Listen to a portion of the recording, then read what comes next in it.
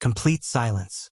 The spectators and soldiers on and below the heaven's altar, numbering up to several tens of thousands, were all dumbfounded. With just his words, old ancestor Ding Hong was able to force everyone here to submit to him. The valiant sight of him entering the field on the steelback winged dragon was engraved deep into everyone's mind. Everyone thought that Xianxia would be crushed helplessly, but before Ding Hong could even wound the other party, he ended up falling from the sky. The heck? Could things get any more ridiculous? For an expert like you, walking out from the royal palace wasn't a big deal. Yet, you just had to put on a show and enter the field riding on the steelback winged dragon. On top of that, you chose to fly at such a high altitude in an attempt to play God and bring heaven retribution onto others. Yet, retribution did appear, but the target seemed to be you. All gazes immediately turned toward the silhouette who was stabbed more than half a meter deep into the ground. Everyone's mouths were twitching, and they couldn't help but wince at the tragic sight. Even transcendent mortal experts were incapable of flight. Falling from an altitude of 50 to 60 meters unprepared might be insufficient to kill him, but it was more than enough to incapacitate him for a short moment. It was fortunate that Ding Hong had a strong cultivation. At that height, even a Zhizuan realm expert would find himself crippled. The steelback winged dragon is a half-transcendent savage beast. Why would it suddenly lose its stability and fall from the skies? Recovering from the astonishment, bewildered exclaims echoed amidst the crowd. It wasn't like this was an untamed savage beast intentionally trying to cause damage. The steelback winged dragon had already served as Xianyuan Kingdom's guardian beast for several centuries, and it was a respected guardian deity in the hearts of all the citizens. For such a noble savage beast to plummet from the skies all of a sudden and crash so heavily that it couldn't even push itself up anymore. Even though they had witnessed this sight with their own eyes, they had no idea what to make out of this matter. It seemed like that fellow dropped right after Xianxia released a bizarre sound. Indeed, I heard it as well. It sounded crisp and clear, reminiscent of the sound a cow makes, as well as a deafening thunder on the ground. To cause the winged dragon to panic like that, I wonder what it was. Some of the keener people who noticed the entire proceedings of the matter commented. The savage beast was perfectly fine a moment ago, but after that crisp call from Xianxia, it suddenly plummeted to the ground. Could there be a relationship between the two? While the crowd was struck by astonishment, old ancestor Ding Hong finally recovered and pulled himself out from the ground. He was so furious that he could explode from rage at any moment. He thought that as long as he killed Xianxia on the winged beast, he would be able to win the hearts of the people and restore ultimate power to the Ding clan. Yet, never in his dreams did he expect to nearly die from a fall. If he were to become the first transcendent mortal to die from falling from too high up, he wouldn't have the face to meet anyone even as a ghost. Wiping away the dust from his face, he glared at the young man with reddened eyes. If looks could kill, holes would have appeared on Xianxia. Kill him. Glancing at the steelback winged dragon which was still recovering from the impact, Ding Hong roared. However, right after he issued the command, he realized a hint of fear in the gaze of the winged dragon directed toward the young man in front of it. Putting aside killing him, it seemed as though it didn't even dare approach him. You trash! Ding Hong was infuriated. What the heck was this? As the bearer of the dragon bloodline, you always act so arrogantly in the royal court, disregarding everyone else. Yet you act so cowardly before an enemy? Can you be any more useless? Back then, you even slaughtered a spirit beast before. The other party is just a Zhizuan realm pinnacle expert. Ding Hong bellowed at the winged dragon several more times, but this fellow seemed to be adamant not to make a move even if it spelled his death. Suppressing his anger, Ding Hong turned his gaze over to Xianxia. To be able to persuade it not to make a move on you, I admit that you're a capable man. But since that's the case, I'll do it myself then. It's your honor to die by my hand. Ding Hong didn't know the reason behind the attitude of the steelback winged beast, but it had to be a doing of the brat before him. But so what? The other party was just a Zhizuan realm pinnacle cultivator. Even if he could defeat a half-transcension expert, he was still a huge way from matching up to a transcendent mortal like him. With the huge disparity in strength, no matter what aces the other party had up his sleeves, it was all useless. Boom! Harumphing coldly, old ancestor Ding Hong charged forward to make a move. With a thrust of his hand, rampaging Xianxia infused with the origin energy from the world formed a gigantic handprint, and it charged straight toward Zhang Xian. Spirit low-tier battle technique, origin energy palm. Back then, on the back of the savage beast, the other party had used long-range sonic offensive means on him. Even though it was powerful, the distance had whittled down the might of the attack significantly, so Zhang Xian wasn't able to get a clear gauge on the other party's strength. However, at such close proximity, he finally understood how fearsome transcendent mortals were. In an instant, Zhang Xian felt overwhelming energy rushing toward him, causing his entire body to stiffen from the pressure. Under such a pressure, even driving his own Xianxia felt arduous. I'll have to go all out. Transcendent mortal experts possessed great control over the environment they were in, and knowing this, Zhang Xian knew that it was impossible for him to escape. Thus, he drove his Heaven's Path Xianxia to its maximum capacity and faced the other party's palm with his fist. Heaven's Path Fist Art. Propelling the strength of his muscles, Xianxia began gushed forth from his fist. An immense strength exceeding 60,000 ding burst out as though a massive primordial beast tearing open the heavens, colliding with the other party's origin energy palm. Pong! Under the intense collision, Zhang Xian couldn't help but retreat 10 steps back. His face flushed and he nearly spurted a mouthful of blood. Even though he had massively improved in the past few days, and his strength exceeded that of ordinary Zhizuan realm pinnacle experts as well, he was still far from matching up to a true transcendent mortal. There was no way he could remain unharmed from that blow. You withstood the attack? Not bad. Let's see how much more can you take then. Ding Hong was astonished to see Zhang Xian survive his origin energy palm. It was no wonder that this fellow could defeat even Pavilion Master Luo Qianhong. His strength was indeed formidable. Even half-transcension experts would definitely end up severely injured under his origin energy palm. Yet, the other party was only forced to retreat several steps. On top of that, he realized that the other party's physical body was on par with him. A mere Zhizuan realm cultivator actually possessed a physical body on par with a transcendent mortal? How can that be? Boom! Even though Ding Hong was surprised, there was no hesitation in his movements at all. His next palm came striking down as soon as he saw Zhang Xian successfully warding off his first attack. Upon noticing the absurd resilience of Zhang Xian's body, he chose to exert more force this time around. Before the palm print even reached the other party, a huge fissure had already been torn on the ground. Origin energy palm is formed via the ability of a transcendent mortal to manipulate the origin energy in the world. Flaws. Number 1. If one only cultivates it to the level of an initiate, one won't be able to control it perfectly. The various flaws of the other party's battle technique surfaced in his mind. The origin energy palm possessed immense might, but as a spirit low-tier battle technique, it was impossible for Ding Hong to fully comprehend it with his cultivation as a prolonged longevity realm cultivator. Even if he had studied it for a significant period of time, he would only be able to comprehend the basics. And in truth, he was a far way off from reaching consummation. The Master-Teacher Pavilion had allocated various tiers of mastery for battle techniques, and they were namely Novice, Initiate, Minor Accomplishment, Major Accomplishment, and Consummation. At Novice, one had a surface understanding of the battle technique and could forcefully execute it. At Initiate, one would be able to bring out the essence of the battle technique but was still lacking in control. At Minor Accomplishment, one's understanding of the battle technique had already reached a deep level, and it could be relied on as a life-preserving means. One must know that most of the cultivators had only reached Minor Accomplishment in the mastery of their battle techniques. As for Major Accomplishment and Consummation, without decades of practice, it would be impossible to reach that level. Ding Hong might have studied the origin energy palm for a very long time, immersing him into it for more than several decades. But due to the lack of a teacher and his insufficient cultivation, his comprehension of the skill was severely limited. Thus, he was only able to reach the level of initiate. Initiate Origin Energy Palm has a total of 17 flaws.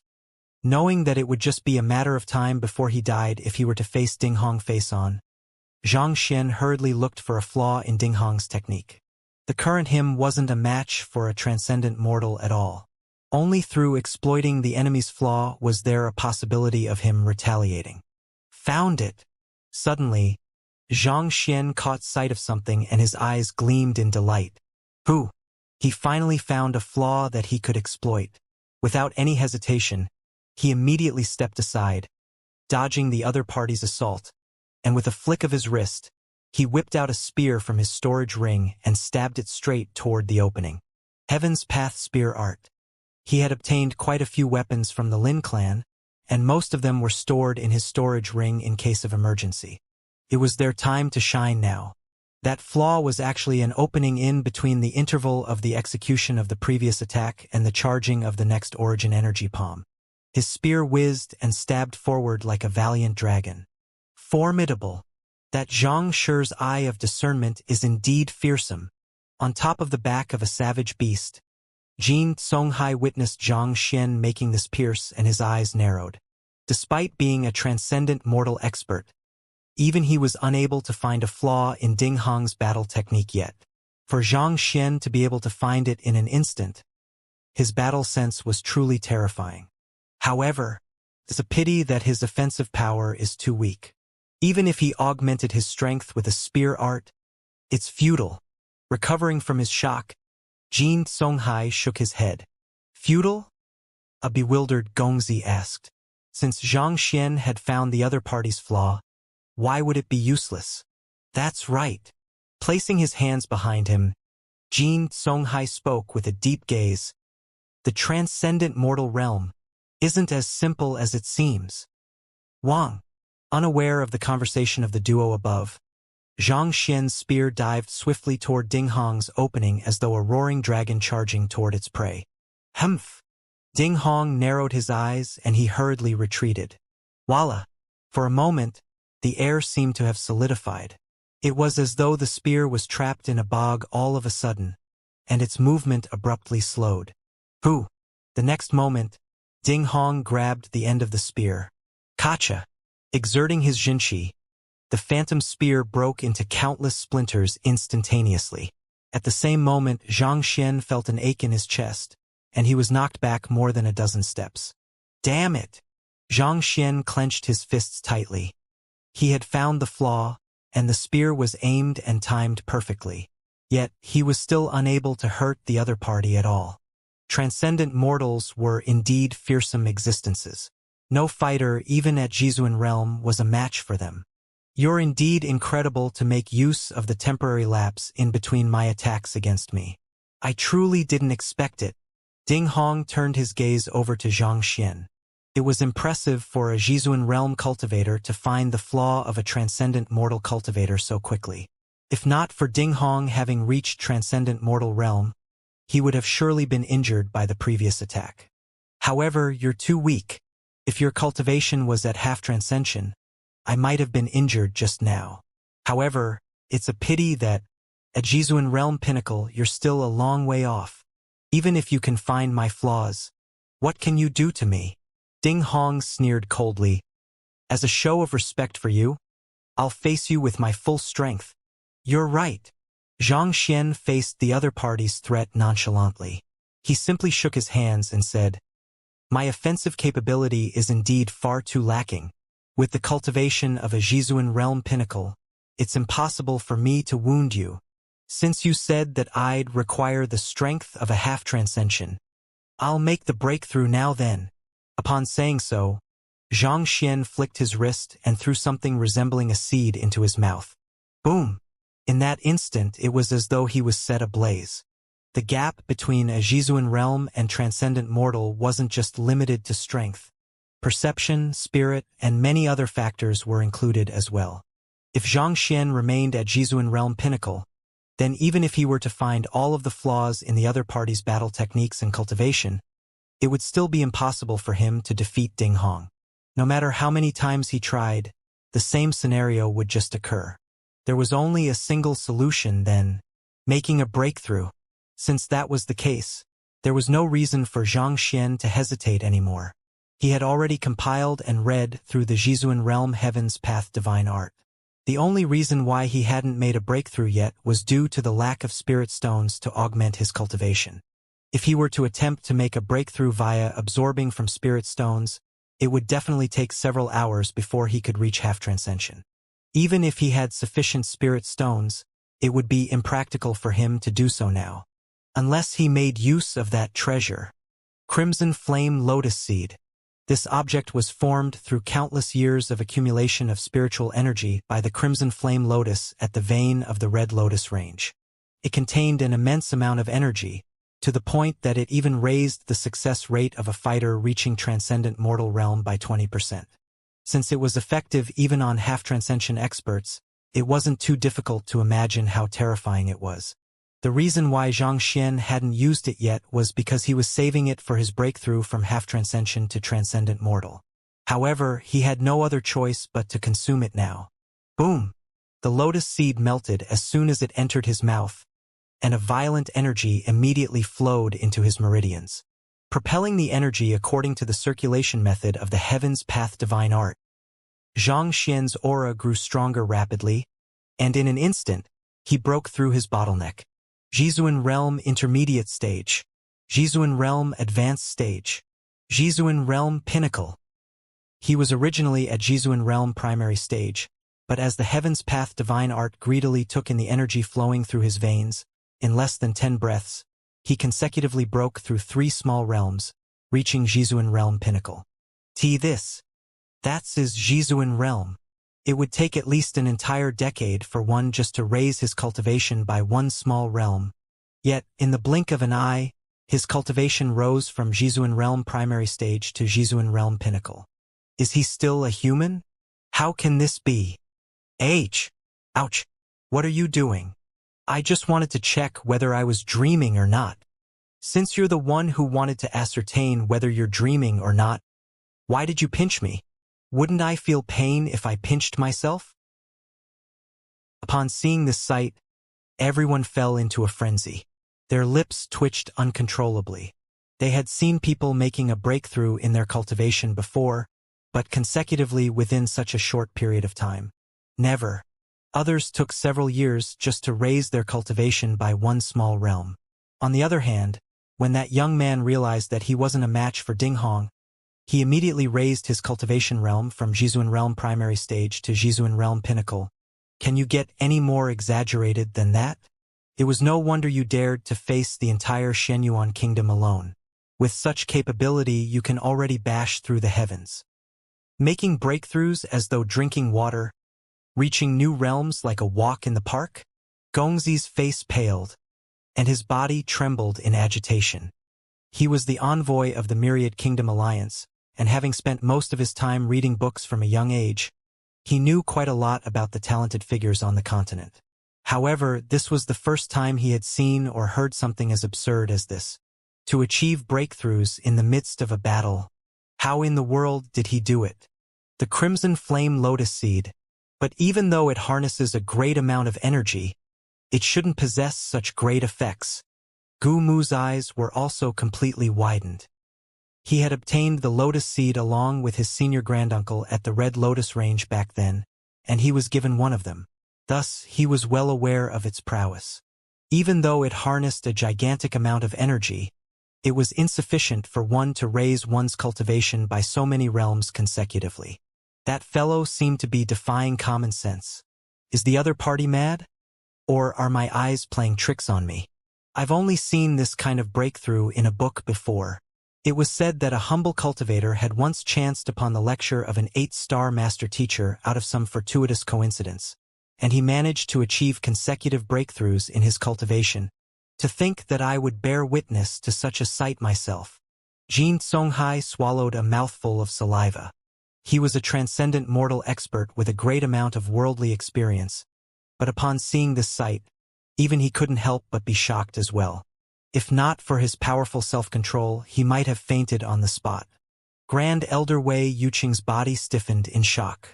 The energy harnessed within the Crimson Flame Lotus Seed is violent and destructive, as though an ignited gunpowder. The moment it seeps into one's vein, one would have to drive the energy furiously around. With a slight misstep, one might potentially implode and die. Yet, to achieve so many breakthroughs consecutively without any hesitation, I can't fathom how deep his understanding of the Zhizuan realm is. How confident does he have to be to dare to take such a risk? Also, what kind of cultivation technique was he cultivating to be capable of absorbing such a vast amount of energy in this short period of time? Achieving a breakthrough in one's cultivation wasn't just about absorbing energy. More importantly, one had to have a deep understanding of the cultivation realm, one's cultivation technique, and possess absolute control of one's body. To break through 3 small realms in a single shot, Grand Elder Wei Yuqing found it difficult to imagine how deep the other party's understanding of the Zhizuan realm was. One must know that consuming such nourishment to attempt to achieve a breakthrough was a double-edged sword. If one was unable to drive the energy properly, the energy could potentially clog up at a certain location and eventually result in one's death. There were countless precedents of cultivators being unable to fully absorb the nourishment they had consumed and exploded. Even if the crimson flame lotus seed might be gentler compared to many of the other consumable treasures, its violent nature made it far from suitable for the direct consumption for a Zhizuan realm primary stage cultivator. Yet, not only was that fellow fine after eating it, he even managed to achieve a breakthrough.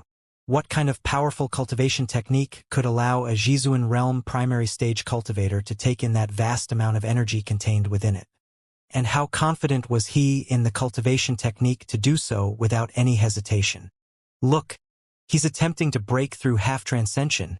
Just as Grand Elder Wei Yuqing was overwhelmed by shock. Shock exclaims echoed from the bottom. Thus, he hurriedly turned his gaze over. Despite having broken through 3 small realms previously, that violent energy within Zhang Xian's body didn't fade. Rather, it seemed to be gathering strength to make that final breakthrough to half-transcension. He was attempting to surpass Zhizuan realm with just a single crimson flame lotus seed. While everyone was overwhelmed with shock, Ding Hong nearly died from shock. When he said that only a half-transcension could hurt him, he was trying to provoke the other party so as to build a powerful reputation for himself among the citizens present here. Yet, that fellow really made a breakthrough, not to mention, it all happened in just a few short breaths. In his short, momentary days, the other party's cultivation soared from Zhizuan realm primary stage to pinnacle, and from the looks of it, it was about to reach half-transcension as well. If he knew how frightening the other party was, he wouldn't have wasted so many words on him. Wasn't this courting death? From that fellow's sharp and precise movements, if the other party were to succeed, there would be a high chance that he might really breathe his last breath here. Attempting to achieve a breakthrough right before me? You must be dreaming. Roaring furiously, Ding Hong clenched his fist and shot it straight toward Zhang Xian without any hesitation. Phantom Pinnacle Battle Technique. Merchant Luo Fist. Spirit battle techniques were far stronger than Phantom Battle Technique, but given Ding Hong's cultivation as a prolonged longevity primary stage cultivator, it was nigh impossible for him to cultivate the Origin Energy Palm to the mastery of minor accomplishment, and thus, he was unable to bring out the full strength of it.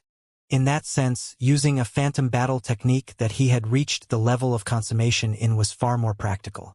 Merchant Luo Fist was a technique created by a merchant from Luo Shui. Even though no one knew the true name of the merchant, the might of his fist, which was comparable to the ceaseless, rapid tides of a river, became a legend throughout Shenyuan Kingdom. Eventually, before the merchant's death, he passed this fist art on to the Shenyuan royal family, and it had been passed on ever since then. Xinqi began gushing out ceaselessly from Ding Hong, filling the entire heavens altar. For an instant, it felt as though an endless tide of water was surging through the area. Amidst the endless water, Zhang Xian seemed as though a solitary boat that could possibly capsize at any moment. Shameless! How can someone be so despicable as to launch an assault when the other party is making a breakthrough in his cultivation? And to think that he's a transcendent mortal expert, how shameless! Not expecting Ding Hong to attack at this crucial moment, the crowd suddenly exclaimed anxiously. It was dishonorable for a transcendent mortal to strike his enemy when he was defenseless, not to mention, the other party was a member of the royal family. Ding Hong's life hinges on a thread now. If Xianxia were to succeed, he would be put in a dire state. No one can blame him for making a move at such a crucial moment. Jin Songhai was infuriated, but he could understand the other party's stand. Once Xianxia succeeded in making the breakthrough, he would surely be defeated. In the end, this was a true battle, not a duel. Gongzi. Jin Songhai anxiously looked at Gongzi. Since he dares to attempt a breakthrough at this moment, he must have a countermeasure. Let's just watch on. Gongzi understood Jin Songhai's intentions, but he shook his hands and rejected it. The young man below had left him astounded time and time again. Every single time that he was placed in a desperate situation, he would reverse it in the blink of an eye. So this time, would the same situation happen again?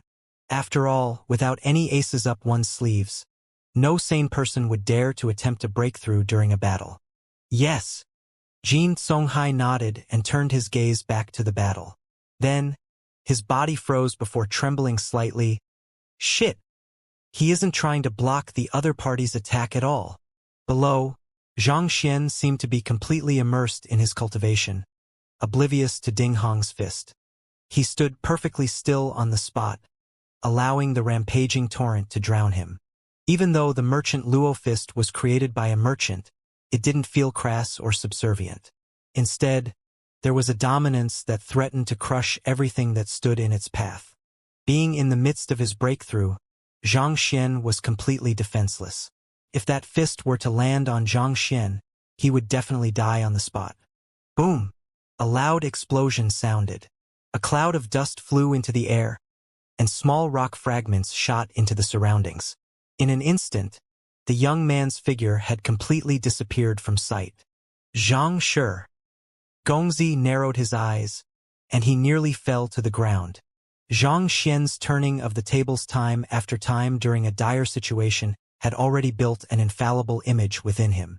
Thus, Gongzi thought that, like many times before, Xianxia would do the same this time, yet the other party didn't do anything at all. On top of it, he was struck in the midst of his cultivation, when he was completely defenseless. Under that immense might of the blow, could he be dead already? After all, that was a transcendent mortal expert using his full might. Even a fellow transcendent mortal expert would find it hard to withstand the attack, lest be said, a Zhizuan realm pinnacle cultivator. It's over. Wei Yuqing and Gu Mu also saw the sight before them turning dark. They were both Zhizuan realm pinnacle cultivators, and putting themselves in the other party's situation, they could see themselves being completely crushed into bits. They thought that a miracle would happen once more. After all, the young man below had defied common sense too many times. No one could have imagined that he would be killed just like that. That's impossible. Xianxia, you can't die. Mou's face paled, and her eyes reddened. Xianxia, aren't you going to save Lu Chong? How can you die here? If you really die here, how can you face your students who have entrusted themselves to you? You can't fall here. You mustn't. Haha. Attempting a breakthrough on the spot?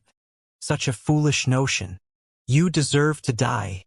Ding Hong also didn't expect his attack to work, and he howled furiously in delight. However, at the very next moment, a familiar voice echoed amidst the dust. Thank you for helping me break through my bottleneck. Boom! A powerful aura abruptly surged, and as though a flood dragon, it ascended into the skies, shaking the heavens. Half-transcension realm reached. What? Narrowing his eyes, Ding Hong saw the dust clearing, and a figure was slowly walking toward him. Who else could it be if not Xianxia? At this current moment, Xianxia was still in perfect condition, and there wasn't even a speck of dust on his clothes. It was as if the target of the previous attack wasn't him. But what stood out the most was the overwhelming aura he was exuding. Ferocious might exuded from every single point of his body. He was clearly many times stronger than before. Yo you! Ding Hong's body froze. He had launched an attack with his full might, and he was certain that the attack landed on the other party. Yet not only did Ding Hong fail to kill him, the other party even managed to achieve a breakthrough and reach half-transcension. This This can't be real. As for Gongzi and the others who thought that Xianxia was doomed this time, they were completely dumbstruck. Was he a cockroach? How could he be fine after being punched like that? So what if you've reached half-transcension? Die! With eyes reddened with frenzy, Ding Hong clenched his teeth, flicked his wrist, and whipped out a sword. Then he charged straight toward Xianxia. The reason why he didn't use a weapon before wasn't because he was intentionally going easy on Xianxia, but rather, he didn't think that there was any use for it. However, given that the other party had reached half-transcension realm and considering his incredible means, if he didn't give it everything he had, he would really die here. Voila! The cold gleam of the sword shone across the entire heaven's altar. Ding Hong had immersed himself within swordsmanship for more than 100 years, and he had already reached an incredibly high mastery in the art. With this slash, white sword chi gushed out from his sword, reaching a distance of more than several dozen meters, making it difficult for anyone to approach him. Its sword intent. Everyone's faces froze. Those who comprehended weapon intent had achieved an extremely profound level of understanding of weapons, to the point that their weapon felt no different from an extension of their hands. This was an abstract state, and it took countless years of hard work before one could achieve it. However, the benefits it brought were massive as well. One who had comprehended sword intent could be said to be invincible among those of the same cultivation realm. Not only has he comprehended sword intent, he's even advanced rather far in it. Jin Songhai frowned. Seems like it's not possible for Xianxia to achieve victory. If Ding Hong had used sword intent earlier on, Xianxia might have lost immediately. Even though Xianxia had managed to reach half-transcension, the situation was still against his odds.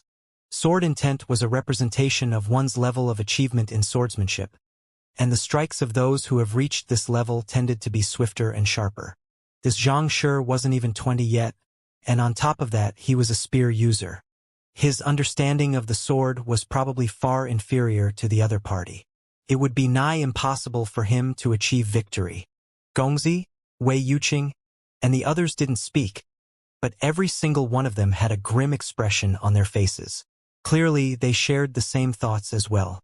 A transcendent mortal who had comprehended sword intent was a truly terrifying force to reckon with. Even Jin Songhai would face some trouble with him. Voila! A sword chi flew across the air, leaving a deep tear on the ground. Different from the anxious crowd, Xianxia didn't seem flustered in the least. He smiled lightly and stepped forward. His figure faded, and in the blink of an eye, he had already advanced 4 to 5 meters. It was as though he could foresee the future. His body moved from the left to the right, and the sharp sword chi simply slid past his skin, without leaving a single cut on him. At that moment, Xianxia seemed as though an agile fish. Even though the sword chi before him was spread widely like a net, he was still able to easily find an opening and slide through. Half-transcension is indeed powerful. Feeling the immense strength surging through his body, Xianxia thought. Under normal circumstances, it would have been impossible for him to reach half-transcension.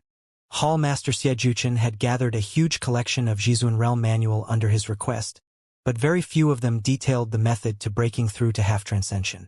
As such, after compilation, a half-transcension Heaven's Path divine art couldn't be formed. This was precisely the reason why Xianxia stopped right after he had reached Zhizun Realm pinnacle.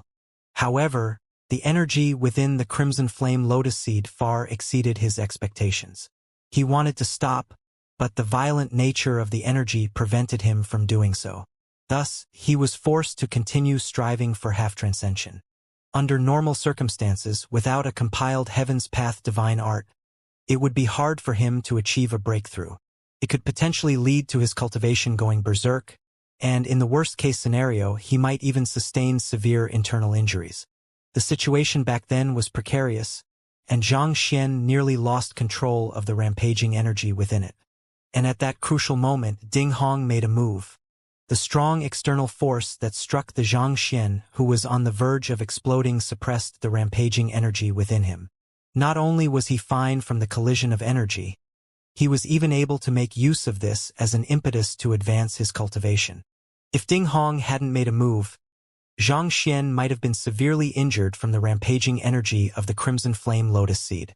Even though the other party had intended to kill him, he ended up doing him a big favor instead. Thus, Zhang Xian's thanks before was truly earnest. But of course, if Ding Hong were to learn of it, he might have died out of anger. What the heck was this? If only I knew earlier, I wouldn't have been so anxious to strike. The thought disappeared as soon as it appeared. Entering the sea of sword chi created by the other party, Zhang Xian's fist struck out. At the same moment, lines of insight flowed within his eyes. Eye of insight. His eye of insight could peer into the flaws of a cultivator a small realm above that of his cultivation. Ding Hong was a transcendent mortal prolonged longevity realm primary stage expert, and thus, under the flowing lines of insight, all of the flaws of his movements and cultivation appeared in Zhang Xian's sight. Boom! The Heaven's Path fist art, augmented by overwhelming Jinqi, shot straight to the center of the sword chi. Damn it! Ding Hong didn't expect the other party to slide through the sea of sword chi that he had produced and to even throw a fist straight at him. His face paled, and roaring furiously, he twisted his sword and blocked the fist with the body of his sword. Ding! The fist landed on the sword, and a deafening metallic sound reverberated in the air from the collision. Ding Hong couldn't help but retreat 2 steps back. 100,000 ding? The strength of a 1 dan prolonged longevity realm cultivator. Ding Hong's face paled. Jizuan realm was known as the 10,000 ding realm, and it was representative of the level that a cultivator's strength finally exceeded 10,000 ding. After that, every small cultivation realm would add an additional 10,000 ding of strength. Thus, a normal Jizuan realm pinnacle would possess a strength of 40,000 ding. As for transcendent mortals, even though they had reached a level of existence and could draw energy from the heavens to augment themselves, there was a limit to their might as well. At 1 dan prolonged longevity realm, the limit of one's strength was 100,000 ding. Thus, it was also termed the 100,000 ding realm. If 10,000 ding represented Jizuan, then 100,000 ding represented transcendent mortal. The fellow before him was clearly just a half-transcension cultivator. How in the world did he manage to achieve a strength of 100,000 ding? Initially, Ding Hong had been thinking that even though the other party had achieved a breakthrough, he would surely be unable to match up to him in terms of might. However, after taking a blow, he realized that he had lost this advantage. So what if your strength has reached 100,000 ding? Do you think that your fist art can defeat my sword intent? Don't even dream of it. Ding Hong clenched his teeth tightly. Voila! His sword began dancing about, and sword intent surged out as though a burst of light. In the blink of an eye, it wrapped itself around him, forming a flowing barrier. Shameless! Upon seeing the move, Gongzi harumphed. He's indeed shameless. Jin Songhai nodded, making use of sword intent as a defensive measure. To think that a transcendent mortal expert would be forced by a half-transcension to take defensive maneuvers. Ding Hong seemed to have given up on offense, choosing to focus entirely on defense instead. The sword intent had an incomparably sharp nature, and it covered the area around him entirely. No matter how powerful Zhang Xian's fist was, it was impossible for him to strike through the wall of sword chi. In other words, Ding Hong was afraid of Zhang Xian. He knew that it was impossible for him to kill the other party, so he chose to fight defensively instead. Transcendent mortals were respected even in the Myriad Kingdom Alliance. Yet, at this moment, one was being forced into a corner by a half-transcension cultivator. Even though they were witnessing this sight personally, they still felt faint-headed. But even though other party had chosen to focus on defense, isn't Zhang Shi helpless before it as well? Wei Yuqing asked. Indeed, there's nothing he can do about it. The sword intent has covered his body entirely, and there are no openings to be exploited here. Unless Zhang Shi has comprehended sword intent as well, otherwise it'll be extremely difficult for him to break through Ding Hong's defense. Jin Songhai replied. Within the flowing sword intent was incomparably sharp sword chi. No matter how tough one's fist was, it was still made of flesh and blood. How could it face sword chi which was publicly acknowledged for its sharpness? Xianxia, you might be formidable, but there's nothing you can do about me now. Since Ding Mu is already dead, why don't we drop this matter? Having blocked the other party's attack, Ding Hong heaved a sigh of relief. He turned to the young man not too far away and said, the other party had killed his most beloved and valued progeny. Thus, he wanted to destroy the other party and restore prestige to the Ding clan. Yet, at this very moment, he realized that not only was he unable to defeat the other party, he might even die from the other party's assault. After a moment of hesitation, he decided to take a step back. Ding Mu was already dead, and he had many other progenies. As long as he survived, the Ding clan could still start anew. There's nothing I can about you? Xianxia shook his head. You're overestimating yourself. My sword intent is flowing around my entire body. Do you really think that your fist can break through it? Ding Hong sneered coldly. It's impossible unless you comprehended sword intent and face my sword intent face on. But do you think that it's possible? You must be joking. To comprehend sword intent, he had traveled across and lived in all kinds of barren and desolate lands for more than 30 years before he succeeded. On the other hand, that fellow wasn't even 20 yet. Even if he started cultivating from his mother's womb, how much could he have comprehended about swordsmanship? Furthermore, the other party had executed a spear art previously. Judging from his sharp and forceful movements, he clearly possessed some aptitude in it. Even though there was no limit to the weapon intent one could cultivate, there was a limit to a human's talent and energy. It was already incredible for him to bring his spear art to that height.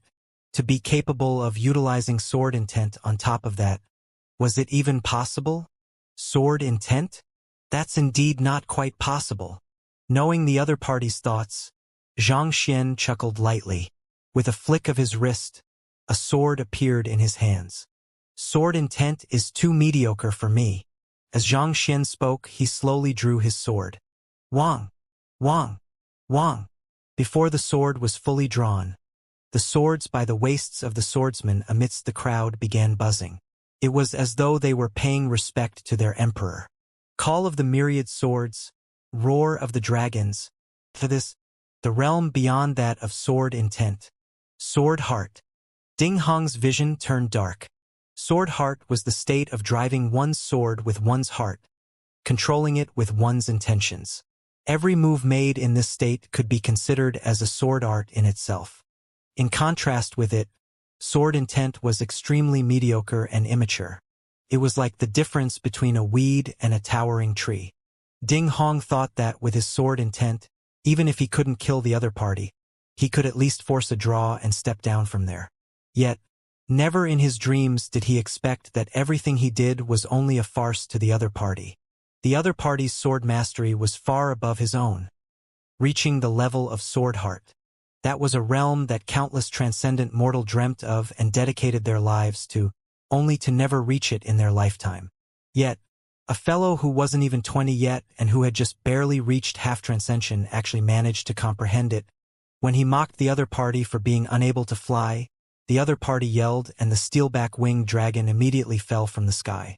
When he mocked the other party for being too weak to hurt him, in the blink of an eye, the other party broke through to half transcension. When he mocked the other party for his incapability to wield sword intent, the other party topped him with the higher realm sword heart. Brother, can you at least tell me what you aren't capable of? At the very least, I can prepare myself. Do you know how terrifying it is? Ding Hong felt his confidence crumbling. You're right. It's indeed sword heart. Chuckling softly, Xianxia finally drew his sword completely. His sword came from the Lin clan, and it was only at Phantom Intermediate tier. At the same time, it wasn't too sharp either. Yet, it had an indomitable presence. Sword chi flowed around its edge. With a slight flick of Xianxia's wrist, the air seemed to have been torn to shreds. Voila! Under normal circumstances, as long as one's strength didn't exceed him by too much, Ding Hong's sword intent barrier would be hard to break.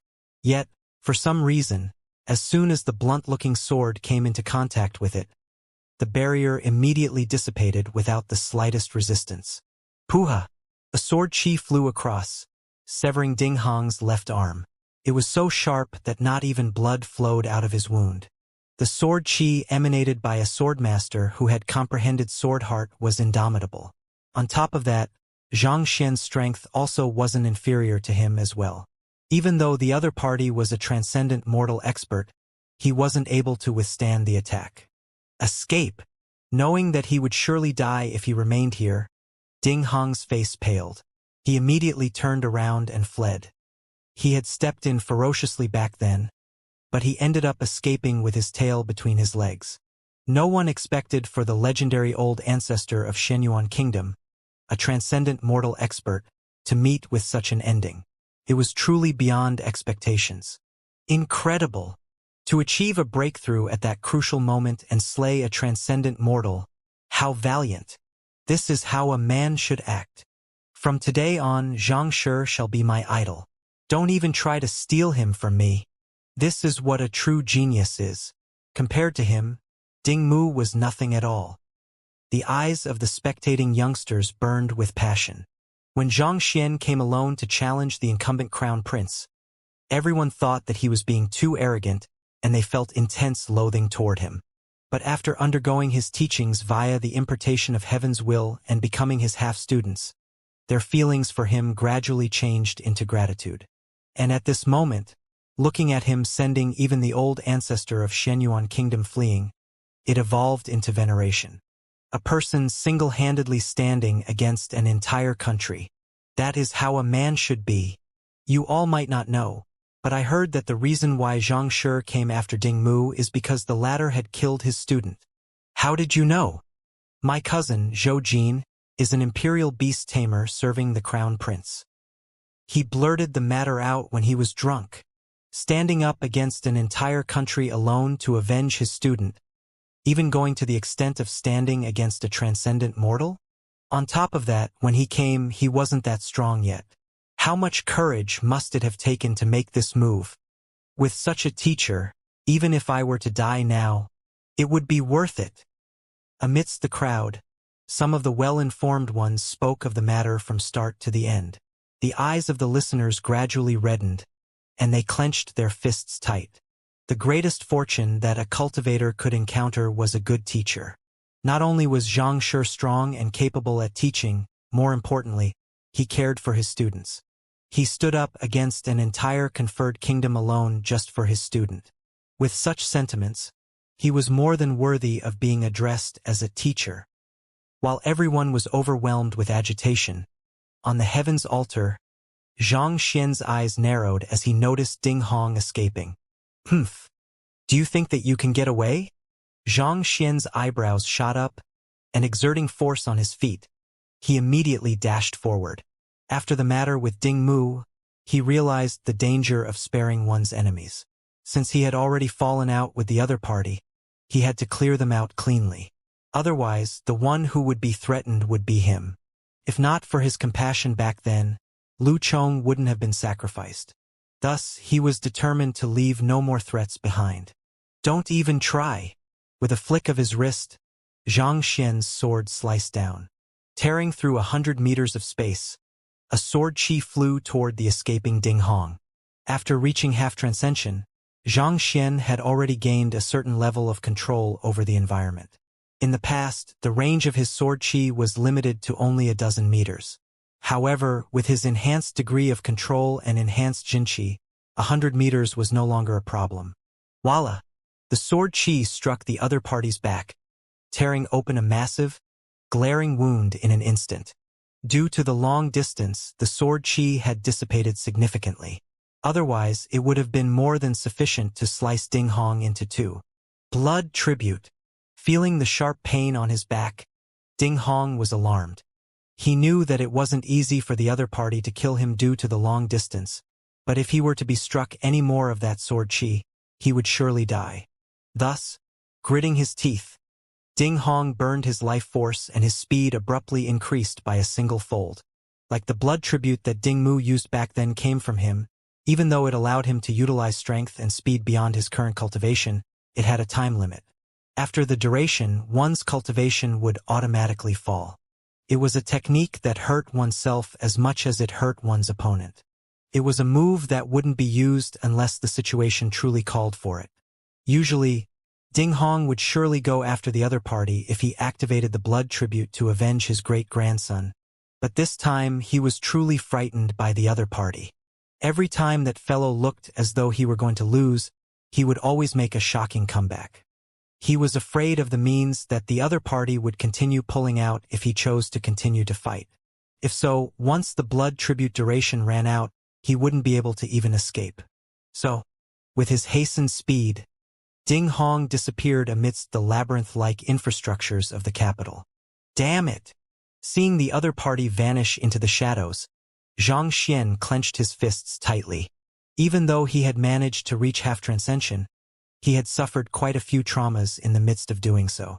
On top of that, he had used the Heaven's Path movement art too many times previously, and he was already reaching his limit now. If he were to attempt to catch up, he might collapse before he could catch up with the other party. On the other hand, he had never learned any other movement arts before. Furthermore, his cultivation was beneath that of Ding Hong, so it would be difficult for him to catch up. There's no need to feel pity over this. That fellow has lost his arm, and on top of that he even used the blood tribute. Even if he manages to get away with his life, his cultivation would definitely plummet. Based on my estimations, it'll be hard for him to even sustain his cultivation as a half-transcension. Thus, he's not a threat anymore. Xianxia was just thinking whether he should make use of these soldiers to search through the entire city to cut off the weed at its root when a voice echoed. Turning around, he saw a youth walking toward him with a bright grin on his face. He was around the same age of Xiaoya, but his body seemed a little weak. His black eyes were gleaming with spirit, and his skin was smooth. All in all, he had an exquisite appearance. A woman! Xianxia frowned. Even though the other party was dressed in the clothes of a man, it wasn't sufficient to deceive Xianxia's eye of insight. This was an ability that only a 6-star master teacher had the chance to comprehend. It could even see through the hidden flaws of a cultivator, less to say a crossdresser. I am Zhao Feiwu, and I came from the Myriad Kingdom Alliance. Nice to meet you, Xianxia. The youth didn't know that her identity had been exposed, and she clasped her fists with a carefree smile. This youth was the Gongzi from the Myriad Kingdom Alliance. Just that no one could have expected that he was actually a she. Envoy? Thank you for your help. Upon hearing that the other party came from the Myriad Kingdom Alliance, Xianxia immediately understood the situation. That alliance decree that declared Ding Mu's inauguration as illegitimate probably came from this person. Otherwise, he couldn't think of anyone else. The Xianyuan Kingdom has acted on their own whim, conducting an inauguration ceremony without reporting the matter to the alliance. I am just dealing with this matter as per the rules. Gongzi Zhao Feiwu smiled admiringly at the young man before her. Speaking of thanks, I should be the one thanking you instead. It's due to your treatment method that I was able to recover. Otherwise, I would still be lying on the bed waiting for my death now. Treatment method? Xianxia was stumped. It was the final question that Zhang Shi solved in your alias as Lu Chang on the Wall of Dilemma in the Tianwu Kingdom Physician Guild. I was afflicted with the illness, and my father had consulted countless physicians about the matter, but they were all at a loss. It's only because of you that I was able to make a full recovery, Zhao Feiwu said. The noble Gongzi, who was cross-dressing as a male, was the second princess of the Myriad Kingdom Alliance, who lay sickly on her bed just a few days ago. Upon knowing that the one who provided the treatment method was a physician named Lu Chang from a Tier 1 kingdom, she immediately rushed over along with her subordinate, Jin Songhai. While passing through Xianyuan Kingdom, Jin Songhai received a message from Gumu and headed over to the Poison Hall. Over there, the two of them met Sun Chang, and upon learning that Lu Chang was Xianxia, they chose to head over to Xianyuan Royal City to assist him. Otherwise, given how the both of them were unrelated, there was no reason for Zhao Feiwu to favor a 2-star master teacher over a vassal-conferred kingdom, or even harboring the thought of sending Jin Songhai over to save him. Innate muscular deficiency? Xianxia also recalled the matter. Back then, he only solved the problem thinking that it was a necessity for him to become a physician. He didn't expect to save a person due to that. Furthermore, from the looks of it, This lady seemed to have a powerful background. Exactly. Zhao Feiwu nodded. My treatment method has saved you, but you have already returned the favor by helping me out of this matter. So, we're on equal footing now. Zhang Xian clasped his fist. Zhang Xian didn't want to owe a debt to anyone as this could bring about a karmic cycle. Since he had helped the person before, in a sense, the other party's actions could be considered as returning the favor. Thus, neither of them owed anything to the other anymore. Equal footing? Zhao Feiwu was taken aback. Despite learning that she was the envoy from the Myriad Kingdom Alliance, and on top of that, it was clear that she was expressing goodwill toward him, he actually shrugged it off, not demanding anything at all. He was truly a peculiar person. There were very few people who could resist this kind of opportunity. However, Zhao Feiwu quickly recovered and smiled. Let's do that then. However, you've killed the emperor of a conferred kingdom and driven away his old ancestor. How should we settle this matter? If we don't resolve this matter properly, it could cause a huge pandemonium. To think that the royal family of a conferred kingdom could be reduced to such a state, the inaugurating emperor dying and the old ancestor fleeing in a fluster. If other kingdoms were to learn of it, they would definitely make use of this opening. Zhang Xian was taken aback. He was too preoccupied with avenging Lu Chong that he failed to consider this matter. The current circumstances were indeed dire for Shenyuan Kingdom. If this matter wasn't resolved properly, it would be a matter of time before the entire kingdom falls into chaos. Actually, I have an idea in mind. Seeing the other party's hesitation, Zhao Feiwu's eyes twinkled and she smiled. Oh, since you were the one who destroyed the royal family, I believe that no one would dare to raise any objections if you became the new emperor. This way, I'll be able to report the matter to my superiors as well, Zhao Feiwu suggested. The main reason why she had spoken her previous words wasn't to put Zhang Xian in a spot but to bring up this suggestion. In truth, she had already considered this outcome. Otherwise, she wouldn't have helped Zhang Xian. The person before her was able to stand up against an entire kingdom on his own. If he were to become the emperor, he would surely be able to bring the kingdom to greater heights. At the same time, she could return the favor as well. Thus, in her opinion, this was a win-win situation. Becoming the emperor? Zhang Xian shook his head. I'll pass on that. He had to reach 9-star master teacher before 30 to live on. The thought of staying here as the emperor had never crossed his mind. Not expecting to be rejected, Zhao Feiwu was stunned. An emperor wielded absolute authority over the territory he governed. It was a dream for countless people. Yet, the other party turned her down without any hesitation. However, it's indeed my fault that Shenyuan Kingdom was reduced to its current state. Even though I'm reluctant to become the emperor, why don't I nominate another candidate? Zhang Xian said, after a moment of hesitation. But no matter what, a country mustn't go a day without an emperor or else it would lead to social instability and various other problems. This wasn't what Zhang Xian hoped to see. Oh, not expecting Zhang Xian to reject it and nominate another candidate instead. Zhao Feiwu stared at him with an intrigued expression. Nominating another emperor? May I know who it is? Don't tell me that you're going to nominate Sun Chong. If it was Sun Chong, she would probably burst into tears on the spot. That fellow was weak, yet he was exceptionally arrogant and boastful. More importantly, the words wise and astute were in a whole different world from him. If he were to become the emperor, Shenyuan Kingdom might fall into greater ruins. Sun Chong? How can that be? There's no way such a great talent should be placed in such a humble position. Zhang Xian shook his head. Sun Chong was his butler, and he was going to venture out into the larger world alongside him. How could he leave the other party behind in such a shabby location? Cough, cough. Zhao Feiwu choked on her own saliva. Truly, the attitude of the servant reflected the personality of the master. At the start, she thought that Sun Chong's boastful nature was an individual problem. However, after looking at Zhang Xian, she realized that it was impossible for him not to be boastful with such a young master, an ignorant Pishue realm cultivator becoming the emperor of a conferred kingdom. And you think that it's a waste of his talents. Can we still talk properly? Suppressing the stifling sensation in her chest, Zhao Feiwu asked, "Then who are you nominating?" "Her." Zhang Xian smiled as he beckoned to the skies. "Mou. Come down. Roar." The steel-fang howling firmament beast in the skies howled furiously and swooped down.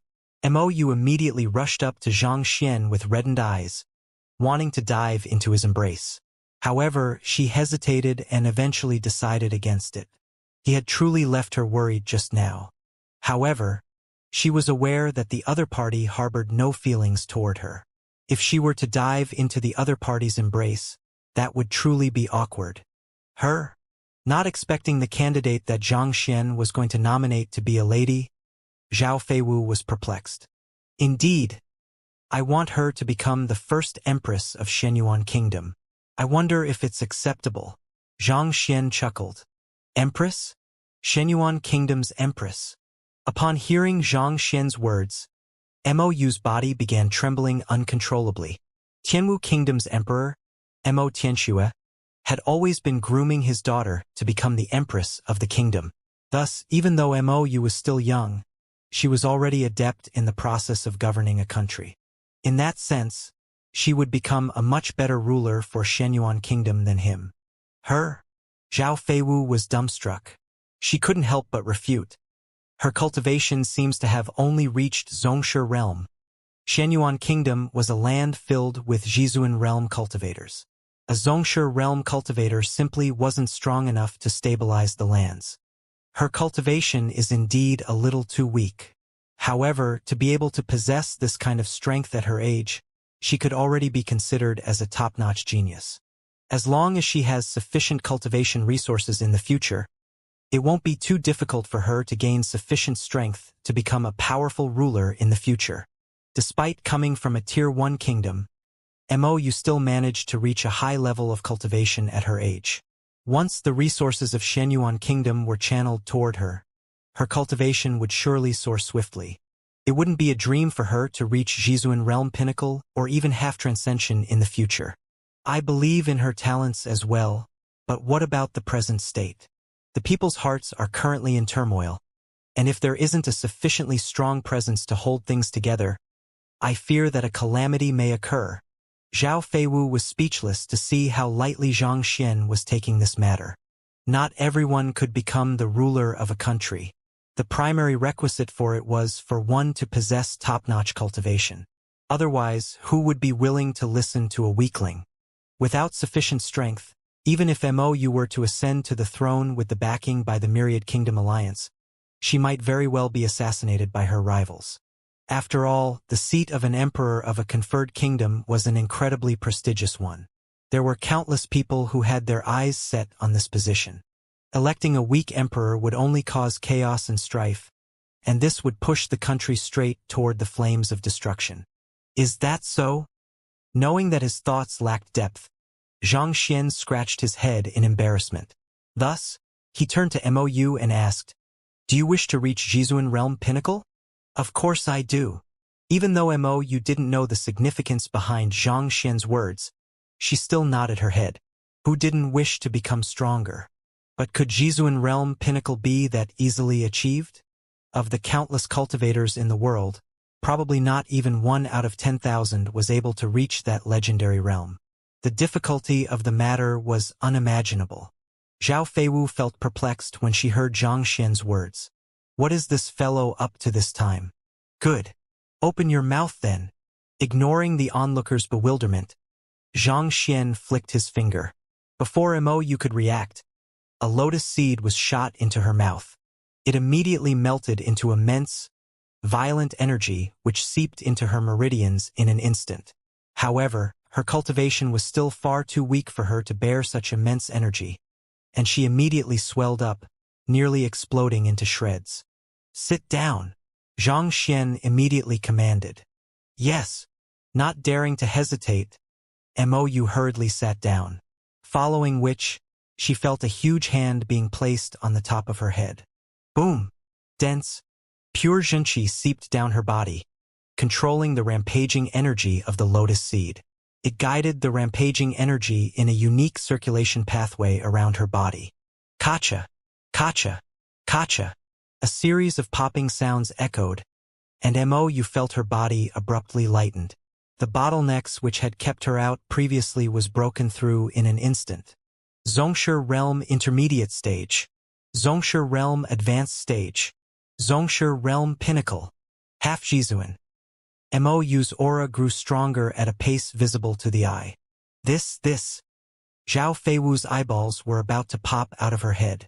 She'd thought that this fellow was up to something, and she was right, making someone achieve consecutive breakthroughs in the blink of an eye. Even the most capable 4-star pinnacle master teacher in Myriad Kingdom Alliance was incapable of such a feat. Are you still human? It was no wonder that Sun Chong stared at her with such disdain back then. Upon seeing Zhang Xian's means, she realized that there was a much larger world outside that of the Myriad Kingdom Alliance. To induce a breakthrough in another so easily, Jin Songhai also felt a dryness at the back of his throat. He was a transcendent mortal expert, but he was incapable of such feat, and he had never seen anyone achieving such a feat either. Yet, the fellow before him accomplished it so easily, as though it was a walk in the park. I would like to know if there's anything you are incapable of. When did such a ridiculous monster appear in Tianwu Kingdom? This is way too frightening. Pavilion Master Luo Qianhong's mouth was also twitching violently from fear. If not for his strong mental fortitude, he might have turned insane on the spot. As a master teacher, he understood clearly how difficult it was to achieve that feat. To be able to achieve multiple breakthrough himself, Zhang Xian could be considered as a genius. However, to do the same for others as well, that was already surpassing the realm of a mere genius. This is cultivation impartation? A phrase surfaced in Luo Qianhong's mind amidst his trembling. It was said that formidable master teachers could design a cultivation technique based on their students' physique and use their own zhenqi to impart energy into the latter to raise their cultivation. But to do so, there were several conditions that had to be fulfilled. Firstly, one had to be a 6-star master teacher. Secondly, one had to have absolute understanding of the student, be it the state of their meridians, their body's limit, and innumerable other factors. Lastly, the cultivation technique one designed must be completely compatible with the other party's physique. There mustn't be the slightest lapse in any of the 3 conditions, or else the other party's meridians could rupture and die. Yet, this fellow did it so easily without the slightest preparation. On top of that, there didn't seem to be any side effects at all. Are you really a 2-star master teacher? Are you sure you are under 20? In an instant, Luo Qianhong felt that his time spent studying and understanding the master-teacher occupation had been for naught. In the end, despite his efforts, he didn't seem to have achieved anything at all. To raise someone's cultivation so easily, my heavens, can anyone tell me that this isn't a dream? Idol, he's truly my idol. I want to acknowledge him as my teacher. Incredible. This is the means of a god. The soldiers who saw this sight were dumbfounded as well. They had seen geniuses, but they had never seen such a talented genius. In fact, the word genius seemed like a gross underestimation. Kacha, kacha, kacha. Amidst everyone's shocked gazes, Mou's aura continued rising rapidly. Eventually, when it slowed down and came to a stop, Mou opened her eyes and a sharp glint reflected from within. Jizuan Realm Pinnacle. Achieved. She had been cultivating ever since she was 6, and it took her 17 years for her to reach Xianxia Realm. She thought that it would take at least 20 years before Jizuan Realm would be in her reach. Never had she ever thought that she would succeed in just a few breaths. This rate of progression was like a dream to her. Thank you, Xianxia. Knowing that it was impossible for her to succeed without the help of the person before her, Mou stood up and bowed earnestly. Her address also changed from Zhang Xian to Xianxia. Initially, she was still harboring thoughts of competing with this young man, hoping to win the other party's admiration one day. But at this moment, she realized that there was a world of a difference between the two of them, and this gap would only continue growing larger. It would be impossible for her to catch up with the other party. Putting aside competing and winning his admiration, she probably wasn't even qualified to become the other party's student. In the end, they were just passers-by in this vast world. It's no problem at all. Oblivious to her thoughts, Xianxia shook his hands. Then, turning to Gongzi, he asked, "Is it fine now?" After a moment of hesitation, Zhao Feiwu said, "She has reached Jizuan realm pinnacle, so she does have the qualifications to become the emperor now. However, it'll take more than that to win everyone's trust." While a Jizuan realm pinnacle cultivator was indeed powerful in Shenyuan Kingdom, there were many others of the same cultivation realm here as well. Just this by itself wouldn't be sufficient for MOU to stabilize the entire country. At the very least, she would require the strength of a half-transcension to do so. After all, those who were listed in the Green Leaf Board had all reached this realm. Jizuan realm pinnacle was just sufficient for one to be listed in the Young Leaf Board. All right then. Rubbing his hands, Zhang Xian turned to the trembling steel-back winged dragon and said, "Acknowledge MOU as your master, and from today on, protect her and obey all of her commands." Ah! Hearing these words, everyone was dumbfounded. Even MOU and Zhao Feiwu were perplexed. "Are you speaking nonsense?" This fellow was the guardian beast of the Shenyuan royal family. On top of that, it was a proud bearer of the dragon bloodline. For it to submit to MOU on the first meeting, how was that possible? Roar! Just when everyone thought this massive fellow wouldn't agree to it, the steelback winged dragon smiled in delight and hurriedly climbed over. It began rubbing its massive head on MOU in an attempt to fawn on her. The heck? Isn't it being way too shameless? Everyone's body trembled violently and they nearly spat out blood. As a proud bearer of the dragon bloodline, the steelback winged dragon was usually condescending toward humans. Yet it fell from the sky with a call from Zhang Xian and abandoned its owner. Then, it even went on to obey every single command from him. Can you at least possess some dragon pride? You make yourself seem as though you're no different from a pug. How can a powerful savage beast like you act so shamelessly? This fellow seems to wield a strength that simply leave others speechless. Grand Elder Wei Yuqing, who had just climbed down from the back of the savage beast's side. Somehow, this fellow was able to accomplish what others deemed impossible easily. Sometimes, one couldn't help but wonder if he was a high-ranked master teacher in disguise. Now that the matter with the kingdom is settled, it's time for me to deal with the master teacher pavilion. Zhang Xian turned around to look at Luo Qianhong with a composed look. For a master teacher pavilion to cover up Ding Mu's villainy against one of their own members, it was about time to deal with it. On top of that, if Zhang Xian didn't resolve this matter cleanly, his action of making a move against a 3-star master teacher would become a permanent blemish on his records. If so, it would be difficult for him to take the subsequent master teacher examinations. After all, master teachers prided themselves on their morals.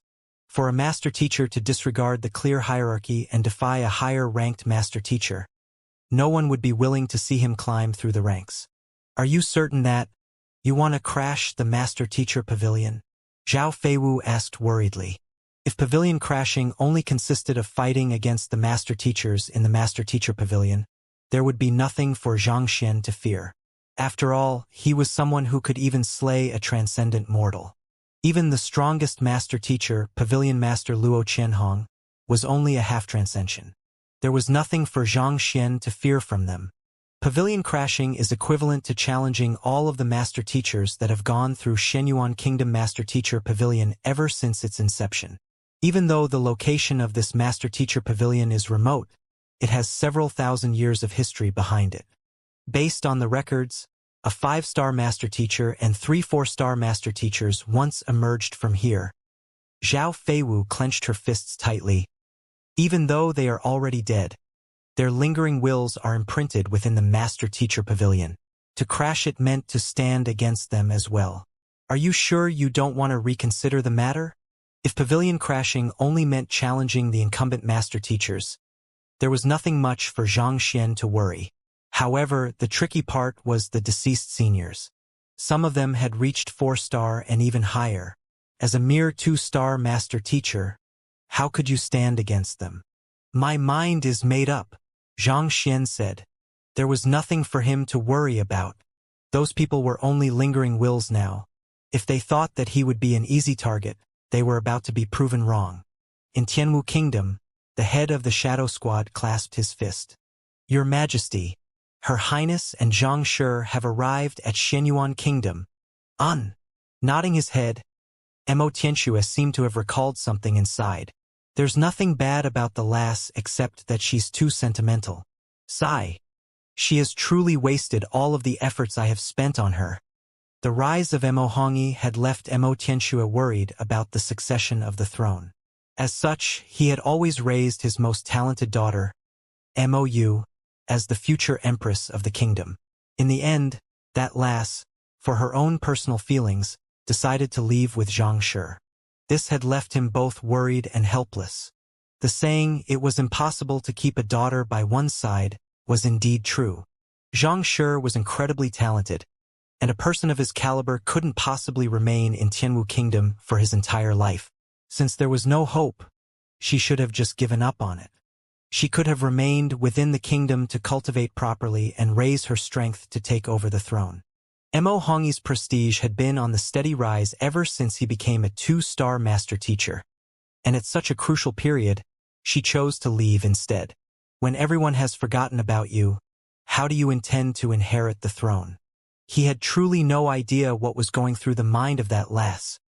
Her Highness might be willful, but she listens obediently to your Majesty's words. She'll probably return after sending Xianxia off to the Myriad Kingdom Alliance, the head of the Shadow Squad said. As the head of the private elite squadron under Tianxia, he was a close aide of the latter and understood his thoughts well. On top of strength, prestige was also an important factor for one's succession to the throne.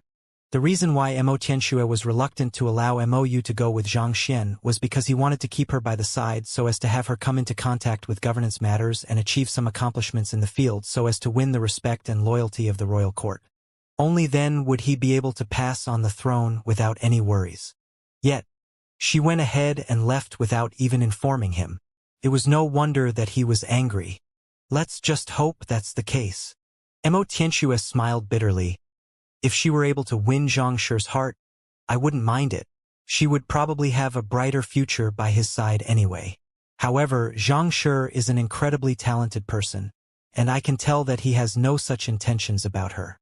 Even if she were to accompany him all the way to the Myriad Kingdom Alliance, it would just be a waste of time. The head of the Shadow Squad had no idea how to alleviate Tianxia's worries.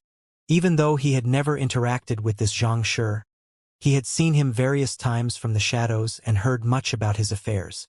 A genius of that caliber belonged to the larger world out there and wouldn't be tied down by romance. All right, let's not talk about this for now. Putting aside his worries, Tianxia was just about to bring up another topic when an elder barged anxiously into the hall. Your Majesty, Your Majesty. That elder's face was flushed, and his entire body was trembling intensely in agitation. Elder Chu, aren't you responsible for keeping watch at the communication wall? What are you doing here? Tianxia frowned. Elder Chu, whose full name was Chu, was an elder of the royal family. Since the Lin clan had a communication wall that could contact Xianyuan Kingdom, naturally the Tianwu royal family had one as well. Through this, they could communicate with Xianyuan Kingdom, understand the various changes in the other country swiftly, and make appropriate countermeasures. This Elder Chu was the person responsible for maintaining contact at the communication wall. His position was equivalent to Pavilion Elder Qian of the Tianxian Kingdom, and he was the head of intelligence of the entire kingdom. This job required him to keep a constant lookout on the various happenings around the region, and thus, he would normally send a subordinate to report to the emperor. Unless something huge had occurred, it was impossible for him to report an issue personally. Your Majesty, something huge has occurred, Elder Chu exclaimed in agitation. Something huge. Tianxia turned to look at Elder Chu. What is it? Xianxia has arrived at Xianyuan Royal City, and just today he caused a huge ruckus in the capital and he killed Crown Prince Dingmu, Elder Chu said. Killed Crown Prince Dingmu? Mo Tianxua's face paled, and he nearly fainted from shock. The standing of a crown prince of a conferred kingdom was far above that of an emperor of a Tier 1 kingdom. To kill a figure of such standing, was that Xianxia insane, or was he simply tired of living? Indeed, not just so, he even did it in the midst of Crown Prince Ding Mu's inauguration ceremony. As though oblivious to Mo Tianxua's darkened complexion, Elder Chu continued, "In the end, even old ancestor Ding Hong was alarmed." By old ancestor, do you mean Emperor Ding Hong, whose name took the world by storm? He is still alive? Mo Tianxua's body swayed weakly. 100 years ago, this Emperor Ding Hong had already reached the level of a transcendent mortal. Everyone had thought that he was dead given his long period of absence, but to think that he was still alive. Indeed, not only so, he has even become a transcendent mortal expert. Elder Chu said. Transcendent mortal? Mo Tianxua's voice trembled. Then Xianxia. Mo Tianxua didn't complete his words, but the meaning behind it was clear. Xianxia was most probably dead by now.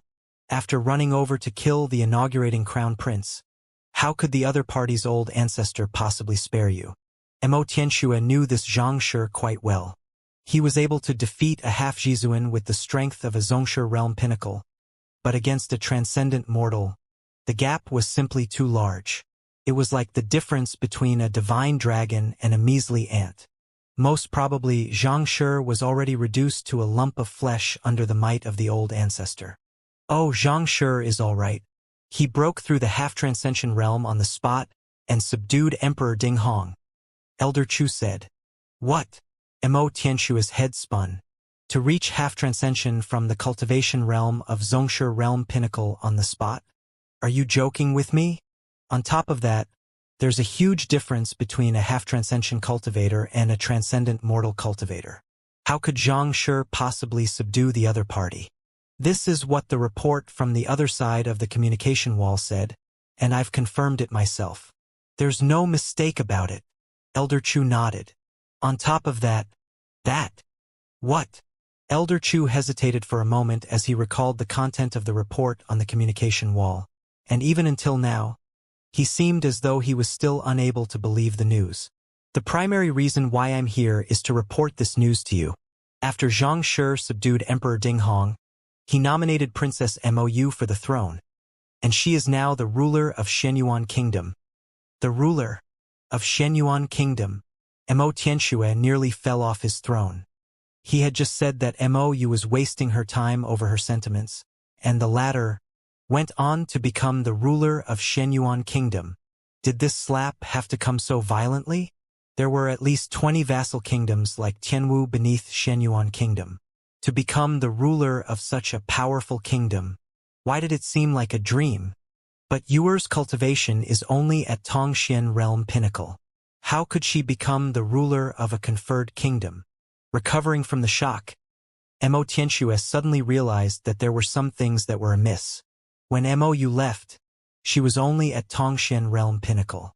It was already difficult for her to ascend to the Tianwu kingdom throne given her lacking cultivation. To ascend to the throne with such strength in Shenyuan Kingdom, wasn't that no different from committing suicide?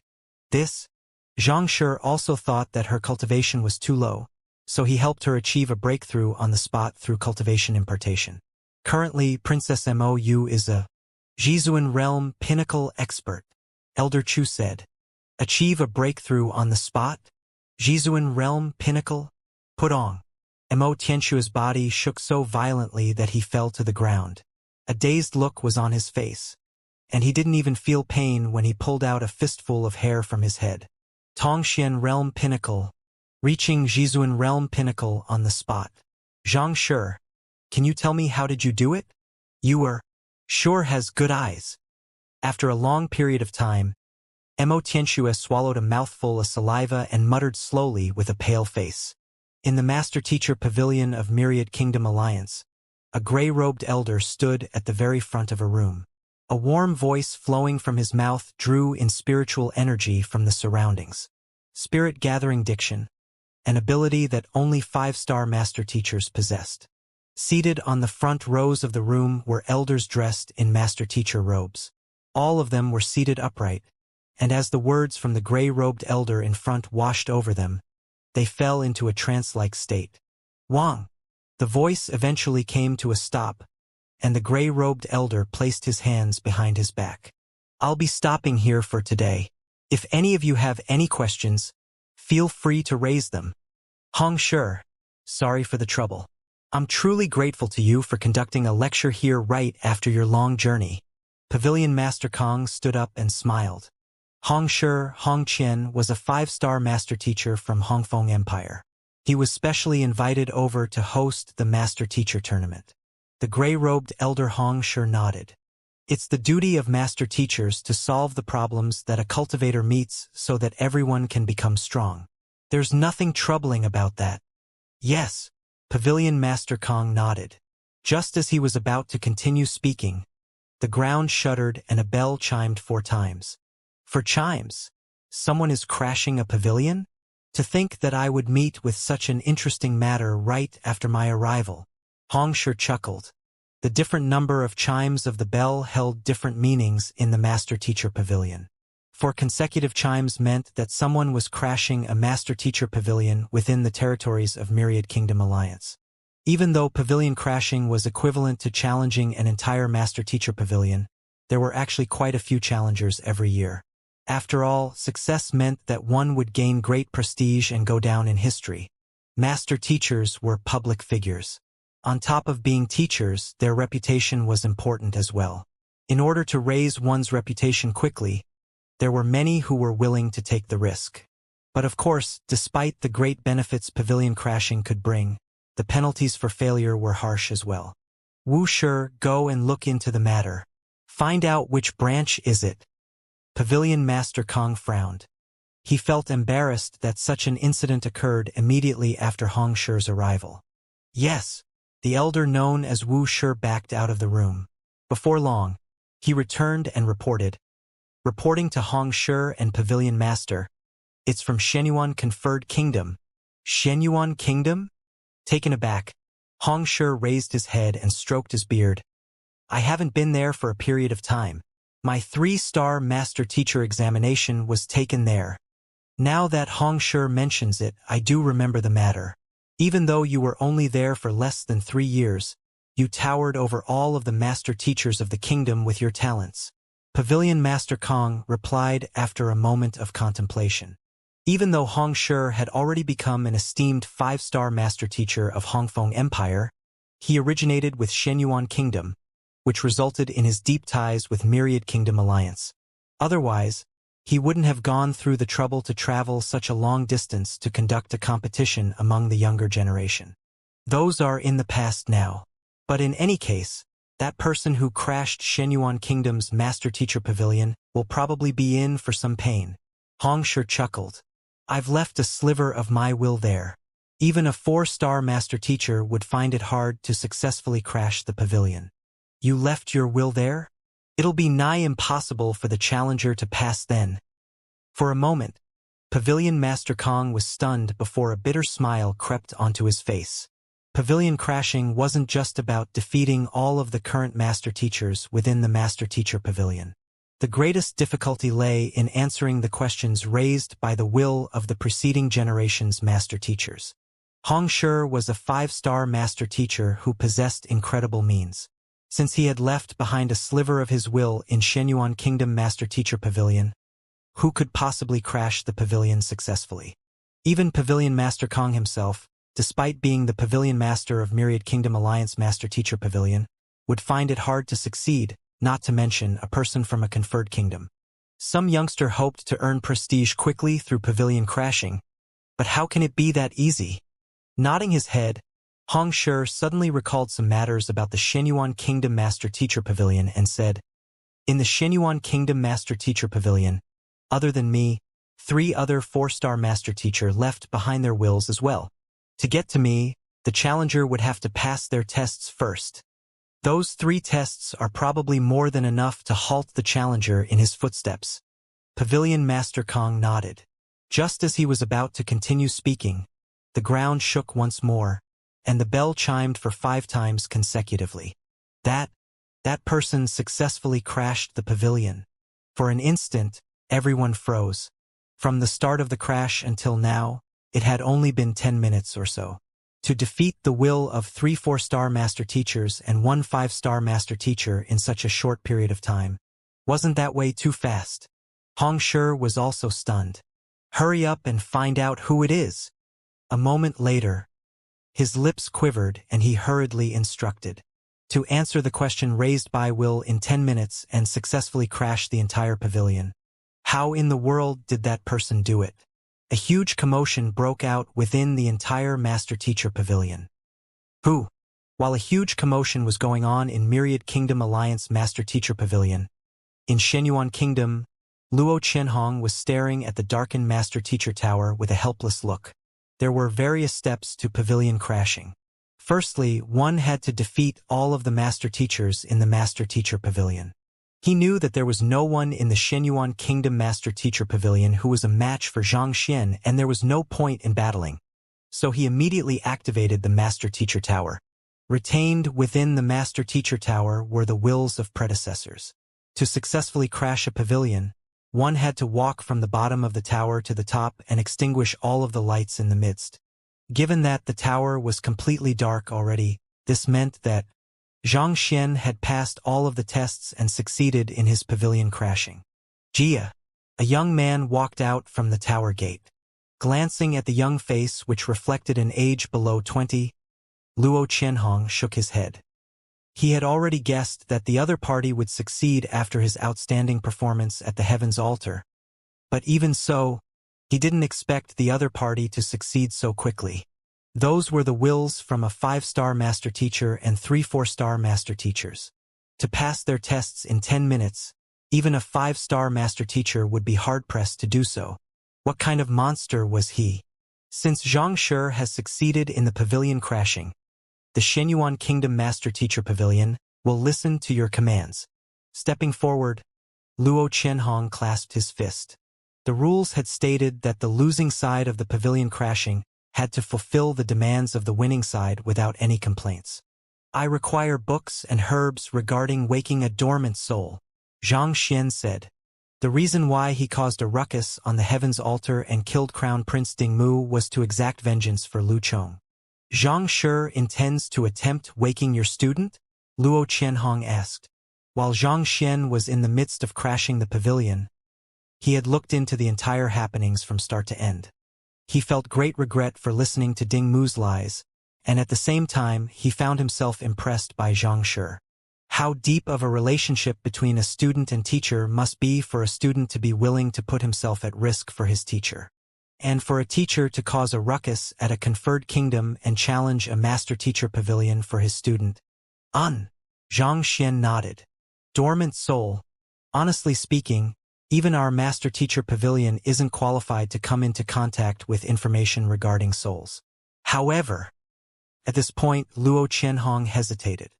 Pavilion Master Luo, feel free to speak your mind. Xianxia immediately replied. I do know that if one becomes a 7-star master teacher, one will gain the ability to influence one's consciousness and search souls. Other than that, there's an ancient occupation known as Soul Oracle. If you were to find their inheritance, you might be able to learn their means and wake up your student's dormant soul, Luo Qianhong said. Xianxia frowned. Soul Oracle? What's that? Xianxia had heard the matter regarding a 7-star master teacher being able to search one's soul and rouse a person's consciousness from MOU, but he had never heard of a soul oracle before. Despite reading so many books and assimilating so much knowledge, there was nothing on this topic at all. Soul oracle is a unique occupation that existed in ancient times. I've only heard about this from the predecessors, but it's said that the soul oracles were able to summon and gather souls through celestial dances. However, this occupation has already disappeared for more than 10,000 years, and it's regarded as a mere legend nowadays. As such, no one can tell what kind of abilities they possess for sure. Luo Qianhong pondered for a moment before replying. It'll be easy for me to determine whether it's a legend or not.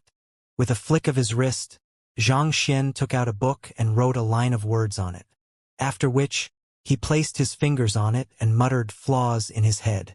Wang. For matters that couldn't be ascertained, Xianxia would use this method to confirm its authenticity. There was nothing that could elude the eyes of heavens. Its words of guarantee were more reliable and useful than anything else. Casually flipping it open, Xianxia's breathing began to hasten, and his fists subconsciously clenched together. A line of words was written on the blank page. Soul oracles can summon and gather souls, and the book compiled in the Library of Heaven's Path didn't indicate any error with the statement. In other words, it was right to think that there would be an occupation capable of manipulating souls in this world. Suppressing his agitation, Xianxia asked, Pavilion Master Luo, do you know where the inheritance of soul oracles can be found? Or where I can find books regarding the occupation? As long as he gathered sufficient books, he would be able to form a Heaven's Path manual and learn the occupation. It didn't matter much to him whether the inheritance was complete or not. After a moment of contemplation, Luo Qianhong said, I don't know where you can find the inheritance of Soul Oracle. However, recently, there have been rumors that a soulless metal humanoid was found in Honghai City of Myriad Kingdom Alliance, and an auction over it will be conducted in the next few days. The soulless metal humanoid is known to be a product created by soul oracles. If they have truly left behind an inheritance, you might be able to find some clues on it. Honghai City? Xianxia frowned.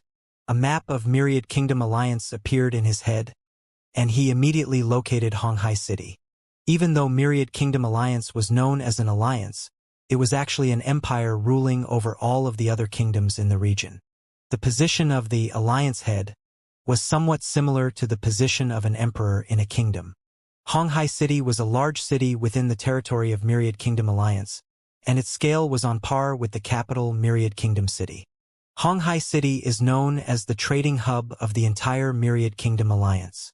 The soulless metal humanoid is known to be a special puppet crafted by ancient soul oracles to protect themselves at close proximity. Since one of them was found there, you might really find something there, Luo Qianhong said. While the chances of unearthing the inheritance of the soul oracles were extremely slim, it still beats searching and engaging the help of a 7-star master teacher. A 7-star master teacher could be considered to be a figure that stood at the pinnacle of this world. Putting aside how even the strongest experts of Myriad Kingdom Alliance had never met such a figure before, there was also no reason why a 7-star master teacher would go through the trouble of treating the student of an insignificant person like Xianxia. After hearing the other party's explanation, Xianxia made up his mind. Since I'm heading for Myriad Kingdom City anyway, I'll drop by Honghai City to take a look then. A gigantic spirit beast glided through a sea of white clouds. From the back of this gigantic spirit beast, Xianxia glanced out of a window to peer into the distance. This transcendent mortal 3-dan spirit beast was Gongzi Zhao Feiwu's mount. Upon knowing that there was a clue to the inheritance of soul oracles in Honghai City, Xianxia immediately gathered Zhaoye and the others and left for Honghai City. As Mou was now the Empress of Shenyuan Kingdom, there were countless matters on her agenda, thus making it imperative that she remains in the capital. Before departing, Xianxia instructed Luo Qianhong to take care of her. Initially, Xianxia intended to ride the Steelfang Howling Beast to Honghai City. However, after learning that it was over 1,000,000 kilometers away, he immediately dropped the idea. Given the Howling Firmament Beast's current speed as a Jizuan Realm Savage Beast, even if it were to travel non-stop through the day and night, it would still take at least a month for it to cover the distance. In comparison, Zhao Feiwu's transcendent mortal 3-dan mount was much faster. On top of that, its back was broad so it wasn't cramped even when the entire group was riding on it. Besides, Zhao Feiwu insisted on it, and Xianxia couldn't find any reason to turn her down either. To date, it was already the 5th day since they took off from Shenyuan Royal City. Teacher, aren't you a poison master? Why did you become a subordinate of the envoy? It wasn't easy for Gumu to meet his teacher, so the duo started catching up. Gumu raised a doubt that he had been harboring in his mind ever since he learned of Gongzi's true identity. Poison master was an occupation that left others trembling in fear, and most would choose to keep their distance. Given such, how did his teacher become a subordinate to this Gongzi? The reason why I left the poison hall back then was to exact vengeance. However, I fell into my enemy's trap instead, and even though I still managed to kill him in the end, I was severely injured in the process as well. It was Gongzi's father who saved me. In order to prevent others from learning of my identity as a poison master, I've been avoiding the use poison in public since then, Jin Songhai said. Just like what Gu Mu said, it was rare for a poison master to be subordinated to another. After all, even if poison masters were willing to be subordinated, considering their horrid reputation on the continent, who would be willing to take them in? After Jin Songhai was saved by Gongzi's father, he had been serving the latter by his side. To prevent others from learning of his identity as a poison master, he chose to avoid the usage of poison, and it had been several years since then. In the eyes of others, he was nothing more than a diligent subordinate. Little did they know that a fearsome 4-star poison master hid beneath that cover. Teacher. On the other hand, Yuan Tao and the others walked over to Xianxia. After consuming the spirit beast blood essence, Yuan Tao's emperor's bloodline was further awakened, thus inducing a significant leap in his cultivation. With this, he caught up with Xiaoya, who had been the strongest in the group with a cultivation of Zhongshe realm pinnacle. As for Zhengyang, Wang Ying, Lu Yang, and Sun Chong, Zhang Xian gave them a lotus seed each. Instead of raising their cultivation through cultivation impartation, he imparted them a simplified version of Heaven's Path divine art instead. Even so, their cultivation increased by leaps and bounds. In just 5 days they had smashed through multiple realms consecutively, thus reaching Zhongshe realm primary stage. Even though they were still slightly weaker than Xiaoya and Yuan Tao, the foundations of their cultivation were strong and stable. More importantly, they hadn't even consumed 1/100th of the energy contained within the lotus seed. By the time they fully absorbed the energy contained within the lotus seed, they would be Zhizuan realm pinnacle cultivators as well. Zhao Feiwu and the others suffered a breakdown when they saw Zhang Xian giving away the crimson flame lotus seed so casually to his students and subordinates to enhance the growth of their cultivation.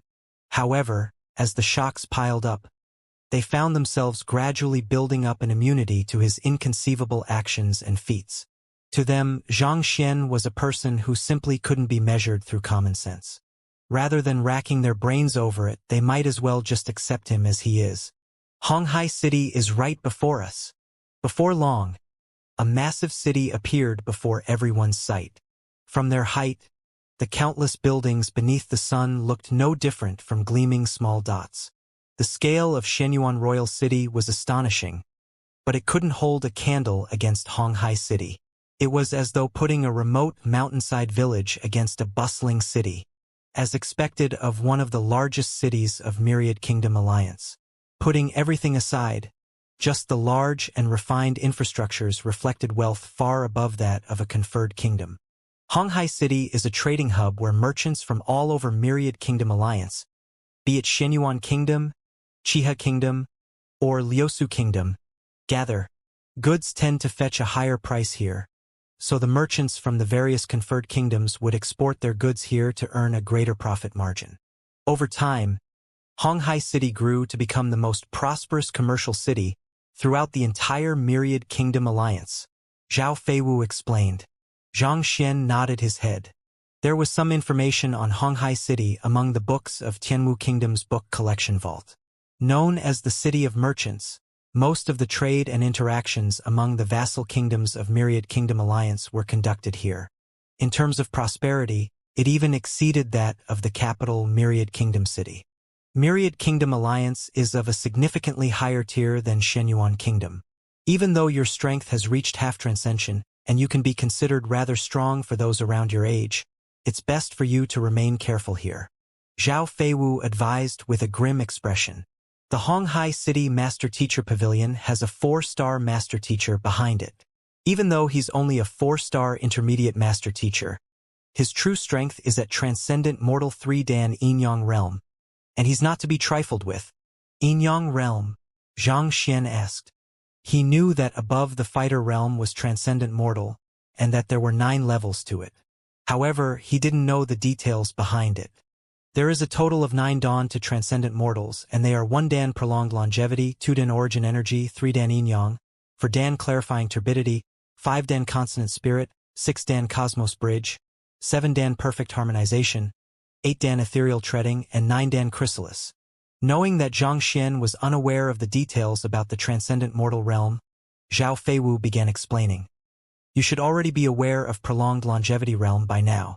While one's strength will remain at 100,000 ding throughout this realm, one's lifespan will increase by a fair amount with every breakthrough. The average lifespan of a prolonged longevity realm pinnacle cultivator is around 200 years. At 2 Dan origin energy realm, the Xianxia within a cultivator's body will be converted to origin energy, thus granting one the strength of manipulating the natural energy present in the environment. The beginning of another origin, the unraveling of a whole new world. There's a huge difference between Xianxia and origin energy.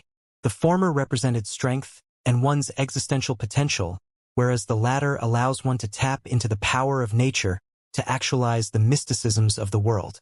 Take, for example, if an ordinary paper is infused with origin energy, it could gain spirit, enabling it to float in the air and dance by itself.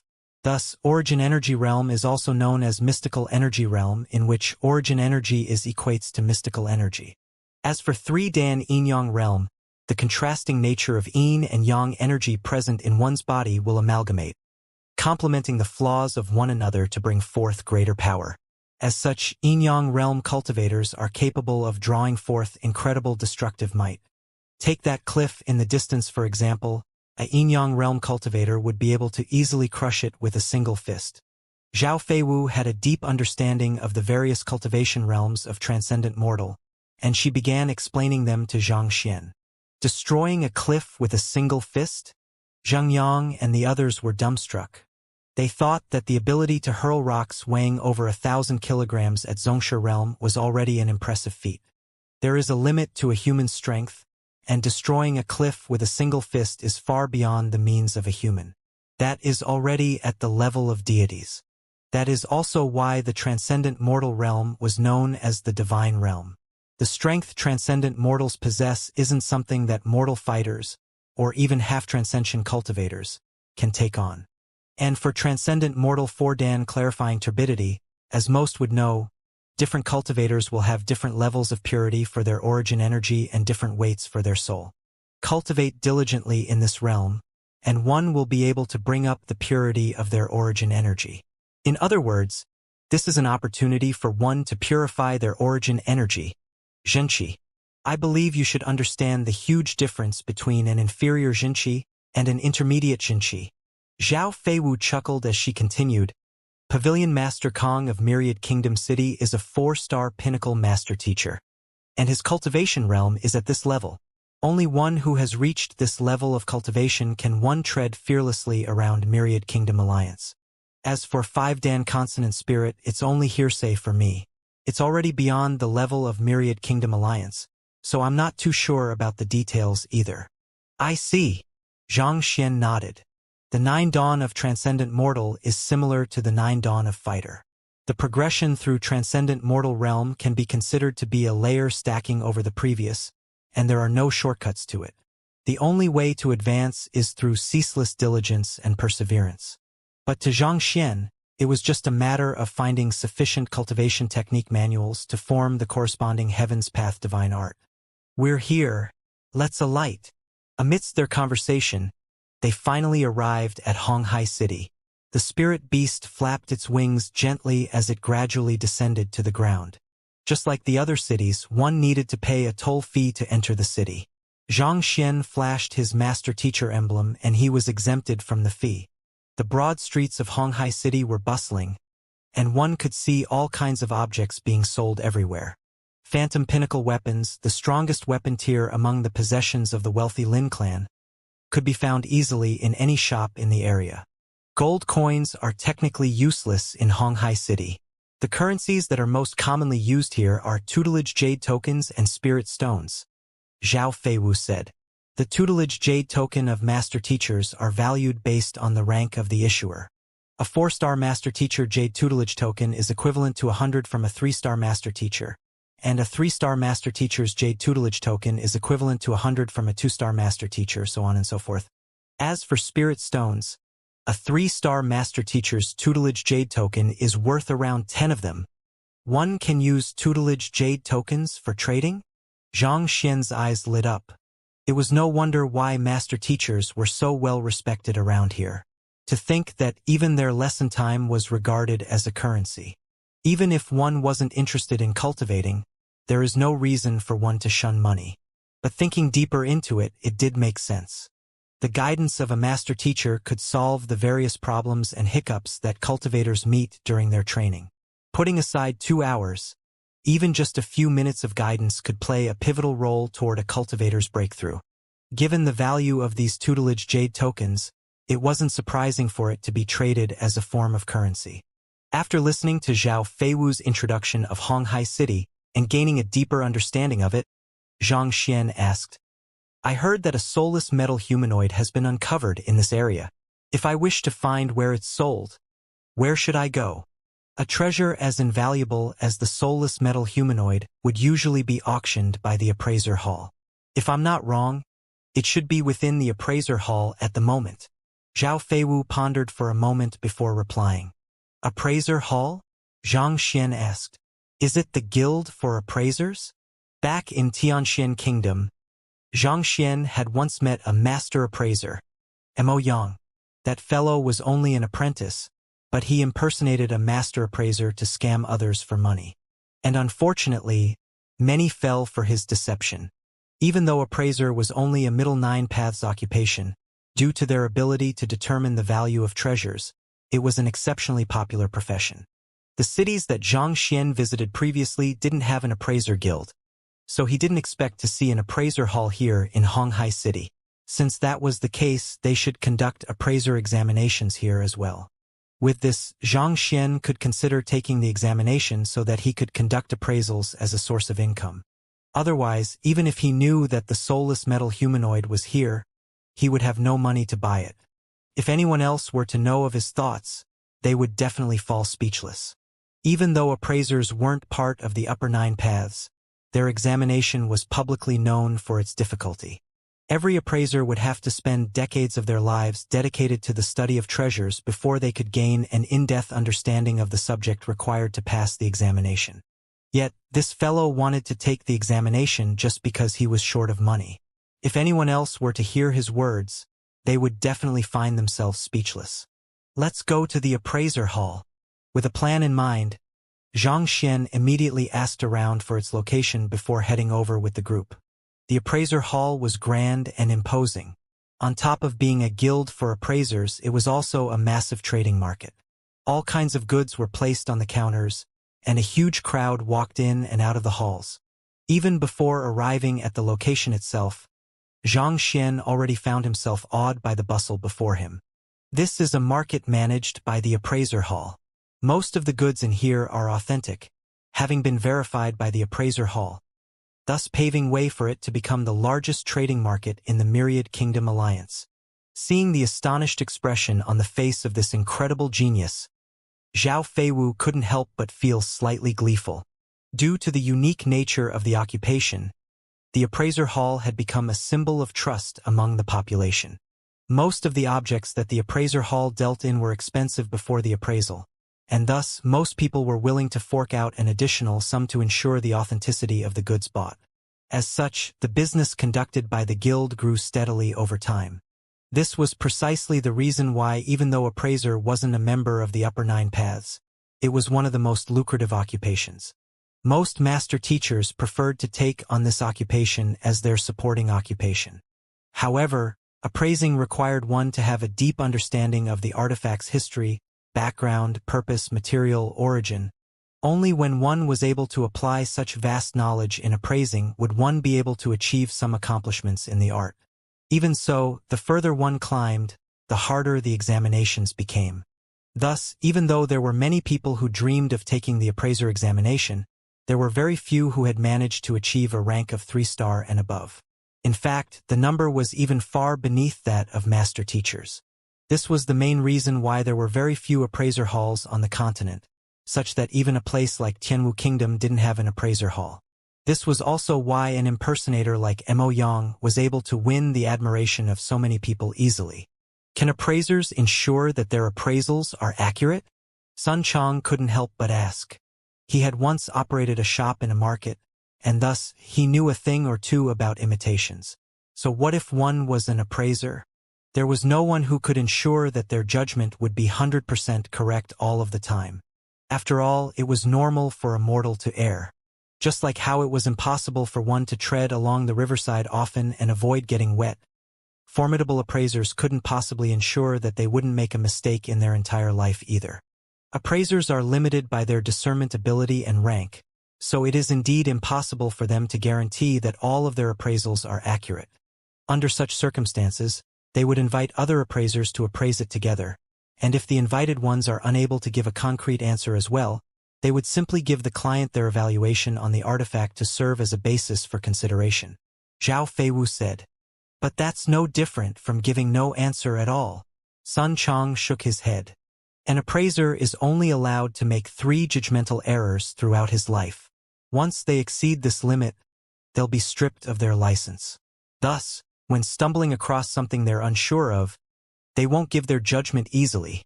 Jin Songhai interjected. 3 times. From the moment one becomes an appraiser, every artifact that one appraises will be documented and filed. If something goes wrong with the artifact, it'll be considered as an error. Once the number of errors exceed 3 times, regardless of the rank of the appraiser, he'll be stripped of his license. Jin Songhai continued. Throughout his years, he had seen many appraisers being stripped of their licenses just because of a careless mistake. Some of them had accrued prestigious reputations throughout their lives, only to lose it all due to a few careless mistakes. Everyone fell silent. Even though many people craved to become an appraiser, it seemed like this occupation wasn't as easy as it seemed.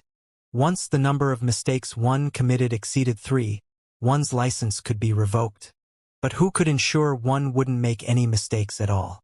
Actually, all occupations are the same. The rules governing master teachers are even stricter. One's reputation could potentially be destroyed completely if they were to make a single mistake in their guidance, resulting in a loss in trust in one. Seeing how everyone was sympathizing with appraisers, Xianxia shook his head. Before he came to this world, his previous self also committed the same error. Due to misguidance, he caused a student's cultivation to go berserk, resulting in Xianxia being unable to recruit even a single student after his arrival. Indeed, physicians are the same as well. A single error could possibly result in a death. Zhao Feiwu nodded in agreement as she glanced at the youngster before her. Even though he seemed to be around the same age as her, how was he able to solve the innate muscular deficiency that even 5-star physicians were helpless before and treat her? So many things. How beautiful! Just as Zhao Feiwu was contemplating over how the latter managed to learn his medical skills, the excited voices of Yuan Tao and the others sounded from behind. While she was deep in contemplation, the group had already walked into the grand hall. Everywhere that the eye could see were vendors selling their goods, and the variety of goods covered dozens of occupations. Medicine, pills, cauldron, weapons, formation plates. As though stars in the skies, they densely filled the hall within, making it hard for one's mind to process everything. The treasures which were impossible to see under normal circumstances gleamed all around them, stimulating their minds. Those who are passing by, come over and take a look. This is the newest treasure discerning mirror. It has the ability of determining the value of an artifact automatically, giving you assurance when you're buying other goods.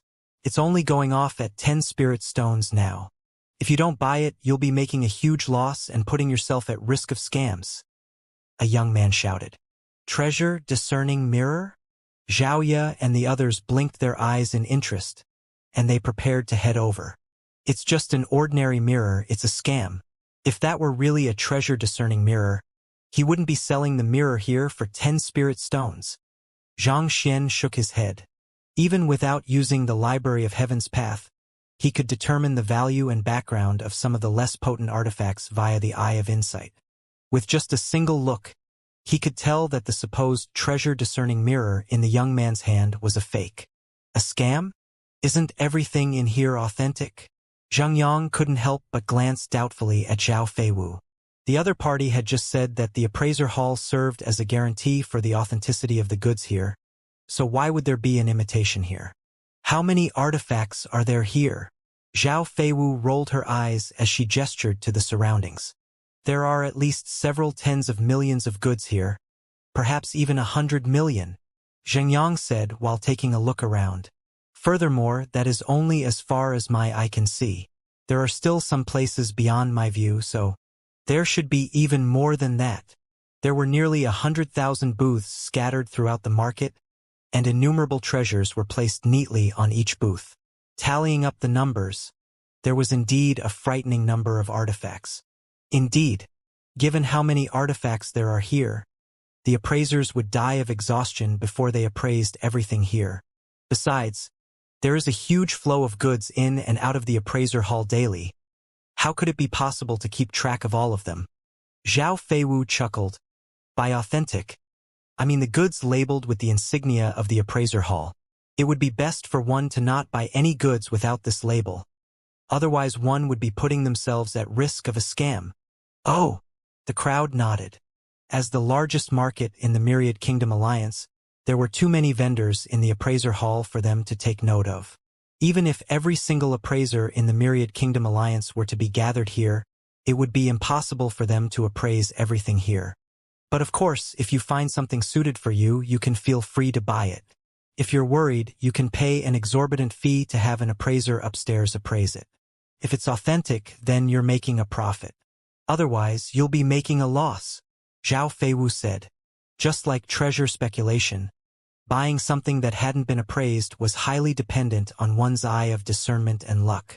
Without sufficient luck, all one could do was to lament over one's own misfortune. Appraiser sure is a lucrative occupation. Putting aside the commission fee from the market, the appraisal service they offer also made customers willingly part with their money in exchange for security. As expected of one of the most lucrative occupations in the world. Come and look. I have a water continental fish here. As long as one holds this fish in one's mouth, one will be able to breathe freely underwater. It's definitely a treasure you must have. Come and see this authentic antidote grass. It can cure one of the most commonly seen 17 poisons. With just a low price, you can buy some assurance on your life. I have the celestial stone here. It'll illuminate your path like the stars themselves if you take it out at night. Those passing by, please don't miss this ideal opportunity. Countless voices echoed in the bustling market. Treasures lay everywhere, and if one had come in alone and ignorant, it'll be impossible for one to determine the authentic from the fake. Walking along the various booths, Xianxia suddenly frowned and came to a stop. On a booth not too far away, a gray-colored artifact, around the size of one's palm, appeared in his view. Even though his eye of insight hadn't reached the highest level yet, and he was still a far way from matching up to the means of an advanced master teacher, he was still able to easily determine the origin and background of normal artifacts. But for some reason, he was unable to assess anything about this piece of scale at all. That's weird. Xianxia turned to examine it more thoroughly, but his eyebrows only furrowed deeper. If he was unable to see through it, did it mean that it was an invaluable treasure? That it was far beyond his current analytical means? Friend, are you interested in my product? I can guarantee you that all of my goods here are authentic. Upon seeing that there was a customer, the vendor hurried forward and welcomed Xianxia with a bright smile. Authentic. Xianxia briefly looked through the other goods in the booth. There were many goods in this booth, numbering up to at least several 100,000. Weapons, pills, armor. Most of the things that one could think of were present here. While there were many authentic goods amidst them, there were plenty of fakes as well. All of my goods here are authentic. Indeed, the words of a merchant couldn't be trusted. Xianxia browsed through the various goods around the booth as lines of insight rippled in his eyes. He could see through the other objects easily, and there wasn't anything too valuable in its midst. Thus, his gaze didn't linger on them for too long before returning to the gray object. He immediately asked, "What is this?" "This?" The vendor was taken aback for a moment before a smile returned to his face. "Friend, you sure have good eyes. This is the most valuable item on my stand, and I've obtained it from the hands of a grave robber. I'm not too sure what kind of artifact it is. I've tried burning it and quenching it with water, but it doesn't leave a mark at all. On top of that, it's incredibly resilient, so I'm sure that it's definitely a top-notch treasure. The most valuable item? Who do you think you are fooling?" Seeing the other party bragging about his goods, Zhao Feiwu harumphed in disdain. All vendors would often use this line in an attempt to drive up their prices. What most valuable or most precious? One would truly be a fool if one were to believe it. How could I dare try to fool you all? This item is indeed very valuable. I've once had a 2-star appraiser to appraise it, but even he's unable to make a judgment on it as well. The vendor spoke indignantly. "All right, how much does it cost?" Unwilling to waste time arguing with the vendor over such insignificant matter, Xianxia asked. "Since you're interested in it, it only means that you're fated with it. Thus, I'll sell it to you at a discount then. 100 spirit stones." Upon hearing the other party asking about the price, the vendor's eyes lit up. "What did you say?" Xianxia was taken aback, and he nearly spurted a mouthful of blood. He thought that since it was a street-side vendor, the goods should be cheap. At the very most, it should only cost 1 or 2 spirit stones, or perhaps even gold coins. Yet, to think that it was that expensive. 100 spirit stones. Xianxia had already used up the final few pieces he had on the way here. Even if he were to sell himself away, he wouldn't be able to rake up such a price, as expected of the Myriad Kingdom Alliance. Even the prices they offered were equally frightening. Don't fall for it. Such vendors often offer a high price to hoodwink others. Seeing the other party's dumbfounded look, Zhao Feiwu chuckled and sent a telepathic message over. "Hoodwink. I'll haggle for you, just wait and see. I'll definitely get a low price for you," Zhao Feiwu declared confidently. "All right," Xianxia nodded. To him, 100 spirit stones was an astronomical price. It was impossible for him to take out such a sum. Since Zhao Feiwu was offering to haggle for him, he was willing to allow her to give it a try. "There's no need for you to give us this kind of nonsense. It's not like we've never bought from the appraiser hall before. 100 spirit stones can already be exchanged for 10 3-star tutelage jade token. Do you think this lousy good of yours is worth this price? Why don't you rob a bank instead?" Gesturing grandly, Zhao Feiwu put on the airs befitting of a veteran trader and glared at the merchant. "Give us an honest price. Gongzi, you must be jesting with me. The price that I offered is an honest one. Even though this artifact may seem like nothing much, I spent a huge fortune to purchase it, and I even tried to recruit a blacksmith to work on it. Just that it didn't work out in the end. Even though I can't say for sure what it is, one thing I'm certain of is that it's definitely a treasure." Laughing dryly, the vendor gritted his teeth and said, "However, since Gongzi is a frequent customer, I'll make an exception then. How about this? I'll allow you to offer a price, and if it's suitable, you can take it away. Otherwise, let's just forget it. This is more like it. Since that's the case, I'll offer you 15 spirit stones then." Seeing that her old customer trick was working, Zhao Feiwu gestured gleefully. 15? I guess this can be called fate as well. All right then, I'll make a loss this time and sell it to you for 15, the vendor said with a pained look. This works as well? Xiaoya and the others staggered, and their eyes widened in shock. Slashing the original price of 100 to 15 in an instant, they thought the vendor would surely fly into a rage. Yet the other party agreed to it immediately. This was way too incredible. If they hadn't seen this for themselves, they would never believe it to be true. Seeing that the other party had agreed to it, Zhao Feiwu felt as though she had just won a war. She turned to look at Xianxia gleefully and said, "All right, you can pay up now. Pay up." Xianxia shook his head.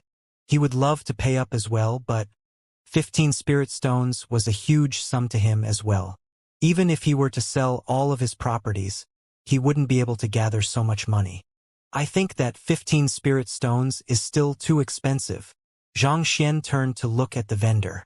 15 spirit stones is too expensive? Friend, you must be joking. This is already the lowest price I can offer you. The vendor smiled bitterly. That is indeed a fair price already. If you're interested, you should just buy it down. Seeing that the other party was still trying to haggle even though she had even slashed the price down to 15, Zhao Feiwu's eyebrows shot up. You're here to buy the soulless metal humanoid, right? Without several thousand or even 10,000 spirit stones, it's impossible for you to take it for yourself. Even so, 15 spirit stones for an object that interests you, and yet you still find it expensive? Is that so? Then, can you allow me to take a look so that I can get a clearer gauge on its price before we negotiate? Xianxia asked. Sure. The vendor handed the gray artifact over to Xianxia. Only upon taking a closer look was Xianxia able to see clearly what it was. It was around the size of a palm, and it took on a shade of dark brown. It was slightly arched, reminiscent of a giant piece of fish scale. There were some unique inscriptions densely scribbled on the side that was bent in, and there were some parts that were blurred, making it impossible to discern what it was. Flaws. After taking a rough glance at its outer appearance, Xianxia muttered silently. Even though the Eye of Insight failed to work on it, the Library of Heaven's Path should be able to determine what the artifact was. Who? A book appeared in the Library of Heaven's Path. Casually taking a look at it, Xianxia's eyes immediately widened and his breathing hastened. This is indeed a treasure. On the book was a detailed introduction on the artifact, recording its name and flaws. Dragon Scale Protective Amulet, crafted by 6-star craftsman by Shi 2,000 years ago. It's capable of warding off the offense from a transcendent mortal 9-dan expert 3 times. Flaws. Xianxia clenched his fists tightly. Putting everything aside, just its ability to ward off the offense of a transcendent mortal 9-dan expert 3 times already made it a fearsome tool. If he had obtained this artifact earlier, Lu Chong wouldn't have gotten injured and fall into a coma. I definitely must get this. Initially, Xianxia only came over out of curiosity. He didn't expect it to be so valuable. Suppressing his agitation to prevent it from appearing on his face, he was just about to agree to the deal when another voice echoed. 15 spirit stones, is it? I'll take it. Turning around, Xianxia saw a middle-aged man looking over with gleaming eyes, staring fixedly at the dragon scale protective amulet in his hands. Grandmaster Appraiser Lu Chong. The vendor seemed to recognize the other party and he hurriedly spoke up. I would have given it to you straight since you're interested in this item. However, this friend here has set his eyes on it first, so how about you two negotiate over this matter? Grandmaster Appraiser? Upon hearing how the vendor addressed the other party, Xianxia immediately started assessing the middle-aged man. There was an emblem pinned on his chest, on which there were 2 bright stars. A 2-star appraiser. Appraisers would also stroll around this area, sometimes to browse through the different artifacts and purchase items that interest them. If they were to stumble by some valuable treasure, they could make a huge killing as well. Appraiser Lu Chong frowned. He turned to Xianxia and ordered, I'm interested in this item, so give up on it. Pardon me, but I'm interested in it as well. I've no intentions on giving it up. Xianxia shook his head. You must be pulling my leg. If I didn't know what it was, I could have given it to you. However, now that I know how valuable this artifact is, I wouldn't give it up even if you were to beat me to death. This artifact could potentially save my life 3 times. Only a fool would give up on it. You refuse to give up on it? Appraiser Lu Chong harumphed coldly. Ignoring Xianxia, he immediately turned to the vendor and said, even though he has set his eyes on it, he hasn't paid up yet, right? It's only natural for the good to go to the highest bidder. How about this? I'll offer you 50 spirit stones, so sell it to me. 50. 50. The vendor's eyes lit up. He obtained this artifact unintentionally, so he had no idea how much it was actually worth. In his view, it was definitely a good deal for him to sell it for 50 spirit stones. Agitated, he quickly turned to the young man and said, "Friend, Grandmaster Lu has already made an offer. So, if you're not going to offer anything higher, I'll have to ask of you to return the object to me." Xianxia turned to look at the vendor and said, "Since that's the case, I'll offer you a price too. If you find it appropriate, sell this item to me." "All right." The vendor nodded. 50 gold coins, Xianxia declared. 50 gold coins. The vendor froze for a moment, and he nearly spurted a mouthful of blood. The other party had offered 50 spirit stones, and yet you still dare to offer 50 gold coins? Brother, are you taking me for a fool? The gold coin was a generally accepted currency within the Myriad Kingdom Alliance. However, along with the rise in the rank of the kingdom, its use grew less and less frequent. One couldn't buy a spirit stone even with 1,000,000 gold coin. To offer 50 gold coin for something valued at 50 spirit stones? You must be joking. By the side, Zhao Feiwu's eyebrows twitched and she nearly puked blood. It took her so much effort to haggle the price down from 100 to 15, yet this fellow offered 50 gold coins? It was just a moment ago that she said that the other party might as well rob a bank. Why does it feel like Xianxia was the one who should be robbing a bank instead? In a sense, Xianxia's offer wasn't any different from daylight robbery. 50 gold coins. Appraiser Lu Chang was still worried that the other party might offer a higher price. Thus, when he heard Xianxia's words, he nearly burst out laughing. Where did this countryside bumpkin come from? Spirit stones and gold coins were two different trading currencies with completely different values. I offered 50 spirit stones, yet you went ahead to offer 50 gold coins. Why don't you just tell the vendor to give it to you instead? You sure are thick-skinned. Appraiser Lu Chang glanced at Xianxia in disdain. To declare an offer of 50 gold coins so brazenly, you're probably the only one in the entire market. I apologize, but I'll have to turn down your offer. Recovering from his shock, the owner hurriedly shook his hands. He'd thought that the other party was some rich Gongzi young master or something similar. In the end, he turned out to be just some poor bloke. To think that he had wasted so much time on the other party. Do you think that my price isn't high enough? Xianxia didn't get angry. Instead, he smiled calmly in response. The vendor fell speechless. This was no longer a problem of whether the price was too low or not, but that the offer was as good as offering nothing. Have you ever seen anyone holding a stalk of grass to purchase anything? Appraiser Lu Chang, I'll be selling this item to you then. May I know if there's anything you're interested in as well? I'll wrap it up for you together.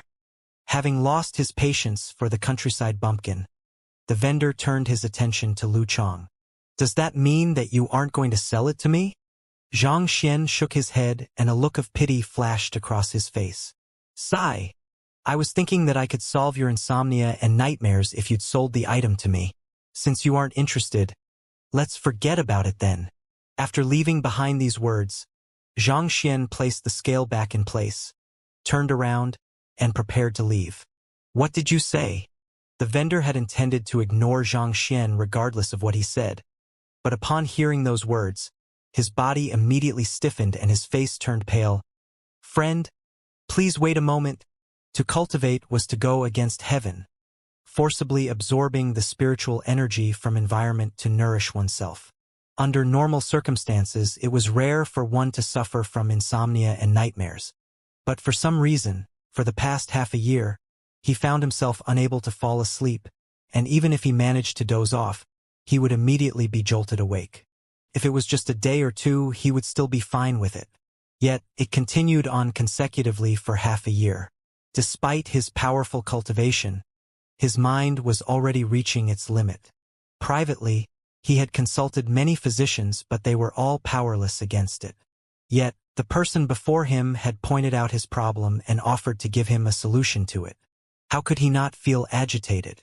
Recently, do you find yourself being jolted awake frequently, sweating profusely whenever it happens? Also, when you fall asleep, does your body convulse slightly? Knowing that the other party would definitely stop him, Xianxia smiled and turned around. How did you know? The vendor's body trembled in shock. Due to being unable to sleep, even though he could make up for his lack of rest through cultivating day and night, his face was still unnaturally pale. Most physicians could tell that much, but waking up sweating profusely and convulsing in his sleep, these were symptoms that only he knew of. He hadn't told anyone about it before, not even his wife. How did the other party learn of it? And to even point it out directly. I can solve your problem, Xianxia said calmly. Solve my problem? The vendor's body trembled in agitation, unable to believe that he would be freed from his agony. You are free to choose whether to believe my words or not, but this is the only chance you're going to get. If you don't solve it soon, your lifespan will take a toll and you won't live for much longer. With his hands behind his back, Xianxia spoke indifferently. Even though Xianxia wanted the dragon scale amulet, he needed the other party to place his trust in him first. Otherwise, it would be futile no matter how much he spoke. The vendor hesitated.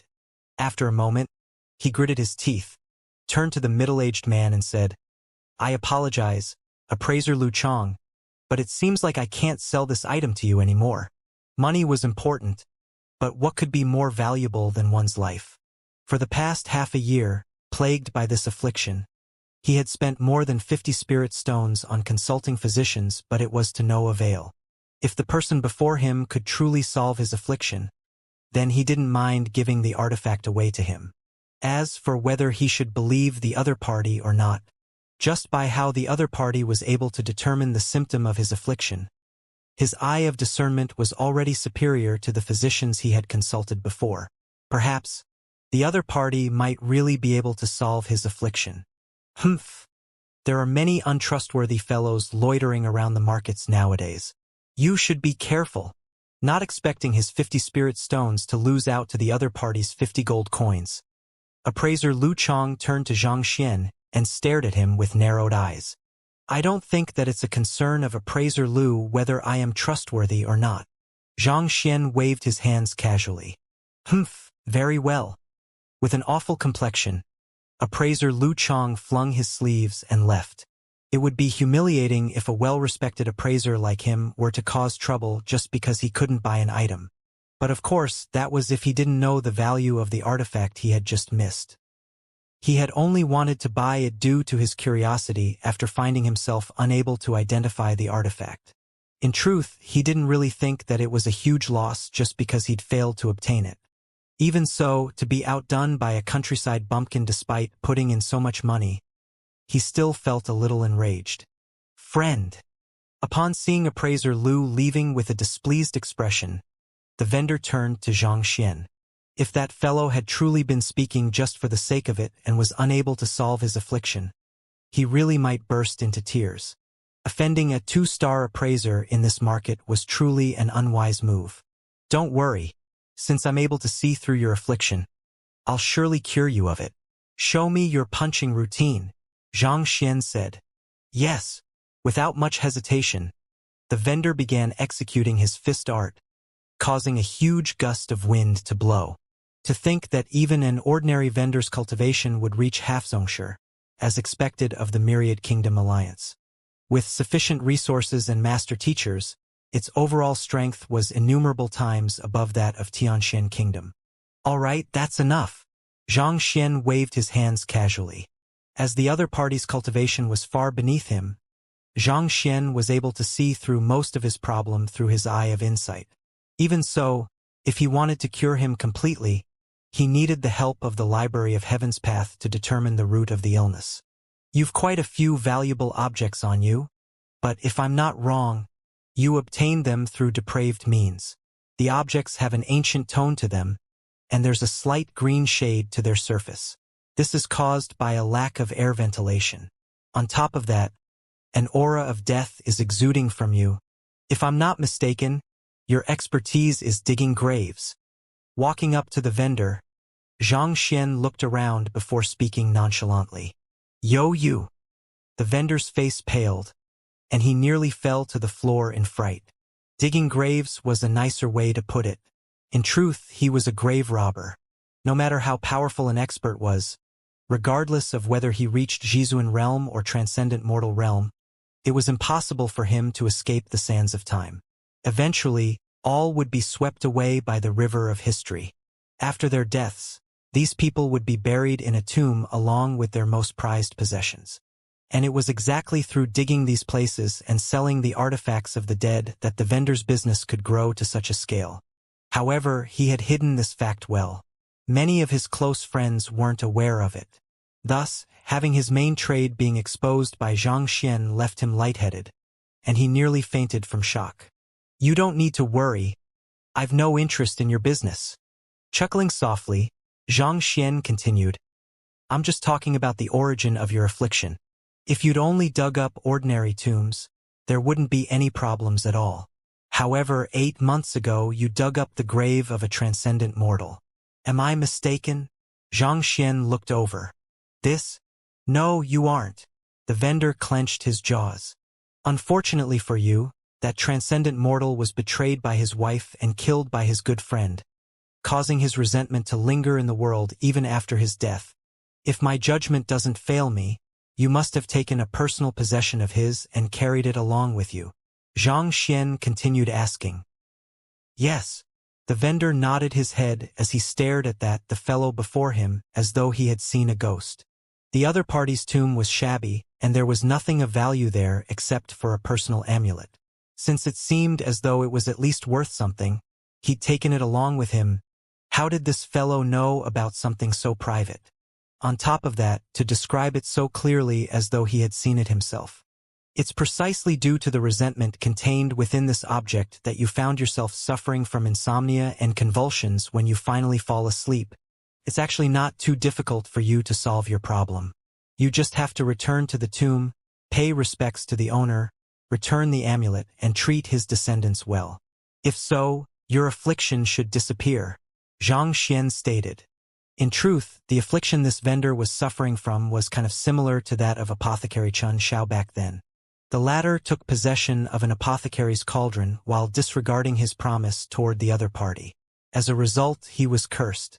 On the other hand, this vendor had been plagued with the resentment of a transcendent mortal expert for a long period of time. It would have been bizarre if there hadn't been anything wrong with him.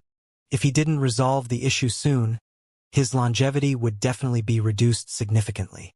Most probably, in less than a few years, just as with Apothecary Chun Xiao back then, the aura of death would shroud him, claiming his vitality. Xianxia's words from before claiming that the other party wouldn't live for long wasn't just fear-mongering. "Master, thank you for your guidance."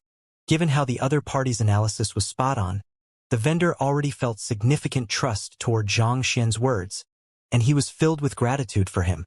All along, he thought that it was a problem with his body. Never in his dreams could he have imagined that it would be due to this. "This item, Master, please take it." Upon learning the method to curing his affliction, the vendor immediately passed the dragon scale protective amulet over. He had no idea what use this artifact had, but no matter of how expensive it was, he didn't think that it could be more valuable than his life. In a sense, he had profited from this deal. Xianxia nodded his head and kept the amulet. Then, with a flick of his wrist, he took out a pile of gold coins. There were precisely 50 of them in the stack. "Here is your money. There's no need for it." The vendor shook his hands, turning down the payment. Rather than taking this measly sum of money, he might as well just give the amulet away.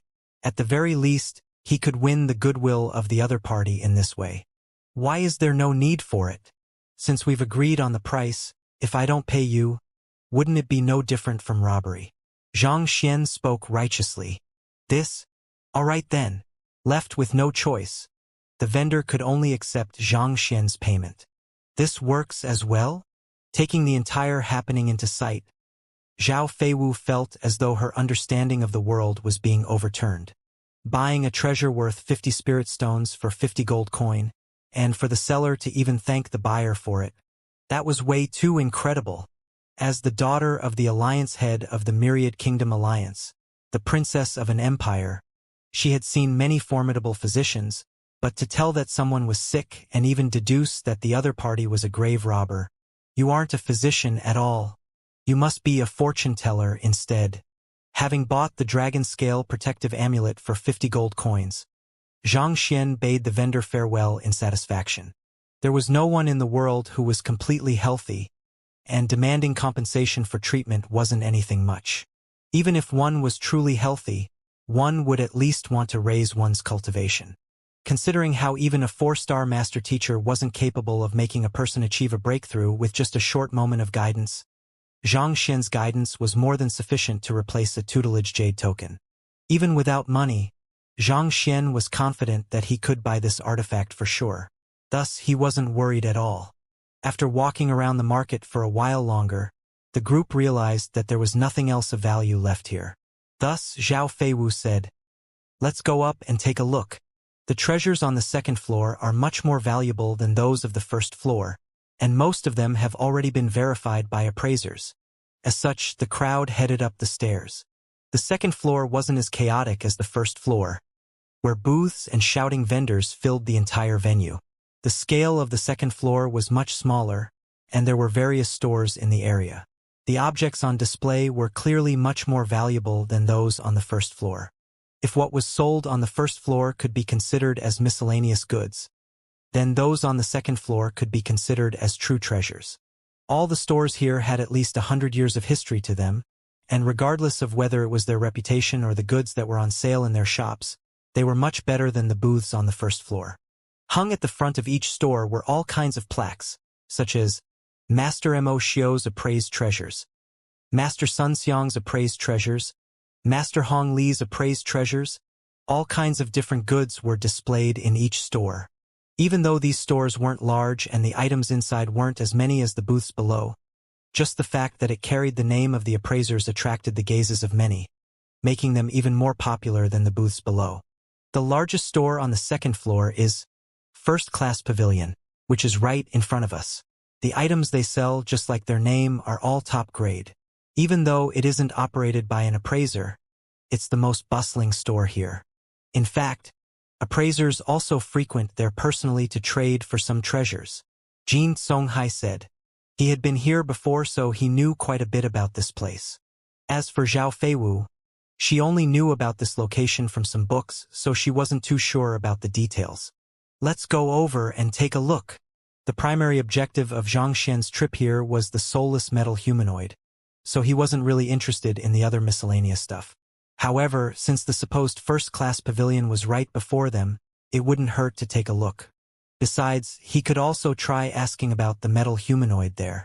Walking past row after row of stores, it didn't take long before they stopped by a vast space with 3 gold words written on it.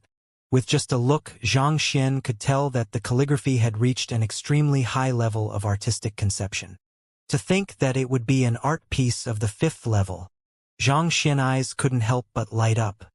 He was a 3-star painter, so he had an in-depth knowledge of calligraphy and painting. The 3 large words "First-Class Pavilion" might seem simple on the surface, but the words were written with forceful and flowy strokes, giving a feeling as though the words would leap out at any moment, just like an ascending flood dragon. It was clear that the words were anything but simple, and it had already reached the 5th level of painting. At this kind of level, the words had already reached the level of spirit creation. Even if one were to look at it for an extended period of time, not only would one not feel fatigued, one would even feel refreshed and revitalized. Just these 3 words were probably worth a huge fortune already.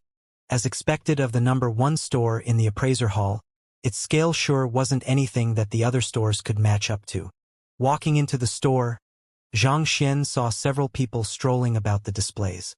Some of the customers dressed in appraiser robes were staring fixedly at the treasures before them with a tranced look. All occupations were enjoyable when one could immerse oneself into it.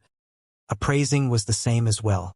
Some of the most exquisite masterpieces were at a quality such that even the greatest craftsmen and blacksmiths could only create one in their entire lives.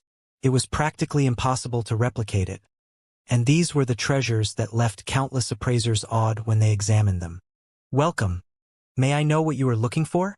I can guide you around if you need," offered an attendant as he walked over. "There's no need for that, we'll just take a casual look." Xianxia shook his hands. Then, he walked over to the various treasures displayed on the shelves. They were indeed much more valuable than the artifacts seen below. All of the items carried a powerful aura, and they seemed to resonate with the spiritual energy in the air. Even without the eye of insight, it was apparent with a look that they were of great value. Upon seeing that Xianxia's gaze was on a Qi, 33.3 centimeters, large cauldron, the attendant immediately walked forward and introduced, "This is the divine copper cauldron. If you were to put spirit stones inside, it would automatically refine and cleanse it, making it easier to absorb the spiritual energy within it. Using this object, your speed of cultivation can be heightened by 10%. As for this, it's the 9 Dragons Cauldron. Every single mouth of the cauldron harnesses a surge of sword qi, making it a formidable weapon when it's activated. Even a Xianxia realm pinnacle expert would be killed swiftly before it." Upon hearing the introduction, Xianxia nodded his head in awe. Honestly speaking, all of these items were truly worthy of being classified as treasures. If placed in any of the Tier 1 kingdoms, it could become a national weapon to deter aggressors. But after taking a look at the price, Xianxia couldn't help but smile bitterly. None of these items were cheap. Putting everything aside, just the divine copper cauldron was already worth 200 spirit stones, and the 9 Dragons Cauldron was priced at 320 spirit stones. Even a Tier 1 kingdom would be unable to fork out such a sum. Even if it was Shenyuan Kingdom, its finances would probably suffer greatly for many years if it were to purchase it. This is the appraisal authentication certificate? Regardless of whether it was the divine copper cauldron of the 9 Dragons Cauldron, there was a carved jade at its bottom which detailed the name of an appraiser, his evaluation, as well as his signature. Yes, most of the treasures of our first-class pavilion will go through the hands of appraisers to have them authenticated. We will never deceive our customers, the attendant said proudly. Xianxia nodded his head. Then, with a thought, lines of insight appeared in his eyes. I have insight. He wanted to see if there was any treasure beyond his current means here. It didn't take him long to scan through the artifacts in the room, and in the end, he simply shook his head. There were many valuable treasures here, but there was nothing beyond him like the dragon scale protective amulet from before. Teacher, appraiser Lu Chong. Just as Xianxia was looking around to see if there were any treasures he had missed, Yuan Tao exclaimed in shock. Following the direction of Yuan Tao's finger, Xianxia saw a familiar figure. It was the person who competed with him over the dragon scale protective amulet previously. At this moment, his haughtiness and aura of superiority had disappeared. He followed behind an elder with a respectful look, just like a humble student. The elder was in his 50s, and he had an authoritative disposition to him. With a single glance, it was clear that he was a person who had been on a powerful position for a long period of time. Right in front of the duo was an average-sized plant with a purple flower on top. Amidst the petals, faint yellow veins could be seen, and it exuded a faint fragrance which left one in a tranquil state upon being breathed in. On top of treasures, the first-class pavilion also dealt in some of the rarer medicinal herbs. Ashen stems, slightly yellow leaves, petals divided by yellow veins. Could this be spirit calming grass? After a moment of hesitation, Zhao Feiwu asked, "This gongzi indeed has good eyes. That's indeed spirit calming grass. This is the only stock within the entire Myriad Kingdom Alliance, and our first-class pavilion bought it at an exorbitant price. It's said to be exceptionally useful in nourishing one's soul, and rumor has it that it can even wake a dormant soul." The attendant chuckled. Wake a dormant soul? Hearing those words, Xianxia's eyebrows shot up, and unknowingly, his fists clenched tightly together. However, he quickly shook his head with a bitter smile. Xianxia had stumbled across the spirit-calming grass in one of the books he had read, and its main function was to calm one's spirit, allowing one to enter the state of heart of tranquil water more easily. It didn't have the effect of waking a dormant soul. Otherwise, given Xianxia's understanding of herbs, he wouldn't be at a loss over the matter. Wake a person's soul? That's impossible. Zhao Feiwu frowned. She had read many books regarding medicinal herbs as well, and she knew that the effects of this herb weren't as exaggerated as the attendant put it out to be. Normal spirit calming grass indeed doesn't have that effect.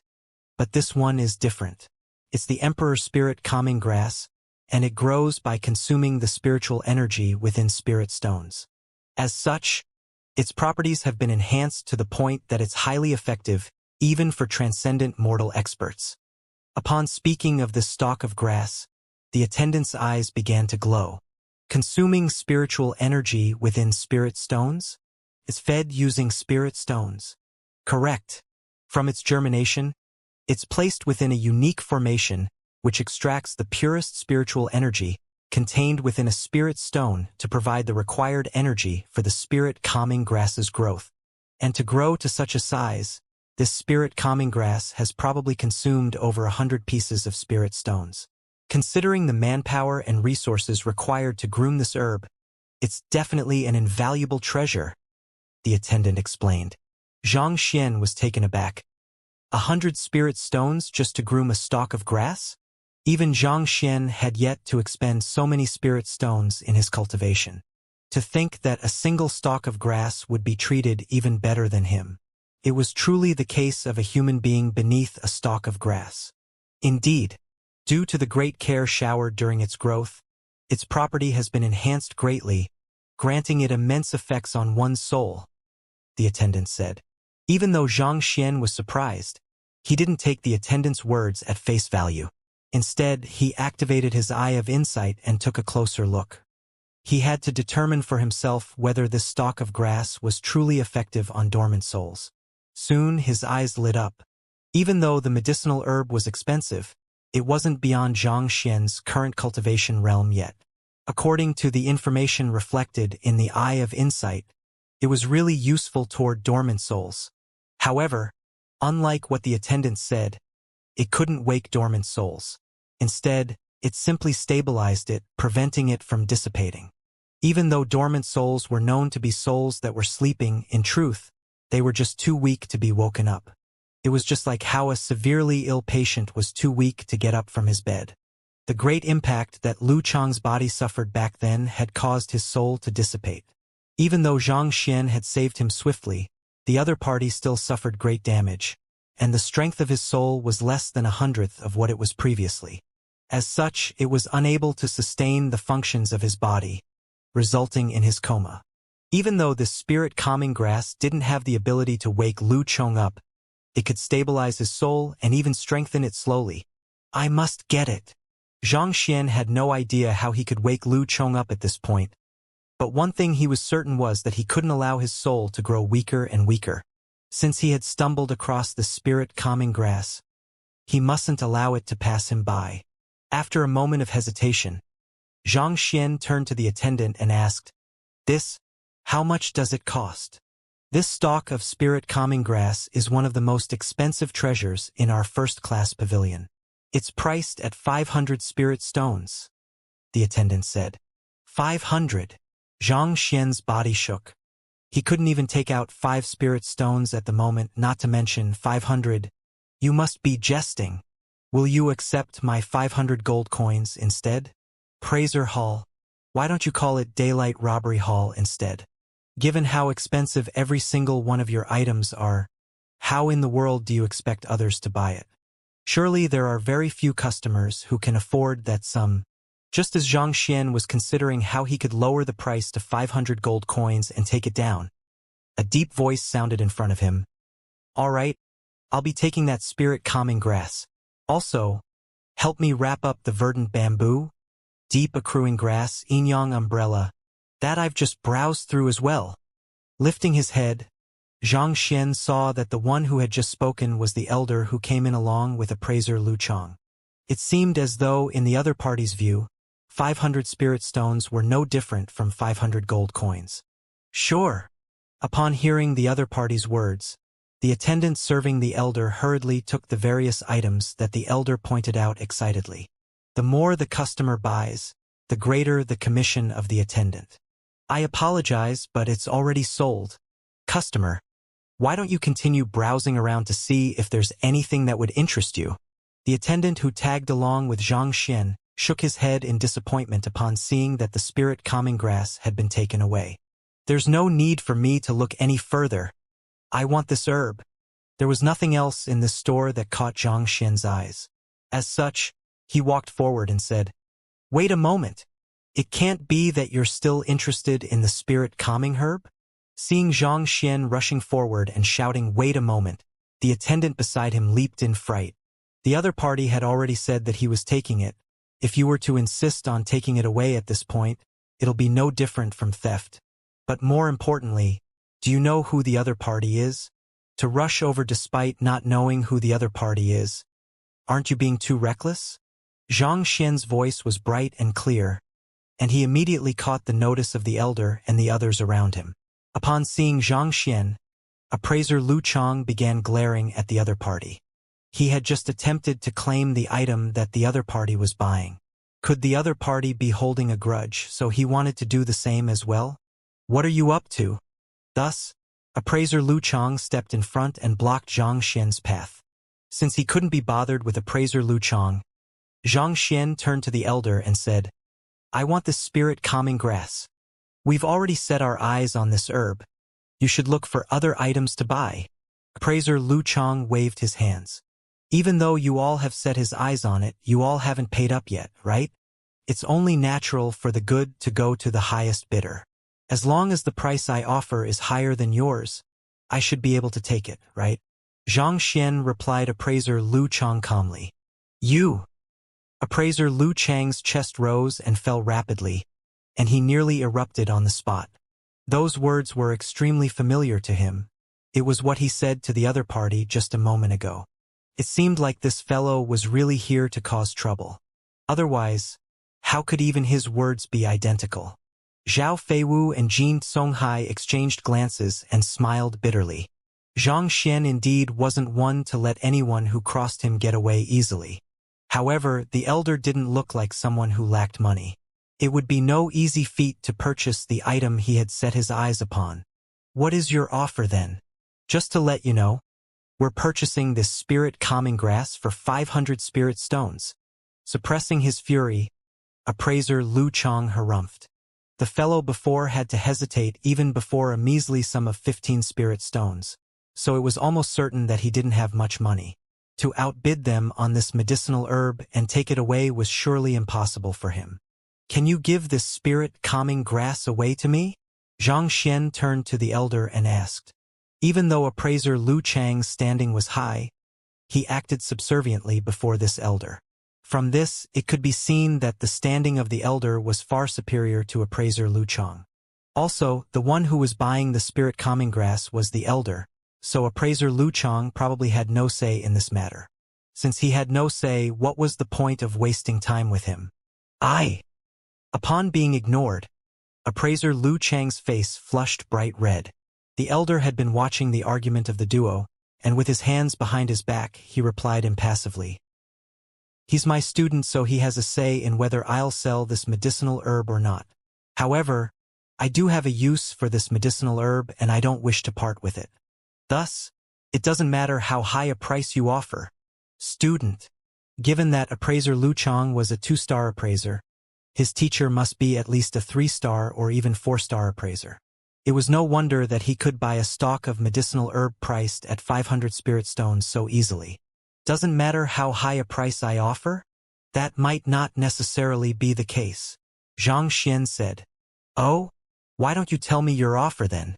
The elder looked at Xianxia in interest. The attendants spectating the commotion were also filled with curiosity. That young man might be unaware of who the elder was, but they were extremely clear of his identity. Even if this elder wasn't the richest man in Honghai City, he wasn't too far away from it.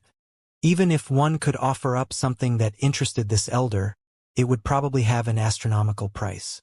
Zhao Feiwu and the others were also intrigued and curious at the matter. This fellow had bought the dragon scale protective amulet previously through his medical skills. So until now, they had no idea how much wealth this young man possessed.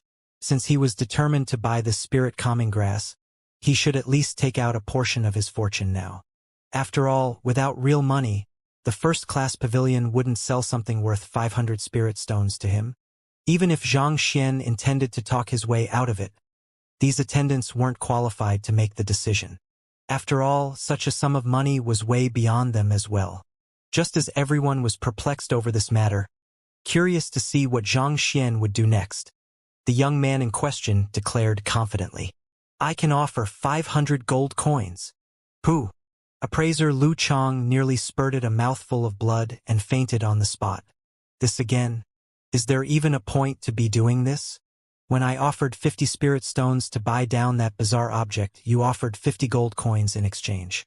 This time, for such a valuable spirit calming grass, you intend to use the same method as well. Can we start conversing properly? The mouths of the attendants watching the commotion also twitched violently.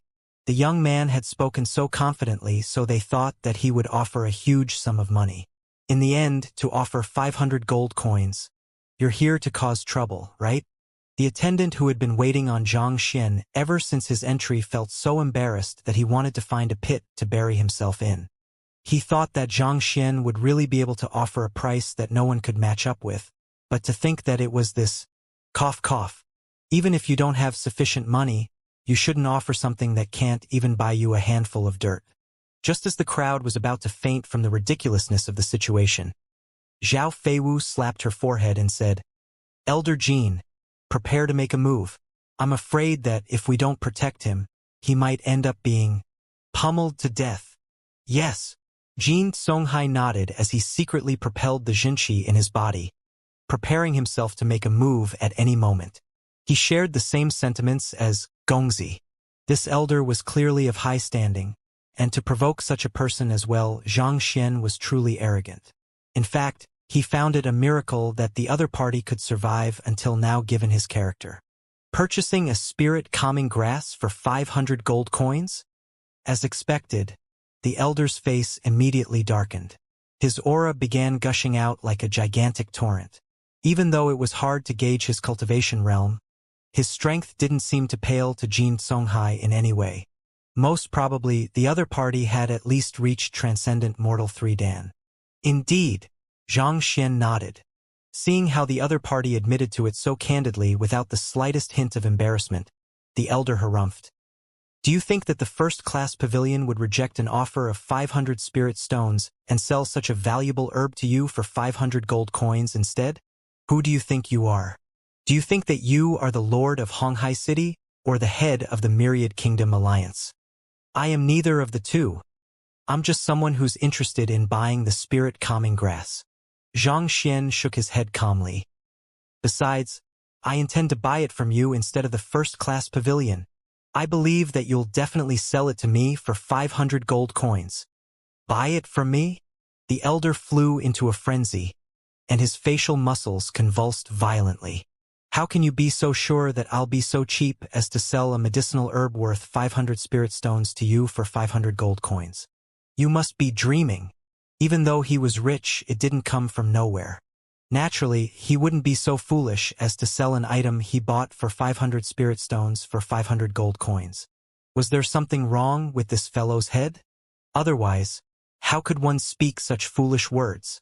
Turning his head to look at the young man, he saw the other party nodding his head with a smile. "Indeed. Are you done yet? Do you know who my teacher is? How dare you speak such arrogant words here?" Seeing how the other party was going overboard as to even provoke his teacher, appraiser Lu Chang couldn't hold himself back anymore and stepped forward. "Who your teacher is?" Given his sharp eyes that could determine the crux of an artifact with a single glance, if I'm not mistaken, he must be an appraiser. Xianxia glanced at appraiser Lu Chang. "It's good that you know that much. My teacher is..." Lu Chang was just about to introduce his teacher's identity when the elder interrupted. "All right, since you know that I'm an appraiser, you should know that I've no lack of money. Thus, you should know that it's impossible for me to sell something that I've already bought." He finally understood that the fellow must have something wrong with his head. As he couldn't be bothered with to argue with a psycho, he turned to his attendant and said, "Wrap these items up for me and send them over to my residence." "Yes." The attendant nodded. Before long, several stalks of herbs and artifacts were brought to one side to be packed.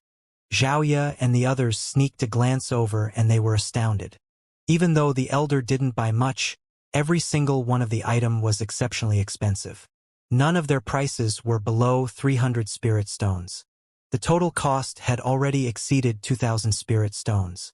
To spend so much money in one go without the slightest hesitation, the elder's wealth was indeed astonishing. Facing such a person, their teacher actually offered to purchase a herb worth 500 spirit stones for 500 gold coins. Wasn't that going a little too far? Staring at their teacher doubtfully to see what he would do next, they only saw him placing his hands behind his back and shaking his head with a look of pity. "Sigh, I thought that an appraiser would at least be a little sharper when purchasing something. To think that you would spend such a huge sum of money just to take away a fake. Your preferences are indeed hard to understand." There was a hint of lamentation to his tone, as though disappointed by the other party's actions. "Fake? Do you know who my teacher is? How dare you spout nonsense here?" Appraiser Lu Chang thought that the other party would tone it down after his teacher had spared him. Yet, the other party still went on to utter such words. Lu Chang's face immediately darkened. "Are you done yet? My teacher chose to let you off, and yet you still dare to say that he bought a fake. Are you seeking death?" Sigh. Xianxia was completely unconcerned with the other party's reprimand and simply sighed once more. Shaking his head, he continued, "It's one thing for one's eyes to be bad, but to refuse to admit to it as well. More importantly, you still claim to be some incredible figure. How humiliating. Forget it, since you're unwilling to listen to my advice and insist on buying a fake. I won't be nosy then. Let's go." After finishing his piece, Xianxia prepared to leave with Xiaoya and the others. "Hold it right there. Who did you say is buying a fake? If you don't clarify yourself right now, don't even think of leaving." Seeing how the other party was hinting at his teacher buying a fake and shamelessly denying the matter, appraiser Lu Chang couldn't hold himself back any longer and immediately stepped forward. At the same time, his aura gushed out. Jinqi drove through his body, granting him immense strength. Transcendent Mortal One Dan prolonged longevity realm. Even though he was at the same realm as Ding Hong, he was a cultivator of the Myriad Kingdom Alliance and was entitled to significantly greater resources than the latter, and as such, he was much stronger as well. If he were to make a move, Xianxia would probably find it hard to withstand his might. Even so, Xianxia remained completely nonchalant to the immense might the other party was exuding. Instead, he glanced at the other party disdainfully and said, "Why? Not only do you have bad vision, causing you to be unable to discern a fake good, you're also attempting to silence all those who advised you out of goodwill." Xianxia had encountered many of such situations as Xianxia. Without such confidence, he wouldn't have been able to fool others with his act. "Bad vision? Do you know who my teacher is? There are countless people in Honghai City who are begging my teacher to spare a glance at their artifacts." With a face reddened in anger, Lu Chang lashed out. However, halfway through his words, the elder walked over. "Enough!" Waving his hands casually to stop Lu Chang, the elder turned to Xianxia and said, "You said that I've bought a fake, so may I know which one is it? Do you have any proof of it?" Even though the elder had asked an extremely ordinary question, his tone carried deep confidence, exerting a huge pressure on Xianxia. It felt as though as long as Xianxia were to misspeak, he would immediately be punished. "Proof? Are you sure you want to know?" Xianxia smiled. "If your reasoning is sound and you have evidence of the matter, I'll admit to my vision being bad.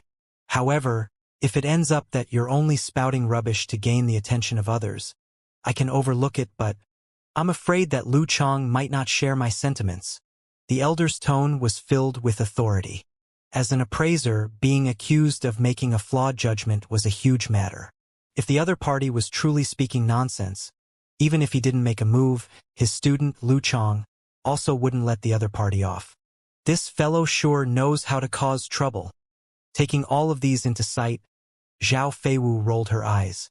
In her view, if Xianxia really wanted the spirit calming grass, he should just take out the money required for it.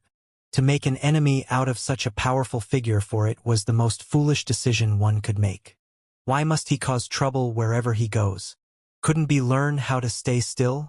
If only he was willing to take out the money, wouldn't the matter be solved easily? If Xianxia were to learn of the other party's thoughts, he would definitely burst into tears. You are the daughter of the Alliance head, the princess of the empire.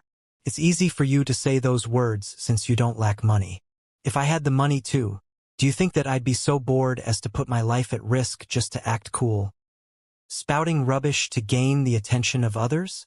You're thinking too much into it. Shaking his head, Xianxia stepped forward and pointed at the pile of objects that the elder had just bought. This verdant bamboo is something that you have just bought, right? Indeed. Teacher spent 300 spirit stones on buying this verdant bamboo. Just to let you know, it's the only one you'll find in the entire Honghai city. Lu Chang sneered coldly. Why? Do you think that there's a problem with it? The item was right there and there was a label beneath it.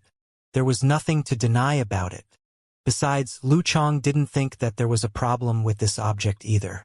He had also taken a close look at that item and verified that there was no problem with it. Ignoring the other party's words, Xianxia circled around the bamboo, touched it with the tip of his finger, and as though having confirmed something, he smiled and asked, "May I know what the properties of the verdant bamboo are, and what do you intend to do with this medicinal herb?" The verdant bamboo is a unique spirit medicine. Its leaves are the main ingredient to forging verdant crystalline pills. This pill can nurture a heart of crystal within one to dispel one's inner demons, thus putting one in a state of calmness. It's exceptionally useful to transcendent mortal 3-dan yin-yang realm experts. As for the stem, it's extremely tough and it can be used to forge the spirit weapons verdant bow and piercing arrows. The verdant bow is a spirit low-tier weapon, and when paired with the piercing arrows, it can easily pierce through one's body. Due to the extreme speed of arrow when the two are paired together, it's capable of killing one without even leaving behind a wound. It's one of the weapons that transcendent mortal experts are willing to fork out an exorbitant sum to buy. And of course, it has one last method of utilization. It can be used as a formation core. However, this property is significantly weaker than the former two, and it's not worth mentioning at all. Stroking his beard, the elderly spoke impassively. His composed voice was tinged with confidence as he revealed his broad knowledge on the matter. Most people knew that the verdant bamboo was valuable, but very few were aware of its uses. It was only because of his identity as an appraiser that he knew a thing or two about it. Otherwise, he wouldn't have spent a hulking sum of 300 spirit stones to purchase it. Indeed, most people only know that the leaves of the verdant bamboo can be forged into a pill. Very few know that it can be forged into a bow, arrow, and serve as a formation core as well. It's impressive that you know all of these. After praising the other party, Xianxia's lips curled up and he continued on. Since you know the various functions of the verdant bamboo, may I know if you're using it to lay out a formation, forge a bow and arrows, or forge a pill? Given that the stem and the leaves came from the same origin, the medicinal properties of the leaves could be best brought out if the stem was used as fuel for the pill forging process. On the other hand, for the forging of the bow and arrow, the verdant bamboo would have to be nourished in a unique medicinal fluid when it's still in its freshest state. However, if one were to do so, the leaves would be mixed in with impurities, rendering it useless. And similarly, if the verdant bamboo was used as a formation core, one would have to carve inscriptions on it. This would damage the leaves and bamboos, rendering it unusable for any other purpose. Thus, even though the verdant bamboo had 3 uses to it, one could only choose one of it for each bamboo. If one attempted to be ambitious and use a single bamboo for multiple purpose, one might potentially end up simply wasting the bamboo instead. Of course, it's for pill forging. Even though it isn't too bad to use it for the other purposes, the verdant crystalline pill is still the most valuable of the 3. A deep frown appeared on the elder's face. He had no idea what Xianxia was up to, but even so, he still answered his question patiently. The verdant crystalline pill was a nourishment that was useful to even a transcendent mortal 3-dan yin-yang realm expert.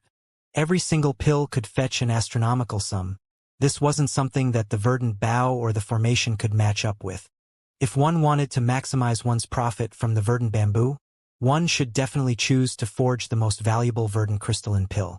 After receiving the answer to his question, Xianxia declared, "Since you're intending to forge verdant crystalline pills, I can tell you upright that what you bought is a fake."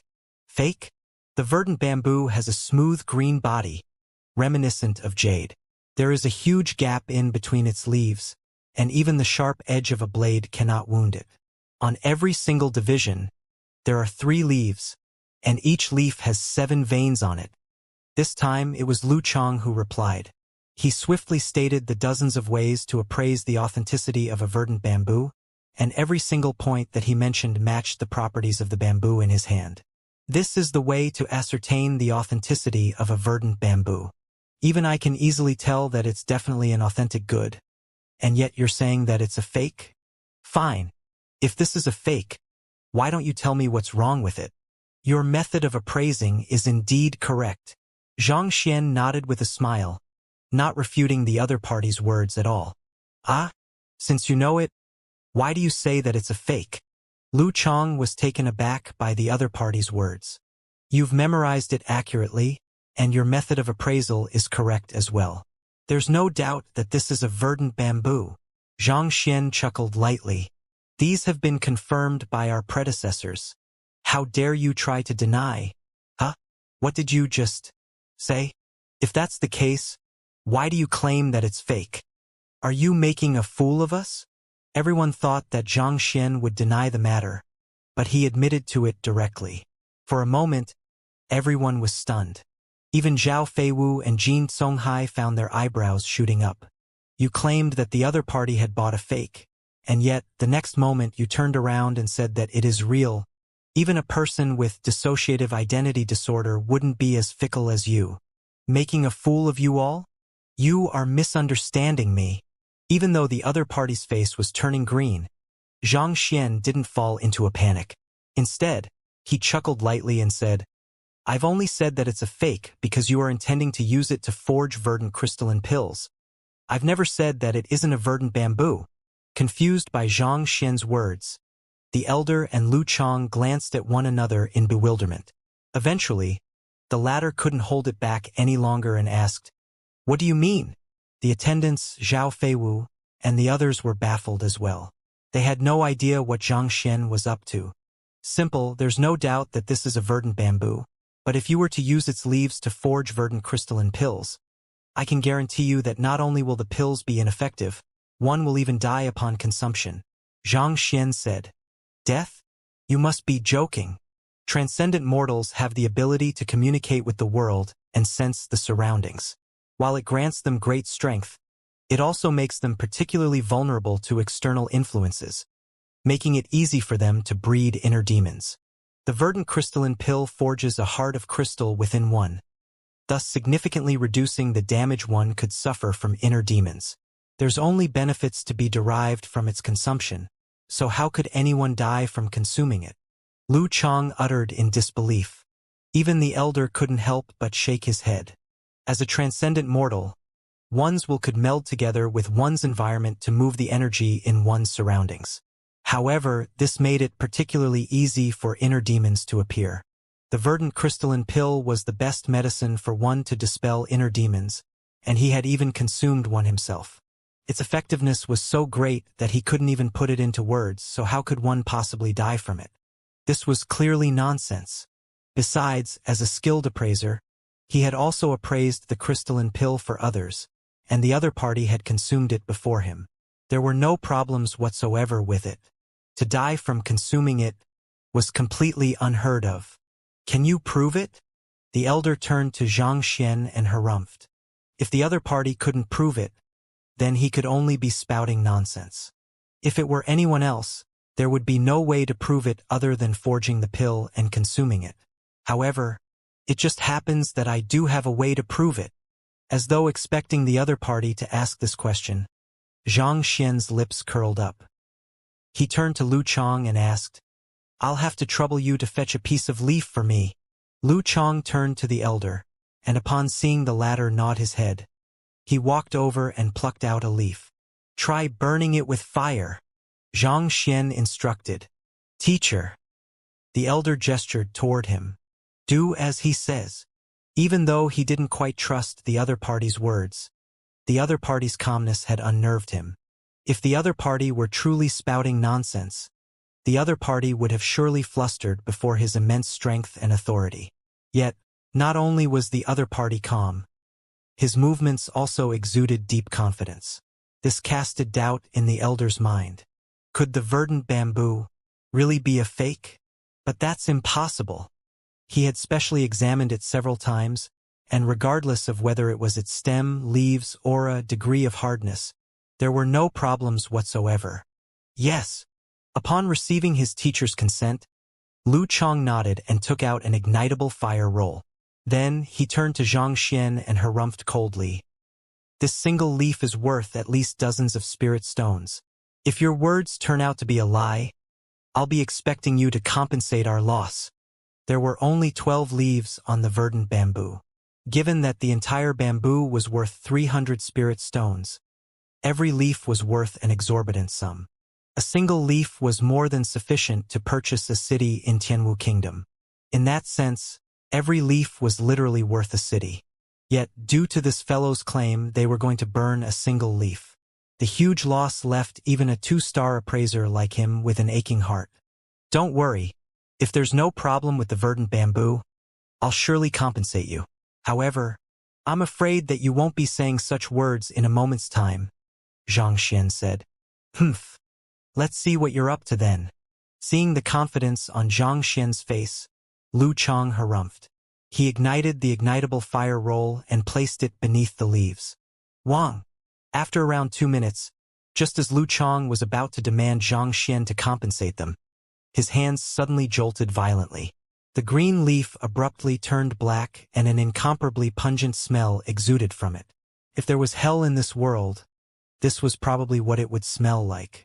The sight felt extremely sinister. Ah! Shocked, Lu Chang subconsciously let go of the fire roll and the leaf. This! Jin Songhai and Gu Mu stared at one another in shock. Ah! The elder was initially looking at Xianxia nonchalantly, but at this moment, his face abruptly warped in shock. He swiftly stepped forward to grab the leaf with his hands, and he stared at it with a grim expression, as though unable to believe the sight before him. What a potent poison! If this were infused into the verdant crystalline pill, not only would it not dispel one's inner demons, it would even seep into one's jinqi, assault one's internal organs, causing one to die on the spot. As he spoke, cold sweat trickled down his forehead. If the other party hadn't said anything at all and he'd taken the verdant bamboo back to have it forged into verdant crystalline pills, many people would have died. At the same time, his reputation would be completely ruined. On top of that, he was intending to consume one himself to try for a breakthrough into a higher realm. If he were to really eat it, putting aside his reputation and his standing, even his life would be gone. What's the meaning of this? The elder couldn't maintain his calmness any longer. He turned to look at the attendant with an incredibly awful complexion. Dang Lang. Lu Chang's face was also incomparably dark. With a flick of his wrist, he drew his sword and pointed it toward the attendant, threatening to kill the latter as soon as the slightest bit of nonsense was uttered from his mouth. If it were just a fake, they could only blame themselves for the lack of acuity in their judgment.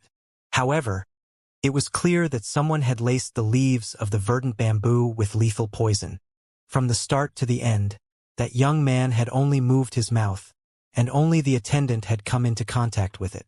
Who else could the culprit be if not him? Ah! Hallmaster Sai, please spare me. I'm just an attendant. I've no idea what's going on. Besides, how could I possibly obtain poison of such high grade that even you're unable to perceive it? The attendant's knee immediately caved in, and he hurriedly kowtowed non-stop, pleading for the other party to spare him. Other people might not know this elder's identity and the authority he wielded, but he was well aware of it. To that elder, killing him was no different from killing an ant. Thus, not daring to hesitate in the least, he immediately kneeled down and admitted his fault. All right, he's indeed unaware of it. Recovering from his shock, the elder realized that he had also blamed the attendant erroneously. Thus, he gestured for Lu Chang to sheath his sword. Given the lethality and inconspicuous nature of the poison hidden within the verdant bamboo, it must be at least a grade 4 poison. In other words, the one who poisoned the verdant bamboo was most probably at least a 4-star poison master. How could a person of that standing be willing to serve as a mere attendant in the first-class pavilion? Besides, if the other party truly wanted to make a move on him, given how his guard was down just now, there was no need for him to go through so much trouble. After all, he might not necessarily buy the verdant bamboo. Thus, the hypothesis that the other party had poisoned the verdant bamboo in advance to harm him didn't seem to hold. Humph! Lu Chong sheathed his sword, but he still maintained an air of hostility. The medicinal herb that his teacher bought was actually laced with lethal poison. If news were to spread, his teacher would be in great trouble. To successfully lace a medicinal herb within the first-class pavilion with poison, who in the world could it be? And what did he hope to achieve from this? Little brother, thank you for your help. The elder turned to Xianxia once more, and this time, instead of disdain and coldness, his gaze was filled with commendation and respect. Even he was unable to discern any problem with this verdant bamboo. Yet, the other party was able to determine that there was a problem with it without even getting close to it. His eye of discernment was way too fearsome. Most probably, the other party's appraising ability was even higher than his. Fearsome. Now, it's been proved that the verdant bamboo is a fake, right? Xianxia glanced at the elder. Yes, it's a fake. After a moment of hesitation, the elder nodded. The main purpose of a verdant bamboo was to forge it into a pill to supplement one's cultivation. Yet, this stalk would kill the one who ingests it. In that sense, it could indeed be considered a fake. Actually, you need not blame him nor the first-class pavilion. They weren't the ones who laced the verdant bamboo with poison. In fact, it wasn't the doing of a human at all. Placing his hands behind his back, Xianxia lifted his head slightly and spoke with composure. It wasn't the doing of a human? The elder was bewildered. Even Jin Songhai and Gu Mu couldn't help but turn their gazes over. Other people might not know too much about poison, but the two of them were true poison masters. They had grown up alongside poison, and they possessed broad knowledge in the field. The poison contained in the verdant bamboo was extremely bizarre. It had already melded within the veins of the leaves, making it extremely difficult to be noticed. On top of that, the poison was exceptionally potent such that it could even kill a transcendent mortal 3-dan expert easily. All evidence pointed to it being the doing of a 4-star poison master. If it wasn't the doing of a human, then where did the poison come from? Bring me the information on the production of the verdant bamboo. Instead of answering the crowd's doubts, Xianxia turned to the attendant from before and instructed. Yes. Upon hearing the young man speaking up for him and the first-class pavilion, the attendant flashed him a look of gratitude before hurriedly walking out. Not too long later, he returned with a book in his hands. Most larger retailers would look thoroughly into the background of the artifacts they bought and compile it into a book so as to prepare their attendants for the questions of the customers. This could enhance the value of the treasure and track down the source of the problem if a fault appeared in the goods. Read it out loud, Xianxia instructed. On. The attendant nodded. Flipping open the book, he began reciting, Verdant bamboo. Originated from Hongshu Marsh. It was found by a merchant company and 4 months ago.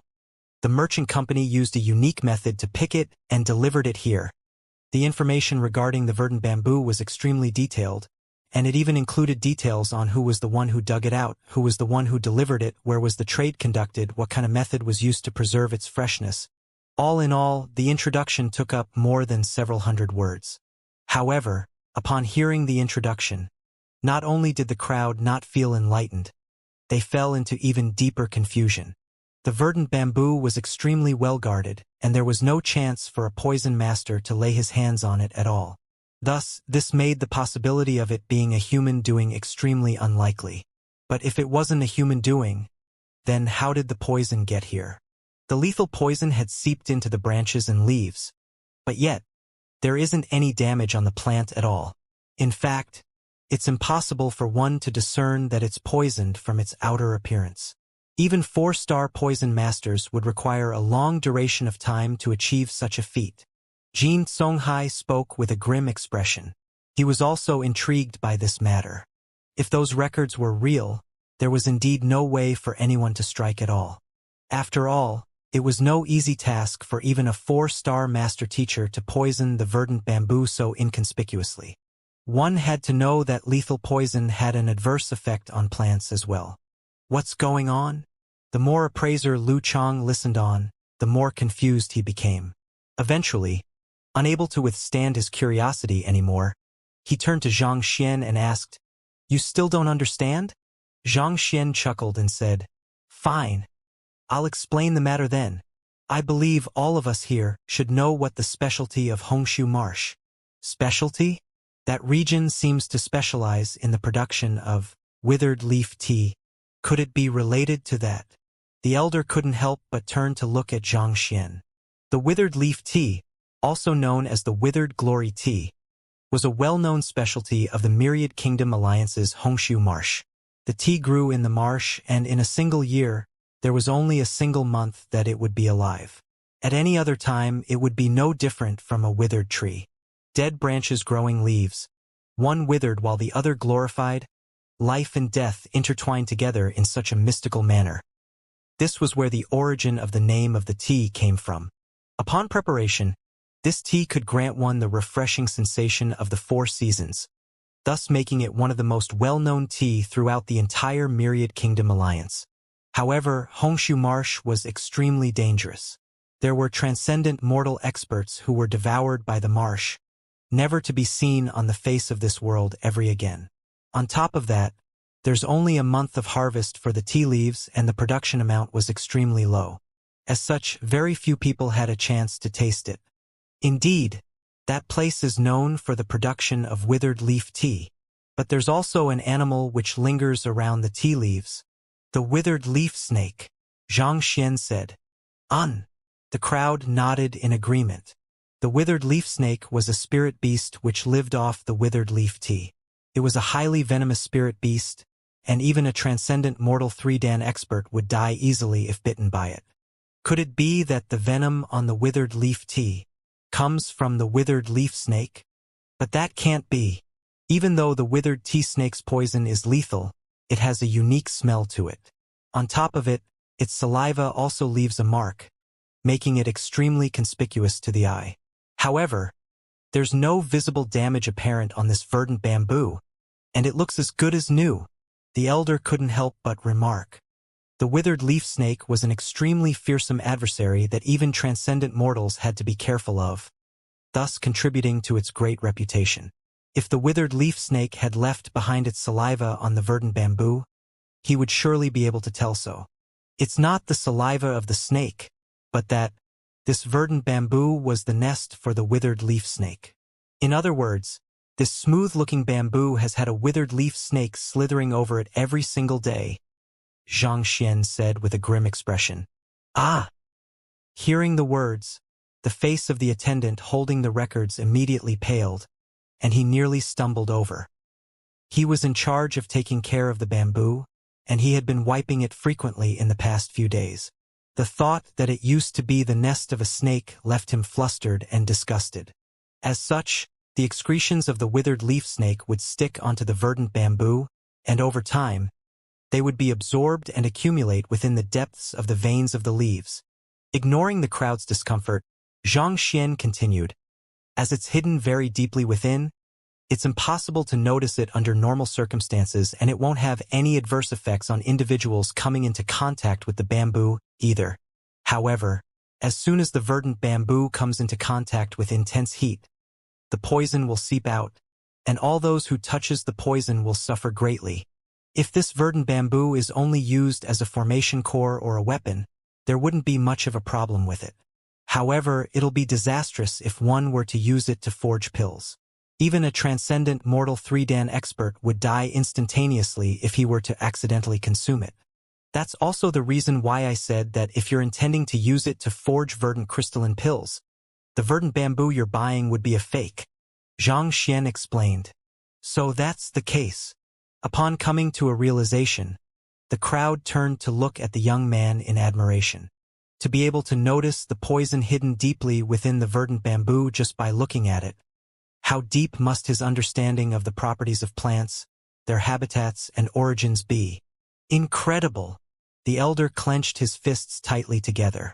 Putting all other things aside, just the other party's eye of discernment was already far superior to his own.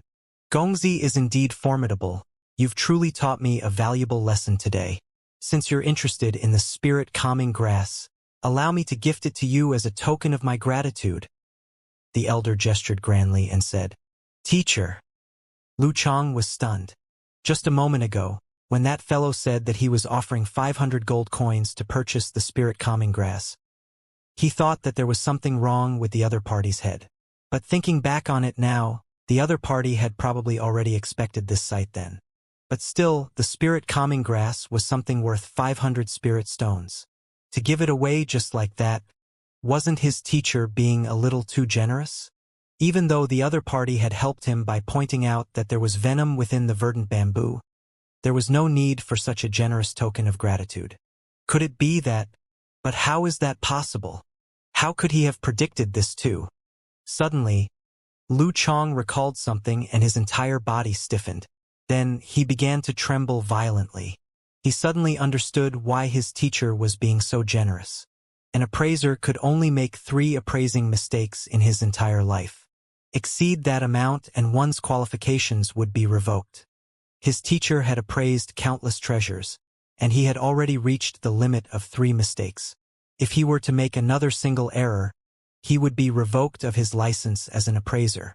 In other words, if the other party hadn't interfered and his teacher were to have this verdant bamboo forged into a pill, even if no one were to die from this incident, his teacher would still lose his appraiser qualifications.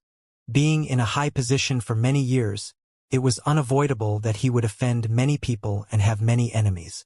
If he lost the protection of his identity, his enemies could potentially come straight for him. In other words, the other party had saved his teacher's life. Putting aside the spirit-calming grass, even if it was something even more valuable than that, his teacher would probably give it to him willingly. But the matter regarding his teacher reaching the limit of 3 appraising errors was only known among his teacher's close friends and kin. How did this fellow find out about it? And if he didn't know about it, how could he be so sure that his teacher would give the spirit-calming grass to him out of gratitude? Recalling the encounter a moment ago on the first floor, could this young fellow be actually an incomparable expert appraiser? As such a thought flashed across Lu Chang's mind, the hurriedly turned to look at the young man in an attempt to confirm his evaluation, only to see the young man reply with a righteous look. How can I accept such a valuable present as a gift? Sun Chang, pass this senior 500 gold coins. We have to pay the sum that we agreed on so that this elder doesn't make a loss. Pooh! It was just a moment ago that Lu Chang thought that the other party was an expert. But upon hearing those words, Lu Chang's body swayed violently, and he nearly spurted a mouthful of blood. The heck! To speak such shameless words so brazenly. Where is your dignity? What was the difference between 500 gold coins and not paying at all? Was this how an expert should behave? Hurriedly turning to look at his teacher, he saw his teacher wobbling unstably on his feet, and it seemed as though blood was welling up in his chest. His entire face steeled in frustration. Gongzi, this is my heartfelt gratitude. There's really no need. For money. Elder, there's no need to be so courteous with me. The young man insisted. 500 gold coins is still within my means. Lu Chang, any trash that you pick up from a battlefield would be worth that much money. Of course it is within your means. Knowing that he would definitely die of frustration if they were to continue quarreling on this matter, the elder chose to accept the gold coins. I see that Gongzi seems to be well-versed in appraising as well. May I know, who is your teacher? Could he be an appraiser as well? Lu Chang immediately became more attentive. Given how the other party was able to discover a problem, which even his teacher couldn't notice, his mastery in appraising had reached an incredible level. Such a capable young individual must have a peerless expert behind him. He was curious to know which Grandmaster Xianxia's teacher was. Our young master is Master Teacher Xianxia, and his teacher is Master Teacher Xianxia. Sun Chang stepped forward and introduced proudly. Master Teacher? The elder froze for a moment before coming to realization. His respect for the other party deepened. On the other hand, Lu Chang leaped back in shock. If only he knew that the other party had this kind of identity, he wouldn't have dared to stand against him from the start. Even though an appraiser was one of the most lucrative occupations, it still couldn't match up to master teachers. It was just like a government official and a nouveau riche. No matter how wealthy one was, the level of influence and prestige the two wielded were worlds apart. On top of that, this appraising capability of this master teacher wasn't inferior to even that of his teacher. I see, that explains your acute eye of discernment. Please do pardon me for my previous rudeness. After recovering from his momentary shock, the elder clasped his fist and said, I am Sai Xiaoyu.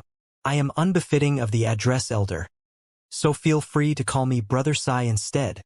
The other party's appraising capability wasn't beneath him, and on top of that, he was a master teacher as well. The elder immediately thought of befriending the other party. Sai Xiaoyu? Could you be Hall Master Sai of the Appraiser Hall? Upon hearing that name, Zhao Feiwu couldn't help but agitatedly ask. As the princess of the Myriad Kingdom Alliance and an avid reader, she knew quite a bit about the experts at the peaks, the various occupations within the alliance.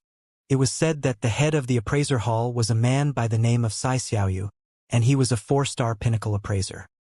He had appraised countless treasures throughout his life, and it was said that the Alliance head residents had hosted him as one of their esteemed guests before. She thought that it would be nigh impossible to meet such experts, and never in her dreams did she expect to find one being taught a lesson and scammed of a spirit calming grass right before her. The position of a hall master is just a result of my old buddy's flattery. It's not worth mentioning. Upon being recognized, Sai Xiaoyu shook his head with a smile. I see, so it's Hall Master Sai. This is great. I just happen to have something that I require your help on. Upon learning of the other party's identity, Zhang Xian's eyes lit up and he asked, I heard that a soulless metal humanoid has been found in Honghai City. May I know if the news is true, and if so, where it is? This was the main reason why he came to Honghai City. Since this person was the head of the appraiser hall, if the news was real, he would definitely be aware of it. Soulless metal humanoid? I see. Brother Zhang is here for that. Hall Master Sai chuckled upon coming to a realization. The rumors are true, and it is currently in the appraiser hall right now. The auction would be carried out tonight. Tonight? Zhang Xian clenched his fists tightly together, and a troubled look slowly crept onto his face. It was already afternoon by the time the group arrived at Honghai City, and they spent quite a bit of time strolling around the appraiser hall as well. Judging from the current time, wasn't the auction about to start already? Yet, he didn't even have a single spirit stone on him at the moment. Without any money on him, he would probably be expelled right at the door, less to say participate in the auction. One must know that it was a common procedure for larger auctions to demand an entrance fee so as to sieve out true buyers from the troublemakers. Otherwise, if everyone could enter freely, it might cause chaos in the auctioning. Indeed, it'll be conducted 2 hours later. If Brother Zhang is interested in the auction, I can reserve a suite for you, Sai Xiaoyu said. I'll be thanking Brother Sai in advance then. Nodding his head in agitation, Zhang Xian continued, May I know how many spirit stones will it require to win the soulless metal humanoid? Only with sufficient information could he make thorough preparations. The soulless metal humanoid is something left behind by the soul oracles, so it's rather difficult to estimate its price. Our primary evaluation has priced it at 1,500 spirit stones, but considering the atmosphere in the auction, its final price will definitely be jacked up to at least 3,000 spirit stones. Sai Xiaoyu explained before turning to look at Zhang Xian with a smile. Why? Is Brother Zhang interested in the matter? I am. It's just that I'm a little short on funds. Zhang Xian scratched his head awkwardly. Short on funds? Sai Xiaoyu chuckled. There's no need for worry about that. I have some savings of my own, so I can lend some of it to you to make up for the amount you are lacking. May I know how much money are you short of? You're willing to lend some money to me? Great. Xianxia gazed at Sai Xiaoyu in gratitude. I am still lacking 3,000 spirit stones. Can you lend the money to me? Sai Xiaoyu. Lu Chong. Everyone. 3,000 spirit stones should be sufficient for you to take down the soulless metal humanoid. To borrow so much money, does that mean that you don't even have a single spirit stone on you? A dark line streaked across Zhao Feiwu and Jin Songhai's foreheads. It was no wonder why this fellow offered gold coins each time he tried to buy something. They thought that it was an eccentric quirk of an expert, but to think that there would be such a practical reason to it. To think of buying the soulless metal humanoid without any money on hand, just the thought of it left them faint-headed. Cough, cough. Sai Xiaoyu coughed. He nearly choked to death on the other party's words. Brother Xianxia, do you not have even a single spirit stone on you? That's right. Without any hesitation, Xianxia nodded his head. He had only started with a total of 10 or so spirit stones, and he had used it all in the midst of the journey. As such, his pockets were completely empty at the moment. Even though he had almost 100 million gold coins in his storage ring, gold coins weren't really in use here. In a sense, it wasn't wrong to say that Xianxia didn't have even a single cent on him. Not expecting the other party to reply so candidly, Sai Xiaoyu's face turned so red that it nearly oozed blood. In truth, it was only out of politeness that he offered to lend the other party money. After all, given the other party's capability, he was indeed a person worth befriending. Yet, the other party took it for real and asked for 3,000 at a single go. The heck! Even though he was the head of the appraiser hall, he didn't have that much money on him either. Furthermore, he had just spent 2,000 spirit stones and given away a stalk of spirit calming grass. Even if you wanted to exploit the rich, you should at least show some restraint. You don't have that much money? Never mind then. Is there any way to earn money swiftly in the appraiser hall? Seeing the other party's expression, Xianxia immediately knew that the other party was surely unable to fork out this sum, and he shook his head in disappointment. In truth, he was only giving it a try. He didn't really think that the other party would be able to loan him this massive sum of money. Besides, the both of them had only just met. It would be bizarre if one was willing to lend such a huge sum to a stranger. A way to earn money swiftly? You wish to earn sufficient money now to join the auction 2 hours later to buy the soulless metal humanoid. Sai Xiaoyu and the crowd nearly spurted blood. That fellow sure knew how to dream. If it was that easy to earn spirit stones, he, as the head of the appraiser hall, wouldn't have to come over here to browse through the various artifacts in hopes of earning a profit. If there was truly such an easy way to earn spirit stones, he would have surely done it himself already. There was no reason to leave it for someone else. I have to earn 3,000 spirit stones before the auction. Xianxia nodded.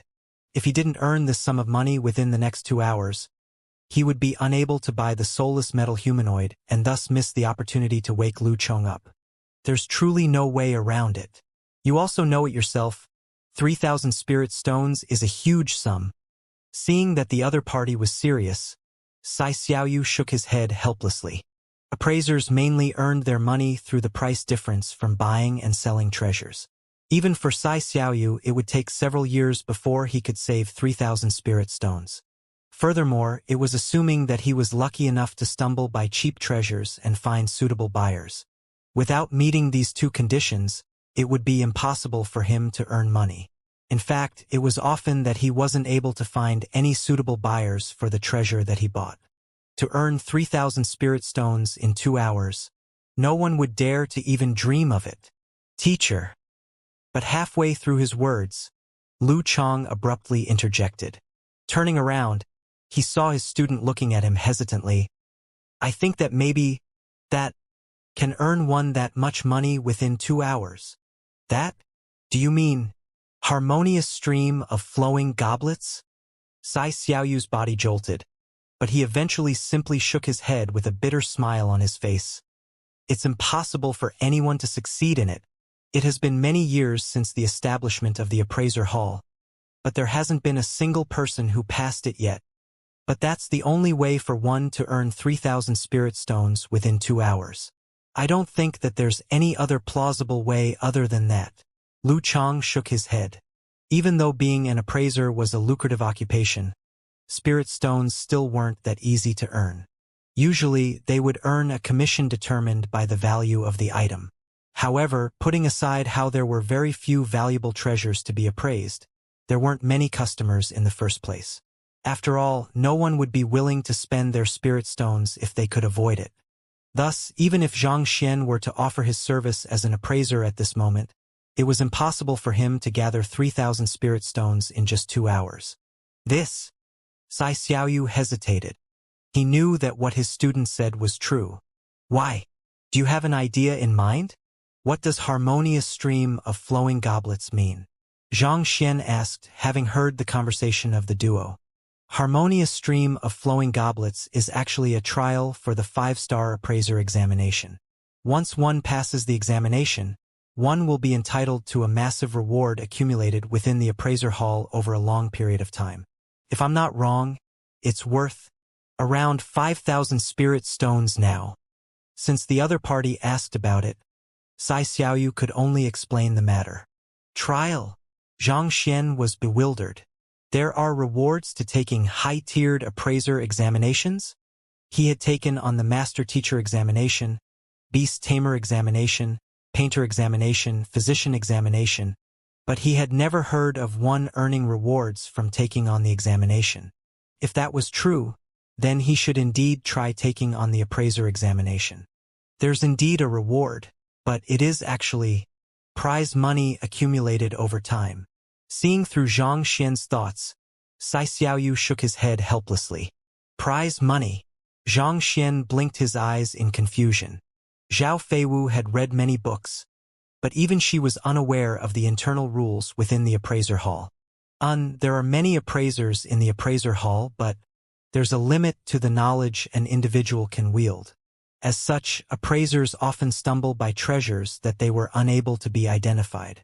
Some of these treasures had been discussed by innumerable appraisers throughout generations, but no one was able to accurately identify what they were. Thus, in order to dispel their doubts, some of our predecessors chose to offer monetary incentives out of their own pocket to attract others to come forward, examine, and identify these treasures, as well as to encourage their juniors to study hard and solve these mysteries. However, even until date, no one has succeeded yet. As time passed, the reward grew larger and larger, and to date, it has already reached 5,000 spirit stones. Xiaoyu said. While the reward was indeed tempting, but how could be easy to identify the treasures that countless predecessors had failed to successfully appraise? There's such a matter? Xianxia widened his eyes in shock. This seemed somewhat similar to the wall of dilemma of the Physician Guild. No matter how impressive a guild was, there would always be problems that would stump them. Indeed, it has been long since the founding of the appraiser hall, and many talented appraisers have given it a try. However, no one had yet to succeed. Xiaoyu shook his head. The reason why he didn't bring it up was simply because it was way too hard. He was the most impressive appraiser in the Myriad Kingdom Alliance, but even he was helpless before it, needless to say, a youngster like Xianxia. Yet to succeed? But since no one knows what those treasures are, how do you ascertain whether someone has succeeded or not? Xianxia asked in puzzlement. Since even the predecessors were unable to identify those treasures, then who could confirm if one's answer was right or not? After all, if no one could identify those treasures, no one could say for sure whether one's evaluation was right or not. When a treasure reaches Sprit rank, it'll gain wisdom. As long as there's no mistake in one's description, one will be acknowledged by the treasure.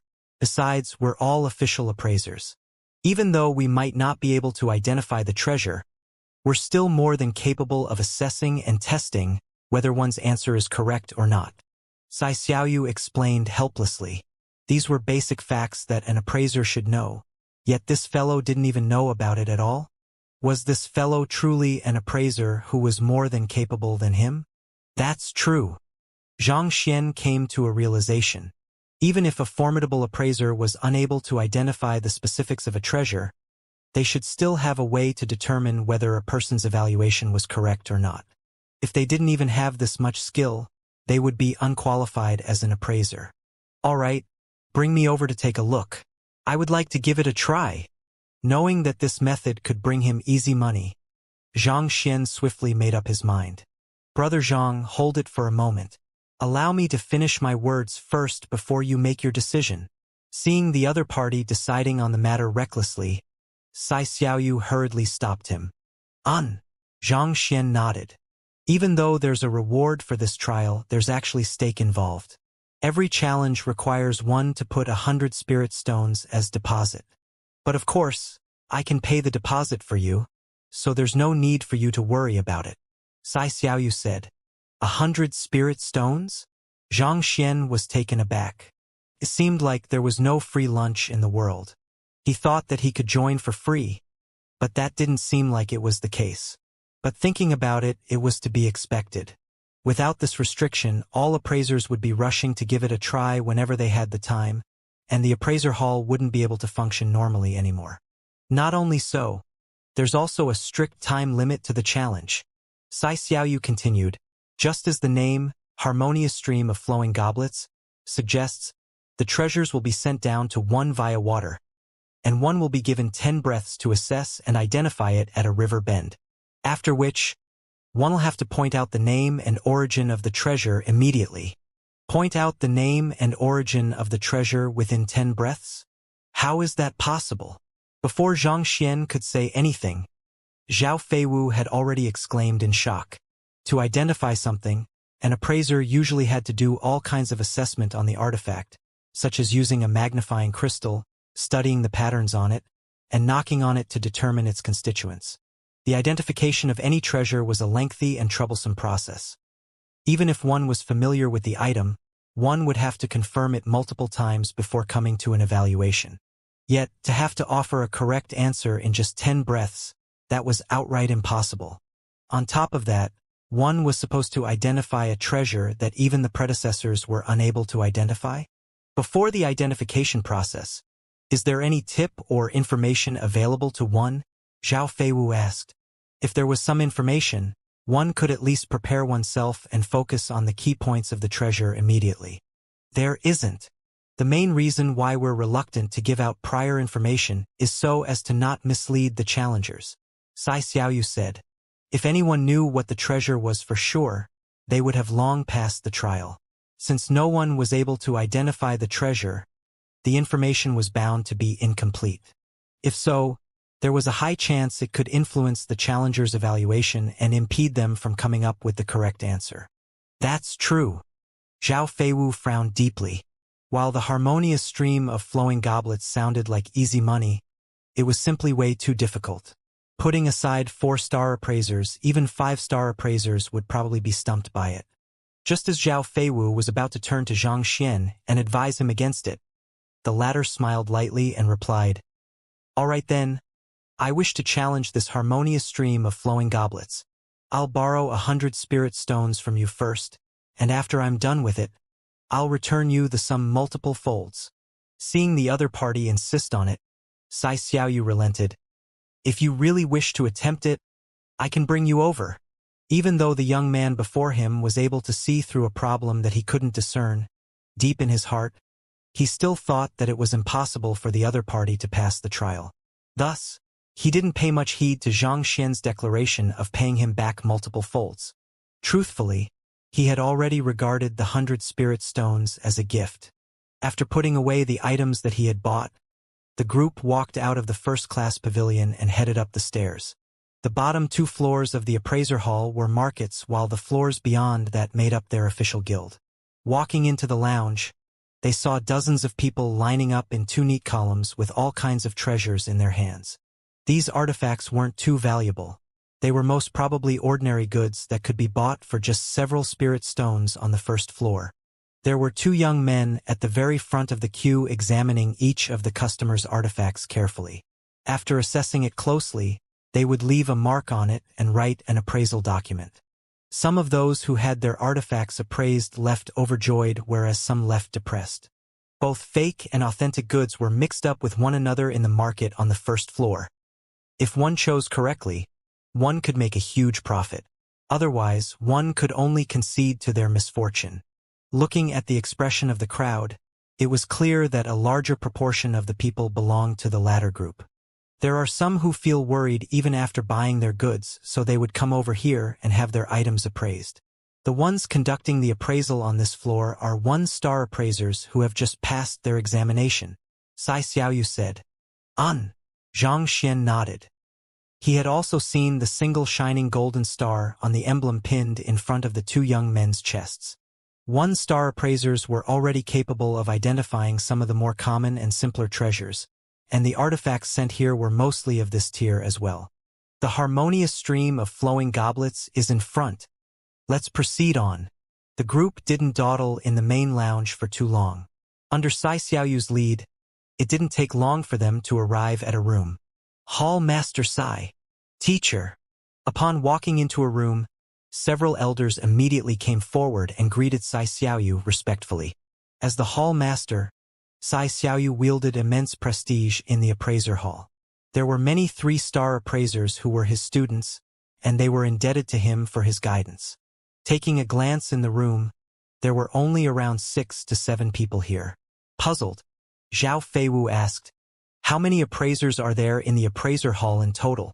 Upon hearing the question, a bitter smile appeared on Xiaoyu's face as he shook his head.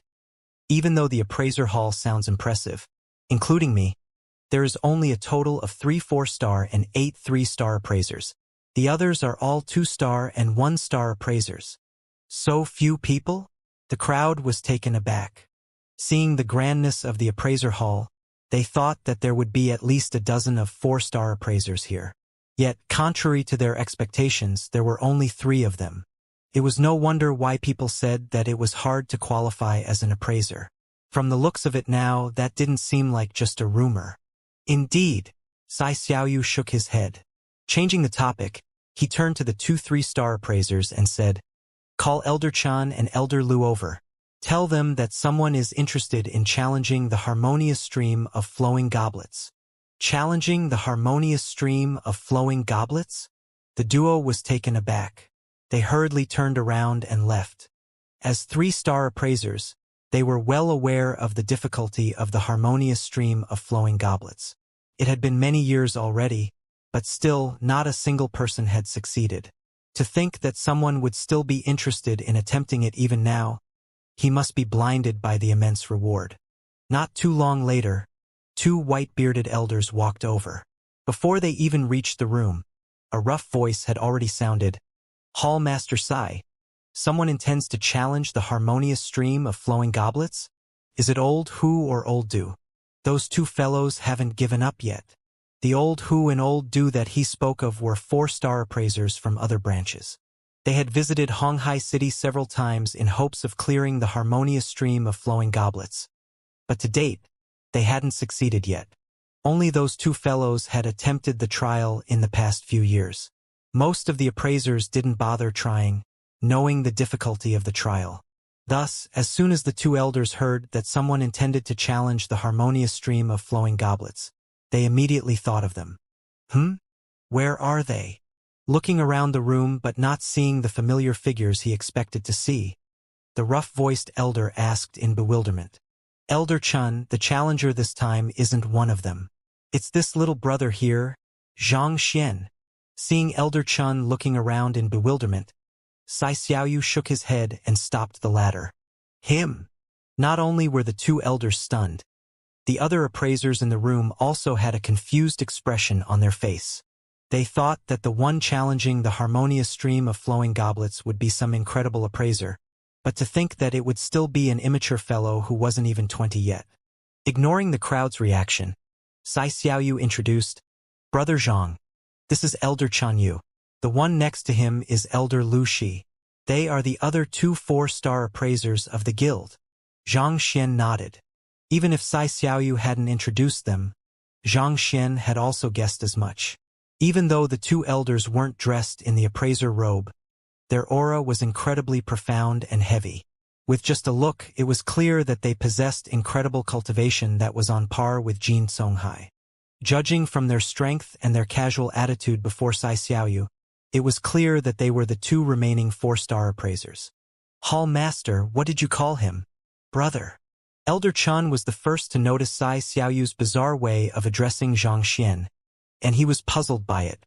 As the head of the appraiser hall, his standing was so high that everyone, with the exception of them two, had to address him as teacher.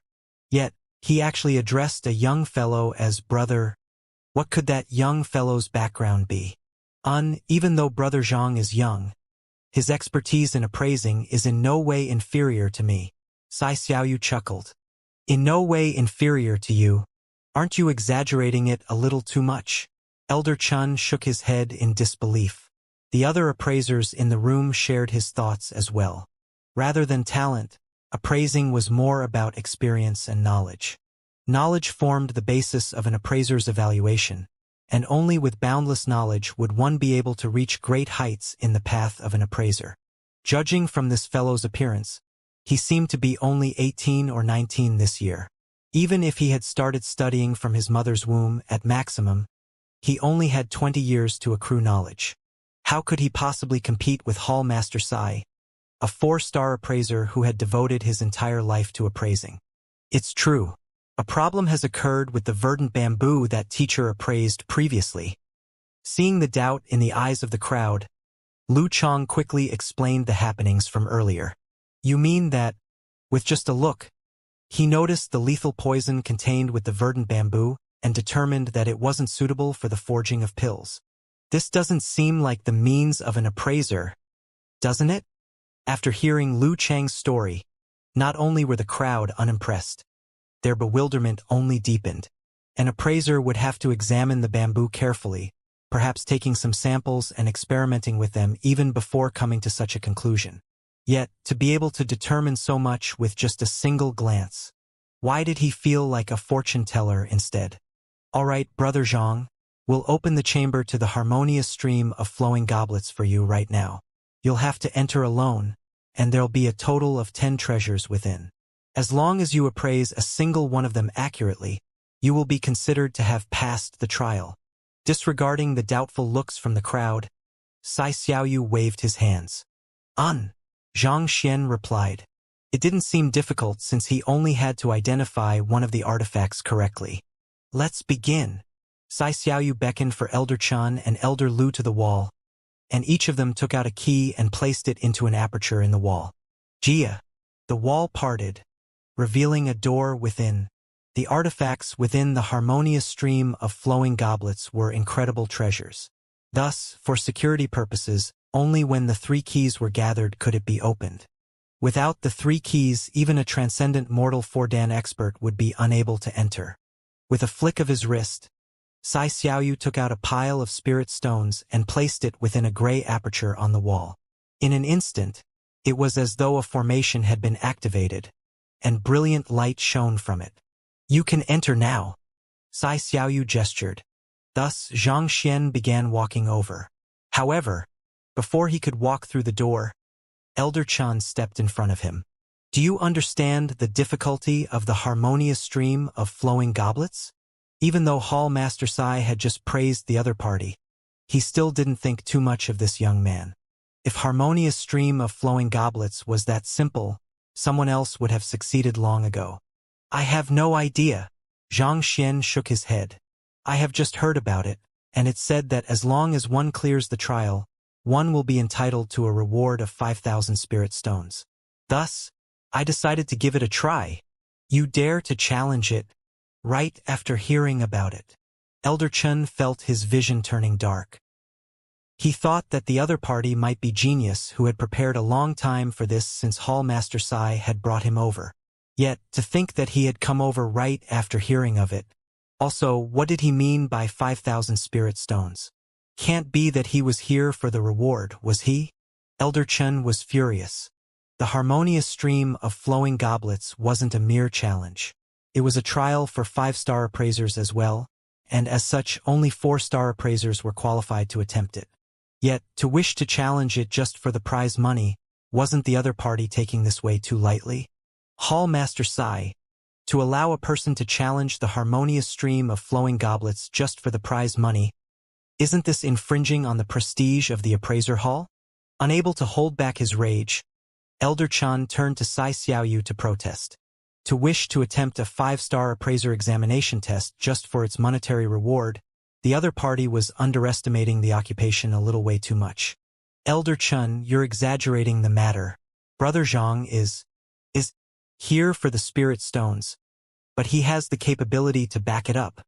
Sai Xiaoyu intended to speak up for Zhang Xian, but after a moment of hesitation, he realized that this fellow was indeed here for the spirit stones. Capability to back up his words?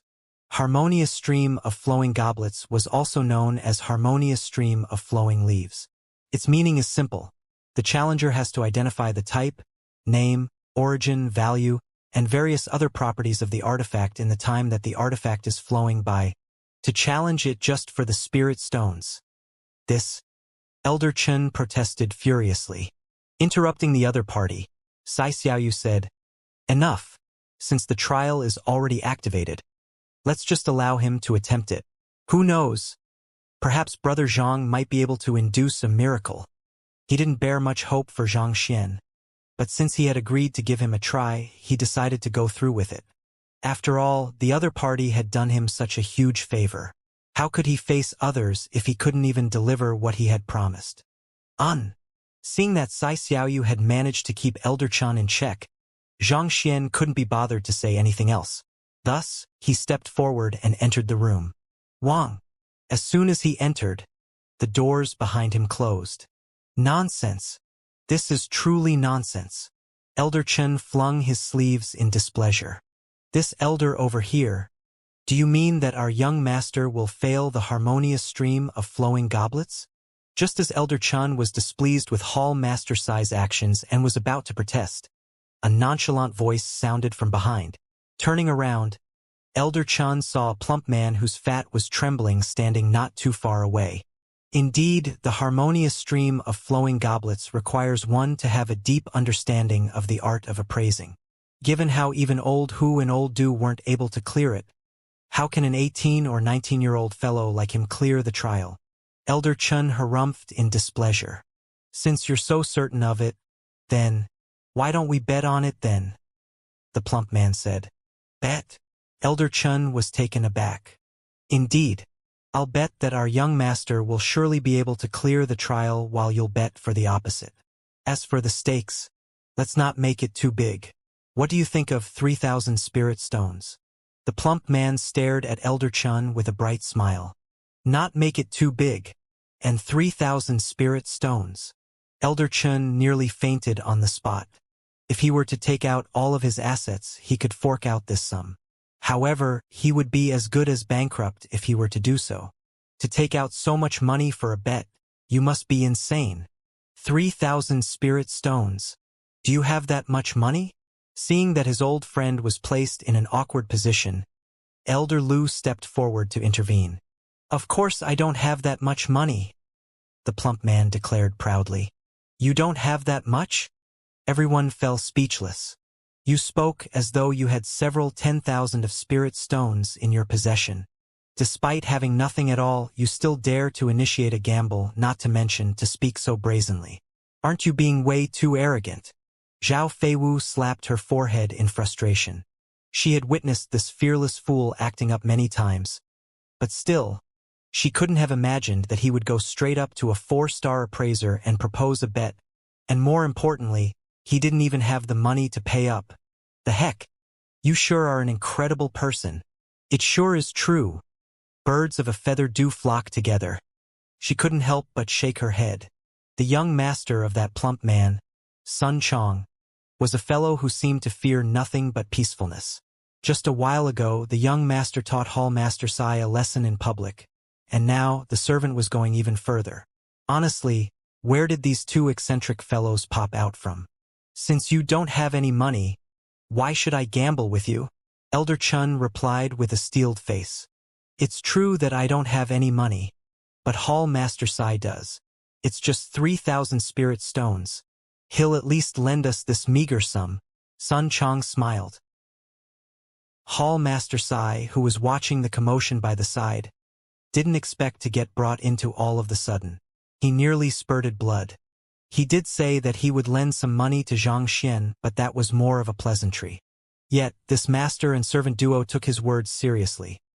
Putting aside how one tried to borrow 3,000 spirit stones from him for an auction, the other one was now trying to get 3,000 spirit stones from him for a gamble. Do you all know what politeness is? Can you all show some restraint? Do you all need to be so darned? Aye. Hall Master Sai was just about to explain when the plump man before him shook his hands casually and said, even if Hall Master Sai is ungrateful decides to disregard how our young master helped him, Zhao Feiwu Gongzi would also surely loan the sum to us. It's just 3,000 spirit stones. To Gongzi, it doesn't mean anything much. Zhao Feiwu, I'm just an innocent passerby. Why did you have to involve me in the conflict? Hall Master Sai's eyes also flipped over. What do you mean by calling me ungrateful and disregard how your young master has helped me? Haven't I given him a spirit-calming grass already? In fact, I even suppressed all opposition and paid 100 spirit stones for him so that he can enter the harmonious stream of flowing goblets. Is this not considered as repaying the favor? The duo was just about to protest when Sun Chong shook his hands and spoke up once more. Look, neither of them are disagreeing with me. This shows that 3,000 spirit stones mean nothing to them at all. Don't worry, if we were to lose, we'll surely be able to rake up the money to repay you. But as for you, you just declared so confidently that our young master will surely fail.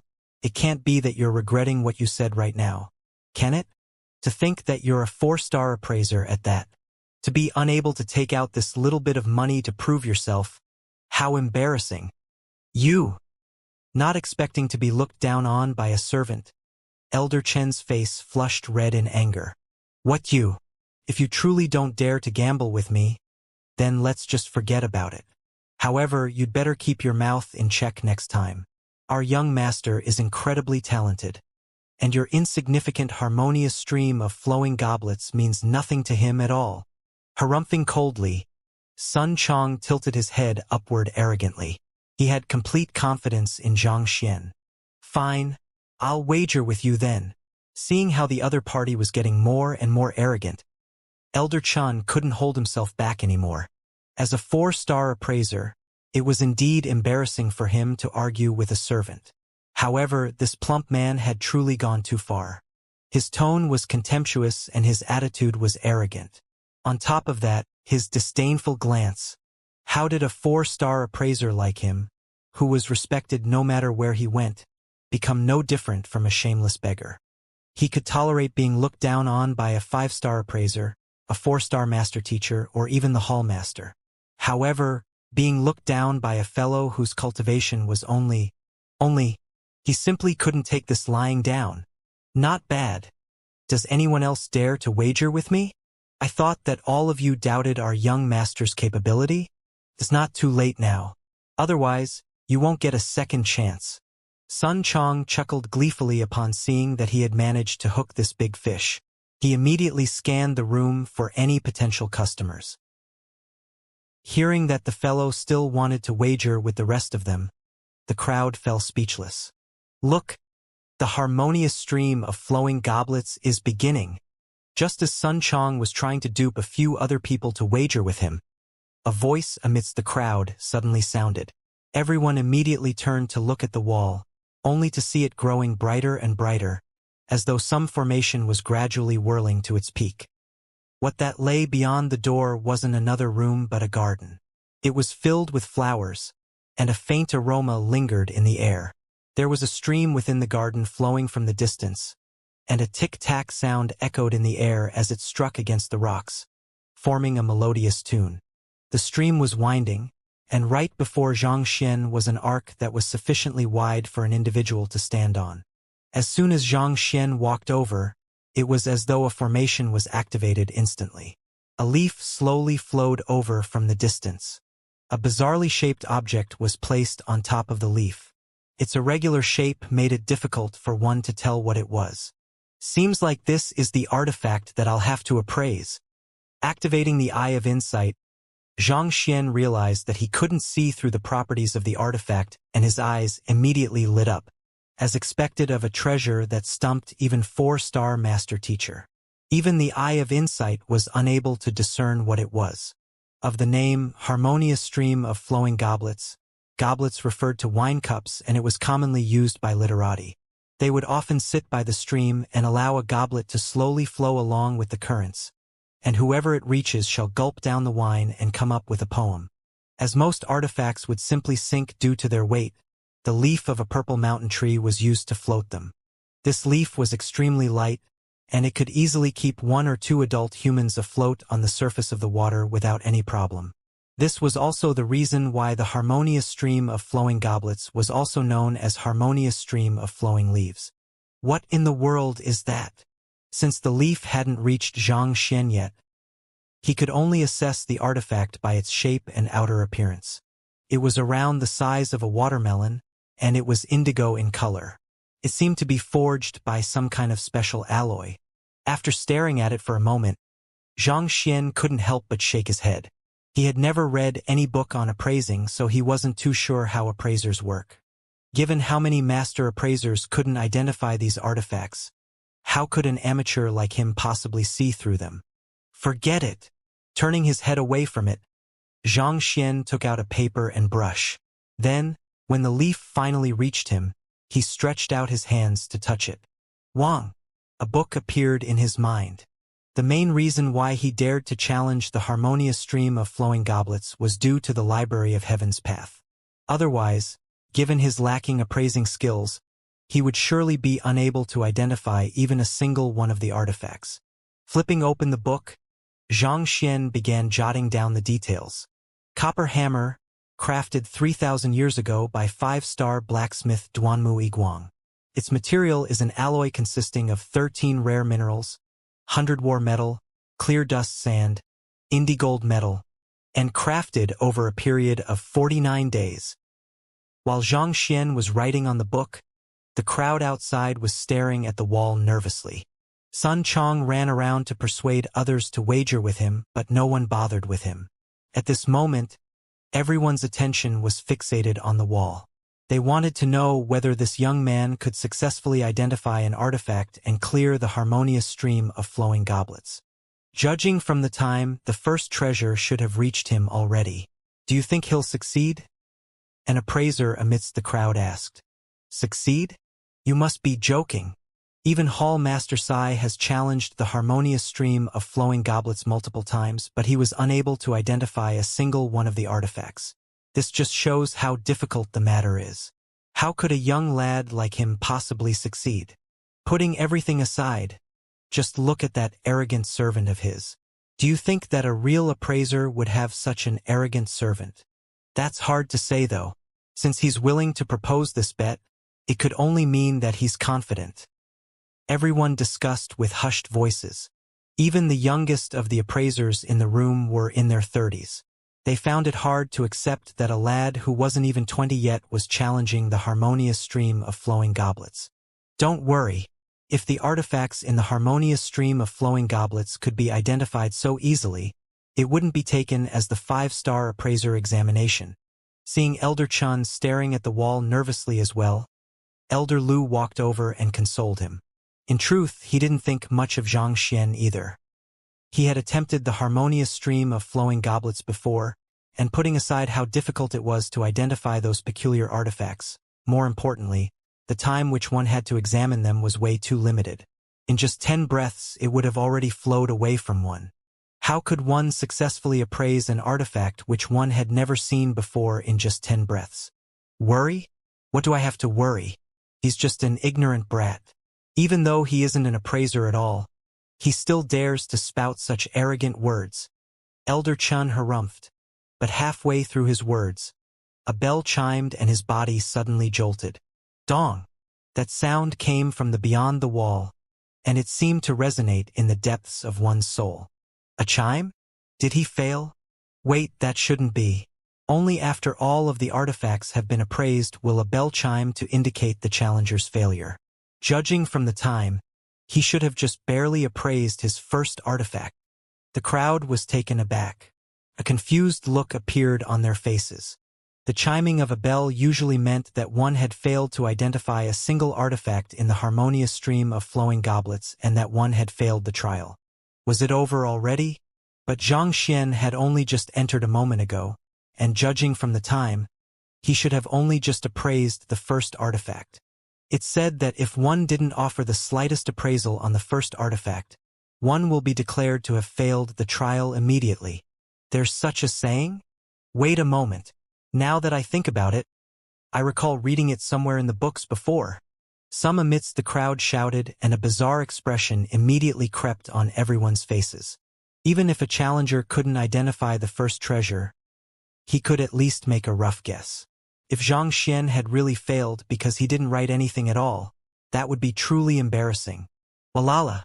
Everyone immediately turned to look at Sun Chong with eyes of sympathy. Without a doubt, this fellow had lost tragically this time. Dang lang! But at that moment, the sound of a teacup falling to the ground echoed in the room. Following which, everyone saw Hall Master Sai's body trembling ceaselessly, and his face gradually paled. That isn't a chime. It's spirit euphoria. In other words, not only did he manage to identify the artifact, he even gained the acknowledgement of the artifact's spirit. Spirit euphoria? Elder Chun and Elder Lu stared at one another and froze. How is that possible? The chiming should be heavy and deep, but this sound is sharp and resonates with one's soul. Only the legendary spirit euphoria is capable of inducing such euphoria in one's heart. Hall Master Sai said. This. The duo staggered. Thinking back, given the agitation they had just felt from the sound a moment ago, it was indeed unlikely to be the doing of a bell chime. Could it be really spirit euphoria? But how was that possible? Elder Chen's face twitched, and his lips turned white. He had just proudly declared that the other party surely wouldn't be able to identify even a single treasure, yet not only did the other party manage to do so, he even induced spirit euphoria. Did he have to be so formidable? The acknowledgement of a treasure, spirit euphoria. This is the call that formidable spirit weapons induce when they're excited. This. Hearing Hall Master Sai's words, all those who shot gazes of sympathy towards Sun Chong were dumbfounded. It was as though someone had forced a turtle into their mouth, making it impossible for them to close it. They thought that this fellow would lose so tragically that he might be leaving stark naked, but he managed to make such a huge comeback. It was fortunate that no one was silly enough to wager with him previously. Otherwise, the one who would be leaving stark naked would be them. As cold sweat drenched their backs, they subconsciously turned to look at Elder Chun, only to see his face steeled and his forehead marked with black streaks. He looked as though he would faint at any moment. 3,000 spirit stones. Even though he was a 4-star appraiser, he was probably doubting the meaning of life at this moment. Seeing everyone's expression, Sun Chong asked in puzzlement, "What does spirit euphoria mean?" Pooh! Elder Chun couldn't hold it back anymore, and a mouthful of blood spurted out. There was not a single appraiser who didn't know of spirit euphoria. In fact, even apprentices would be aware of it. Yet this fellow didn't know a thing at all. It was one thing for him to lose to a 5-star appraiser or a formidable expert, but to lose to a servant who couldn't even compare to an apprentice. Why was he so foolish as to be goaded into making the wager? Seeing how the confused plump man was about to ask the frenzied Elder Chan about the matter, Lu Chong finally couldn't watch on anymore and hurried forward to explain. You should know about how items can be divided into 5 tiers: God, Saint, Spirit, Phantom, and Mortal, right? Sun Chong nodded. This classification wasn't a secret even in Tianxian Kingdom. It was a common fact known to all cultivators. When an equipment reaches spirit tier, it'll gain spirit. It's similar to the spirit creation of paintings. Even though it's unable to think like humans, it'll be able to recognize and acknowledge cultivators. This aspect is somewhat similar to having a beast tamer acknowledge one as its master. Lu Chong continued, equipment that acknowledged a cultivator would release this kind of euphoric sound, and this is termed as spirit euphoria. As soon as it appears, a cultivator would be able to become the true master of the weapon by feeding it a droplet of his blood. Become the true master? Sun Chong widened his eyes in shock. Indeed, the artifacts on the harmonious stream of flowing goblets are treasures that countless appraisers were unable to identify. To induce spirit euphoria right after he entered, could it be that, not only did he manage to identify the artifact, he even managed to analyze the strengths and flaws of it as well? Lu Chang's face was filled with disbelief. Analyze the strengths and flaws? Every top-notch equipment is forged with a blacksmith's heart poured into it, but due to the limitations of material and the skill of the blacksmith, flaws will appear on even the most formidable treasures. As long as this kind of flaws is made up for, the equipment could reach higher tiers. An equipment possessing spirit is aware of its own flaws, but as it's unable to communicate with anyone, it's unable to find a way to make up for them. Some experts could easily find these flaws and earn the acknowledgement of the spirit of the equipment. However, this is a skill that only high-raked blacksmiths possess. Why would it appear in an appraisal? The more Lu Chang explained, the more confused he became. The main responsibility of an appraiser was to determine the identity of an artifact and its background. As for the flaws and strengths of the artifact, that was beyond their means. That was a skill that only skilled blacksmiths who had achieved a profound understanding of equipment would have. Could it be that the fellow inside wasn't just an appraiser but a formidable blacksmith as well? Was that why he could easily identify the treasure and analyze its strengths and flaws? Finally recovering from his shock, Elder Lu turned to his old friend and consoled. The first artifact that appears happens to be an equipment. If he's a blacksmith, it's not too surprising for him to be able to identify it. However, an appraiser has to be more than capable of identifying weapons. Paintings, antiques, medicinal herbs, and even cultivation techniques and battle techniques. They must be well-rounded in all aspects. The 10 artifacts of the harmonious stream of flowing goblets cover the various occupations. If he's just a blacksmith, he'll only be able to identify the first one. Blacksmiths had an in-depth understanding of equipment. It wasn't completely impossible for Xianxia to be capable of identifying an equipment swiftly, find its strengths and flaws, and win its acknowledgement. However, it was a pity that the harmonious stream of flowing goblets tested one on one's appraising ability, not on one's understanding of equipment. The 10 artifacts didn't just consist of equipment. There were many other items as well. No matter how knowledgeable Xianxia was in the field of equipment, he would only be able to identify one. Elder Lu was in the midst of consoling his old friend when they heard the plump man beside them muttering to himself. Right?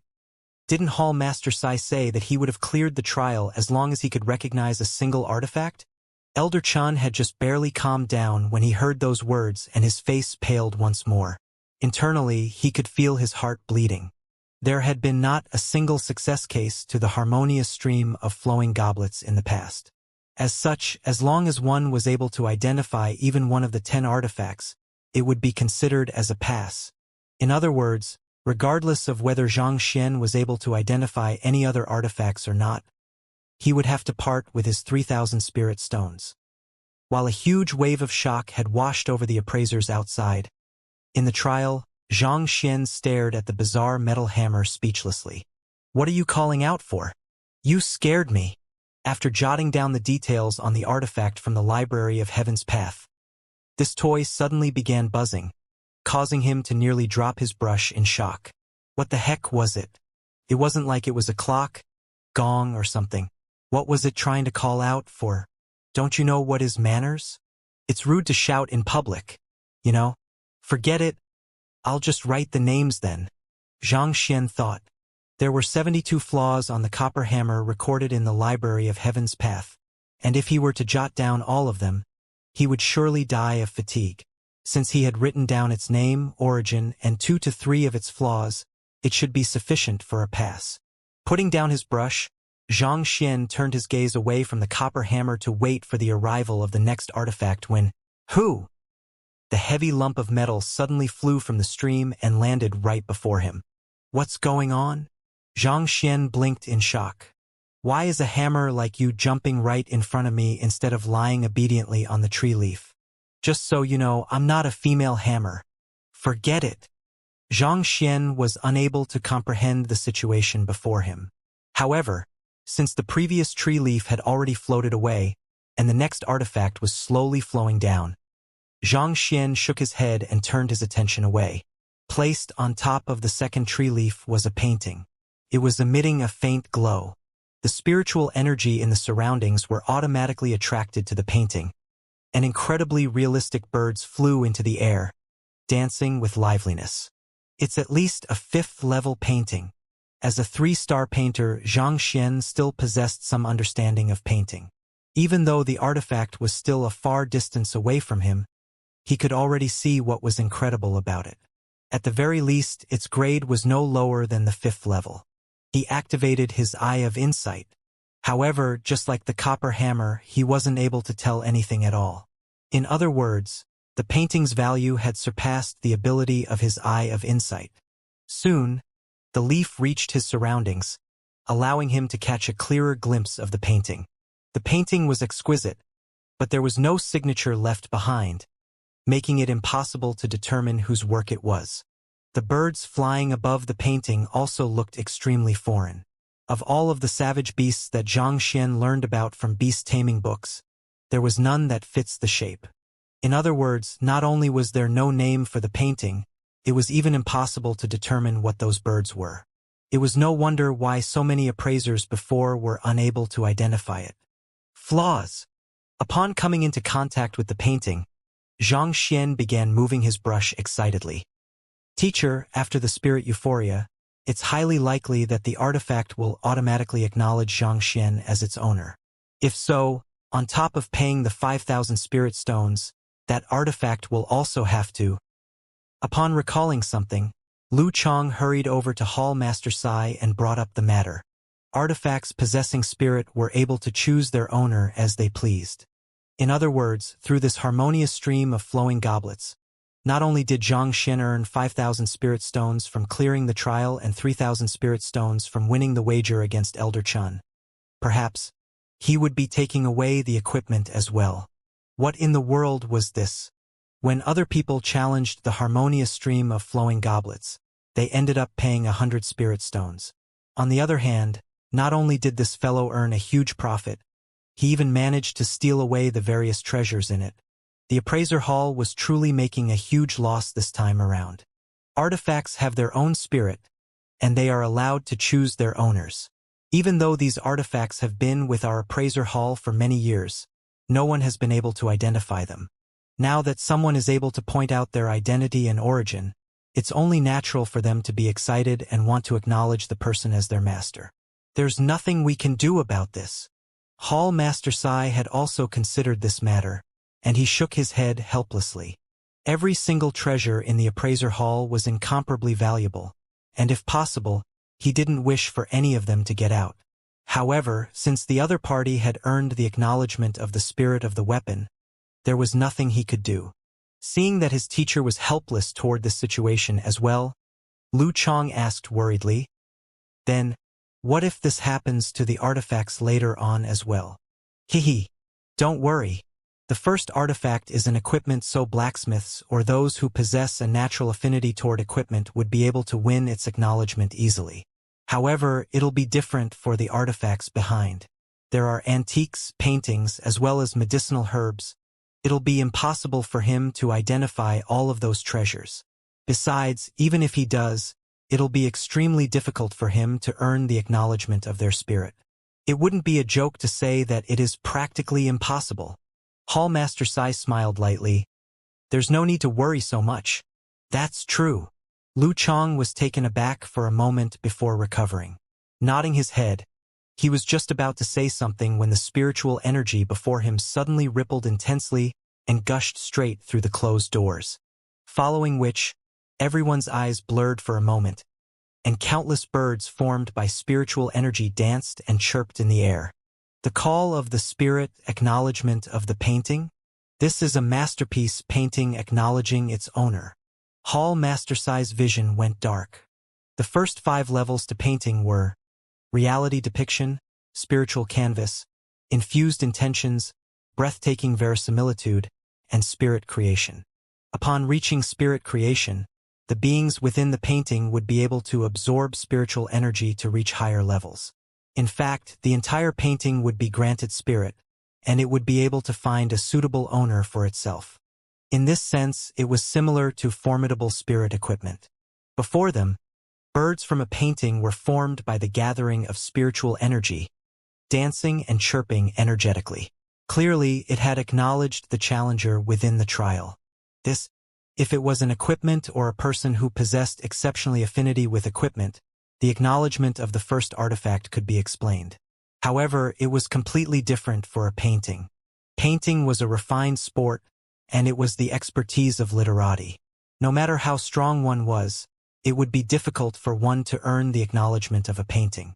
The only way to earn its acknowledgement was to understand the true artistic conception contained within the painting and comprehend its true meaning.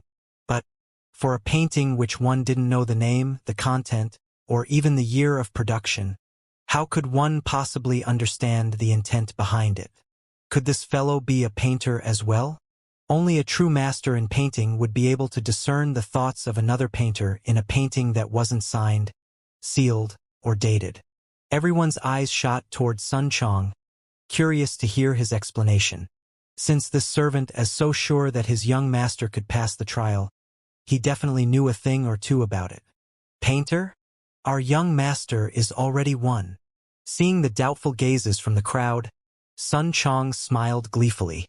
Placing his hands behind his back, he tilted his head upward proudly. On top of that, he created a fifth-level painting through a savage beast. To him, this is just a walk in the park. Created a fifth-level painting through a savage beast? Everyone's mouths twitched. One would have to at least be a 3-star painter to create a fifth-level painting.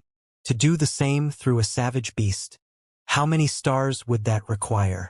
Even the 4-star painters that they knew weren't capable of such a feat. It just happens that he's knowledgeable in equipment and painting. This doesn't truly reflect his appraising proficiency. Perhaps, it might just be luck? An appraiser amidst the crowd said. However, after saying those words, putting aside whether there was anyone willing to believe his words, even he found his own words hard to believe. Seeing how everyone was shocked speechless, and Elder Chun even seemed to be on the verge of collapsing, perhaps due to the sympathy he felt for his fellow appraisers. Hall Master Sai scanned the surroundings and said, "We'll know whether it's luck or not in the next artifact. If I'm not wrong, it should be a celestial treasure. These kinds of items appear randomly and no one can replicate them. No amount of prior knowledge of other occupations can help him on this. This is the purest form of appraisal." If it was truly luck, and Zhang Xian had only happened to identify the first 2 artifacts due to his double identity as a blacksmith and painter, it would surely be impossible for him to do the same for the rest of the artifacts. I really do hope that he fails to identify the other artifacts. The artifacts in the harmonious stream of flowing goblets are all incredible treasure left behind by the predecessors, and every single one of them can fetch an astronomical sum. 2 of them have already recognized him as their master. If this goes on, I fear that our appraiser hall will go bankrupt. Elder Lu muttered pitifully. That's true. Hall Master Sai's mouth twitched as well. Just identifying the artifact itself was sufficient for one to pass the trial, but this fellow went ahead and had the artifacts acknowledge him as their master. They had already lost 2 artifacts. If this were to go on, it would be a huge blow to the appraiser hall despite its affluence. Don't worry, I've challenged the harmonious stream of flowing goblets before, and the third one is a celestial treasure. Elder Chun finally managed to suppress his urge to spurt blood and gritted his teeth. There are no records on what material it is made of, and it's even unclear as to whether it has a spirit or not. It'll be nearly impossible for one to identify it. Needless to earn its acknowledgement. Celestial treasures were extremely rare in the world, and they weren't recorded in the books. As such, it was nearly impossible to call out their names. Furthermore, it was unclear whether it had a spirit or not. Thus, it was nearly impossible to have it acknowledge one as its master. However, as soon as he said those words, a chuckle sounded. You mean that our young master won't be able to identify the object and earn its acknowledgement? The one who spoke was still Sun Chong. Humph! Elder Chen flung his sleeves. There's no need for you to get displeased. How about this? I'll give you a chance to earn back your money. Let's continue to wager 3,000 spirit stones. If our young master is unable to identify what the object is and earn its acknowledgement, we'll call off the debt. Otherwise, you'll owe me another 3,000 spirit stones. How about it? Sun Chong stared at Elder Chen with glowing eyes. Aye. Elder Chen's lips quivered. He wanted to agree to it, but he didn't dare to do so. He had just said that it was impossible for the other party to pass the trial, but the fellow went ahead to earn the acknowledgement of 2 of the artifacts. Who knows what would happen this time? You're chickening out again? I'm giving you a chance, but you sure don't know how to make use of it. With guts like yours, I truly wonder how you can call yourself a 4-star appraiser and a transcendent mortal expert. Sun Chong glanced at Elder Chen disdainfully. You! Not expecting to be looked down by a servant twice in just a few short minutes, Elder Chen's face flushed red, and he looked as though he would faint from anger at any moment. Enough! At that moment, another fatty walked out from Sun Chong's back and bellowed. Seeing someone stepping out to speak up for him, Elder Chen heaved a sigh of relief. He was just about to thank the other party when he heard the other party's words. You've to consider matters from Elder Chen's perspective as well. What if he doesn't have sufficient money to pay you back if, by chance, he loses? Butler son, you should learn to be more understanding. It isn't easy for him either. Poor people have it rough, you know. This can't be helped at all. Pooh! After hearing those words, Elder Chen spurted another mouthful of blood. At this moment, he was completely frenzied. Appraiser was one of the most lucrative occupations in the world. As a 4-star appraiser, he was one of the top of the trade. Even though his wealth couldn't be said to be able to compare up to an entire nation, he wasn't too far from it. Yet someone was publicly saying that he was poor. Pour your head. Fine, let's wager then. Who's afraid of whom? Unable to hold back his rage, Elder Chen bellowed. That's a promise then. However, what if you don't have any money to repay your debt after you lose? Sun Chong shot his accomplice, Yuan Tao, a look of approval and chuckled. I'll borrow it from Elder Lu then. There's no need for you to worry about that. Elder Chen flung his sleeves. Elder Chen, you should reconsider the matter. Elder Lu's eyebrows twitched, and he hurriedly stepped forward to persuade the other party against it. Don't worry. I don't believe that fellow can even identify a celestial treasure. If he really is able to do so, I'll just admit my misfortune. Elder Chen clenched his jaws tightly. As a 4-star appraiser, he wasn't a reckless person. However, the 2 fatties before him were simply too infuriating. Besides, he truly believed that it would be impossible for that young man to identify a celestial treasure. One must know that this artifact that stumped even a passing 5-star appraiser. How could a fellow who popped out from nowhere possibly know anything about it, let alone earn its acknowledgement? Wang. While he was still immersed in his thoughts, a crisp buzz sounded from the room. It was similar to the call from before. The acknowledgement of a treasure, spirit euphoria. He was acknowledged by the celestial treasure. Elder Chen's face paled, and he suddenly burst into tears. To be able to win even the acknowledgement of a celestial treasure, what kind of monster was the other party? How in the world did he manage to do it? Ding dong! However, he wasn't stunned for too long. Various sounds echoed from within soon afterward. It didn't feel as though Xianxia was in a trial. Rather, it felt as though he was in a music room, and various melodies mixed in with one another. Hall Master, I think we should forcefully terminate the trial. Hearing the various sounds within, Elder Lu couldn't hold himself back anymore and suggested, terminate. If we don't terminate it now, I fear that our appraiser hall might be shut down by him. Elder Lu's lips twitched. This? Hall Master Sai's face steeled. It would be formidable if anyone else can recognize 1 out of 10 artifacts. Yet not only did this fellow manage to identify all of them, he even won their acknowledgement in the midst of doing so. If he were to continue on like this, he might really make a clean sweep of the treasures within the harmonious stream of flowing goblets. You should quickly make up your mind. If he continues on like this and claims all of the artifacts, what should we do in the future? Let's just terminate it now.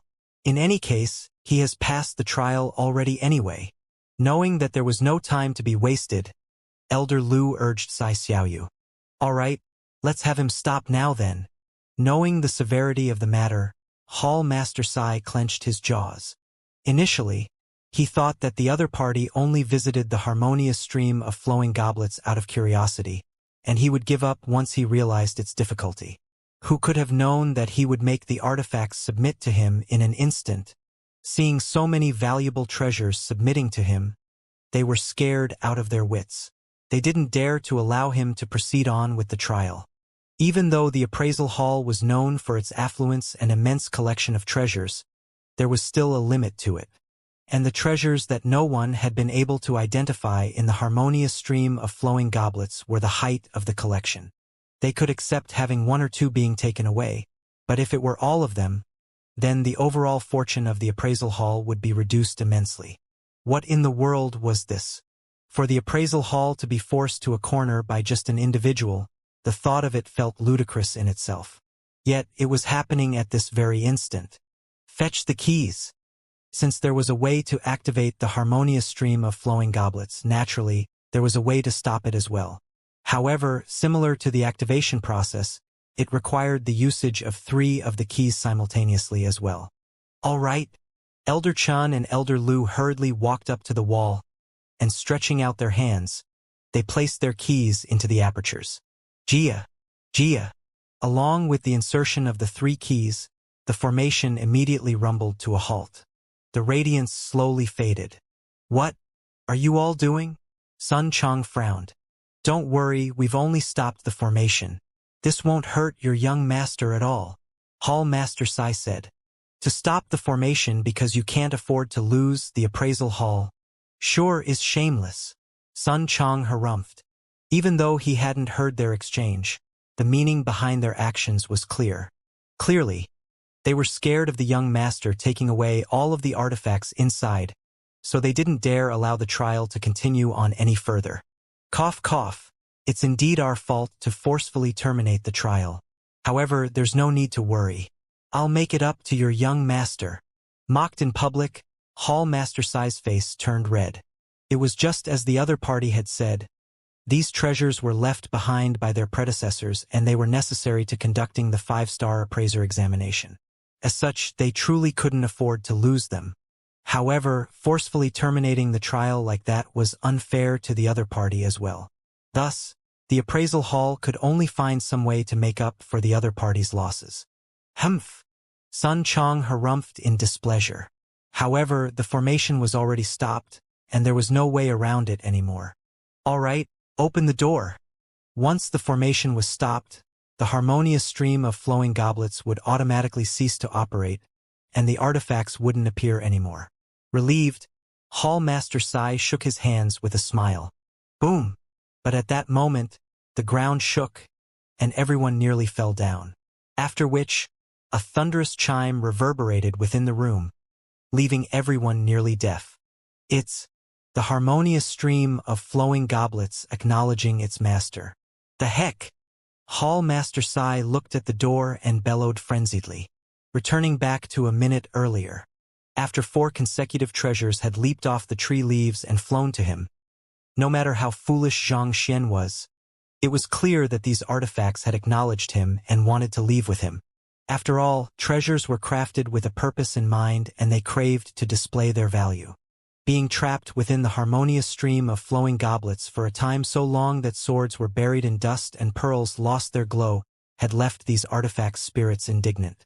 As such, as soon as they were identified, they immediately submitted to Xianxia. I won't hold back then. His mouth slowly curled out as he stretched out his hand and swiftly kept the treasures who leaped off the leaves into his storage ring. Even though Xianxia wasn't very knowledgeable about treasures, he could tell that they were valuable based on their descriptions in the Library of Heaven's Path. In any case, they were definitely worth more than a few hundred spirit stones. He would be insane to turn down these valuable treasures. After putting away those objects, while he was waiting for the next artifact to appear, the harmonious stream of flowing goblets suddenly shook and stopped. The flow of water also abruptly halted. Could it be that this artifact has something wrong with it as well? Xianxia frowned. The harmonious stream of flowing goblets was driven by a formation, and logically speaking, its flow shouldn't stop until all 10 of the artifacts appeared. Why did it suddenly stop when only 4 had appeared? Let me see if I can fix this. Doubtful. Xianxia stretched out his hands and touched the stone pedestal. The harmonious stream of flowing goblets should be similar to the various trials of the master-teacher examination. Most likely it was a spirit tool used to control the water flow and protect the treasures. Since it came to an abrupt stop, it probably meant that it was malfunctioning. However, Xianxia wasn't worried at all. After all, he had the Library of Heaven's Path. As long as it was a flaw or loophole, he could easily determine the problem and find a solution to it. A book appeared, and browsing through it, he picked up his brush and started writing some words down. The harmonious stream of flowing goblets is a spirit low-tier tool, and it's a part of the appraiser hall. Right after writing just a few flaws, a buzzing sound echoed and the entire place began to shake, as though expressing its intimacy toward Xianxia. This toy can be taken away as well? Sensing that the attitude of the harmonious stream of flowing goblets was similar to that of the artifacts he identified before, Xianxia was astonished. If he could take the harmonious stream of flowing goblets away, didn't it mean that he could claim all of the treasures here in one go? Let's give it a try then. Chuckling softly, Xianxia issued the harmonious stream of flowing goblets a command, and as he expected, it didn't try to resist him at all. The entire tool was placed inside his storage ring. What the heck? It really worked.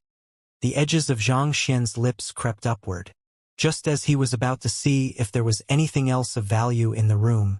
Jia! The door opened abruptly and Hall Master Sai, Elder Lu, and Elder Chan rushed in. Yo you! You took the harmonious stream of flowing goblets as well. Upon seeing the empty room, the lips of the 3 4-star appraisers quivered. They stared at the young man before them as if he was a monster. Are you sure you're here to challenge the harmonious stream of flowing goblets and not to sweep away everything within it? A moment ago there were still mountains, flowing water, flowers, but all that was left now was an empty room devoid of anything. You aren't here to challenge the trial but to take away everything of value in the appraiser hall. Xianxia, the harmonious stream of flowing goblets is property of the appraiser hall. It represents our prestige and dignity. I beseech you to leave it behind. Holding back the urge to spurt blood, Hall Master Sai uttered with a scarlet face. It was just a moment ago that he addressed Xianxia as Brother Zhang, but at this moment he didn't dare to do so anymore.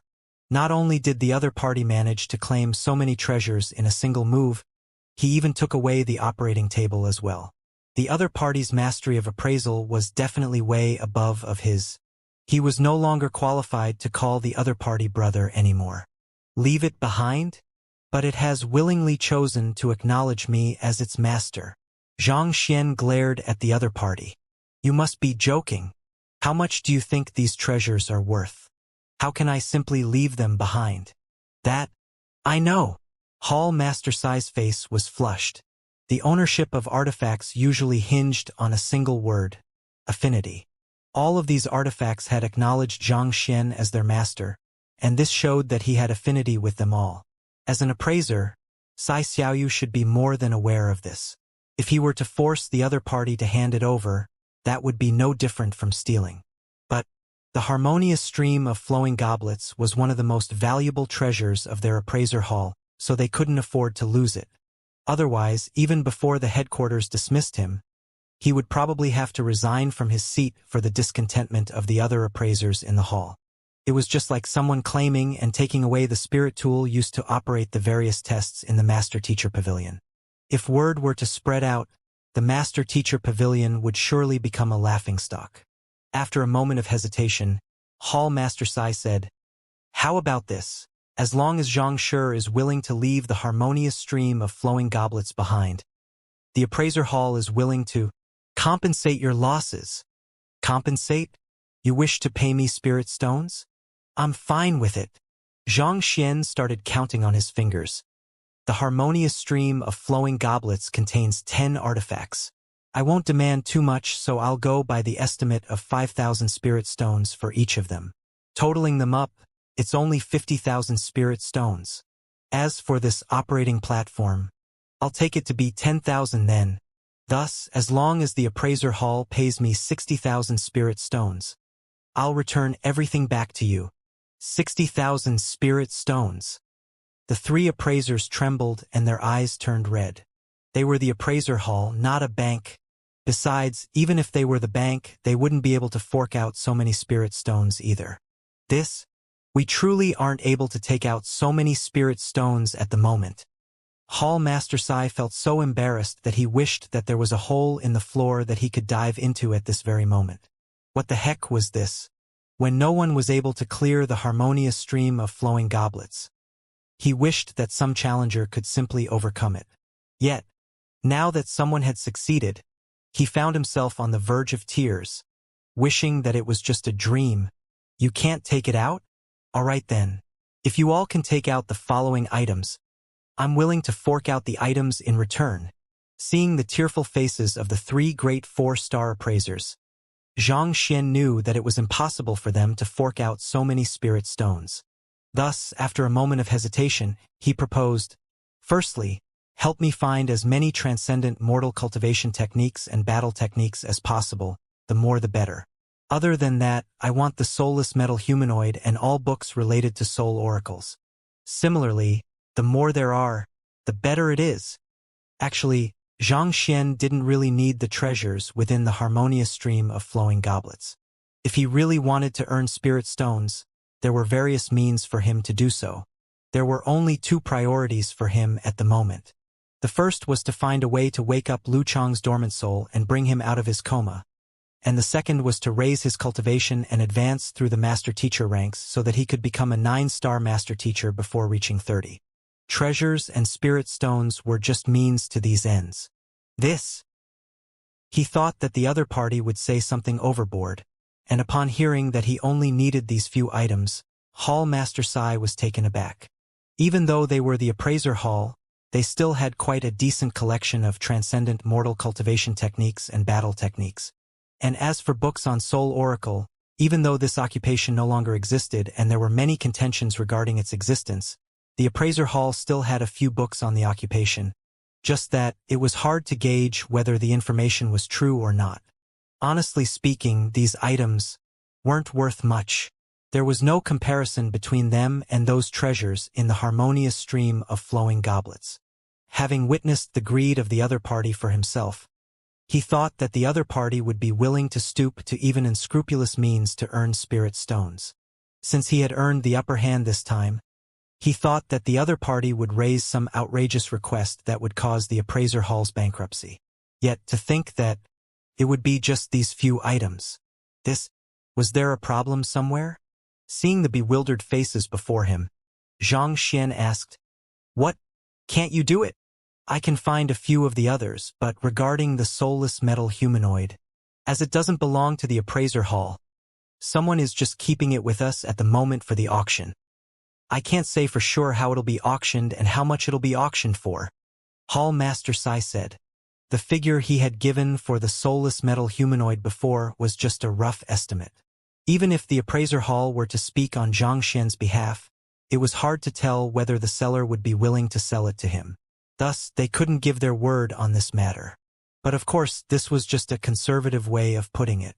In comparison to other powers in the region, the influence of the appraiser hall was immense. On top of that, the item was to be auctioned on their territory.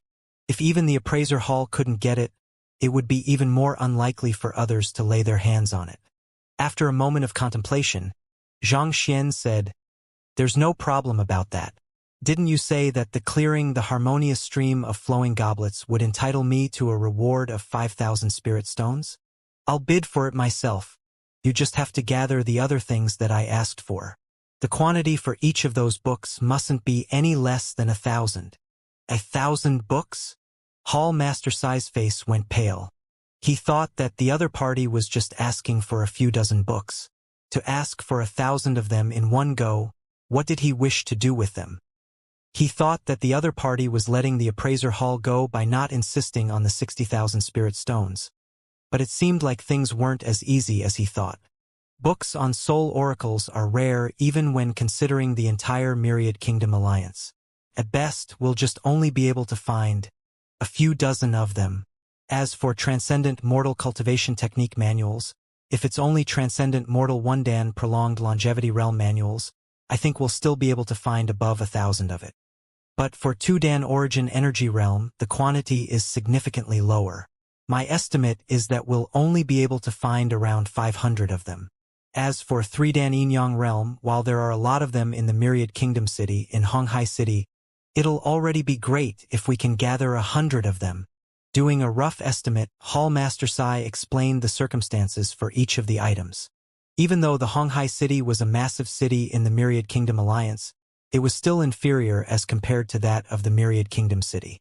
As such, it wasn't as easy to gather over 1,000 manuals here. This was especially so for Transcendent Mortal 3-Dan Cultivation Technique manuals. Even if one were to search through all of the powerful clans in the city, it would be hard to find 100 of them. On top of that, every single clan valued their manual as their greatest treasure and they didn't allow it to go out into the public. Even if the appraiser hall were to exert its influence, it would be hard to gather them. That's fine as well. I'll take whatever that's available. So go ahead and look for them. Knowing that he was limited by the geographic boundaries and that it was already great if he could gather this much here, Xianxia nodded and agreed to it. Then, flicking his wrist, he took out the harmonious stream of flowing goblets. He was willing to return this to the other party, but as for the other 4 artifacts that had already acknowledged him, they shouldn't even think about it. Thank you, Xianxia. Hall Master Sai heaved a sigh of relief and clasped his fist. Don't worry about it. All right. I would like to get the 5,000 spirit stones from clearing the trial now. Xianxia waved his hands. I'll go get it for you now. Hall Master Sai walked out. Not too long later, he returned, and with a flick of his wrist, a bunch of spirit stones appeared in front of him. The spiritual energy in the surroundings immediately rippled, forming a mini tornado. Scanning through it and confirming that there were around 5,000 spirit stones in the pile, Xianxia chuckled and put it all away in his storage ring. After keeping the items away, Xianxia was about to say something when Sun Chong walked up and said, "Young master, this Elder Chun has just lost to us in a bet, and he owes us 6,000 spirit stones." Bet? 6,000 spirit stones. Taken aback, Xianxia turned to the elder and exclaimed, "To offer 6,000 spirit stones in a single go, Elder Chun, you are indeed much more generous than Hall Master Sai." "Generous?" Elder Chun cried. "How was this generosity? How did it feel more like suicide?" From Sun Chong's explanation, it didn't take long before Xianxia understood the happenings of the entire incident. "Not bad, you did well. The only thing pitiable is that the number of spirit stones at stake were too few. No matter what, it should be at least 10,000. Not expecting for Sun Chong to perform so excellently, earning so many spirit stones for him through a wager, Xianxia looked at him in commendation. 10,000. Elder Chen's lips twitched once more.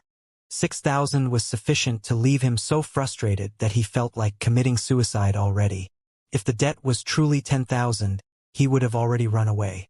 "Since I've the wager, I won't refuse to pay up. However," stepping forward, Elder Chun gritted his teeth and said, "My total fortune only adds up to around 3,000 spirit stones. As for the rest, can you allow me to repay it back in a year's time?" "A year's time? A year later. It would be useless even if you were to give me 20,000 spirit stones." Xianxia shook his head. It had only been 2 to 3 months since his journey started in Tianshan Kingdom.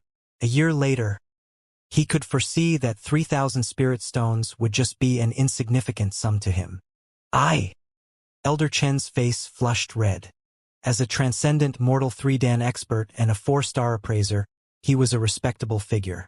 If he were to refuse to pay up after losing a wager, Even if the other party didn't do anything at all, he would die from the humiliation. Besides, if his trustworthiness was brought into question, his career as an appraiser might come to an end. Thus, after hesitating for a moment, he clenched his jaws and said, "Even though I don't have many liquid assets, as a 4-star appraiser, I do have some treasures in my possession. How about this? I'll allow you to pick any item among my treasure as compensation for the 3,000 spirit stones." Appraisers were very similar to antique collectors.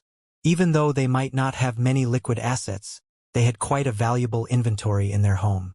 These items were treasures that he had slowly accumulated over the course of his life. If not for being forced into a corner, he would never bear to take them out. "Treasure? Let me take a look. If it's suitable, I can strike off your entire debt of 6,000 spirit stones for it." Knowing that this person would surely have some valuable possessions having dealt in artifacts his entire life, Xianxia nodded in agreement. "All right." Knowing that it was impossible to avoid this anymore, Elder Chun flicked his wrist. Walala! Before long, a pile of treasures appeared before the crowd. There were antiques, paintings, weapons, sets of armor, as well as some bizarre clay molds. There were all kinds of treasures within Elder Chen's collection, and astonishingly, its total value seemed to exceed even that of the shops on the second floor. "I only have these. Feel free to choose." Elder Chen forcefully put on a generous front and gestured.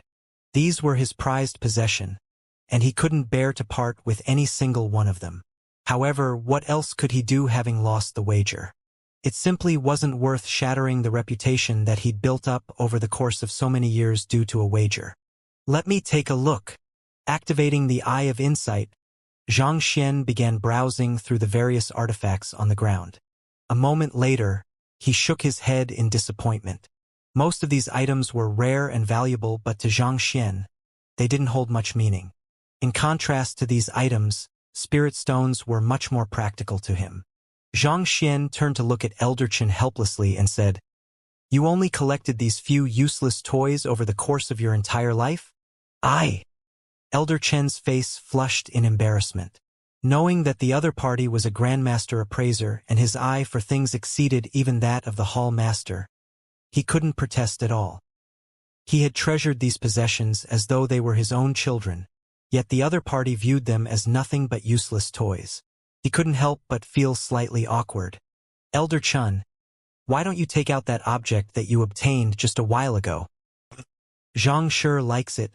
He might even trade it for 6,000 spirit stones." Just when Elder Chan was at a loss, he heard Elder Lu's telepathic message. "That object." Recalling something, Elder Chan hesitated for a moment before nodding his head. Turning to Zhang Xian, he said, "Zhang Shi, please hold on for a moment. I have an object that I've been unable to identify ever since I received it. I'll bring it over now. If even that doesn't interest you, then I've nothing else to offer you anymore." "All right." Hearing that the other party still had another treasure, Zhang Xian nodded in agreement. He wasn't in a hurry anyway. Elder Chun turned around to leave, and around half an hour later, he returned, and with a flick of his wrist, a black object appeared before him. It was a fist-sized black sphere, and no matter how one looked at it, it seemed to be nothing more than an ordinary ball of lead. "You call this a treasure?" Sun Chong took a glance at it and protested. "Elder Chun, aren't you trying to take advantage of us if you wish to use this to call off the entire debt?" "Aye." Elder Chen's face flushed. "You're misunderstanding, Elder Chun," Hall Master Sai said. "This object was dug up from an ancient tomb 10 years ago, and even though it doesn't seem like anything much, it's invulnerable. We've tried quenching, burning, slashing, and smashing, but nothing could leave a mark on it. We've studied it innumerable times, but we weren't able to determine what it is. Since you don't know what it is, how can you say that it's a treasure?" Sun Chong refuted. "You can't really put it that way. Could be possible that it is N or that no one has ever seen before. If one used it to craft a weapon, one would surely be able to forge a top-notch weapon," Hall Master Sai said. "Use it to forge a weapon? Putting aside whether it's possible or it'll surely be a troublesome and lengthy process. Sun Chang harumphed. Enough. Allow me to take a look at it first. Interrupting Butler Sun's words, Xianxia stepped forward. He had tried to examine the metal ball with the eye of insight, but to his astonishment, he realized that he was unable to see anything about it. In his time in the appraiser hall, he learned that the true treasures were among the objects that he couldn't see through with his eye of insight. Thus, he grabbed the ball and muttered flaws internally. Who? A book appeared in the library. Xianxia quickly flipped it open. Celestial Designer's Mechanical Container, forged by the Celestial Designer Institute with complex mechanical systems. It can't be opened without knowing the specific sequences required to do so. It's likely that some important treasure is hidden within it. Flaws. After which were the various flaws of the object. There are only 17 flaws? Even though the Library of Heaven's Path didn't label the value of the object and Xianxia had never heard of the Celestial Designer Institute, he was still astounded by the number of flaws contained in the object. The flaws that the Library of Heaven's Path could detect ranged from the material of the object to the technique used to craft it, covering nearly all fields possible. Take the first artifact from the harmonious stream of flowing goblets, the copper hammer, for example. Even though the Eye of Insight couldn't determine any problem with it, the Library of Heaven's Path was still able to find a total of 72 flaws. But of course, it didn't mean that the fewer flaws there were, the more valuable an artifact would be. It was also related to the complexity of the artifact. The more complex an artifact was, the more likely it was that there would be flaws in it. This object was known as the Celestial Designer's Mechanical Container, and based on its description, it was clear that there was a system far more complex than the copper hammer contained within it. Yet, despite being more complex than the copper hammer, there were so few mistakes with it. Didn't that mean that the value of this object far surpassed that of the copper hammer? Treasure. This was definitely a treasure. Xianxia, are you able to determine what this artifact is? Seeing that Xianxia had examined the object for a long time already, Elder Chun couldn't help but ask out of curiosity. Hall Master Sai and Elder Lu also turned over as well. They had studied this artifact for many years, and they had utilized all means available to them to examine it. However, they were still unable to come to a conclusion. The fellow before him had such a great appraising ability that he could even earn the acknowledgement of the harmonious stream of flowing goblets. Perhaps he might really be able to see through it. I'm not able to tell what it is exactly as well, so I might require some more time to examine it. Understanding the logic of keeping one's wealth a secret, Xianxia chose to hide the matter. After a moment of hesitation, he said, "All right, even though I'm unable to determine what this artifact is, I think that there's something deeper to it as well. I'll trade this for 6,000 spirit stones then. What do you think of it?" Fine. Not expecting that this artifact could replace the 6,000 spirit stones, Elder Chun heaved a long sigh of relief. At the same time, he secretly sneaked a glance at the plump servant. The one that he wagered with was this fellow. Would he protest to such a decision? As a master teacher, Xianxia should still pay some consideration to his reputation. Even if this artifact wasn't worth the price, he wouldn't pursue the matter in the future. However, this servant was different. He was afraid that the other party would continue arguing with him. If that was the case, he would be put in truly tight a spot. However, after taking a glance, he saw the plump servant standing quietly at the side, not interfering in his young master's decisions at all. It seems like he respects his young master quite a lot.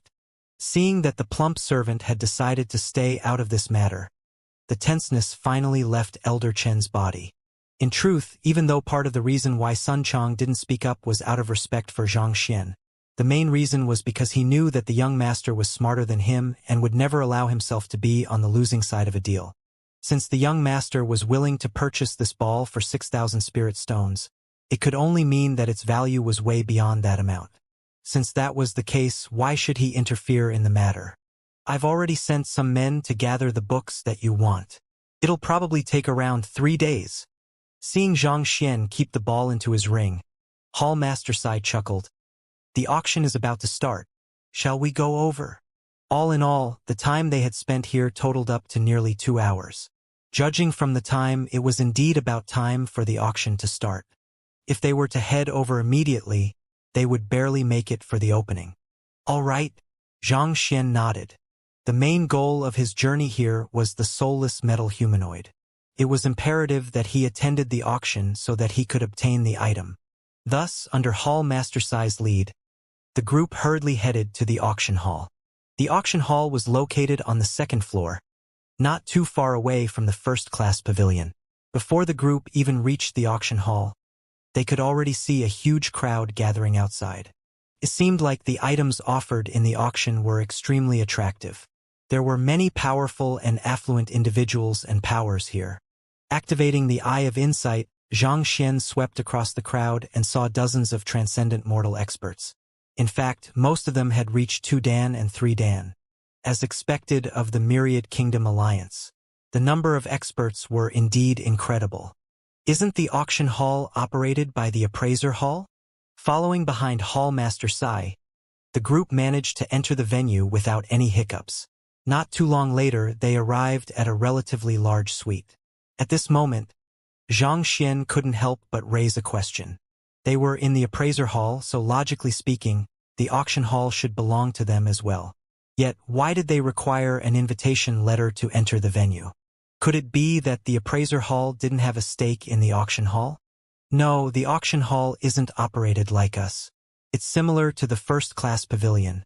It's only in a working relationship with the appraiser hall. We're in charge of appraising their artifacts while they are responsible for finding buyers and customers to conduct the auction. After all, we don't have sufficient manpower and energy to manage all of these miscellaneous affairs. Hall Master Sai answered. The strength of an appraiser lay in appraising and determining the value of an artifact. As such, they might not be as adept at running a business. Thus, it was much better to leave it to the veteran merchants instead. No wonder. Xianxia shook his head. If this auction hall was operated by them, they would have been able to arrange a meeting between him and the buyer. His chances of getting the soulless metal humanoid would have been much higher. Have you all appraised the soulless metal humanoid? May I know the story behind it? Since the auction hadn't begun yet, Xianxia asked about the soulless metal humanoid. After receiving the 5,000 spirit stones reward, he'd repaid the loan he borrowed from Hall Master Sai and compensated him with an additional 100 spirit stones. Thus, he had a total of 4,800 spirit stones on hand at the moment. Even though Hall Master Sai was rather confident that it was sufficient for him to take away the soulless metal humanoid, Xianxia still felt that he should listen to the details to make a judgment himself. All right, Hall Master Sai nodded. Around a month ago, an elder came to the appraiser hall and requested that I appraise an artifact. The artifact seems to have been forged out of gold, and it's shaped like a puppet. After much assessment and contemplation, I determined that it is the legendary soulless metal humanoid. I sought Elder Lu and Elder Chen's opinions on the matter before coming to a final verdict. That metal humanoid is incomparably resilient, and most probably, it was crafted by having a human swallow metal while they were still alive before proceeding to use a special secret art to forge the puppet. Its body is wholesome, thus preventing the slightest bit of aura from leaking out. A formation is constructed within its body, and one can control it through spirit stones. In terms of strength, it possesses a might comparable to a transcendent mortal 3 Dan expert. While they were alive, was the soulless metal humanoid crafted out of real human bodies. Xianxia was taken aback. He had only heard about soul oracles from Pavilion Master Luo, so he wasn't too sure about the details. When he heard about the soulless metal humanoid, he thought that it would be a man-made object just like those puppets he met in the Master Teacher Pavilion when he was taking the Master Teacher examination. However, Sai Xiaoyu's words seemed to hint at something very different. Of course it isn't. Man-made puppets, just like other crafted tools, will gain spirit over time. As such, it's impossible for a human soul to delve in it. Even if one managed to do it, one's control over the puppet would still be lacking. This is similar to weapons and armor. Even though they are convenient to use, one still isn't able to manipulate it as easily as one's own limbs. Hall Master Sai said. Xianxia nodded. No matter how adept one was in using tools, it could never match up to the level of control one had over one's own limbs. A man-made puppet followed the same rule as well. Even if one could drive it with one's soul, one wouldn't be able to move it as seamlessly as one's own body. However, the soulless metal humanoid is different. It's crafted using the body of a living human coated with metal. Not only is its defensive and offensive capability impressive, more importantly, it can contain a soul perfectly, making it easy for a cultivator to drive it. Legend has it that even though soul oracles had outstanding control over their souls, their physical bodies were extremely weak. As such, they possessed such powerful physical bodies with their souls to grant them immense power, thus making them a subject of fear. Hall Master Sai explained. Xianxia finally came to a realization, and he was astounded. To craft a living human into a puppet to protect oneself. This occupation sure was bizarre and vile. The reputation of soul oracles was put alongside poison masters in ancient times. They were the two most feared occupations. It is said that soul oracles, with their powerful souls, could forcibly extract a cultivator's soul from his body and forge a soulless metal humanoid through their empty body. In fact, some of the more powerful soul oracles were even able to create a fearsome army of metal humanoids. Hall Master Sai continued. This was the reason why it was struck down by the other occupations. The Master Teacher Pavilion personally led the other occupations on a crusade against it and destroyed the soul oracles, thus terminating their heritage. I only learned of the existence of the soulless metal humanoid by flipping through innumerable ancient books. Otherwise, I would have probably just thought of it as an ordinary puppet. Suppressing his anxiety, Xianxia asked, I heard that this occupation possesses the ability to wake dormant souls. May I know if it's true? Even though Luo Qianhong was a 3-star master teacher, his knowledge of this subject was definitely inferior to Hall Master Sai. Thus, Hall Master Sai's evaluation was likely to be much more accurate. The soul is a very complicated and profound subject. Only 7-star master teachers would begin to dabble in the subject. Otherwise, no matter how strong one was, even if one were a transcendent mortal 9-dan pinnacle expert, one wouldn't dare to touch in this field. The only exception to this rule are the soul oracles. Those of this occupation could even extract the soul from a living body, so waking a dormant soul should be a simple feat to them. Hall Master Sai replied with a grim expression. Upon hearing the other party confirm the matter, Xianxia heaved a sigh of relief. All right, the auction is starting. While the duo was speaking, a commotion had sounded below. Turning around to take a look, the host was already on the stage. Taking a closer look, the host was no other than Elder Chun. As a 4-star appraiser, an elder of the appraiser hall, his words felt more credible and persuasive, and in such auctions, trust was an important factor to hiking up the prices. The items on auction today cover weapons, armors, antiques, paintings, celestial treasures, the ancient soulless metal humanoid, and such, totaling up to a number of 35 artifacts. Every single one of them has been approved by the appraiser hall, and we can guarantee their authenticity. Elder Chen's gaze swept across the crowd with majesty. As soon as he reached the stage, he turned into that indomitable 4-star appraiser. Not a hint of that fellow who was forced to a corner by Sun Chong and ended up spurting blood about remained. 35 artifacts. So many. Of course, the auction of the appraiser hall is only conducted once a year. As such, all of the artifacts put up for sale are invaluable treasures. I've prepared a very long time for this auction. There are some things among the 35 artifacts that I'm determined to get. After hearing the introduction, the crowd fell into a commotion. The auction was around the size of an ordinary sparring field. People of Hall Master Sai's standing were allocated a suite, whereas ordinary customers were seated below. Some of these people were itinerant cultivators, and some of them were guests of prestigious clans as well. In any case, all of them had prepared a long time for this auction, determined to obtain the object of their desire. Looking through the window, Hall Master Sai commented, "It seems like the allure of the soulless metal humanoid is great. There are many experts here." Indeed, Jin Songhai nodded in agreement. He was a transcendent mortal 4-dan expert, and he had followed the Alliance head for quite a period of time.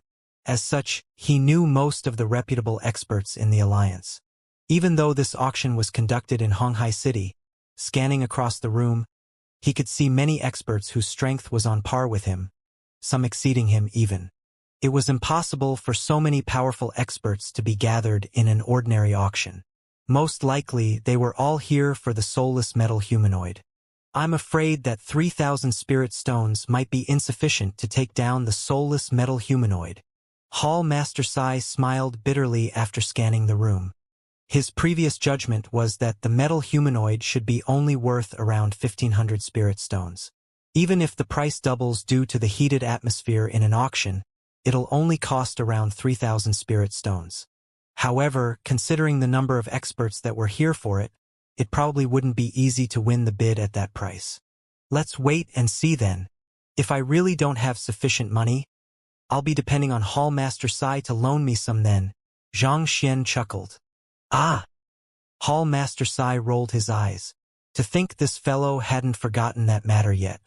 Everyone, please remain silent. The auction will be starting now. I'll be bringing up the first item now. After allowing everyone to vent their astonishment, Elder Chun smiled in delight and gestured grandly. Voila! A stone pedestal below slowly rose up, revealing a narrow and long jade box. Opening the jade box, a transparent plant appeared before everyone's eyes. It exuded a bone-chilling frost that seemed to reach straight into one's soul. Even when looking at it from afar, the crowd couldn't help but feel as though they were about to be reduced into pillars of ice. This is a 500-year-old glacier spirit grass, and it has exceptional effects for those who cultivating ice attribute cultivation techniques. If one were to forge it into a pill, one's cultivation would surely rise immensely. The minimum bid is 220 spirit stones, and every increment must be no lower than 20 spirit stones. Glacier spirit grass? This is the main ingredient for the Grade 4 Ice Soul Pill. Not only is it useful for those cultivating ice attribute cultivation technique, it is also extremely useful to transcendent mortal 3-Dan Yin-Yang realm cultivators. Indeed, this is truly a treasure, as expected of the auction conducted once a year by the Appraiser Hall. Even the first item is exceptional. I'll be taking this ice spirit grass, 240 spirit stones.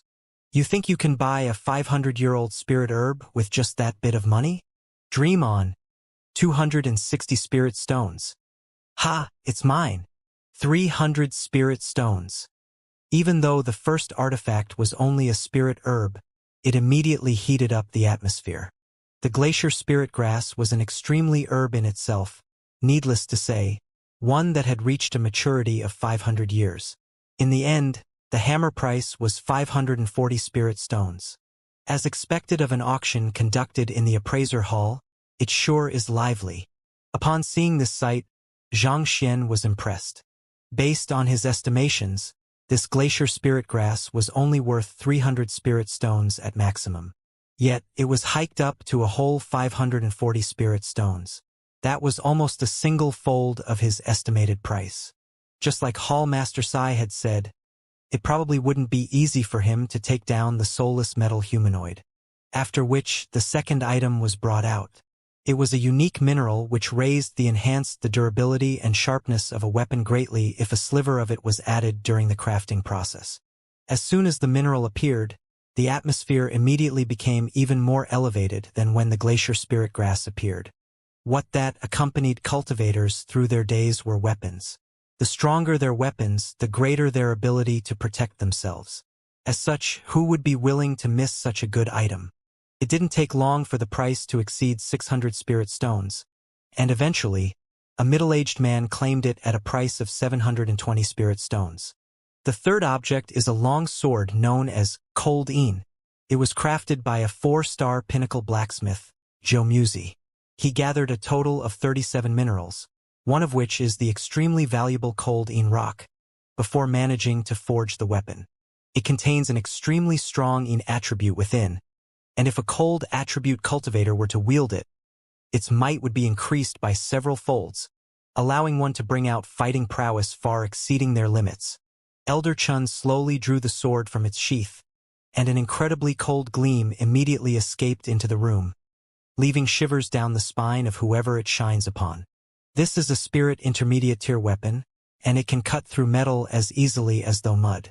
The minimum bid is 500 spirit stones, and every increment must be no lower than 50 spirit stones. Cold Een sword? I heard that it's an extremely powerful sword suited for females. A spirit intermediate tier weapon is more than sufficient for the usage of a transcendent mortal 4-dan expert. Given that, 500 spirit stone isn't too expensive. I want it. Don't even dream of competing with me. I'll be taking this sword down for my companion.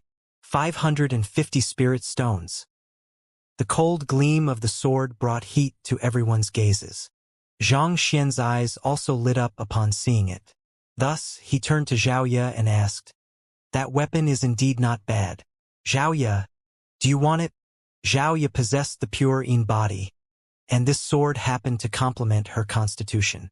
If she were to wield it, her battle prowess would surely leap greatly. "Teacher, I think you should save the money to purchase the soulless metal humanoid instead to save Lu Chong." "I don't need it." Xiaoya shook her head, but her eyes were filled with desire. Even though Xiaoya found herself desiring this sword greatly, she knew that the reason why her teacher came to Honghai City was to obtain the soulless metal humanoid. If he were to lack the funds to purchase it due to buying this sword for her, he would definitely regret it for life. Knowing Xiaoya's thoughts, Xianxia said, "It's sufficient that you like it. If we end up having insufficient spirit stones, we can just find some other ways." It wasn't easy to come by an equipment that was compatible with one, and as such, Xianxia didn't purchase many items for his students. Since he had managed to stumble by one for Xiaoya, he was determined to buy it for her. Find some other ways? What other ways are there now? Xiaoya was taken aback. For this 5,000 spirit stones, her teacher had gone to the extent of nearly tearing down entire appraiser hall. Where else could he obtain even more spirit stones? After all, he couldn't possibly tear down this auction hall. Simple. Chuckling softly, Zhang Xian gestured to Sun Chong and said, "Get the one in charge of the auction over here." "Yes." Sun Chong blinked his eyes in incomprehension. Even so, since the young master had issued such an instruction, he must have his own purpose. Thus, he immediately left to get the person over. Xiaoya and the others stared at one another in confusion. Did their teacher really intend to tear down this auction hall? Not too long later, Sun Chong brought a middle-aged man back with him. Logically speaking, given the middle-aged man's standing, he wouldn't allow himself to be summoned by just anyone so easily. However, this was Hall Master Sai's suite, so he had no choice but to comply. Hall Master Sai. Upon walking into the room, the middle-aged man immediately turned his sight onto the elder. "Manager Luo, you're here. Allow me to make the introductions. This is Zhang Shi." Hall Master Sai chuckled. "Zhang Shi, this is Manager Luo Qin. He's in charge of the matters regarding the auction. And if you've any problems, feel free to approach him." Zhang Shi. Only then did Luo Qin notice that a youngster was seated right beside Hall Master Sai, and on top of that, his disposition didn't pale in comparison to Hall Master Sai. Clearly, he was of esteemed standing as well. "May I know the reason why Zhang Shi is looking for me?" Stepping forward, Luo Qin clasped his fists and smiled. "Oh, I would like to add an additional item into the auction," Zhang Xian said. "Add an additional item?" Luo Qin was taken aback for a moment before a look of difficulty appeared on his face. The auction has already started, and I'm afraid that it's too late to add anything in. To only bring up the matter now, you must be pulling my leg. Besides, who knows whether the object you are adding in is valuable or not. If it turns out to be fake, won't the reputation of the auction be destroyed? Don't be in such a hurry to deny it. Why don't you take a look first before making up your mind? Anticipating the other party's response, Zhang Xian smiled nonchalantly. He waved his hands to interrupt the other party. "All right then." He didn't think that Zhang Xian would offer anything that would interest him, but considering how the other party was a Hall Master Sai's guest, and Hall Master Sai even went to the extent of addressing him as Shi, the other party's standing must be rather high. Thus Luo Qin nodded his head. Hall Master Sai also turned his gaze over. He was curious to see what this young man could take out. Logically speaking, if he had any treasure, he would have brought it up already. He wouldn't have to go through the trouble with the harmonious stream of flowing goblets. Who? Before everyone's intrigued gazes, the young man took out an item. Upon seeing the appearance of the item clearly, Hall Master Sai's body shook and he nearly coughed blood. What was in the young man's hand was a painting. It was the second artifact of the harmonious stream of flowing goblets. It's this. Is it possible for you to put it into the auction as well? Xianxia asked. The most valuable objects on him were naturally the treasures he received from the harmonious stream of flowing goblets.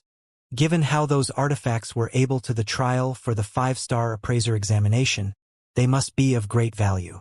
Purchasing 1 or 2 swords with the sum earned from these artifacts shouldn't be too difficult. This was the reason why Xianxia could remain calm even though he knew that the money he had on him was probably insufficient to take down the soulless metal humanoid. Xianxia, this artifact is incomparably valuable. I think you should just keep in instead. Hall Master Sai chuckled awkwardly as his heart bled profusely.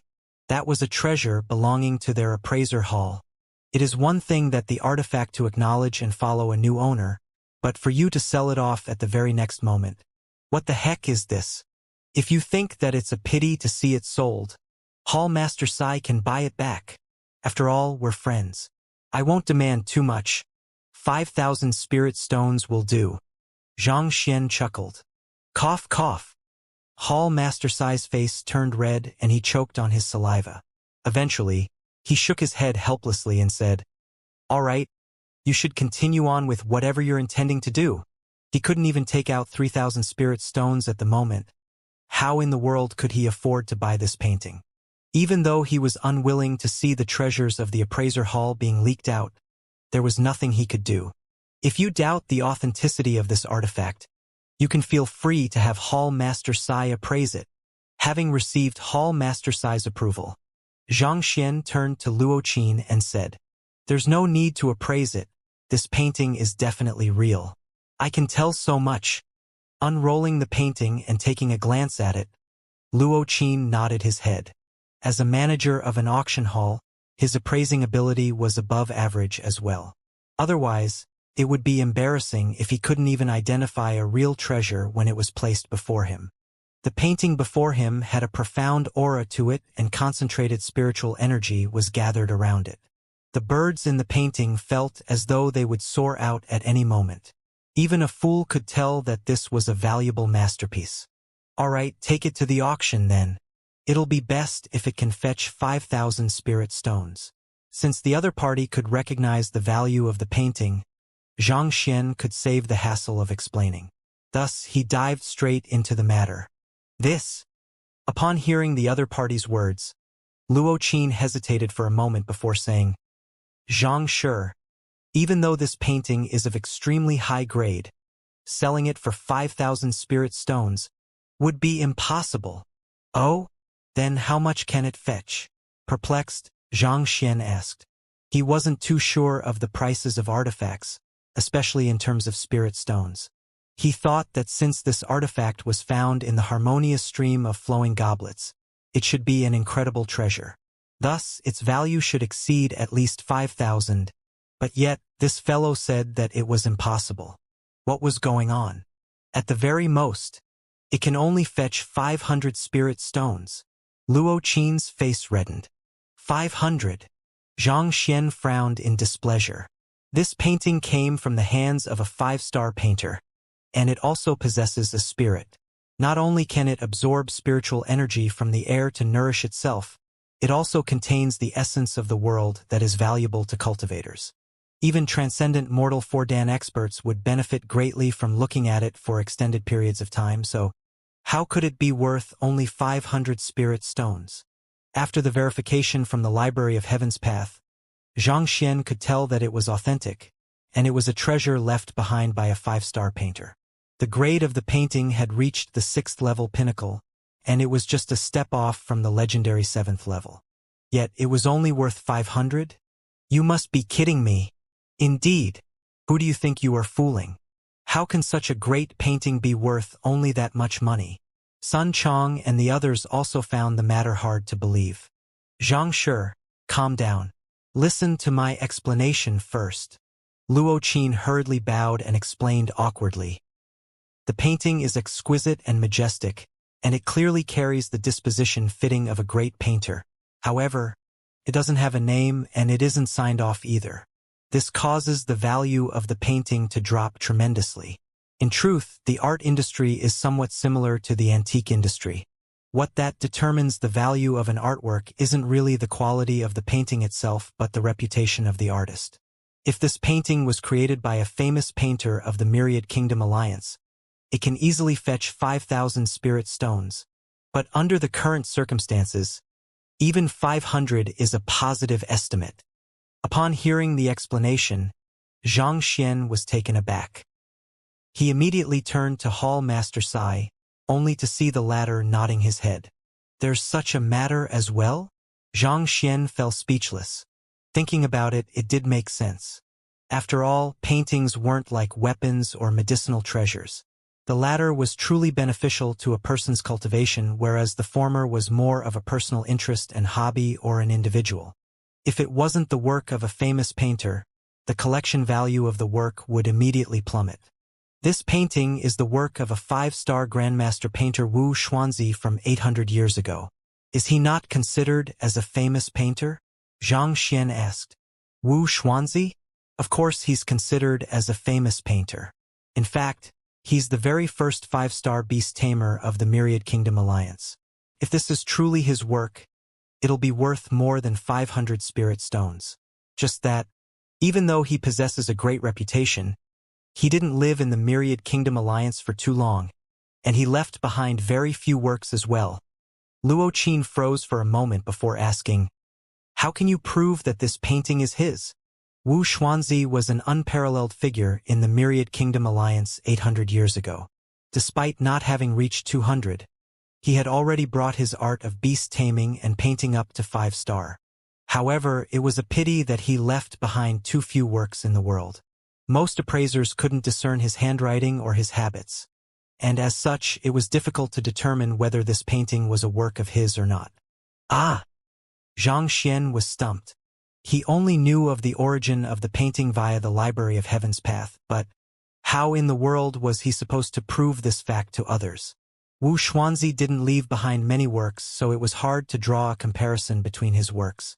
Otherwise, this painting wouldn't have remained unidentified for so long a period of time in the appraiser hall. Unless a formidable painter bestows a name upon this painting.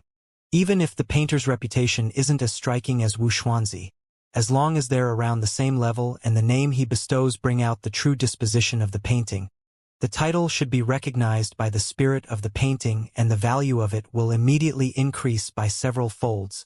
But even so, it'll probably only fetch around 2,000 spirit stones at best. Luo Qin said. Name?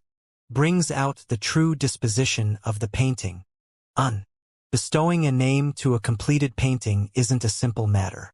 Everyone has different thoughts, and there could many multiple interpretations to a single painting. If one's line of thoughts differs from the original painter by even the slightest, one would be unable to earn the acknowledgement of the spirit of the painting. If so, not only would the value of the painting not increase, it'll even cause a fall in the artistic conception of the original painting, thus resulting in a massive plummet in its value. Luo Qin explained. Thus, the only way is to first understand the background of the painter to attempt to get into his line of thoughts. Only then can one come up with a name that could bring out the true disposition of the painting and boost its value. Otherwise, even though Luo Qin didn't finish his words, the meaning he wished to convey was clear. 10,000 people viewing a single painting would generate 10,000 different thoughts. To fathom the thoughts of another, how difficult a task it was. In fact, it wouldn't be wrong to say that it was nearly impossible. You're saying that, if one could emulate the original author's understanding of the painting and bestow a fitting name to the painting, there's a chance that it could bring out its true disposition. Zhang Xian asked. That's right. If one understands the thoughts of the original painter, meaning Wu Xuanzi's thoughts, and write them down on the painting, it'll definitely allow the value of the painting to soar. However, putting aside how it's impossible to verify whether it's a painting left behind by Wu Xuanzi or not, even if it is his work, he is well known for keeping a low profile. As such, his background, the condition, and state he is in when he paints are completely unknown to others. And to make things worse, this painting is extremely bizarre as well. It's difficult to even identify the species of the birds in the painting. To fathom the painter's thoughts on top of that, it is impossible. Luo Qin shook his head. Even though he had only taken a look, based on his many years of experience, he could tell that it was impossible to fathom Wu Xuanzi's thoughts. Impossible! After hearing Luo Qin's explanation, Xianxia was taken aback. Then, a smile slowly crept onto his face. Since bestowing a name will boost the value of this painting, let me give it a try. You? Everyone was taken aback. Hall Master Sai's eyes even rolled around. Based on what Sun Chong said, the other party was a painter. But, even if the other party was a painter as well, to fathom the true meaning behind a painting made 800 years ago, that was an impossible task. Furthermore, the birds in the painting were neither spirit beasts or savage beasts. Since it couldn't be identified at all, how could one bestow it with a name? Putting aside how the painting wouldn't fetch a high price, more importantly, it was a crime to ruin such a valuable art piece. This? Luo Qin scratched his head in embarrassment, not knowing what to do. The main reason why he explained the entire matter so carefully was so as to dispel the other party's thoughts. Who knew that his words would only egg the other party on, "Are you that frenzied for money?" If it was that easy to come up with a title that would bring out the true disposition of the painting, there would have been at least a single success case in the past few years. Who?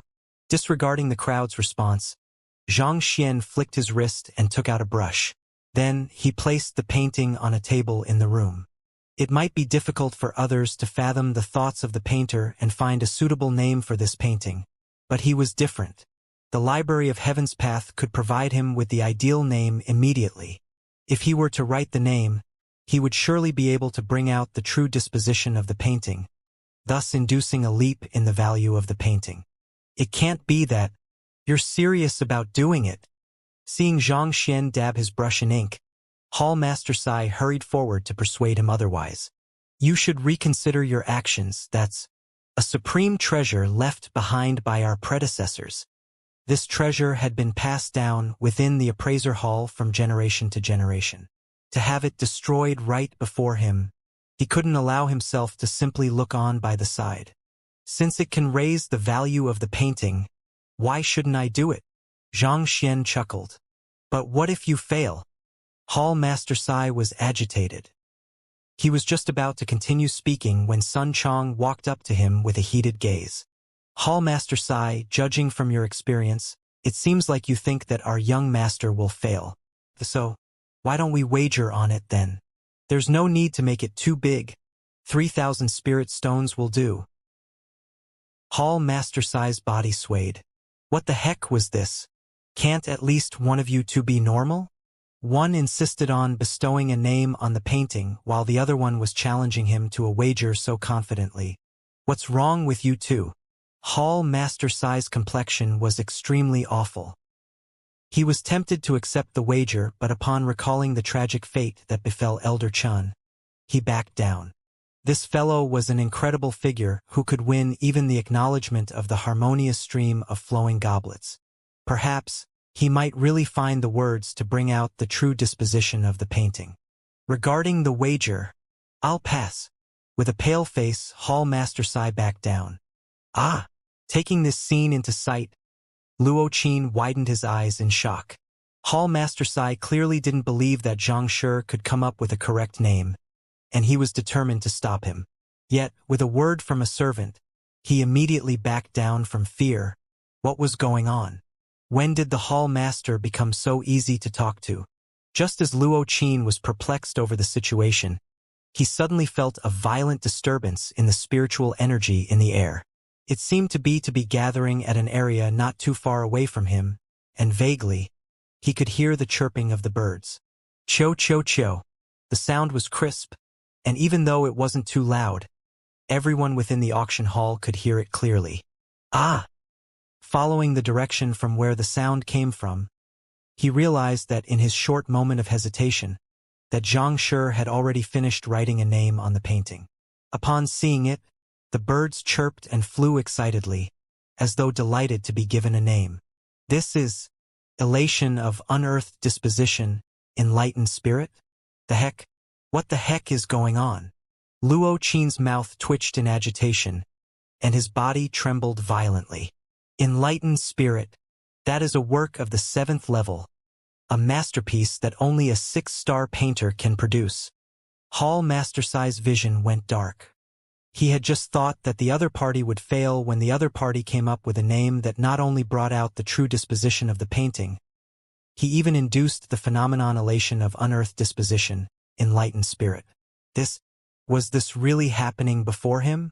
The first 6 levels of painting were as followed: reality depiction, spiritual canvas, infused intentions, breathtaking verisimilitude, spirit creation, and spirit wisdom.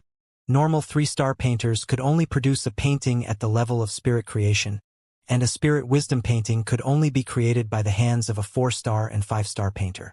Going beyond the 6th level, spirit wisdom, the 7th level was a realm that only 6-star painters could hope to reach. Enlightened spirit. At this level, all of the living objects within the painting would come to life, and they would possess their own intelligence and they could acknowledge their own master. In fact, they could even soar out of the painting and they wouldn't disappear even after a day or two. In other words, a painter who had reached this level of enlightenment could easily draw out birds and soar to the skies. It was said that a formidable 6-star painter had once drawn a crane on a wall, and it materialized from the wall. Then, riding on the crane, he soared into the distance, leaving behind the legend of soaring on the heavenly crane. Initially, this drawing should have only been at 6th level pinnacle, and it was still a far way off from reaching the next realm. Even if the name one came up with was able to bring out its true disposition, it should only have added slightly to the harmony of the painting. Yet, Xianxia's name allowed it to immediately surpass its limits and reach the 7th level instantaneously. The heck? Am I insane? Or is this fellow mad? Are you a monster? How in the world? Did you manage to do it? Hall Master-Sai's body froze and his eyes were filled with frenzied. At the same time, relief gushed through his body.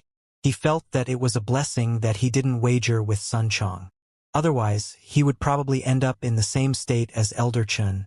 Actually, the frenzy wasn't just limited to the group in the suite. The entire auction hall also broke out in commotion. The ongoing auction for the Cold Een sword also abruptly came to a halt. The dancing birds weren't just limited to within the suite. They flew through the windows and danced around the auction hall. The bright red flying birds resembled mini suns in the evening, illuminating the entire place with its brilliance. What are those? These birds are illusory beings. Someone has created a painting of the 7th level. A 7th level painting? A 6-star painter? Take this. Which senior is it? Is this painting for sale? If it is, I'll be willing to put all of my fortune into it. So do I. The dancing birds formed a spectacular sight within the auction hall. Everyone's eyes reddened in excitement. Even the most formidable painter in the Myriad Kingdom Alliance was only at 4-star pinnacle. The legendary Wu Xuanzi from 800 years ago had reached 5-star, but it was a pity that he didn't leave behind any works. Yet, a work that could only come from a 6-star painter had suddenly appeared in the room. How could the crowd not go into a frenzy? It can't be the doing of that Xianxia. Could it? The host, Elder Chun, upon seeing that no one's attention was on him, immediately turned to look at the suite where the birds appeared from, and he immediately frowned. That was the hall master's suite. He couldn't think of anyone else other than that unfathomable young man who could cause such a huge commotion. While the crowd outside had fallen into a frenzy, Xianxia, who had just completed the painting, kept his brush and smiled at the dumbfounded Luo Qin. May I know if this painting is worth 5,000 spirit stones like that? 5,000? Worth? It's definitely worth that amount. Recovering from his shock, Luo Qin hurriedly nodded his head. Just a named 6th-level pinnacle painting was already worth 5,000 spirit stones. A painting of the 7th level, even if it was sold for 10,000 spirit stones, there would probably be someone who would be willing to fork out the sum. Just by casually writing a few works, this young man had raised the value of the painting by 20 times. It would be a gross underestimation to say that his words were worth gold. Fearsome. Curious to know what it was that the young man wrote that transformed a 6th-level pinnacle painting into a 7th-level one, they hurriedly turned their gazes to the painting. However, upon taking a look, their bodies swayed and they nearly fell to the floor. It was just 5 squiggly words. Rousing from the drunken dreams. These 5 words weren't written in any conventional form of calligraphy. Rather, it felt as though it was written right after one woke up from a drunken stupor. Even though it was squiggly, there was exquisite in a very different manner. Not only weren't they out of place, it seemed to complement with the bizarre birds on the painting, harmonizing the painting into one entirety. Rousing from the drunken dreams? This is the name of the painting. Luo Qin grabbed his hair frenziedly. If it was anyone else, they would surely be racking their brains to think of the origin of the bizarre birds, given that they were the main theme to the painting. Yet, this fellow simply went on to write rousing from the drunken dreams. And what was even more frightening was that he was right. Could it be that the legendary Wu Xuanzi drew this painting right after he woke up from a dream after drinking the previous day? If that was the case, wasn't this way too difficult to guess? Furthermore, how in the world did this fellow know about it then? Indeed, this painting is indeed made by Wu Xuanzi right after he woke up from his drunken stupor. Xianxia confirmed everyone's doubts. Unable to accept this outcome, Hall Master Sai asked, But, what spirit beasts are those birds? Why haven't I heard of them before? He had stumbled by this painting back then when he was challenging the harmonious stream of the flowing goblets. And for this, he had flipped through innumerable books, but he was unable to find an answer. Since this was Wu Xuanzi's work, these birds should at least have a name. Oh, they're called white purity birds, Xianxia said. White purity birds. That can't be. White purity birds have long wings, purple beaks, golden claws, red head, and they're slightly plump as well. Not only does these birds not possess those unique traits, they clearly possess a slim physique. This time, the one who spoke was Zhao Feiwu. She felt that there was a clear problem in Zhang Xian's analysis. The white purity bird was a commonly seen spirit beast, and its unique characteristics made it extremely easy to identify. On the other hand, these bizarre birds didn't possess a sliver of those characteristics, so how could they be white purity birds? If those were really white purity birds, Hall Master Sai and the others would have long identified the painting. Oh, when Wu Xuanzi drew this painting, he was still slightly intoxicated, so he depicted the white purity birds inaccurately, resulting in their current forms. Zhang Xian explained. Inaccurate depiction? At that moment, everyone trembled in shock. Who could have thought that a 5-star painter would make such a fundamental error? Indeed, when he woke up from his stupor, he realized how ridiculous his drawing was, and he thought that if it were to get out, it would surely affect his reputation. However, he found it a waste to tear it apart as well. Thus, he removed his name and signature, thus resulting in this incomplete work. Zhang Xian said. It was recorded amidst the flaws in the Library of Heaven's Path. Initially, when Zhang Xian first saw it, he felt that it was ridiculous as well. But this was the truth. If it wasn't so ridiculous, Wu Xuanzi would have surely left behind his name, and the painting would have never reached the appraiser hall. If this is the result of your appraisal? Hall Master Sai's teeth clattered together, as though fearful of the terrifying monster before him. As a 4-star pinnacle appraiser, he had a deep understanding of the occupation. It was already formidable if one could determine who the painter was based on the brushstroke. To determine that the painting was drawn when the painter was drunk, and that he had removed the title and his own signature from it, was this truly humanly possible? Hall Master Sai wasn't the only one harboring such thoughts. Zhao Feiwu, Luo Qin, and the others were also dumbfounded by the sight before them. They stared fixedly at Xianxia, determined to find out how he managed to deduce this much. Hee. Meeting their gazes, Xianxia chuckled softly. Appraising isn't just about identifying a treasure and its origin. More importantly, one should guess the thoughts going through the mind of the creator, and only then can one gain a deeper understanding of an artifact. This painting may seem well organized, but in truth, it's extremely inconsistent. One of the basics of painting is balance, but this painting is high on the left and low on the right, giving a feeling that it is tilted toward one side.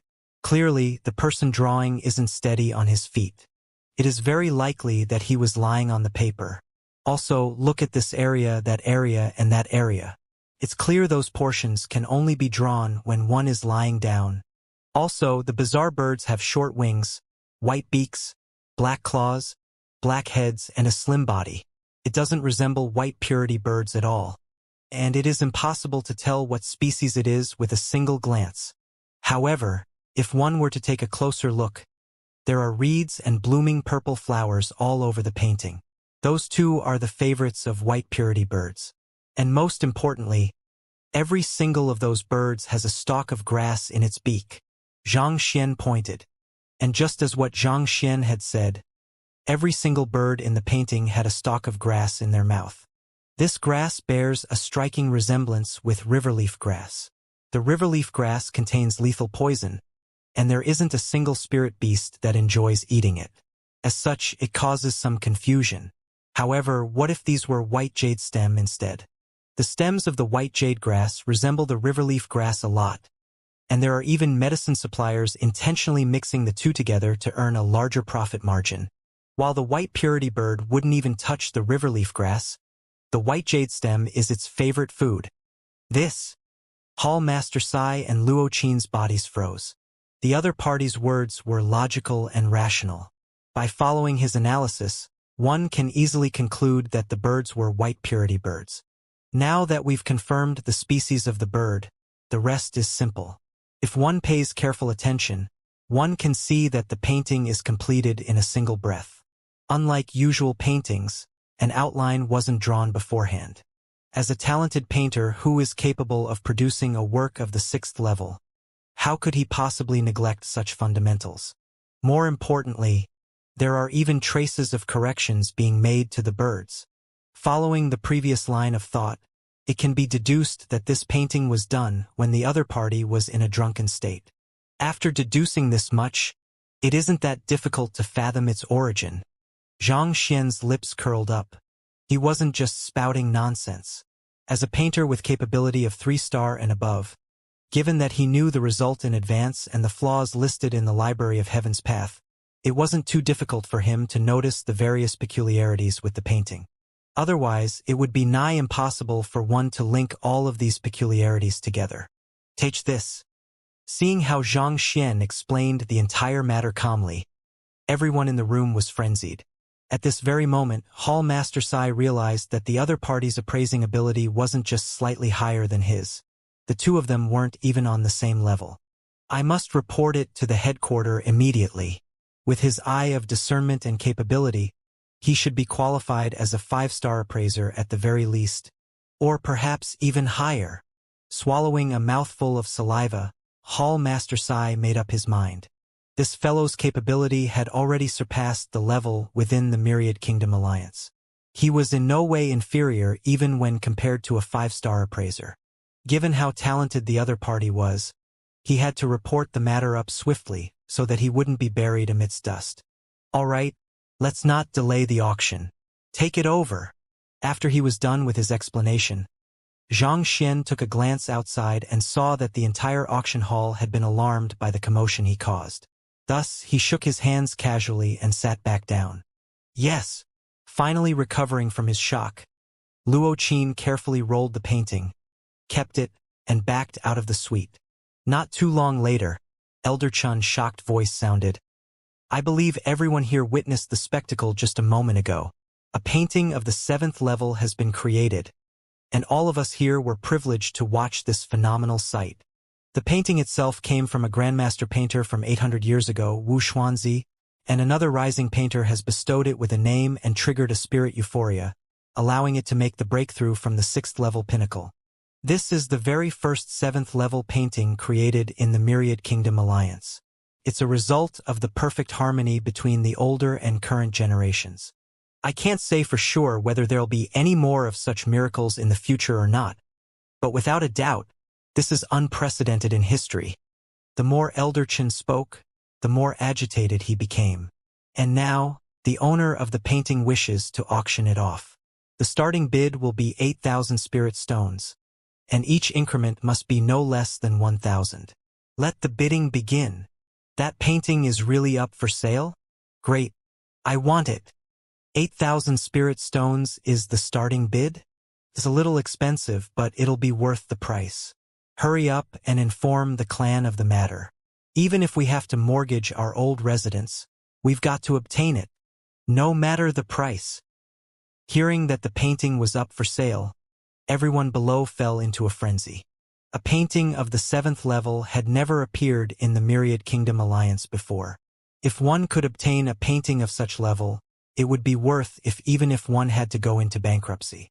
Putting everything aside, it was highly likely that the price could increase by several folds when selling it in the future. I offer 9,000, 10,000, 11,000. The price rose swiftly. Seeing the frenzy below, Xianxia blinked his eyes in shock. Given how Hall Master Sai could only produce 3,000 spirit stones, he thought that 5,000 would be the limit already. Never in his dreams did he expect to see the price soar to beyond 10,000. Just like Elder Chen and the others, I spent most of my money on the collection of treasures. As such, I don't have many spirit stones on me. Besides, I'm only an individual while they represent an entire power or a prestigious clan. Noticing Zhang Xian's doubt, Hall Master Sai smiled bitterly. Logically speaking, given how lucrative appraising was as an occupation, these 4-star appraisers should possess immense wealth. At the very least, they should be able to match up to those bidders below. But unfortunately, they spent all of their wealth collecting treasures. As such, their liquid assets were severely limited. 3,000 was already the limit of their wealth. Furthermore, the clan that those bidders below could have thousands of years of history behind them. The wealth that a clan could accumulate over such a long period of time was astonishing. While Hall Master Sai and the others would find it hard to take out 10,000 spirit stones, to those below, it only meant a short moment of financial difficulty. As long as they managed to find a buyer for it, not only would they recoup their losses, they would even earn a huge profit. Within a suite in the auction hall, a young man was currently seated right in front of the window. He carried a majestic and lofty aura reminiscent of a noble dragon. Standing behind him was an elder. Even though he was completely motionless, his very presence felt like an endless abyss, leaving one unable to determine the depth of his strength. It was likely that his cultivation was superior even when compared to Jin Songhai. A 7th-level painting? Interesting. Looking at the rousing from a drunken dream that Elder Chun took out, the eyes of the young man gleamed. The elder bowed. "Young master, are you interested in it?" The young man nodded. A 7th-level painting is a valuable treasure even to the elders of the sect. If I manage to buy it, it'll surely be extremely useful to my supporting occupation as a painter. All right, I'll buy it then. Nodding his head, the elder prepared to offer a price. There's no rush to it. We can make our offer after the commotion below dies down. The young man waved his hands casually. Yes. The elder hesitated for a moment before continuing. Just that, I'm afraid that if the price reaches way too high, we might not have sufficient spirit stones to take down the soulless metal humanoid. The soulless metal humanoid is linked to the soul oracles. As long as we take some useful information back to the sect, my standing will surely surge greatly.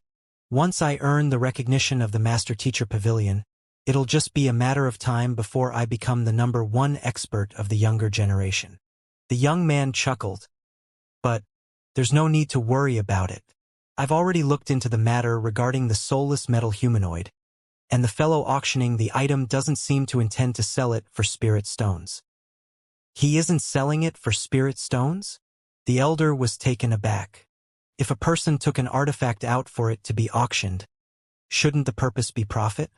To refuse spirit stones as payment, what did that mean? I heard that fellow's longevity is reaching its limit.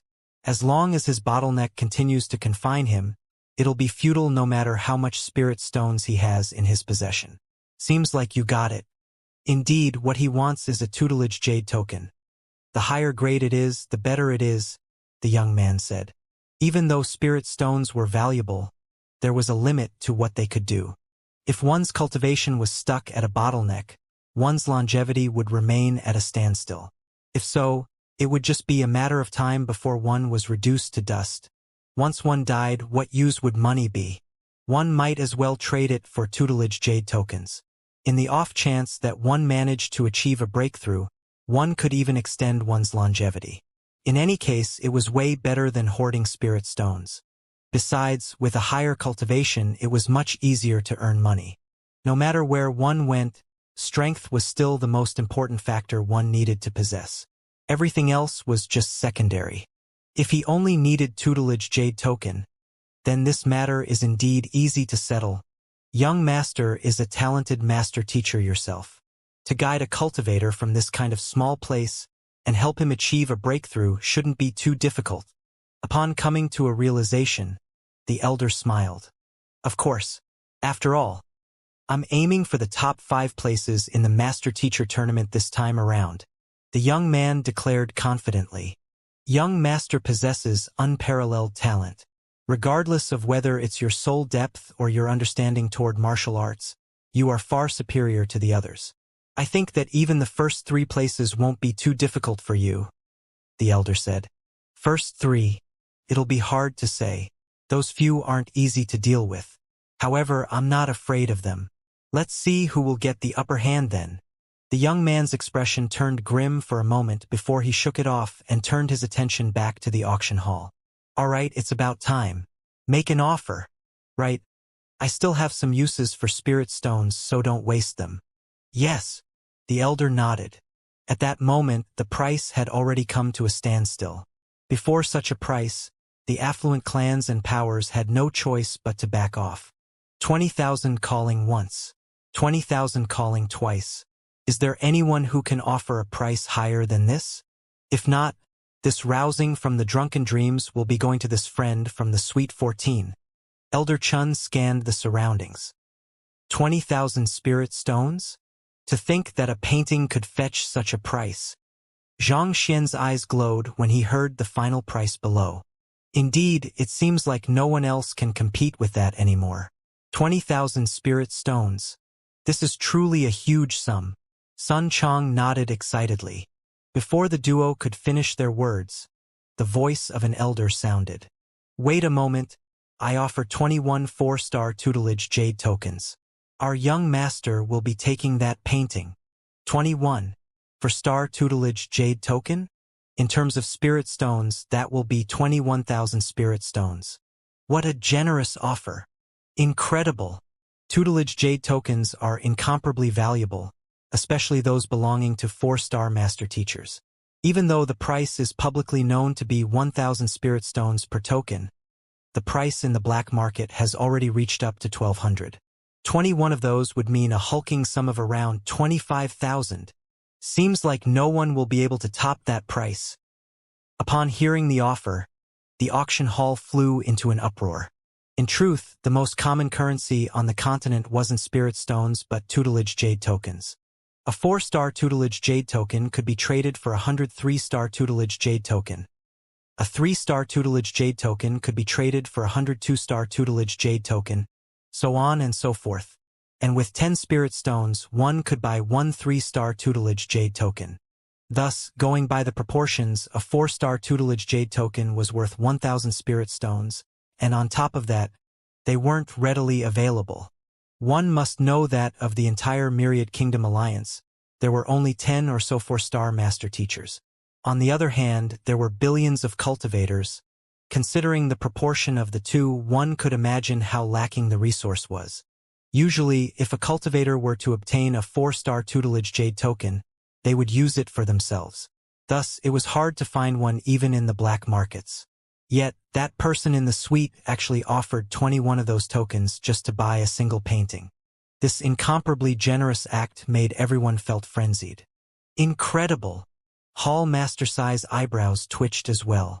Even those of his cultivation would benefit greatly from the guidance of a 4-star master teacher.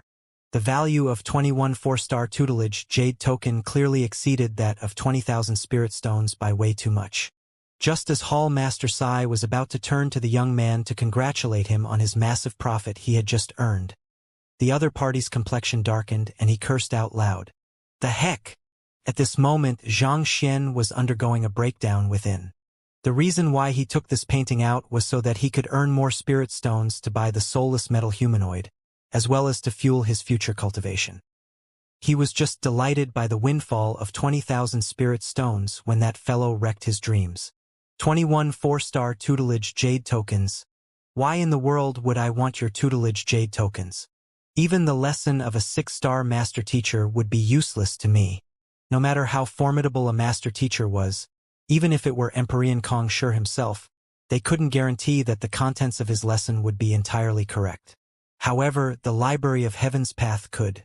As long as the something written had no errors or flaws, it must be correct.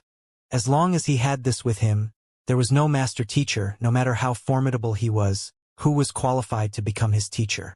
That fellow actually hoped to purchase his painting using this toy? Xianxia felt so stifled that he was about to explode. What that left him even more speechless were the countless gazes of envy from the surroundings. Envious your head. Xianxia was on the verge of crying. Xianxia, those are 4-star tutelage grade tokens. Countless people dream of it, you. Seeing Xianxia's reaction, Hall Master Sai was perplexed. Everyone wanted to get their hands on some tutelage jade tokens. Even low-ranked master teachers hoped to receive the guidance of higher-ranked master teachers. Yet, this Xianxia, why did he seem so unhappy? Wasn't it something to be overjoyed about? Suppressing his dismal, Xianxia said, Hall Master Sai, I'll have to trouble you to send a message to Elder Chan to say that I don't need the tutelage jade token. I only want spirit stones. You only want spirit stones? Hall Master Sai was taken aback. Indeed, the actions of a genius couldn't be understood by mortals such as him. Xianxia nodded. All right then. Seeing the other party insist on it, Hall Master Sai could only agree to the matter. 21 4-star tutelage jade token. Let's see who else can compete with me. Seeing the uproar in the hall right after his bid was announced, the young man's mouths crept upward. Master teacher was a lucrative occupation, and this tutelage jade token was the main reason behind it. But of course, this token couldn't be given out as one pleased. There was a limit to how much tutelage jade token a master teacher of a certain rank could distribute each year, and this was regulated by the Master Teacher Pavilion. If one's quota exceeded the limit in the first year, he would have to cut down on the next year. After all, master teachers couldn't possibly spend all of their time conducting lessons. They had to cultivate too, and there were many other things they had to attend to as well. To give out 21 tutelage jade token at a single go, that was nearly half a year of lessons for him. 21 4-star tutelage jade token. Is there anyone who can offer a higher bid? If not, this painting will be going to the friend in Suite 23. Elder Chun was clearly stunned by this sudden generous offer as well. However, after a moment of daze, he hurriedly recovered and continued on.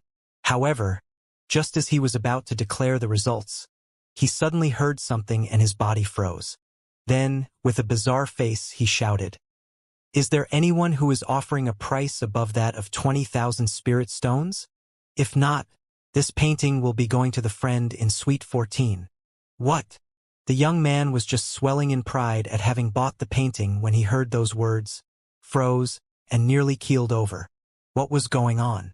Our young master has just offered 21 4-star tutelage jade token. Does that price not exceed 20,000 spirit stones? The elder couldn't help but ask. If that's insufficient, we can still raise the stakes. Oh, that friend over there. I apologize, but the seller has just told me that he's only accepting spirit stones. Elder Chun replied. Only accepting spirit stones? The young man felt his head spin. There was actually such a foolish person in the world? With so many tutelage jade tokens, not only could one from a 4-star master teacher, one could befriend him as well. Yet this fellow actually turned it down and went for the cheaper spirit stones instead? That's right. Are there any higher bids? If not, this painting will be going to the friend in Suite 14. Elder Chun continued. The person in Suite 14 was a renowned painter. He thought that he would surely lose the bid given how the other competitor had offered so many tutelage jade token. He didn't expect to make such a sudden comeback. He was overjoyed. Sold! After confirming that there would be no one offering a higher price, the painting was eventually dealt at with a price of 20,000 spirit stones. Damn it! Damn it! The young man's face steeled, and he was on the verge of going on a rampage. For star tutelage jade tokens were goods that were highly desired but in short supply no matter where one went. Yet, over here, he failed to trade them for the item he wanted. This made him infuriated. Go and check the identity and the background of the one who sold the painting, the young man instructed. Yes. The elder walked out, and not too long later he returned. Reporting to the young master, the painting is sold by the people within Suite 1. If I'm not mistaken, the seller seems to be a friend of the head of the appraiser hall Master Sai. As for his identity, I wasn't able to get any information on that at the moment. Suite 1. Narrowing his eyes, the young man harumphed. Young master, now that the painting is bought away by someone else, what should we do? The elder asked. Let's put that aside for the moment and focus on obtaining the soulless metal humanoid first. The young man was frustrated, but knowing that there was no helping it, he shook his hands. Once the hammer was struck, no matter how prestigious his standing was, he couldn't reverse the decision. If the seller insisted on dealing in spirit stones, then no matter how formidable he was, there was nothing he could do about it. All right then. The elder also shook his head helplessly. The auction continued on. After selling away the painting which had caused such a huge commotion, the Coldine sword was put on sale again, and eventually Xianxia took it for a price of 700 spirit stones. The artifacts that came afterward didn't cause as much of a storm as Xianxia's painting. Even though they were valuable, they were incomparable to a 7th-level painting. On top of the Coldine sword, Xianxia bought another 2 artifacts, a spear for Zhengyang and a body plate for Yuan Tao. The total price of the 2 objects was around 1,000 spirit stones, so it was still within an acceptable price range. As for Lu Yang and Wang Ying, as there was nothing suitable in the auction, Zhang Xian wasn't able to buy anything for them. Now, the final object of the auction, as well as the one everyone has been anticipating for, the soulless metal humanoid. As Elder Chun spoke, a stone pedestal slowly rose, and a figure seemingly crafted of gold, donning a full-body armor, appeared before the crowd. Zhang Xian turned his gaze over as well. It was indeed no different from a human. The only difference was that a huge quantity of metal had been added into the body, enhancing its defense. Activating the Eye of Insight, Zhang Xian soon shook his head in disappointment. Clearly, this object was beyond his current analytical ability. He wasn't able to discern anything about it at all. This soulless metal humanoid has undergone a collaborative appraisal by Hall Master Sai, Elder Lu, and myself, and we've confirmed that there's no mistake about it. This is the guard of the ancient soul oracles, and it possesses unimaginable value. Elder Chen introduced. However, I'm afraid that I am not in charge of this one. The owner of the soulless metal humanoid has decided to sell it for himself. He intends to trade it for a treasure he needs. Let's invite the auctioneer up on stage then. Following which, an old man walked in from the back of the round stage. This old man had a white beard, his skin was slightly loose, and he carried a slightly archaic aura with him. With just a glance, it was clear that he was advanced in age. Activating the Eye of Insight, Zhang Xian took a glance at the old man and he immediately frowned. Even though the old man's cultivation seemed to have reached transcendent mortalitude and pinnacle already, for some reason, Zhang Xian was still able to discern some things about him via the Eye of Insight. Under normal circumstances, the eye of insight should only work on those of a small cultivation realm above him. Given that Xianxia was current at half-transcension realm, he should only be able to peer into the flaws of a transcendent mortal one-dan primary stage cultivator. But for some reason, he was able to see some problems from the other party. This was extremely peculiar. That is the person who discovered the soulless metal humanoid? It seems so. Who knows what kind of luck he has to stumble by it. Once he sells it, his wealth will surely increase by leaps and bounds. Indeed, why do I not possess such luck? Upon realizing that it was a decrepit old man who'd found the soulless metal humanoid, a commotion broke out amidst the crowd. Everyone, please calm down.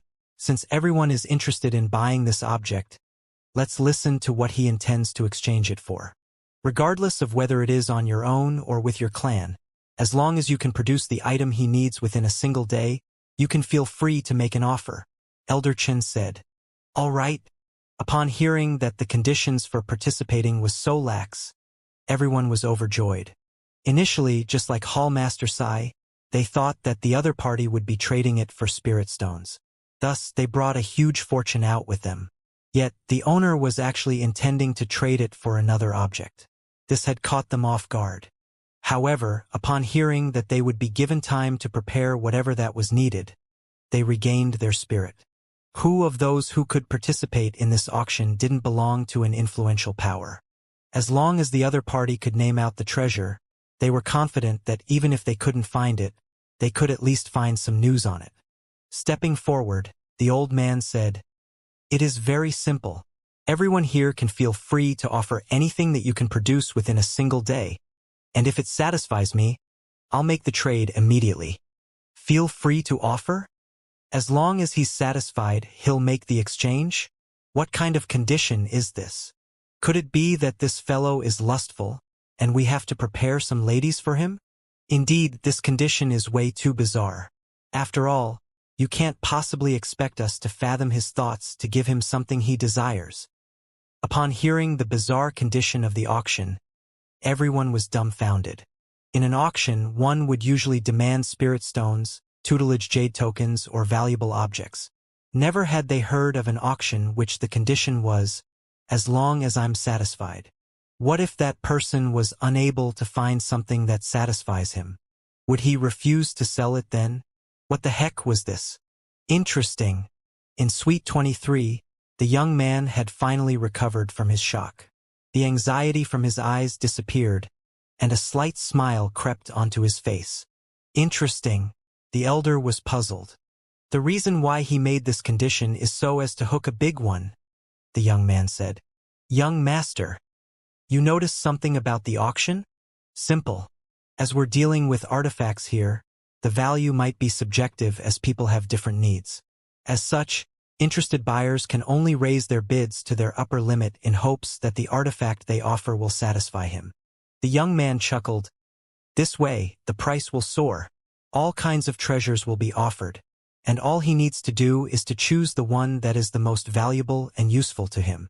This. The elder was stunned. That was indeed the case. There were some treasures hoarded by some of the influential powers that one couldn't obtain by normal means. If they were unwilling to take it out, those items would never see the light of the day. However, for this soulless metal humanoid, there was a good chance that they might take those treasures out. If so, this method of conducting the auction would bring the owner even greater value. Let's forget about that for now. Let's see what those people have to offer. Knowing the other party's motive, the young man chuckled silently. Something that would satisfy him? Hearing the condition, Xianxia was taken aback. What arrogant words! Even though the soulless metal humanoid is valuable, it's just an ancient relic now. Who knows whether it still can be used or not? The only reason why most people are interested in it is because it came from the ancient soul oracles. Zhao Feiwu harumphed.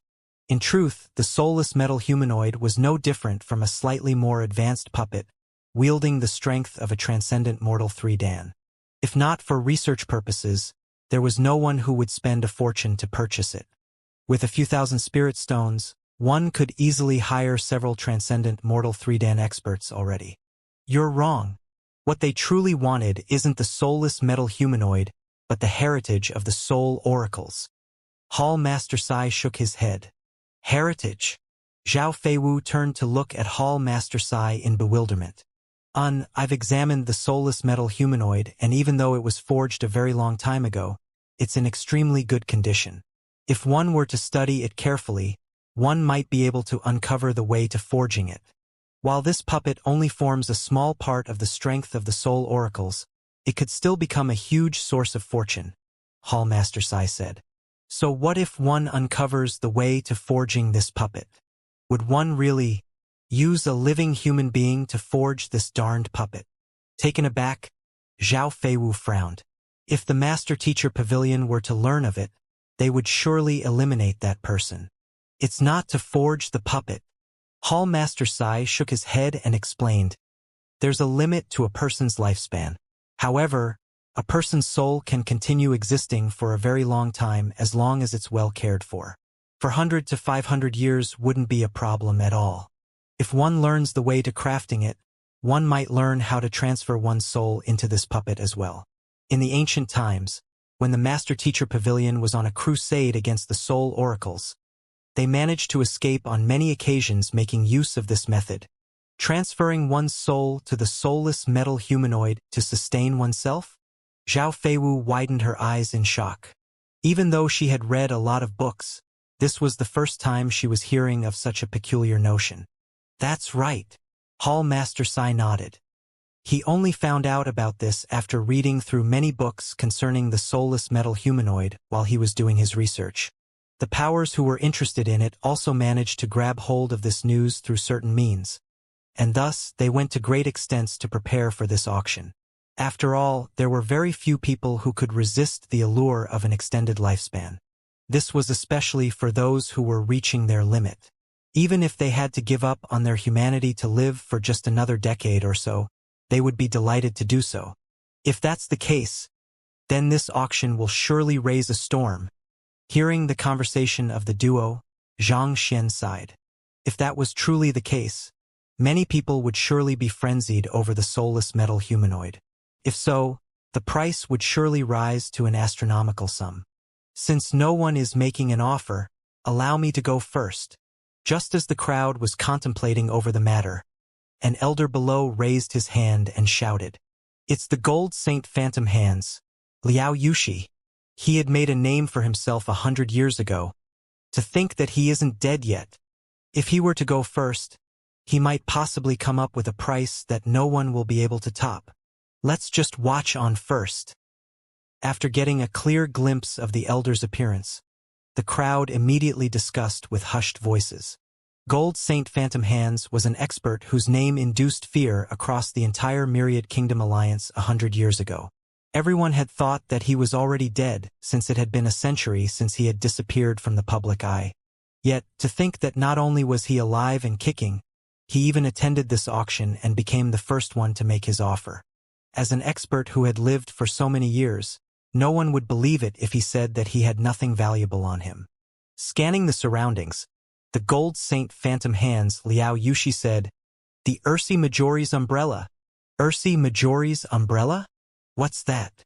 It's a spirit intermediate tier equipment crafted in reference to the Alpha Ursi Majori star of the Big Dipper constellation. It is aligned with a formation, and it's an incredible treasure that is both suited for offense and defense. 100 years ago, the entire Myriad Kingdom Alliance trembled before its name. To think that that legendary weapon would appear here. If one were to exchange it for spirit stones, its value would be inestimable. After hearing Liao Yushi's words, the faces of the people who recognized the treasure were astonished, and disbelief marked their faces. The Ursi Majori's umbrella might be incredible, but it's definitely not enough to trade for this soulless metal humanoid. Allow me instead. Old mister, judging by your weak aura, you must be in poor health. I have 1,000-year-old blood ginseng here. Even if you're nearing the end of your lifespan, if you were to consume it, you will definitely be able to live for another decade or so. Before the crowd could recover from their crowd, another cold voice echoed. Everyone turned their gazes over. The one who had just spoken was a middle-aged man with thick, black eyebrows. He was dressed in a luxurious robe, and he had an arrogant expression on his face. It's the herb emperor of the great herb gazebo. That is 1,000-year-old blood ginseng. It is much more valuable than the glacier spirit grass sold previously, and even the Ursi Majori's umbrella cannot compete with it. Indeed, the idea of trading with other artifacts is indeed insane. It's just the second offer, but it has already locked out innumerable competitors. How can we compete with this? 1,000-year-old blood ginseng isn't something that one can obtain from the market with just money. Upon hearing the offer of the herb emperor, a commotion broke out once more. Even the eyebrows of the old man on the stage twitched a little. However, he soon calmed down. Clearly, this wasn't the item that he was in desperate need of. The 1,000-year-old blood ginseng might sound incredible, but if a person who doesn't know how to process it consumes it outright, not only will his lifespan not be expanded, he might even die from the violent energy contained within the herb. Rather than that, don't you think that the grade 4 pinnacle spirit pill, duodecennial longevity pill, is better? Not only does it enhance one's lifespan by 12 years, there are no side effects at all. Isn't it clear which one is better with just a single look? An elder harumphed. It's the head of the apothecary guild. Duodecennial longevity pill, the pill famous for being able to extend a person's lifespan by 12 years. Even though it's a grade 4 pill, it's a known fact that one has to be at least a 5-star apothecary to successfully forge it. What a generous offer this is. Insane. Everyone has gone insane. Even though only 3 people had made their offers, the atmosphere had already reached a new high. There were many powers here who had made ample preparations beforehand, and they were confident of obtaining the soulless metal humanoid. However, at this moment, they felt an immense pressure weighing down on them. Blood ginseng and duodecennial longevity pill? As long as one's body is incompatible with either of them, it'll become a deadly poison. I have a spirit tier cultivation technique here that is suited for all constitutions. One's cultivation will surely soar swiftly with this. The best way to ensure one's longevity is for one's cultivation to grow, another person said. Cultivation techniques are profound. Without many years of hard work, how can one possibly achieve a breakthrough? On the other hand, I have a grade 4 bottleneck breakthrough pill here. The bottleneck that has been impeding your cultivation all along will be destroyed in an instant, allowing your cultivation to rise accordingly. Don't listen to them. I have a myriad manifestation design. It'll definitely grant you immense power to dominate others. I have. Slowly, all of the powers raised their offers without holding back at all. There were several powers here who was in no way less affluent than the appraiser hall here. Naturally, the artifacts they had to offer were unimaginable. All right, everyone. Just as everyone was in the middle of bickering with one another over whose artifact was better, a calm voice sounded. It was from the old man on the stage. Upon hearing him speak, everyone quickly quietened down. All of the items you all have offered are valuable, but it's a pity that those aren't what I wanted. The old man shook his head. A person among the crowd harumphed in displeasure. Those aren't what you wanted? Then what do you want? If you were to tell us, I believe that at least one of us here can offer it to you. Indeed, just say it. Even though we're interested in the soulless metal humanoid, we don't have the time to be wasting here with you. Seeing that the other party had turned down all of these invaluable artifacts, everyone howled in anger. It's true that we are interested in buying the soulless metal humanoid, but we don't have the time or effort to be guessing your thoughts. Is there even any basis to what you're doing? Or are you trying to play us like fools? After hesitating for a moment, the old man opened his mouth to speak, but his entire body abruptly froze. Then, he slowly closed his eyes and mouth, not saying a word at all. What is that fellow doing? Does he think that we're jokes? Damn it! Not expecting the other party to still be playing such games, the fury of the crowd surged. If not in consideration of the location, they might have rushed forward to beat him up. Xianxia found the other party's abrupt freezing to be extremely bizarre. But just as he was about to use the Eye of Insight to take a closer look, his mind suddenly jolted and a book appeared in the library of Heaven's Path. That person executed a battle technique? Xianxia was taken aback. There were only two reasons behind the appearance of a book in the Library of Heaven's Path. Given that he wasn't in physical contact with the other party, the only possibility was that the other party was using a battle technique. To think that just shutting his mouth was a battle technique in itself. This was way too bizarre. I should take a look at the book first. Even though Xianxia was perplexed, he knew that there was no point pondering over the matter. Thus, he turned his attention to the Library of Heaven's Path and browsed through the book. After flipping through the book, a bizarre expression appeared on Xianxia's face.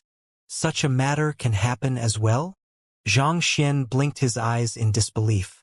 While Xianxia was slightly dumbstruck from the content of the book, that old man had already recovered from his bizarre condition. With a pale face, he surveyed the surroundings and said, I understand the purpose behind why everyone wishes to buy the soulless metal humanoid. If any of you can bring me the treasure I want, on top of this soulless metal humanoid, I'll bring him to the place where I unearthed the metal humanoid, as well so that he can explore the secrets of the Soul Oracle. What? Legend has it that the soulless metal humanoids will accompany their Soul Oracle side, buried along with them even upon death. If it's the place where he unearthed the metal humanoid, doesn't it mean that it's the tomb of a Soul Oracle? After the Soul Oracles were destroyed by the Master-Teacher Pavilion, their heritage disappeared from the world. Even if we can't obtain their heritage, as long as we manage to uncover some information on that ancient occupation, there will surely be many people who would be willing to buy that information for hefty sum. More importantly, Soul Oracles were known for being the most lucrative occupation in ancient times due to the nature of their powers. Even appraisers aren't a match for them. If we were to unearth the tomb of a Soul Oracle, we would surely obtain a massive fortune. Indeed, anyone who gets this opportunity will strike it rich. Initially, everyone was rather displeased with the old man due to his ridiculous auction proposal. However, after hearing those words, everyone began trembling in agitation. The responsibility of the Master-Teacher Pavilion was to enlighten the world, and they believed in equality in education as well. Unless truly necessary, they would never make a move against other occupations. Back then, it was due to the Soul Oracles pushing things too far that they were exterminated. Even if someone were to obtain their heritage now, as long as they didn't use it for malicious intentions, the Master-Teacher Pavilion wouldn't interfere in the matter. In fact, if one were to make use of this opportunity well, one might even be able to win the grooming and protection of the Master-Teacher Pavilion.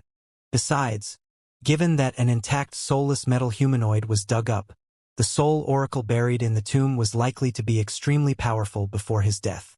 If they were to find the tomb, even if they failed to obtain the Soul Oracle's heritage, they would at least be able to find a whole mountain of treasure that was sufficient to send others frenzied.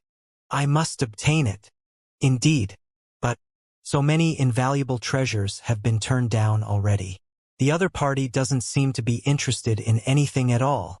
Does he expect us to give our entire clan away? Give our entire clan away? That is provided he's willing to accept it first. After a short moment of excitement, the crowd fell back into a dilemma, and they rubbed their glabella in stress. That fellow simply refused to say what he wanted. Everyone here had already offered about everything that could be offered. Was it because the artifacts they offered weren't valuable enough, and he wanted to go for something better? I have the seedling of 1,000-leaf tree here. Would you be interested in making a trade for this? Just as the crowd was in a dilemma, an impassive voice sounded from one of the suites. 1,000-leafed tree? That legendary spirit tree that can fight and guard over a clan? On the single trunk on 1,000-leaf tree, there are 1,000 branches, and on each of those branches, there are 1,000 leaves. After it reaches maturity, just like any spirit tool, it'll instinctively protect its owner. On top of that, the 1,000-leaf tree possesses an astonishing cultivation that is on par with even a transcendent mortal 4-dan clarifying turbidity realm expert. If one were to plant the seedling in one's clan, 100 years later, the clan will be blessed with a transcendent mortal 4-dan guardian, which would devote its life to protecting the clan. This is an ultimate treasure that all big clans are vying over. This is way better than those spirit weapons, pills, and cultivation technique manuals. Who is in that suite? To think that he would be willing to bring out such a valuable treasure. There was a limit to a person's longevity. No matter how powerful one was, there would eventually come a day which one would have to die. As such, it was impossible for an expert to watch over his clan forever. But the 1,000-leaf tree was different. In 100 years, one would gain a powerful guardian that could ensure the prosperity of the clan for the next 100 years. It was no different from having a powerful expert looking after one's clan at all times. Given such, how could the crowd remain calm before such a treasure? To trade it for a soulless metal humanoid. This was truly a losing deal. He can't possibly reject this as well, can he? The crowd turned to the old man on the stage, curious to see how he would react. The soulless metal humanoid was valuable, but it wasn't anything much compared to the 1,000-leaf tree. Given the vast difference in the value of the two artifacts, even a fool would know what to choose. I apologize, but I'm not interested in the 1,000-leaf tree. Just when everyone thought that a new owner of the soulless metal humanoid had been determined, the old man shook his head once more. He's not interested? He rejected it outright? If it was me, I would have definitely made the trade immediately. Such a waste. Clearly, the crowd didn't expect that even a 1,000-leaf tree seedling would be insufficient to move the old man. At this moment, they felt a little frenzied. What in the world did he want? I'll repeat my words once more. As long as anyone can bring out an object that interests me, I'll trade for it immediately. This is a competition over the value of the objects. The old man shook his hands. Interests. Hearing those words, everyone fell silent. For a long while, no one made any offer. You asked for us to offer something that would interest you, but yet you refused to tell us what is it that you want. Even if we were to continue making offers like that, who knows whether or not we will ever be able to find something that'll interest you. Why in the world did the auction hall bring such a weirdo in? Glancing at Luo Qin, Elder Chan said, Manager Luo, in my view, this fellow is here to cause trouble. Besides, I don't think that the auction can benefit from a trade of goods. So, why did the auction hall take up this deal? The other party was clearly here to cause trouble. Who in the world auctions items like that? Besides, under normal trades, the auction hall would usually claim a small commission from the sales to earn a profit. However, given that the other party was trading the soulless metal humanoid for another artifact, how was the auction hall supposed to claim a commission off the price? He isn't causing trouble. He has already paid an advance of 5,000 spirit stones. Luo Qin shook his head. He has already paid even though his item hasn't been successfully auctioned yet? Elder Chun was taken aback. Even he was unable to take out so many spirit stones in a single go. To pay this sum in advance. Wasn't he worried that the soulless metal humanoid might not be sold? Indeed. So no matter how he auctions his item, the auction hall won't make a loss at all. Luo Qin said. Then, what does he really want? Elder Chun was perplexed. Since the other party was able to produce 5,000 spirit stones in a single go, it was highly likely that he didn't lack money at all. On top of that, all of the artifacts offered previously were invaluable treasures that had encompassed all sectors, and yet he turned down all of them, even the 1,000-leaf tree. So what was his goal in conducting this auction? I have no idea either. Ever since his arrival, he has spoken less than 10 words to me, so how could I possibly know what he's thinking of? Luo Qin smiled bitterly. He was the manager of the auction and the sales of the soulless metal humanoid was mainly arranged by him. However, his interactions with the seller were terribly limited. They had barely traded more than a few words. And thus, the other party's thoughts and wants remained an enigma to him. To turn down even the 1,000-leaf tree, interesting. The young man from Suite 23 chuckled lightly. He was the one who made the offer for the 1,000-leaf tree previously. This object was of great value, and even 3 soulless metal humanoid couldn't match up to a single one of it. Only a top-notch genius of a prestigious sect like him was able to take out an item of such quality easily. But it was a pity that the other party wasn't interested in it at all. "Young master, it doesn't seem like he's trying to hike up the price," the elder beside him said. Previously, the young master said that the reason why that fellow refused to reveal what he wanted was so as to hike up the prices, but from the looks of it, that didn't seem to be the case. After all, in terms of price, what else could beat the 1,000-leaf tree? To turn down even this object, this only went to show that his motive could be to find something that he really needed. Regardless of what he needs, he surely won't be able to turn this down. Flicking his wrist, a jade token appeared in the young man's hand. Upon seeing the item, the elder was taken aback. He uttered in shock, "Young master, this item is incomparably valuable. Are you sure that you want to make an offer with it?" "That's right." A glint flashed across the young man's eyes, and his lips curled up slightly. "Since he has even refused the 1,000-leaf tree, I can't think of anything else that might interest him." The elder hesitated. "But this item is useful to you too. If I have any problems, I can consult Teacher Straight. So in truth, this item isn't of much value to me." The young man waved his hands and said, "Make the offer." "Yes." Seeing the determination on the other party's face, the elder knew that it was impossible to convince him out of it. Thus, nodding his head, he stepped forward to the windows and bellowed, "A half 5-star master teacher long-range tutelage jade token." Everyone in the auction hall was racking their brains to fathom what that fellow on the stage want when the voice sounded. A short moment of silence, and a huge uproar was suddenly generated. "Half 5-star master teacher? What does that mean?" When a master teacher reaches 4-star and above, the difficulty to advance through the ranks would become exponentially more difficult.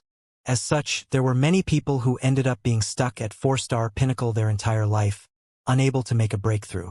However, there are clearly master's teachers who possess teaching capability above ordinary 4-star pinnacle but simply haven't reached 5-star yet. Thus, this rank was born. There isn't a half 5-star master teacher in the Myriad Kingdom Alliance. Even though half 5-star master teachers are, in the truest sense, 4-star pinnacle master teachers, the value of their tutelage jade tokens far surpasses those of ordinary 4-star pinnacle master teachers. Putting everything aside, even the 21 tutelage jade tokens offered before cannot compare up to this in value. I see. Then what is a long-range tutelage jade token? When one obtains an ordinary tutelage jade token, one can look for a master teacher and request for 2 hours of his time for a one-to-one guidance session. However, finding this master teacher is likely to expend a significant length of time. On the other hand, a long-range tutelage jade token isn't restricted by this limitation. A sliver of the master teacher's soul has been infused into the jade token, and when one drips a droplet of blood on it, one will be able to enter an illusionary classroom where one's problems can be solved. In other words, as long as one possesses this item, it's as good as having a half 5-star master teacher around you. No matter what cultivation problem one has, one can inquire about it at any moment. Even though it's just a one-time use object, its value is unimaginable. Being able to undergo the guidance of a half 5-star master teacher on the spot and running around the world with the jade token in hand to look for the specific half 5-star master teacher were two vastly different concepts. The value of this jade token definitely far surpassed that of the previous 21 jade tokens. Having understood this, everyone turned to the old man on the stage to see how he would choose. If he were to reject this as well, then no one here would probably be able to produce a treasure to his liking. The old man also clearly didn't expect the person from the suite to take out such a valuable object. Hesitation clearly surfaced on his expression, and after a moment, he gritted his teeth and said, "All right, I'll agree to the trade." He agreed to the trade? Well, I can't imagine him doing otherwise. Hearing that the other party had agreed to it, even though the crowd was a little disappointed, they knew that the value of this jade token was simply too great for anyone to resist. This is more like it. The young man from Suite 23 chuckled lightly upon hearing the old man agree to it. He had even gone to the extent of taking out this treasure. If the other party still continued to turn him down, there would be nothing else he could do. Just as he was preparing to go down and conduct the trade with the old man, a nonchalant voice suddenly sounded from Sweet One. "There's no need to rush into an agreement. I haven't made my offer yet. You? Do you think that you can produce something even more valuable than my tutelage jade token?" The young man stood up in displeasure. "I can't say for sure whether the thing I can offer is of greater value because my offer is only a single sentence." A calm voice sounded. "I can help you. Get it out." "What did you say?" Hearing those words, the old man standing on the stage suddenly froze and his face paled. Then he began to tremble nonstop. "Help you get it out?" The entire auction hall fell silent. The respectable figures of Honghai City stared at one another with so much frustration that they were about to explode. What the heck was this situation? Who in the world was that hero in Sweet One? "Your interest is way too heavy." More importantly, he didn't seem to be in the least embarrassed spouting such dirty words in public. On the contrary, he spoke forcefully and proudly. "Big brother, where in the world does your confidence come from?" "Pooh." Hearing those words, the young man from Suite 23 immediately spat out the mouthful of tea that he had just drunk at the elder opposite of him. "The heck? I gave out a long-range tutelage jade token that is literally worth cities, and its value doesn't lose out to even a spirit high-tier equipment. If you had made a normal offer, I would still overlook it. After all, it's a fair competition. I can only concede if my financial ability is unable to match up to yours. But help you get it out." What the heck was that? The fellow selling the soulless metal humanoid was already in his declining years, and he looked as though he could pass away at any moment. Yet you want to help him get it out? Am I being too dirty-minded, or is your taste really that heavy? That. The elder beside the young man wiped the tea off his face, and it took him a long moment before he recovered from the shock. "Young master, that person doesn't have long to live, so I doubt that he would be tempted by the pleasures of the body. Besides, even if he is interested, he could simply head to a brothel. Why should he resort to finding a male?" Cough, cough. After a bout of violent coughing, the young man finally managed to prevent himself from choking to death. "I know that much. Just that fellow from Suite One sure is an incredible fellow to be able to say such words. It seems like we aren't the only one astounded by his words. Even that old fellow up there is about to faint. Indeed, no normal cultivator would accept such a depraved offer. How can someone be so shameless?" The elder replied indignantly. In the midst of his words, the ruckus below suddenly disappeared, and following closely, an agitated and excited voice sounded. "Mister, do you mean your words?" The old man on the auction stage was trembling in excitement. His face was flushed, seemingly unable to believe the other party's words. "Of course I do. As long as you pass the soulless metal humanoid to me, I'll try my best to help you get it out," the calm voice from Suite One replied. "All right then, I'll agree to it."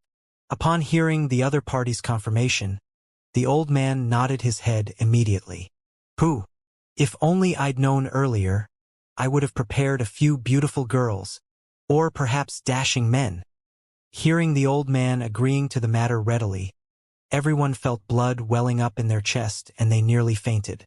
This works as well. Cultivation technique, weapons, thousand-leaf tree, and even a half 5-star long-range tutelage jade token. You turned all of them down just for this? Your interest sure is unique. To abandon all of these treasures just for a short moment of pleasure. More importantly, the other party is a male. You have truly opened up our eyes today. What is even more impressive is how the fellow in Suite One can speak such words in public without the slightest bit of embarrassment. And most importantly of all, how could you tell that the old man on stage has such an interest? Could it be that you are also? Everyone shuddered. He agreed to it? The young man from Suite 23 trembled. For that moment, it felt as though the skies were rumbling. Did he really come to a prestigious auction, or was this truly a place for such exchanges? Putting aside how his 4-star tutelage jade tokens were turned down from spirit stones, now even his thousand-leaf tree and the even more valuable half 5-star long-range tutelage jade token was rejected, all for just a moment of relief. Their world horizons shattered in an instant. He agreed to it, the elder uttered through trembling lips. Damn it! If only I knew that that fellow has such interests, I wouldn't have wasted so much effort. After a moment of dismal, a vicious glint flashed past the young man's face, and he turned around to command. Make the offer, saying that we can help him get it out as well. Furthermore, we'll agree to all conditions he sets, regardless of what poses he wants. Young master, you. The elder's body froze. Isn't your sacrifice a little too great to go so far for a soulless metal humanoid? Young master sure is vicious to himself. Sacrifice? Sacrifice your head. Do you expect me to do it? You think that I, Song Chao, a 4-star master teacher, would do such a thing? You must be joking. If someone has to go, it'll be you. As long as he agrees to sell the soulless metal humanoid to me, you'll have to serve him well. The young man, Song Chao, harumphed. Me? It was just a moment ago that the elder thought that the young master was extremely noble, but after hearing those words, he shuddered and nearly burst into tears. Do you have to be so callous? I watched you grow up from young boy to a young man, and I followed behind you for so many years. To sell me like that? Surely this isn't right. Who did I offend? I'm already so old, and yet I still have to give up my reputation and decency to not please a young lady but a decrepit old man? Hurry up. Once they conduct the trade, it'll be too late. Seeing the other party's warped face, Song Chao hurriedly urged him on. Yes. Even though the elder was reluctant to do so, he still stepped forward to the window and said, Our young master wishes to make an offer. He's willing to help you get it out as well. Ah? Another one. The heck? There's another one who has given up on his decency as well?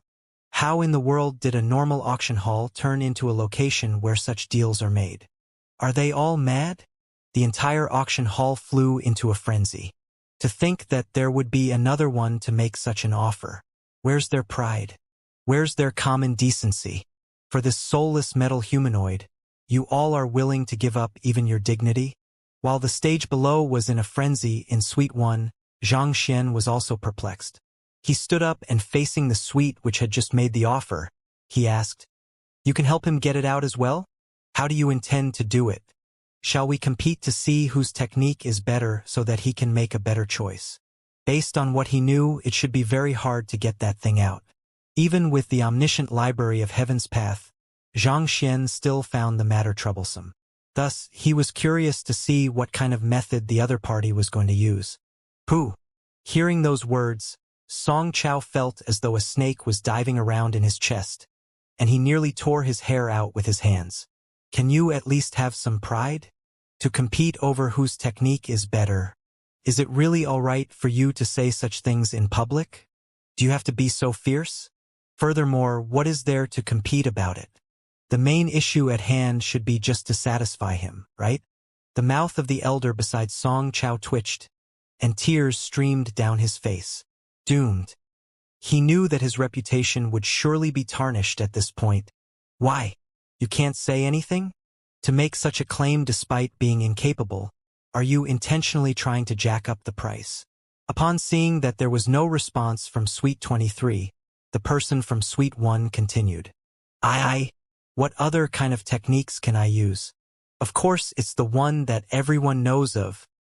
Seeing that the elder had been shocked speechless, Song Chao couldn't hold himself back anymore, so he harumphed. The one that everyone knows of?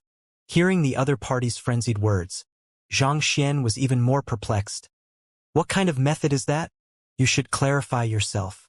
He has been plagued by an evil spirit and he's currently going through great anguish. What method do you intend to use to get it out? If it is feasible, I'm willing to let you give it a try first. Plagued by an evil spirit? Get it out?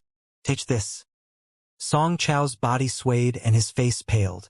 If there was a hole in the ground, he would definitely jump in this very instant. What the heck was this? Can your words not be that darned? You kept saying get it out, so I thought you were talking about that. I was even willing to have my close subordinate give up his decency to compete with you, and it turned out to be getting an evil spirit out. You must be toying with me. So it's to force an evil spirit out. The plague of an evil spirit is incomparably dangerous. Under such circumstances, one's life hinges by a thread. It's no wonder that person is refusing all treasures.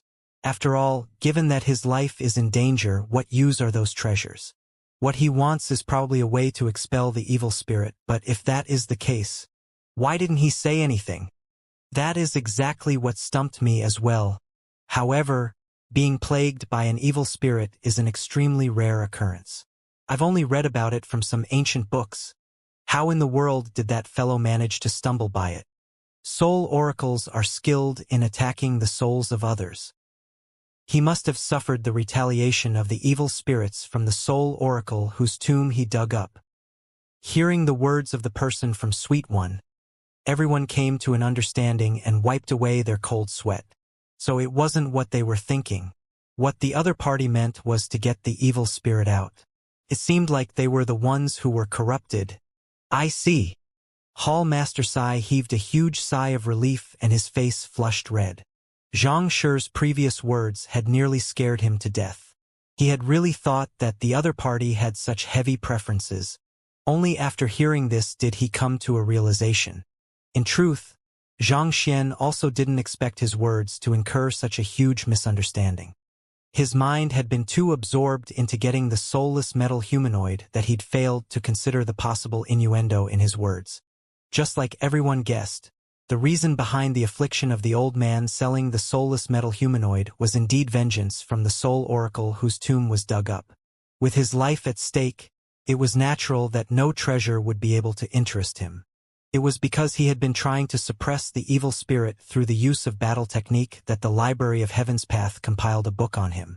It was because of that Xianxia could comprehend what was happening. Recovering from the awkward atmosphere, Song Chao asked, "Based on what I know, the plague of an evil spirit concerns the subject of souls. Since you said that you are able to get it out, does it mean that you are skilled in that subject? Due to the intricacies behind souls, even master teachers would be stumped before this problem." Based on the other party's voice, he seemed to be rather young. Thus, Song Chao was curious to know what method the other party in mind. The crowd immediately turned their gazes over, and even the old man on the stage seemed a little anxious at this point. He was worried that the man in the suite was just making empty promises. The plague of an evil spirit is similar to a lethal poison corroding one's soul. "There's nothing I can do about that," the voice from the suite echoed. "Nothing you can do about that?" Then, everyone nearly fainted. The other party had declared so confidently a moment ago, and yet he was saying that he was helpless at this point in time. Wasn't this change in attitude a little too rapid? Having his hope shattered when it was so close to him, the old man couldn't retain his calmness. He immediately asked anxiously, "Then why did you say that you can help me get it out? Since I can discern your condition and describe it so aptly, naturally, I have my own means." Man from the suite chuckled. "This?"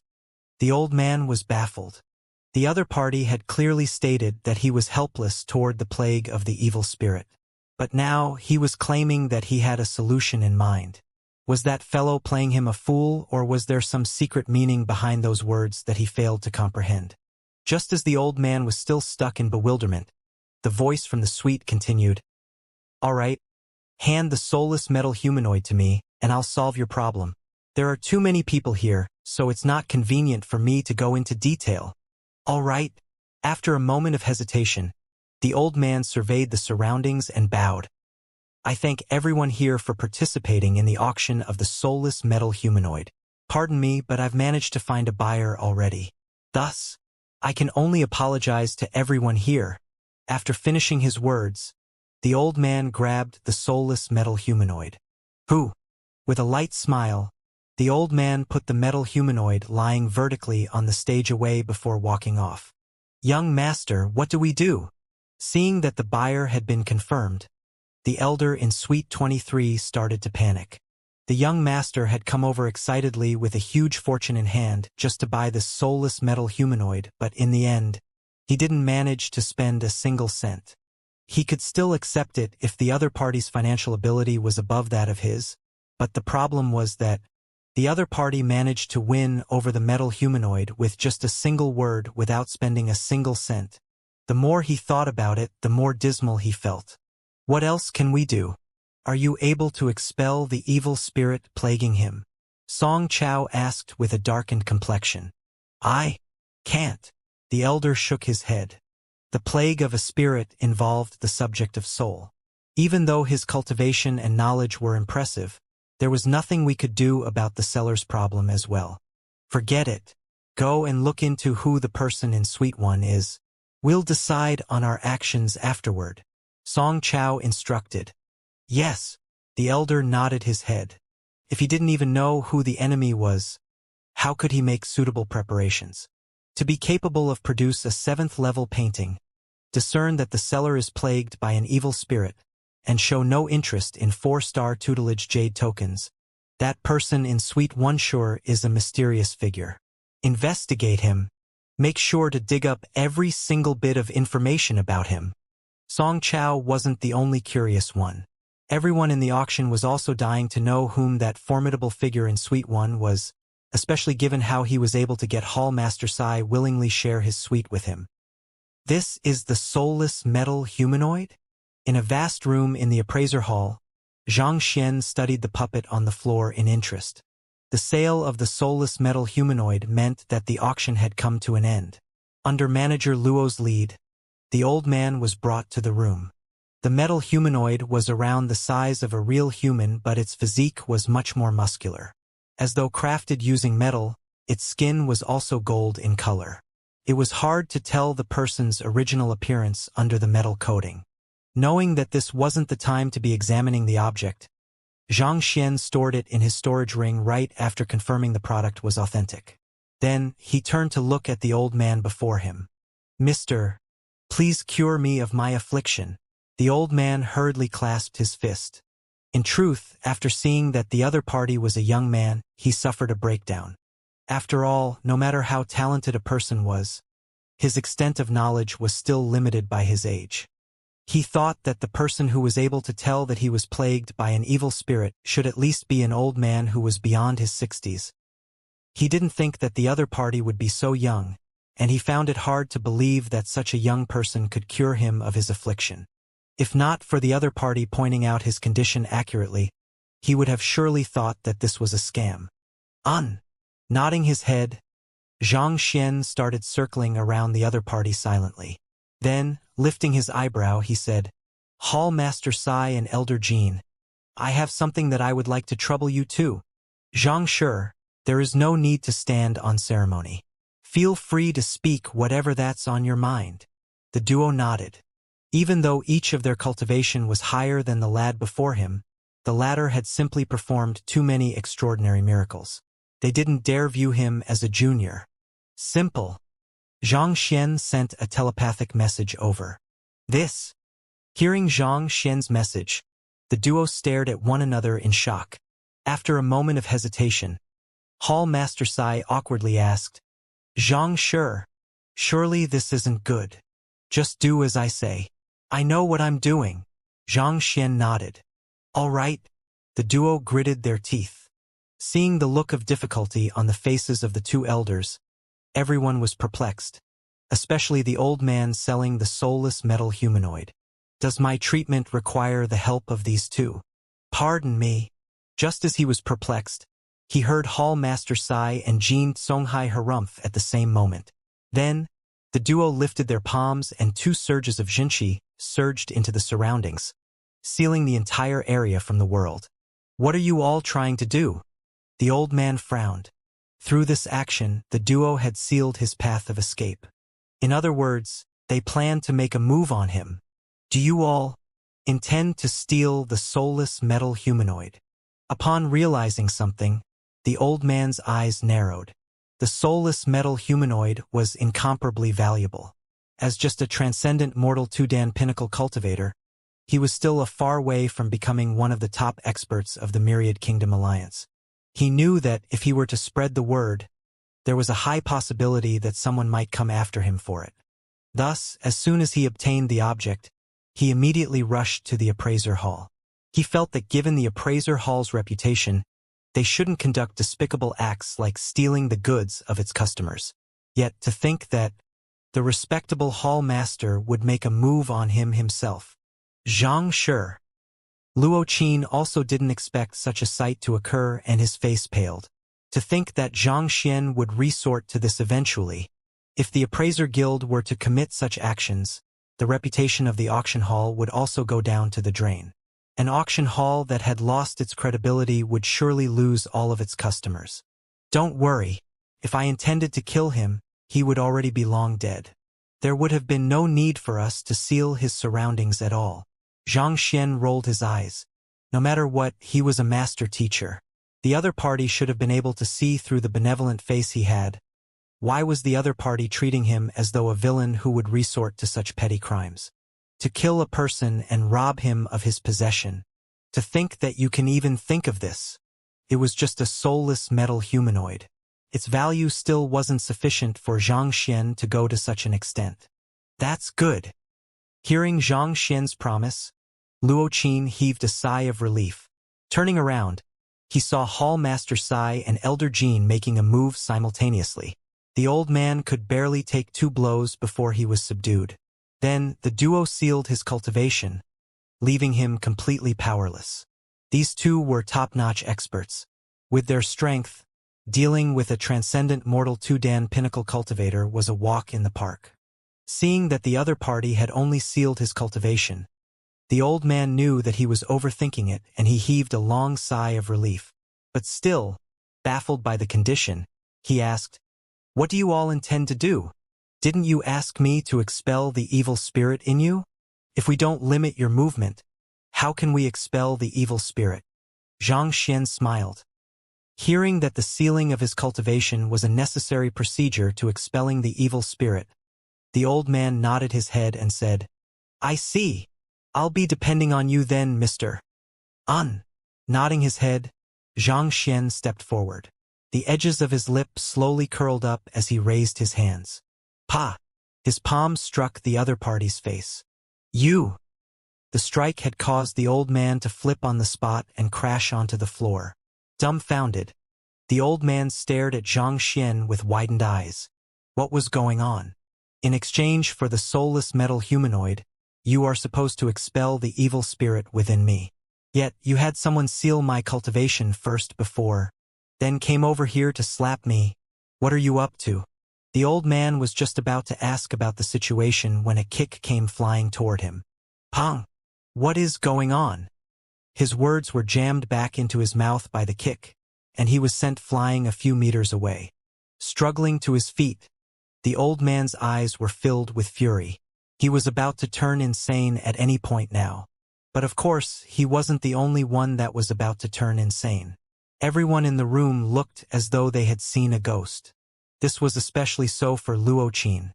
At this point, he nearly couldn't hold back his tears anymore. Didn't you say that you aren't intending to kill the other party and steal his possessions? Even if you aren't going to kill him, beating the other party up and taking his possession like that isn't all right either. Pong pong pong pong. With his cultivation sealed, how could the old man withstand Zhang Xian's attacks? In just a few moments, he was reduced to a pig head. I want to kill you. The reason why he brought the soulless metal humanoid here was so that he could be cured of his affliction. Yet he was beaten up like that instead. Unable to hold himself back anymore, the old man clenched his teeth in anger and his eyes turned bloodshot. Kill me? I thought you wanted to use my hand to kill him? Why do you want to kill me? Smiling faintly, Zhang Xian looked at the old man with a look of leisure. What are you saying? I don't know what you are getting at. Hearing those words, the old man panicked for a moment. However, he concealed it swiftly. You don't know? Coming over here to possess another person's body and going to the extent of trying to eradicate his soul. And you tell me that you don't know anything at all. Zhang Xian's lips curled him in disdain. Possess. Jin Songhai, Hall Master Sai, and the others were taken aback. They glanced at the old man once more, but this time with wariness. Possession was the means of a soul oracle, and it was also known as borrowing a body to reanimate a soul. Just as the name hinted at, A soul oracle whose lifespan was coming to an end could forcefully suppress or destroy a person's soul and make use of their body to come alive again. This was an extremely mysterious and vile process. Don't worry, he hasn't succeeded yet. Seeing the wariness in everyone's eyes, Xianxia chuckled. If he had succeeded already, there'd be nothing I could do about the matter anymore. Xianxia had previously said that he couldn't do anything if the old man was plagued by an evil spirit, and these words had left everyone stumped. However, it seemed that instead of being plagued by an evil spirit, this fellow was possessed instead. You, don't spout nonsense. I am myself, and I've only been plagued by an evil spirit. The old man clenched his jaws. You've been plagued by an evil spirit? Xianxia shook his head. Circling around the old man with his hands behind his back, Xianxia said, I don't know what method you used to suppress the original host's soul, but I can still roughly tell what happened. Despite coming to the auction hall to sell the soulless metal humanoid, you refused to say what you wanted and kept everyone guessing. If I'm not wrong, at that moment, the original host's soul is still in control of the body. It wasn't that he didn't want to say anything, but that you were exerting a pressure on him to prevent him from speaking up. Under the pressure from everyone else, he grew agitated, and this created an opening for you to strike. Then, you said that you'd take the person who managed to buy the soulless metal humanoid to the tomb of the Soul Oracle. If I'm not mistaken, you probably intended to lure someone there and activate some traps, so as to claim the bodies of a few more experts. Xianxia harumphed. Otherwise, how could a person who is on the verge of death due to being plagued by an evil spirit in the Soul Oracle tomb propose to head there a second time? Unless he's masochistic and eager to die, there's no way a rational person would do so. This? Jin Songhai and Hall Master Sai shuddered in shock. Previously, back in the auction hall, under the intense questioning of the crowd, the old man did seem to intend to say something, but his body simply shook and he fell silent. Afterward, he immediately mentioned the issue regarding the Soul Oracle tomb. Thinking back, it did seem slightly bizarre. Even though the old man managed to obtain the invaluable soulless metal humanoid in the Soul Oracle tomb, he was possessed as well, putting him on the verge of death. It didn't make any sense for him to want to return back to such a dangerous place. It was clearly a huge flaw in logic. It was a pity that everyone had been blinded by the heritage of the Soul Oracle and the treasures contained within the tomb and failed to consider this logic lapse. I only intended to hike up the prices, the old man said. Hike up the prices? All right. Xianxia chuckled softly. Elder Jin and Hall Master Sai, may I trouble you two to release the seal on him? Release the seal? The duo was taken aback. Even though Xianxia seemed to have struck the old man viciously, they were actually just superficial wounds. Once the seal was released, the other party would regain the cultivation level of a transcendent mortal Dan. If so, Xianxia surely wouldn't be a match for the other party. Don't worry. Knowing what the duo was worried about, Xianxia shot them a reassuring gaze. All right.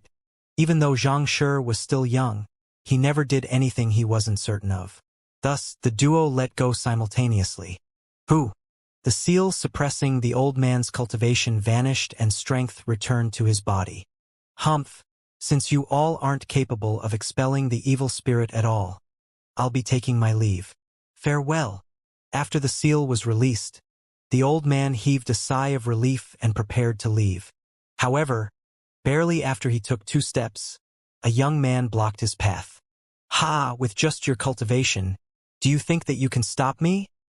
The old man sneered coldly. Even though he couldn't tell the exact strength of the young man before him, from the fact that he got others to fight in his place, he could deduce that the other party's strength was inferior to his. Give it a try then. Xianxia didn't bother saying anything unnecessary. Lifting his leg, he sent a kick toward the other party. Humph! The old man's complexion darkened. His palm immediately struck forward. However, before he could strike anything, he felt an ache at his chest. Pong! He was sent flying and he crashed heavily to the ground. You! The old man narrowed his eyes. Are you very surprised? Xianxia stepped forward and lifting his hands, he struck the other party. Pa! The shape of a palm was printed on the face of the old man as he fell back down to the ground. This. The crowd stared at one another. A transcendent mortal 2-Dan pinnacle cultivator isn't able to match a half-transcension cultivator. What is going on? I don't understand either. The old man clearly possessed the cultivation of a transcendent mortal 2-Dan. When he was sealed, everyone had witnessed the immense strength that he possessed. How in the world did he get subdued so easily? It was as if he couldn't retaliate against a half-transcension cultivator at all. Even though Xianxia possessed the strength beyond that of his cultivation realm, dealing with a transcendent mortal 1-Dan primary stage cultivator would already be tough. Smashing a transcendent mortal 2-Dan pinnacle cultivator like that so easily was completely out of the question. Could it be that teacher has grown stronger again? In contrast to everyone's shock, Xiaoya and the others looked excited. Their teacher's ability to achieve breakthroughs as easily as drinking water had left a lasting impression in their mind. Seeing the transcendent mortal 2-Dan pinnacle cultivator being crushed so easily made them think that Xianxia had achieved a huge breakthrough once more. No, that's not it. It's the old man who has become weaker. His current fighting prowess is only that of a transcendent mortal 1-Dan primary stage cultivator. Zhao Feiwu said. Due to the limitations of her physical body, she had never cultivated before. Even so, having read through innumerable books, her knowledge and eye of discernment were extraordinary. Gongzi is right. His current fighting prowess is at most transcendent mortal 1-Dan primary stage only. Just that, for some reason, I can certainly feel the strength of a transcendent mortal 2-Dan pinnacle flowing within him, Jin Songhai said. Despite having the cultivation of a transcendent mortal 2-Dan pinnacle, his fighting prowess is only that of a transcendent mortal 1-Dan primary stage.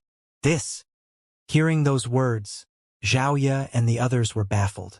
Luo Qin was also bewildered. Did you hear that? I'm not the only one who has noticed it. Everyone can tell as much too. What else do you have to say? Halting his attack, Zhang Xian smiled at the old man whom he had just beaten up. It's because I'm injured. That's why I can't display my full strength. The old man gritted his teeth. Having predicted that the other party would surely bring up such an argument, Zhang Xian refuted.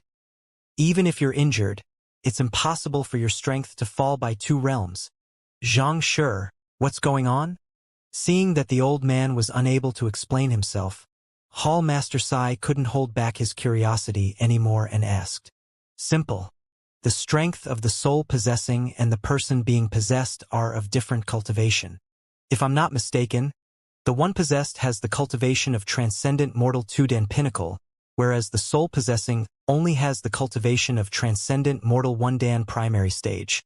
Zhang Xian continued. Even though he has taken over the body already, he hasn't adapted fully to it yet. On top of that, my pummeling has made it harder for his physical body and soul to harmonize with one another. As such, even though he is able to move the body easily, he isn't able to move the origin energy in the other party's body, thus resulting in his weakness. When Zhang Xian first saw the old man on the stage of the auction hall, he managed to see numerous flaws through the eye of insight. This, in itself, had created doubts in his mind. Under normal circumstances, given his current cultivation, he would only be able to peer into the flaws of a transcendent mortal 1-Dan primary stage cultivator at most. Yet, he was able to see the problems of a transcendent mortal 2-Dan pinnacle. Thinking about it now, it was probably due to the soul that had possessed this body being of transcendent mortal 1-Dan primary stage. From the very start, it was extremely rare for a soul to have high affinity with the body possessed. The trauma caused to the body under such a state would result in the body rejecting the soul of the possessor. And thus, even though the old man clearly had the cultivation of transcendent mortal 2-Dan pinnacle, he was unable to display it at all. Why you? The old man's face paled. He could have come up with a logical excuse for it if he had sufficient time. However, now that everything was explained so rationally, even if he were to explain now, it would already be too late. After all, the injuries dealt to him previously were just superficial wounds. To a transcendent mortal 2-Dan pinnacle cultivator, those were negligible. There's no need for you to be so surprised. The reason why I said that an evil soul is plaguing you is so as to lower your guard. This way, you'll think that this is a good opportunity to get rid of the other soul competing with you over the body through my hands. Am I right? Xianxia pushed on. Even though the other party had managed to take over the old man's body, he had yet to eradicate the original host's soul. In fact, the original host's soul was still on the upper hand just a moment ago. Otherwise, the old man wouldn't have been able to bring the soulless metal humanoid here and auction it for a way to suppress him. The plan of the possessing soul was indeed brilliant. If it was anyone else, they would have surely fallen for the trick and killed the original host's soul, thus completing the possession. But it was a pity that he met with Xianxia. There was nothing that could conceal itself from the heavens. Putting aside a soul, even a speck of dust couldn't escape from its sight.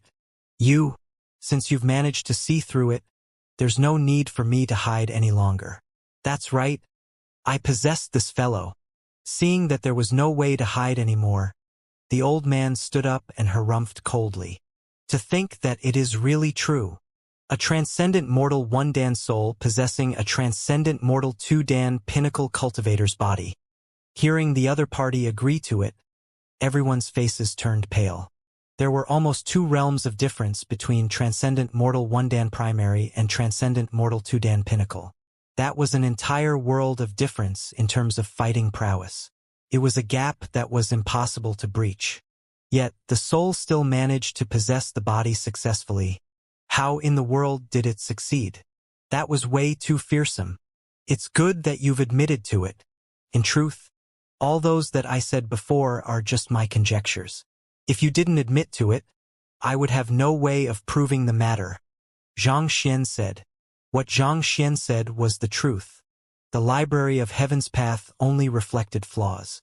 It wouldn't analyze a situation or provide answers for Xianxia. He only deduced the entire situation by stringing all of the flaws reflected together through logic. He also didn't expect that he would be spot on. The old man's face reddened and he nearly spewed blood. If only he'd known that it was a conjecture, he would have never admitted to it. Now, it would be hopeless even if he tried to deny it. There's no need for you to act so gleefully. Narrowing his eyes, the old man tossed aside his dismal and sneered coldly. My soul is in control now. Even if you know that I've possessed the body, what can you do? Do you intend to kill me? Or rather, I should ask, do you dare? The soul that is in control effectively becomes the owner of the body. If another soul couldn't make it in time to fill up the gap following that soul's expulsion, there was a high possibility that the body might die, thus becoming a corpse. At the very least, at the current situation, even though the previous host's soul was suppressed, it still stood a chance. Once the body became a corpse, he would be doomed. Xianxia, the study of the soul is an incomparably complex subject. Even gods dare not claim to fully understand it. Given that he's in control now, if the other soul is unable to take back control in time, that would be no different from murder. Hall Master Sai's expression turned grim. Indeed, you should think twice. Luo Qin also panicked. Everyone knew that the old man was here to conduct a trade. If he were to die here, the reputation of the auction hall would fall into the gutters. I should indeed think twice. Xianxia nodded in agreement. They were right. The topic of souls was incredibly profound. Conventional rules may not necessarily apply to it. If Xianxia fails to resolve the issue properly, the old man might become an idiot or even worse, meet his demise. If so, it would be hard for him to avoid responsibility. Many people know about our trade. If anything happens to me, the appraiser hall and auction hall will be doomed. Seeing the hesitation in everyone's eyes, the old man chuckled. Why don't I suggest something? Let's continue on with our trade. I'll give you the soulless metal humanoid, but in exchange, you have to eradicate the soul of the previous host for me. In the end, regardless of whether you are trading with me or him, you will obtain the soulless metal humanoid. So why should you take the risk? There was nothing for Xianxia to lose from accepting his deal. On the contrary, if he were to insist on saving the previous host, it was one thing if he succeeded, but what if he were to fail? Xianxia, Luoqin looked at Zhang Xian anxiously. He was a businessman and, in his view, there was nothing profitable from going through so much risk to save a mere passerby. In any case, everyone only knew that this fellow was plagued by an evil spirit. Regardless of which one was killed, as long as he walked out of the appraiser hall alive, the auction hall's reputation could be retained. Your words do make sense. My goal is the soulless metal humanoid, so there's indeed no need for me to take this risk. Sighing, Zhang Xian eyebrows shot up and he glanced at the old man indifferently. However, did you just say that there's nothing I can do? I happen to have just thought of one method and I would like to give it a try. Try. Not expecting the other party to want to make a move despite having persuaded him the entire time, Luoqin's face reddened in panic. Are you trying it out just for fun? You do know that a life is at stake here, right? Gongzi. Worried, Jin Songhai turned to Gongzi in hopes of getting him to convince Zhang Xian otherwise. But this time, Zhao Feiwu waved his hands grimly and said, Don't. This is the responsibility and mission of a master teacher. This isn't something he should avoid. Behind the respect and prestige master teachers possessed was heavy responsibility. Zhang Xian didn't know the name and background of this old man, and he never even interacted with him before. However, if he were to overlook his life and death, what would be left of his morals? How could an immoral person enlighten the world and guide his students? If one is upright, his intentions will be obeyed without a command. If one isn't upright, his command will not move anyone. Guiding a student wasn't just about imparting him the best cultivation technique so that they could grow strong. More importantly, one had to instill the correct values in them. Otherwise, even if they were to mature, they would only become scum and bring harm to the world. If so, master teachers would lose their purpose of existence. Jin Songhai froze, and he clenched his fists tightly. As a poison master, he could resort to underhanded tricks to achieve his goals. However, the other party was different. He was a master teacher whose responsibility was to enlighten the world. If he were to cower before difficulty, how could he win the hearts of his student? The old man didn't expect for Zhang Xian to adamantly choose to deal with him despite the advantages and disadvantages being set out clearly. His face darkened and he said, So, you intend to stand against me? Stand against you? You're thinking too much. I just want to expel you. After all, this body doesn't belong to you. Shaking his head, Zhang Xian flicked his wrist and a few silver needles appeared on his palm. Silver needles? You intend to use this to deal me a soul? He thought that the other party had some idea in mind, but after seeing what the other party took out, the old man burst into laughter. Those needles might be able to heal one's physical injuries and resolve one's cultivation bottleneck. But to deal with a soul? You must be joking. It was as though using an arrow to shoot a fly futile. Disregarding the old man's contempt, Zhang Xian infused a surge of Jinqi into the needles and flicked his finger. A cold gleam flashed as the needles shot through the air. Needles are completely ineffective against souls. Seeing that Zhang Xian really intended to use those needles to deal with the old man, Hall Master Sai slapped his face.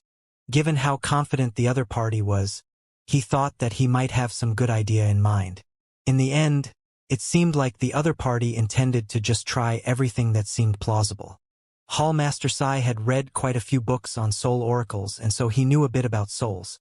Souls were intangible, and coming into contact with it through material objects was impossible. It was just like using one's sword to cut air. Even if the needle struck the old man, it would be ineffective on the intangible soul. Perhaps it might even cause meridian blockage, resulting in internal injuries for the body. To expel a soul, one has to prepare plain clothes, yellow amulets, an altar of tributes to the heavens, and a formation as well. There's no way a silver needle can work. Knowing that the method wouldn't work, Hall Master Sai shook his head. He immediately revealed everything he knew in hopes that Zhang Xian could follow the conventional method. However, halfway through his words, he gulped down a mouthful of saliva and started trembling. How? Is this possible? As soon as the silver needle pierced into the arrogant old man's body, the latter's face immediately paled. Fear surfaced in his eyes. He wanted to escape, but he fell to the ground instead, convulsing ceaselessly. With just a single needle, the other party's soul lost control? How in the world did he manage to do it? If souls were that easy to deal with, soul oracles wouldn't have been such a feared existence back then, so as to require the Master-Teacher Pavilion to make a move personally. Why your Xianxia? While Hall Master Sai and the others were overwhelmed with shock, the old man was frenzied. He had just said the silver needle would be useless when such a situation occurred. The intense fear he felt made him shriek uncontrollably. What he feared wasn't the silver needle but the other party's Xianxia. That Xianxia seemed to carry a bizarre strength that expelled souls. Upon contact with it, his soul felt as though a bottle of hard alcohol being set ablaze. The excruciating pain made him feel as though he was being torn apart. This is superior Xianxia. The elder narrowed his eyes and a thought appeared in his head. Legend had it that due to the inconceivable purity of superior Xianxia, it possessed the ability to ward off evil. This was also the main reason why, despite the incredible means of the soul oracles, they still chose to avoid crossing the paths of master teachers back then. Just that, superior Xianxia was something that very few people in the Master-Teacher Pavilion possessed, inherited only by the descendants of the Kongshi and his students.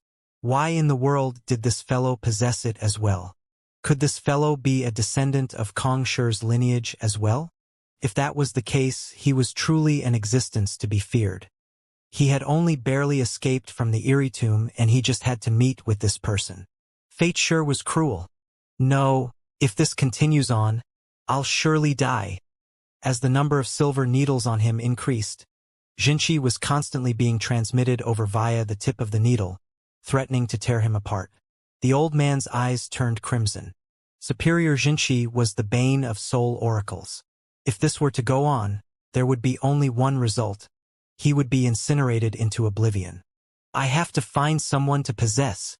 Knowing that he would surely crumble if this were to go on, the old man bore with the pain and silently assessed the group before him. Continuing to remain in this body would only lead to his death. The only plausible course of action at this moment was to possess someone else and find a way in the future to exact vengeance. But even if he were to successfully possess someone here, he had to make sure that the bizarre young man wouldn't find out. Otherwise, if the other party were to launch another course of attack on him, he would still be doomed. Damn it! To force me into possessing another body once more. I'll never forget this grudge. Even though he had made up his mind, the old man's heart was dripping blood. Possession wasn't as easy as it sounded. Every single attempt at possession would cause immense damage to his soul. Not only would his cultivation fall, his soul would also be significantly wounded as well. Before possessing the body of this old man, his cultivation was actually at Transcendent Mortal 3 Dan primary stage. However, after the possession, his cultivation fell by 2 cultivation realms to Transcendent Mortal 1 Dan primary stage. In other words, even if he were to succeed, his cultivation would plummet sharply. Perhaps it might fall by another 2 cultivation realms once more, falling down to Jizuan. It'll have to be one of them. Roaring furiously, he looked around and finally found an ideal target. Of the entire room, the weakest one should be Zhao Feiwu, who had never cultivated before. However, she had quite a few treasures on her that made it difficult for even a Transcendent Mortal 3 Dan to kill her, lest be said an incomplete soul like him. Thus, the only viable targets were Xiaoya, Sun Chong, and the others. Their strengths were at Zhongshe realm, so even if his cultivation fell once more after possession, he would still be able to suppress them easily. He is the one. The old man's eyes glowed as he focused his attention on a plump man standing not too far away. That fellow's cultivation was the lowest of the group, and judging from the dull-witted expression on his face, he seemed to have the lowest wariness of the group. Thus, it should be easiest to possess his body. Possession. Having chosen a target, the old man immediately acted, knowing that he might lose his chance if he were to dawdle. Who? His soul immediately converted into an intangible smoke which gushed straight toward the plump man.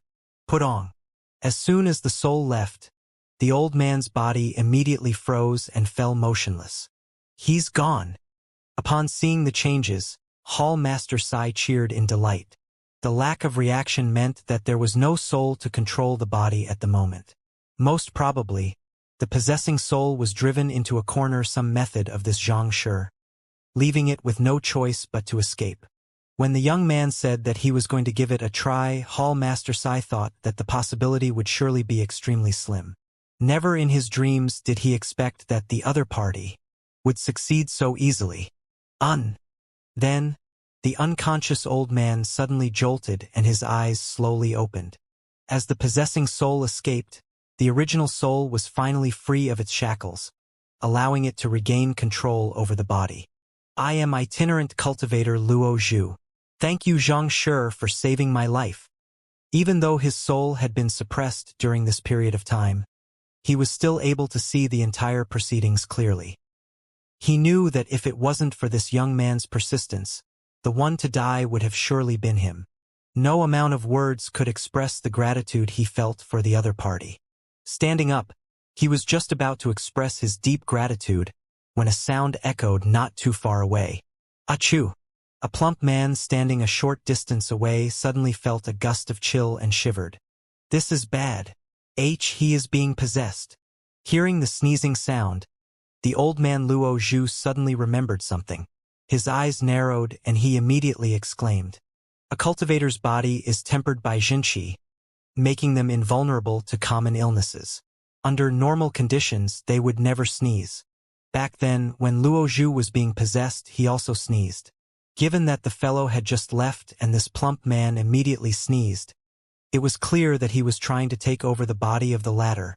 To think that this fellow would still try to possess other people despite having been driven off by Xianxia, Luo Zhu's face immediately paled. Possession. Everyone was taken aback. The soul was an intangible matter. As such, when the possessing soul left the old man's body, no one could tell where it went. That's right. Back then, when I was possessed, I also sneezed. That fellow must have surely entered his body. Luo Zhu hurriedly pointed toward the plump man. Me? Naturally, the plump man was Sun Chong. He was just watching the young master flaunt his immense capability in expelling the soul when the old man pointed a finger toward him. Taken aback, he blinked his eyes innocently and said, I've been possessed? Shouldn't possession result in a tug between the souls? If so, why was he still standing completely fine here? That fellow is incomparably cunning. He must have known that Xianxia would expel him as soon as he takes control of your body. As such, he chose to hide within your body, Luo Zhu said. Having been possessed once before, he'd learned quite a bit about the means of the soul oracles. Hide! Sun Chong scratched his head. That's right. Given the size of a human body, once he decides to conceal his presence, it'll be impossible to find him. Luo Zhu panicked. If an intangible object like a soul were to really try to conceal itself, it could be lying practically anywhere within a person's body. Even the most formidable of people wouldn't be able to sense it at all. This way, it would be equivalent to this plump man being equipped with a ticking time bomb. He could possibly be possessed at any moment. Luo Zhu felt incredibly guilty. It was due to helping him that another person got harmed. If that's really the case, the situation is really bad then. Hall Master Sai clenched his fists tightly. Based on the few books that he had browsed through in the past, it would be one thing if the possessing soul were to make a move and forcibly wrestle for control over the body. But if the soul decided to conceal itself and make use of the other party's body to nourish itself as though a leech, that could prove to be troublesome. Under such circumstances, it was like a virus lying dormant in your body. If the illness hadn't even struck yet, even the best of physicians couldn't possibly treat you. Zhang Xian harumphed and said, He has decided to hide himself? He sure is bold. He didn't expect the other party would dare possess Sun Chong right after he had expelled him from the old man's body. If he had known about it earlier, he would have sent a torrent of his jinqi in to destroy his soul instantly. But still, this problem wasn't too difficult for him. Even 7-star master teachers who were known to specialize in the subject of souls might find it difficult to find a hiding soul, but he was different. With the library of heaven's path in hand, there was no flaw that he couldn't find. A mere hiding soul was nothing before it. Sun Chong, execute a punching routine, Xianxia said. Yes. Nodding his head, Sun Chong's clenched fists shot out, creating a huge gust of wind in the surroundings. Upon seeing his fist technique, the mouths Jin Songhai, Hall Master Sai, and the others twitched. To think that a Zhongshe realm expert would still be using a mortal low-tier battle technique. They found it hard to look at those incredibly crude and simple moves. Even 5-year-old kids were able to execute several of these kinds of battle techniques in the Myriad Kingdom Alliance, and yet this fellow was using this. Just the thought of it left them lightheaded. I've been too busy with my cultivation technique recently that I neglected my battle techniques. Sun Chong could tell what everyone was thinking through their expression, and he felt a little embarrassed. Even though his cultivation had soared during this period of time, he didn't cultivate any new battle techniques to match his newfound strength. He was still stuck with the moves he'd used back in Tianxian Kingdom. Naturally, before the experts of the Myriad Kingdom Alliance, the battle techniques of an unranked kingdom meant nothing at all. Given the other party's battle technique and his slightly unsteady cultivation, they could easily wipe out dozens of him with just a single finger. Recalling how they were actually scared by this fellow back then in the Shenyuan Kingdom Poison Hall, Jin Songhai and Gumu felt a little awkward. All right.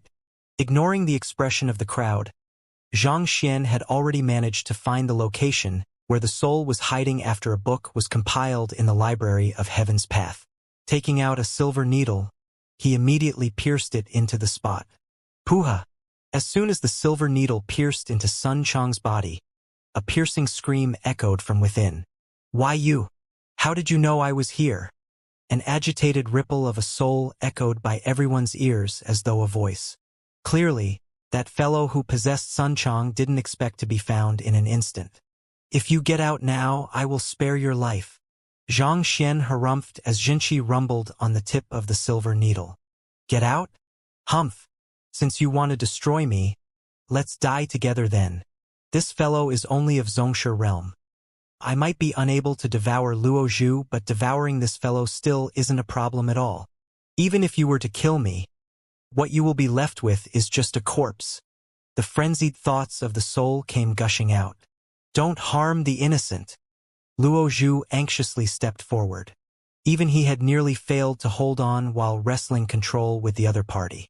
Given how this plump man was only at Zhongshe realm, if the other party were to really attempt a possession, the plump man's soul would surely be completely devoured in an instant. It's too late to beg with me now.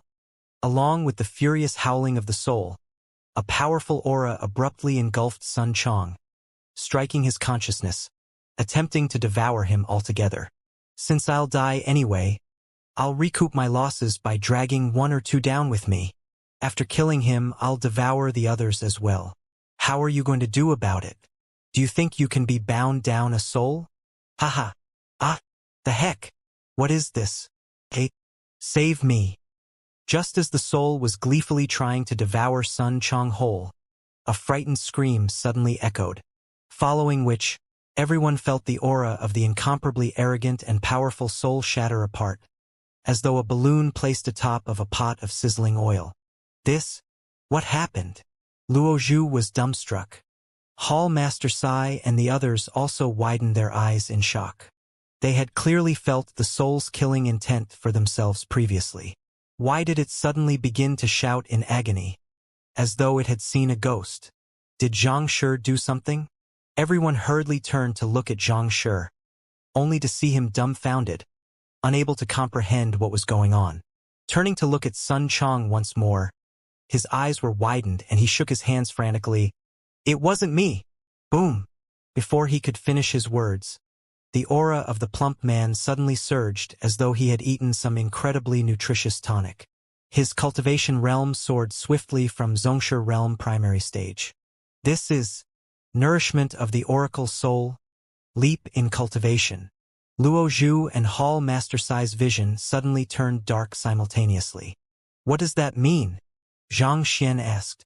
While ordinary cultivators cultivate their physical bodies and jinqi, soul oracles are different in the sense that they cultivate their souls. Their entire cultivation is contained within their soul such that even if they were to possess someone, they could recover back to their original strength swiftly. Luo Zhu's lips turned pale. Now that Soul Oracle's soul has been destroyed, his entire cultivation has been reduced into nourishment for your servant's body. There's such a matter as well? Xianxia was taken aback. Indeed, the strength of soul oracles is derived purely from soul energy, and it has no attributes whatsoever. It is compatible with all cultivators, and there is no threat of a conflict at all. If I'm not mistaken, your servant's cultivation will surely increase by leaps and bounds. Even until now, Luo Zhu still had a dazed look on his face as he stared at the ignorant Sun Chong. What kind of monsters did he meet this time? A young man who wasn't even 20 yet was able to expel the possessing soul of the Soul Oracle from him with just a silver needle. His servant turned out to be even more formidable. A Soul Oracle tried to devour him, only to end up being devoured himself. He was able to devour even a Soul Oracle. Gu Mu and Jin Songhai, who was just making light of Sun Chong a moment ago due to his mediocre battle technique, suddenly turned pale. Soul Oracle was one of the most fearsome occupations in the ancient times. Back then, even the reputation of the poison masters paled to them. There were no experts who wouldn't tremble before them, and yet, this fellow devoured one of their members as though it was nothing at all. Did you have to be so monstrous? It was no wonder why you acted so arrogantly at the poison hall back then. It seems like you have the capability to back your actions. His soul cultivation is currently at an unfathomable level. Make sure not to offend him in the future. Clenching his fists tightly, Jin Songhai hurriedly instructed his student through telepathy. Even Luo Zhu, a transcendent mortal 2-dan pinnacle expert, was helpless before the possession of the Soul Oracle, and he could only be tortured day and night by it. Yet, this fellow, despite possessing only the cultivation of a Xianxia realm, was able to kill the other party so easily. The strength of his soul must have reached an astounding level. If even the servant is so formidable, how powerful must the young master be? Thinking so, Jin Songhai turned to look at the young man not too far away in awe. Since even a mere servant could devour a transcendent mortal realm soul oracle so easily, the young master must be even more formidable than that. It was no wonder why he was adept in so many occupations, and his eye of discernment was extraordinary. Perhaps, even though his cultivation seemed to be only half transcension before them, his true strength might be far beyond that. Just as he was overwhelmed by shock, Sun Chong's rising aura finally came to a halt. From Xianxia realm, his cultivation surged swiftly and broke through the bottleneck of a half transcension, thus successfully advancing to transcendent mortal 1-dan.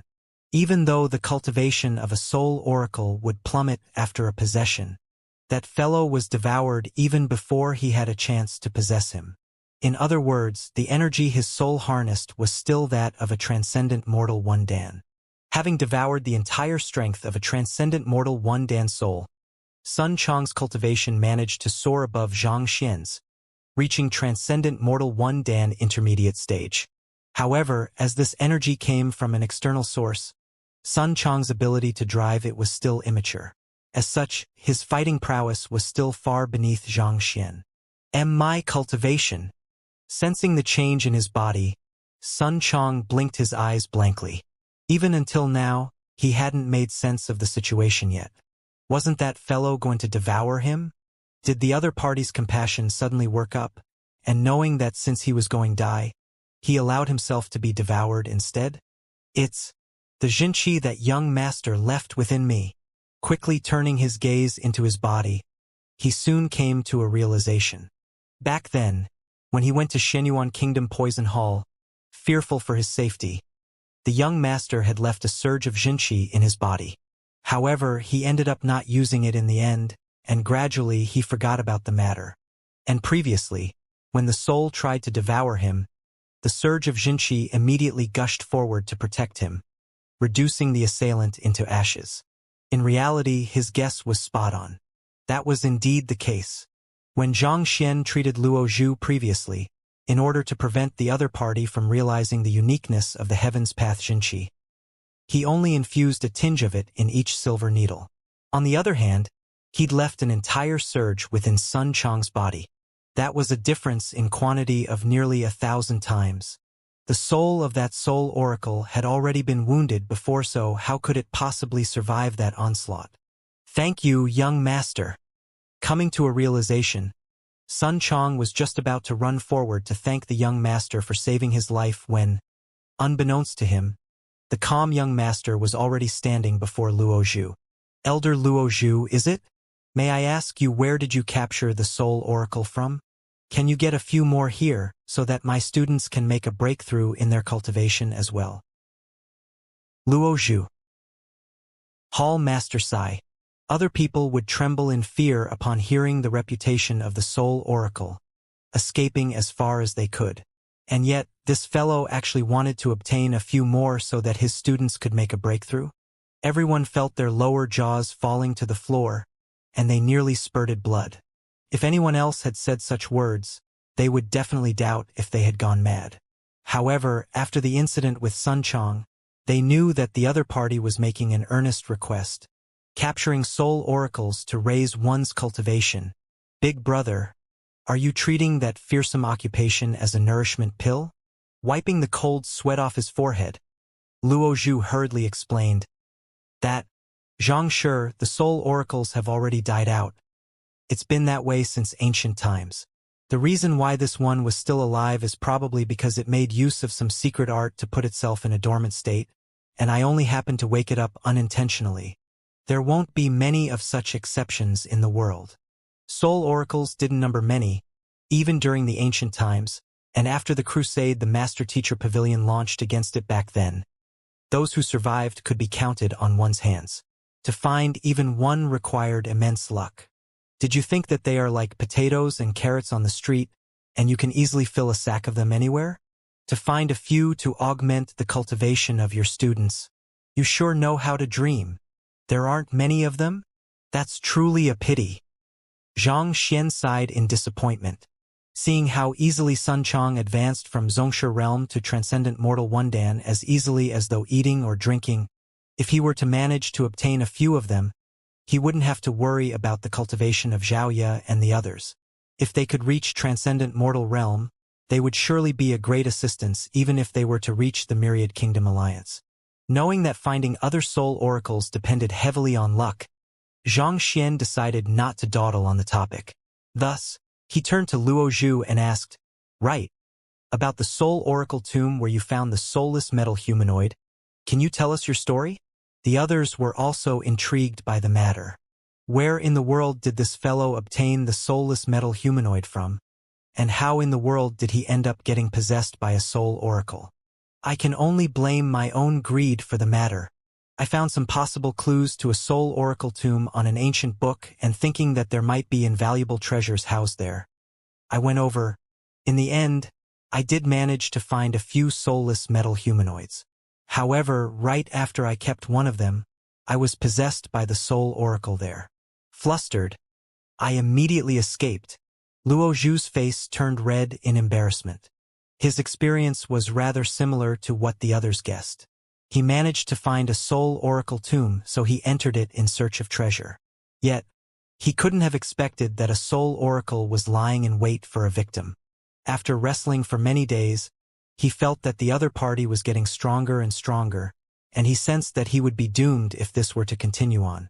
Thus, he immediately headed over to the auction hall, so as to make use of the appraiser hall's reputation to gather a larger group of people interested in the soul oracles here in the hope that one of them could cure him of his affliction. It was fortunate that his luck wasn't bad. He managed to meet Xianxia. Otherwise, if it were anyone else, the other party would have surely traded with the soul oracle and destroyed his soul instead. After hearing the other party's experience, Xianxia asked, "I would like to take a look at the soul oracle tomb and see if I can find their heritage. Can you bring me over?"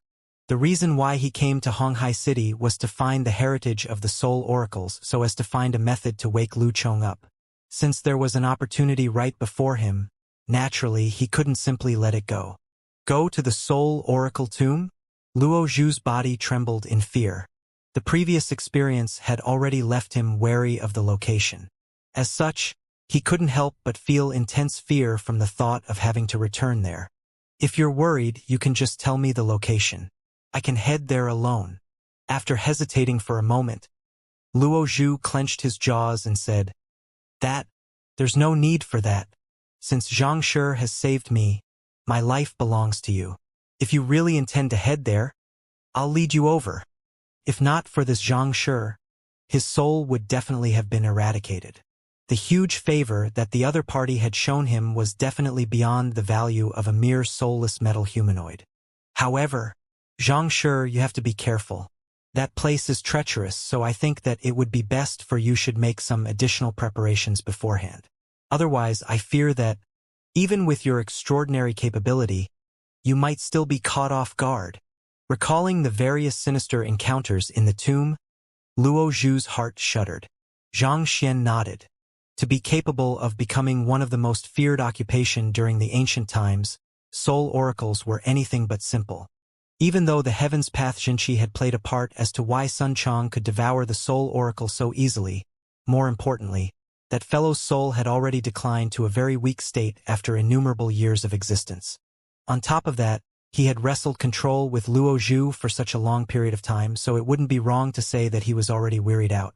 Thus, it wasn't surprising for him to be defeated so easily. But it was a different matter venturing into the tomb. It was impossible to know if there were more soul oracles in the tomb, and if so, their means and their strength. As such, this journey was fated to be a difficult one. After contemplating for a moment, Luo Zhu said, I will make the preparations for the items required now, so let's set off in 3 days' time. Having explored the Soul Oracle tomb, he had a rough idea on the various objects that Soul Oracle feared. However, these objects weren't sold on the market, so he had to make them himself. All right, Zhang Xian nodded in agreement. It worked with him as well since the cultivation techniques and battle techniques he'd asked the appraiser hall for hadn't arrived yet, and there were various matters he had to attend to here as well. As such, an interval of 3 days was perfect for him. Then, I'll be taking my leave then. After chatting for a moment longer and knocking into place the various details regarding the visit to the Soul Oracle tomb, Luo Zhu clasped his fist and left. After Luo Zhu left, the room fell silent.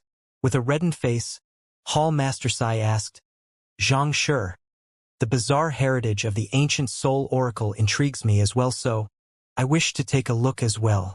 Would you mind if I were to accompany you on the journey? He failed to be of any use for the purchase of the soulless metal humanoid this time around, and yet he was requesting to be allowed to enjoy the rewards as well. As such, he felt a little embarrassed. However, the Soul Oracles had left an astounding legend in history, and as an appraiser, he didn't wish to miss a chance to come into contact with it in close distance. Xianxia, I wish to take a look as well. Luo Qin hurriedly chirped in too. Since there were profits to be derived from it, the auction hall wanted to have a stake in it as well. The Soul Oracles specialized in the study of souls, and one could only render their services if one were to offer a huge amount in tribute to them. Thus, many Soul Oracles possessed a huge wealth. If he could obtain some of them, the auction hall would surely reap huge profits. You wish to take a look as well? Zhang Xian frowned for a moment before his eyes abruptly lit up. Sure. However, I advise you all to prepare sufficient spirit stones beforehand. This way, if there are any treasures there, you can buy it on the spot. These two were definitely wealthy people.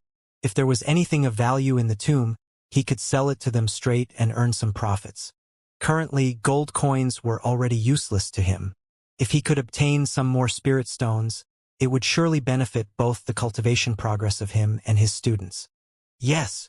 The duo nodded their heads in agreement. If anyone were to say such words, the both of them would definitely leave the other party searching the floor for their teeth. But after witnessing Xianxia's incredible capability that could eradicate even a soul oracle easily, they didn't dare to harbor such thoughts anymore. To be acknowledged by the harmonious stream of flowing goblets, discerning that Luo Zhu was possessed immediately, and not to mention he was a master teacher. Given all of these, it was clear that the other party wasn't someone they could trifle with. After confirming the matter, Zhang Xian turned to Hall Master Sai and asked, Right, May I trouble Hall Master Sai to bring me to your library? I wish to look through the books concerning soul oracles. Since he had come to the appraiser hall, naturally, he should also pay their library a visit as well. A deep knowledge on appraising and soul oracles might just serve him well in the future. That's not a problem at all. Hall Master Sai was still fearful as to what ridiculous request Xianxia might ask of him, but after hearing that it was just to look through the books, he heaved a sigh of relief and agreed with a smile. The young man before him possessed appraising capability above that of his. Even without permission, he also possessed the qualifications to enter the library. That would be great. Also, may I trouble Hall Master Sai to prepare living quarters for my students and Zhao Gongzi, so that they may rest. Xianxia requested once more. Right after their long journey from Shenyuan Kingdom, they immediately visited the appraiser hall and attended the auction. At this moment, everyone was already feeling slightly fatigued. Hall Master Sai nodded his head and backed out. Not too long later, he led the group into a few quiet rooms. Right after entering one of the rooms, Xianxia immediately called Xiaoya and the others to gather by his side. The Soul Oracle Tomb is a treacherous place, so you have to raise your cultivation as much as possible in these few days, so that you all can ensure your own safety. Even a transcendent mortal Tudan pinnacle, Luozhu, had fallen prey to the threats lying within the tomb. His students were only at Zhongshe realm at the moment, thus putting them in a very vulnerable position. They had to raise their cultivation quickly or else they would just end up as baggage. Feel free to use the spirit stones as you all like. Within 3 days, all of you must reach Jizuan realm. Otherwise, I won't allow you to come with me. Throwing a bunch of spirit stones to each of them, Xianxia instructed. Previously, due to his lack of wealth, he felt reluctant to even use the spirit stones himself, and thus, his students had never really come into contact with them as well. However, after the harmonious stream of flowing goblets and the auction, Xianxia had more than 20,000 spirit stones in hand at the moment. With such wealth at hand, he wouldn't be stingy with his own students. Yes, after hearing their teacher's instruction, the group immediately clenched their jaws in determination. The breakthrough from Zhongshe realm to Jizuan was difficult. However, their teacher had already deciphered and analyzed the various cultivation problems they were facing and might face. In addition to that, they were also cultivating the cultivation technique their teacher tailored for them. With so many spirit stones in their hands now, if they were unable to accomplish such a simple task, they would be too ashamed to address Zhang Laosher as their teacher. All right, go and cultivate. After which, Xianxia left the room and following behind Hall Master Sai, he arrived at the appraiser hall's library. Appraising covered a huge range of topics: culture, history, painting, antiques, equipment. The knowledge in the subject was unimaginably vast, and so, the appraiser hall's library had much more book than the libraries of other occupation. Upon stepping into it, Xianxia was immediately stunned by the immense size of the library. Compared to this library, the Tianwu Kingdom's book collection vault and even Shenyuan Kingdom's master-teacher pavilion weren't worth of mentioning. Time to begin. Xianxia began collecting the books into the Library of Heaven's Path. Walalala. After spending nearly an entire day's time, he managed to duplicate all of the books in the library into the Library of Heaven's Path. Returning back to his room, Xianxia realized that his body was fatigued and even staying awake was a chore. After traveling here from Shenyuan Kingdom, visiting the appraiser hall, challenging the harmonious stream of flowing goblets, and participating in the auction, Xianxia was extremely exhausted. His physical exhaustion didn't amount to much, but overuse of his eye of insight had depleted his soul depth. On top of that, he had collected a vast quantity of books in a short period of time, and this had left him completely fatigued. Thus, he went to sleep, and only on the second day's afternoon did he manage to recover. As long as he didn't hurt his foundation, his soul depth would naturally recover with sufficient rest. Let's see if I can find any clues from the soulless metal humanoid. After waking up and stretching his back, Xianxia flicked his wrist, and a giant metal humanoid appeared in front of him. Ever since he bought it from the auction, he hadn't gotten a chance to examine it closely yet. Since he was free at the moment, he decided to give it a good look. Perhaps, He might be able to find some clues that could give him a deeper understanding of the soul oracles. The gold humanoid lay there quietly in front of Xianxia, no different from a lifeless puppet. After observing it for a moment, Xianxia was unable to discern anything peculiar about it. Thus, he placed his finger on the puppet. Flaws. Who? A book appeared in his mind. Flipping it open, Xianxia began reading through his contents and slowly, his eyebrows knitted together. A bizarre expression appeared on his face. How is this possible? A detailed introduction on the metal humanoid was written in the book. Grade 1 soulless metal humanoid.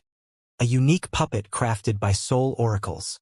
It possesses its own consciousness and one can control it via fusing their soul into it. There's a spirit stone formation placed within its body which allows for its strength to be enhanced even without cultivating. If several metal humanoids were to be controlled simultaneously, it would form an incredible fighting prowess. Flaws. Possesses its own consciousness. What does that mean? Could it be that this fellow was still alive? Otherwise, how could it possibly possess its own consciousness? Xianxia continued reading on. Flaw 4.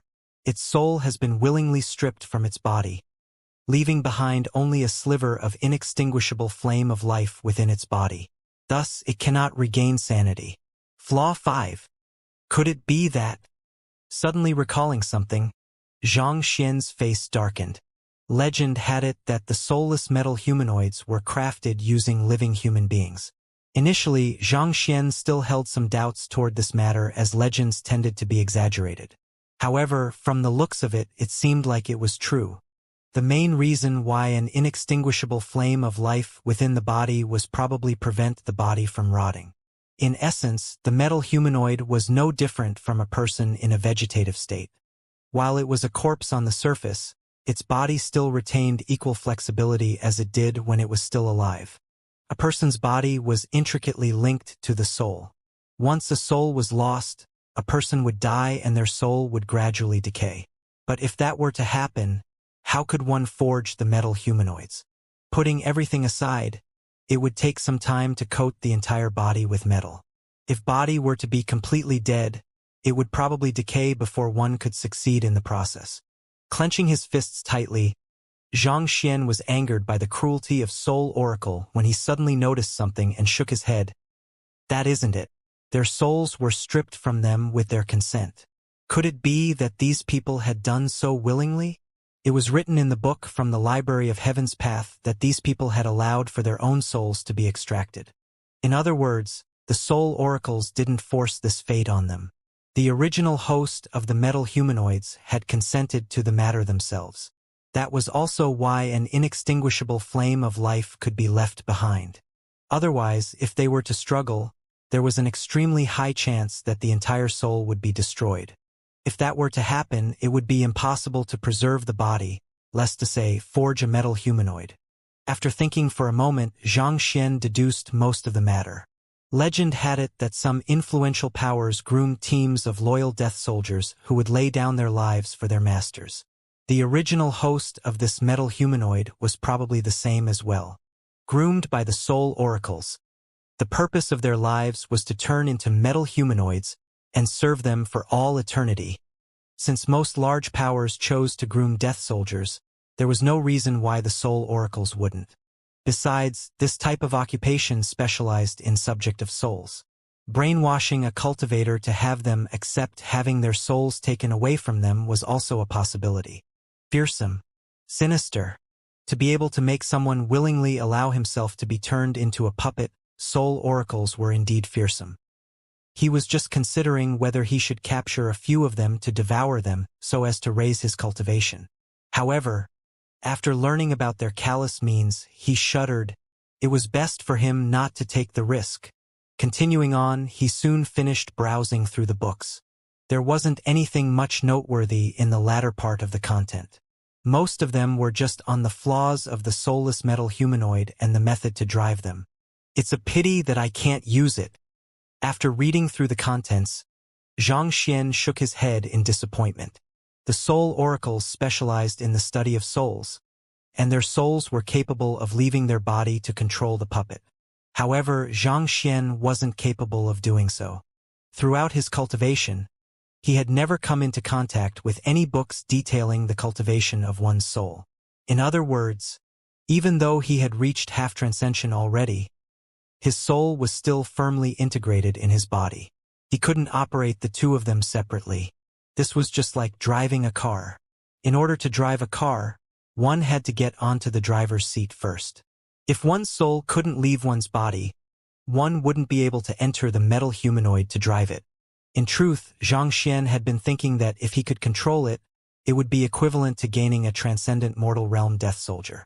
However, from the looks of it now, it seemed like it was nothing more than a dream. His soul was still locked in his physical body, unable to leave its restraints. In other words, this puppet was completely useless to him now. Admittedly, if he were to meet with danger, he could still use it as a shield. Cough, cough. After going through so much trouble, he only ended up buying a shield. Just the thought of it left him faint-headed. Keep. After taking another look, Xianxia verified that there was no important information to be derived from the soulless metal humanoid, and thus, he put it away within his storage ring. Then, flicking his wrist, a round ball appeared on his palm. It was the Celestial Designer mechanical container that Elder Chun had used to repay his debt. There's a flaw here, and here as well. Touching the round lead-like object, Xianxia infused his Jinqi into the various location of the flaws detailed in the Library of Heaven's Path. There was only a total of 17 flaws, so it didn't take him too long to finish the job. Kacha! A mechanical sound suddenly echoed from the sphere in his hand. It sounded as though something was being unlocked. This! Xianxia leaped in shock. From the outer appearance, the artifact was no different from a lead ball. There wasn't the slightest gap or slit on it, causing him to suspect that it was just an ordinary ball of metal. He didn't expect that it could be opened.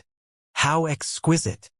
Lowering his head to take a look, Xianxia couldn't help but compliment.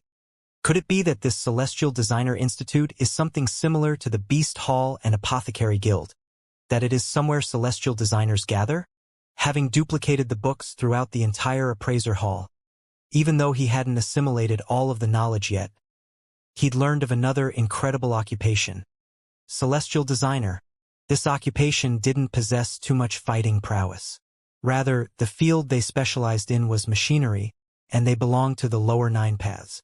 It was said that the most elusive secret weapon, the most complicated puppet, and the toughest armor all came from their design. Even though blacksmiths were capable of forging powerful equipment and tools as well, if one wanted to bring out a greater prowess from these equipment and tools, one had to find a celestial designer for a blueprint. Most top-notch experts would choose to hire both a celestial designer and a blacksmith simultaneously when they wanted to craft their personal weapon.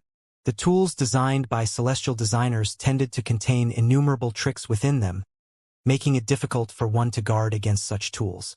Taking Zhang Yang's spear for example, he had to fix the spear himself manually each time he wanted to wield it, making it an exceptionally troublesome process.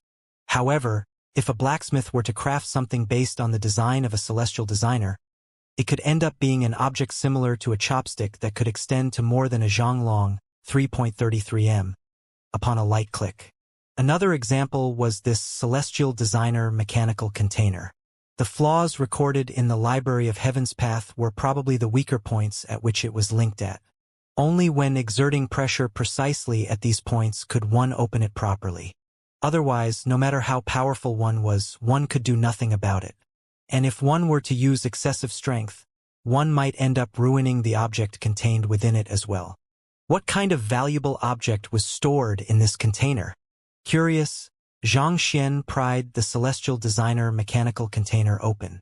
The moment he came into contact with this object, the Library of Heaven's Path immediately gave him the evaluation saying that Celestial Designer mechanical container, forged by the Celestial Designer Institute with complex mechanical systems.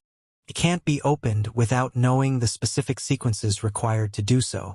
It's likely that some important treasure is hidden within it. Since it was an artifact stored in such an exquisitely made container, it was unlikely for it to be anything ordinary. Opening the box, A thin layer of beast skin was placed within it. Xianxia couldn't tell what kind of beast the fabric was made of, but one thing that was certain was that it was extraordinarily durable. It was clear that it had been kept for innumerable years already, but yet it remained completely undamaged. He carefully lifted it up. Red dust heaven ascending steps? What's this? 5 large words, red dust heaven ascending steps, were written on the very top of the beast's skin. Reading on, a poem appeared in Xianxia's sight. A cloud of red dust for 3,000 li, treading to the clear skies with a smile. Beyond, the poem detailed the origin of the beast's skin.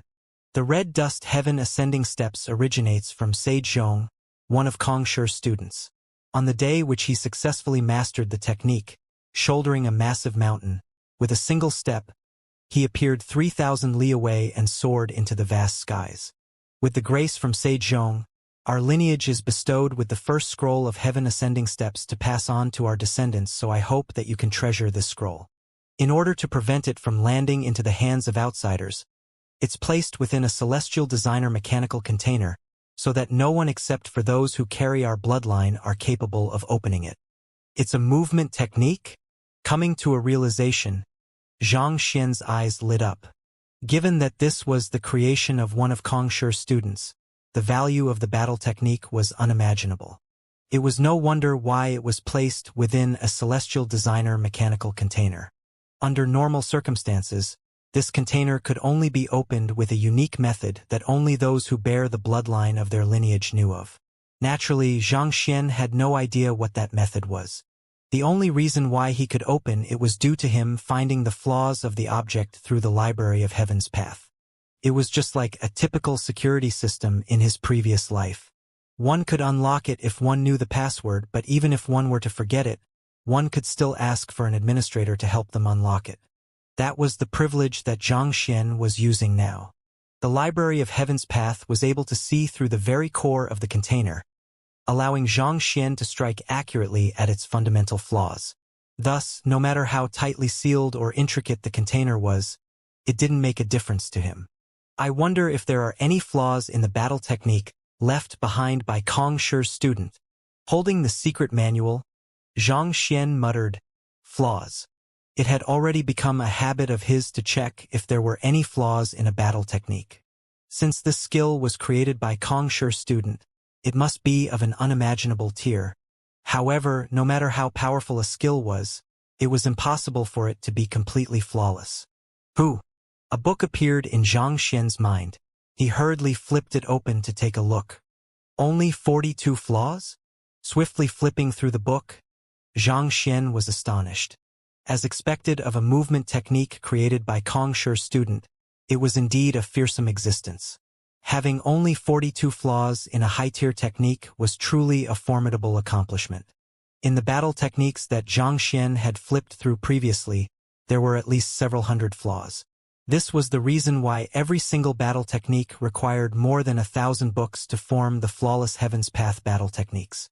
Yet, this battle technique only had 42 flaws. This clearly reflected how formidable a battle technique it was. If knowledge of it were to be leaked out, it would surely cause massive bloodshed. But there are still so many flaws in there, how am I supposed to learn it? It was one thing if Xianxia didn't know that there were any flaws in there. But now that he knew, his face immediately turned bitter. No matter how delicious a fruit is, once you know that there are worms within, it will be impossible to whet your appetite. Xianxia was too used to his cultivation techniques and battle techniques being flawless. Knowing that there were more than 40 flaws in the technique, even though he knew that it was a powerful skill, he was still unable to get past this and learn it. Right, Heaven's Path movement art is also a type of movement art. Perhaps I might be able to fuse them together. Heaven's Path movement art was a technique created by compiling innumerable movement technique secret manuals together. Even though it only consisted of the bare basics, it was the fundamentals to the very essence of the world. Perhaps the both of them could be fused together to make up for the flaws of the heaven ascending steps. Compile. Placing the two books together, Xianxia willed. Who? A new book appeared. Xianxia immediately flipped through it. 3 flaws? Great. Even though there are still 3 left, it's still an acceptable number. Xianxia's eyes lit up. Even though there were still 3 flaws left, there wasn't any major mistakes to it anymore, making it worthwhile to learn. At the very most, he would just have to collect more movement technique secret manuals and try to fuse them together with the heaven ascending steps. Without any hesitation, Xianxia began browsing through the contents. With a single look, his eyes narrowed and his lips went pale. Red dust heaven ascending steps, parallel heaven scroll. Could this be flight? Parallel heaven, in order words, to stand on equal footing with the heavens. Ordinary cultivators, even transcendent mortal experts, were incapable of flight. They still had to rely on aerial savage beasts to reach the skies. Yet, this cultivation technique claimed to be able to parallel the heavens. Didn't this mean that one would be capable of flight after learning the battle technique? Flight had always been one of the greatest dreams of humans. Be it his previous life or his current one, Xianxia had always possessed a yearning to soar through the skies. Thus, upon seeing the content, he couldn't help but feel agitated. A smile in the red dust, soaring alongside the wind. Parallel heaven scroll, upon mastery, grants one the ability of soaring in the skies, standing alongside the heavens. Xianxia swiftly continued reading on. Incredible! Reading the contents within carefully, Xianxia suddenly felt as though a new perspective to his understanding of cultivation had been unlocked. Flight was something that even transcendent mortal 9-dan experts were incapable of. Legend had it that only upon ascending beyond the transcendent mortal realm would one be capable of the feat. Yet, it was detailed here that as long as one cultivated properly, a transcendent mortal 1-dan, or perhaps even a half-transcension like him, would be able to step into the skies. Transcendent mortal cultivators strive to comprehend the essence of the world, thus granting them a certain level of control over their environment. By gathering this energy and molding it, one would be able to step on thin air and ascend to the skies. This was the main concept behind the scroll. If it were any other half-transcension cultivator, they would definitely be unable to comprehend such a deep cultivation technique. However, Xianxia was different. Given that most of the flaws had been resolved by the Library of Heaven's Path and the deep knowledge Xianxia contained in his head, even though there were some intricacies here and there, they weren't sufficient to impede his progress. When one falls into the water, one can ascend upward by stepping against the water.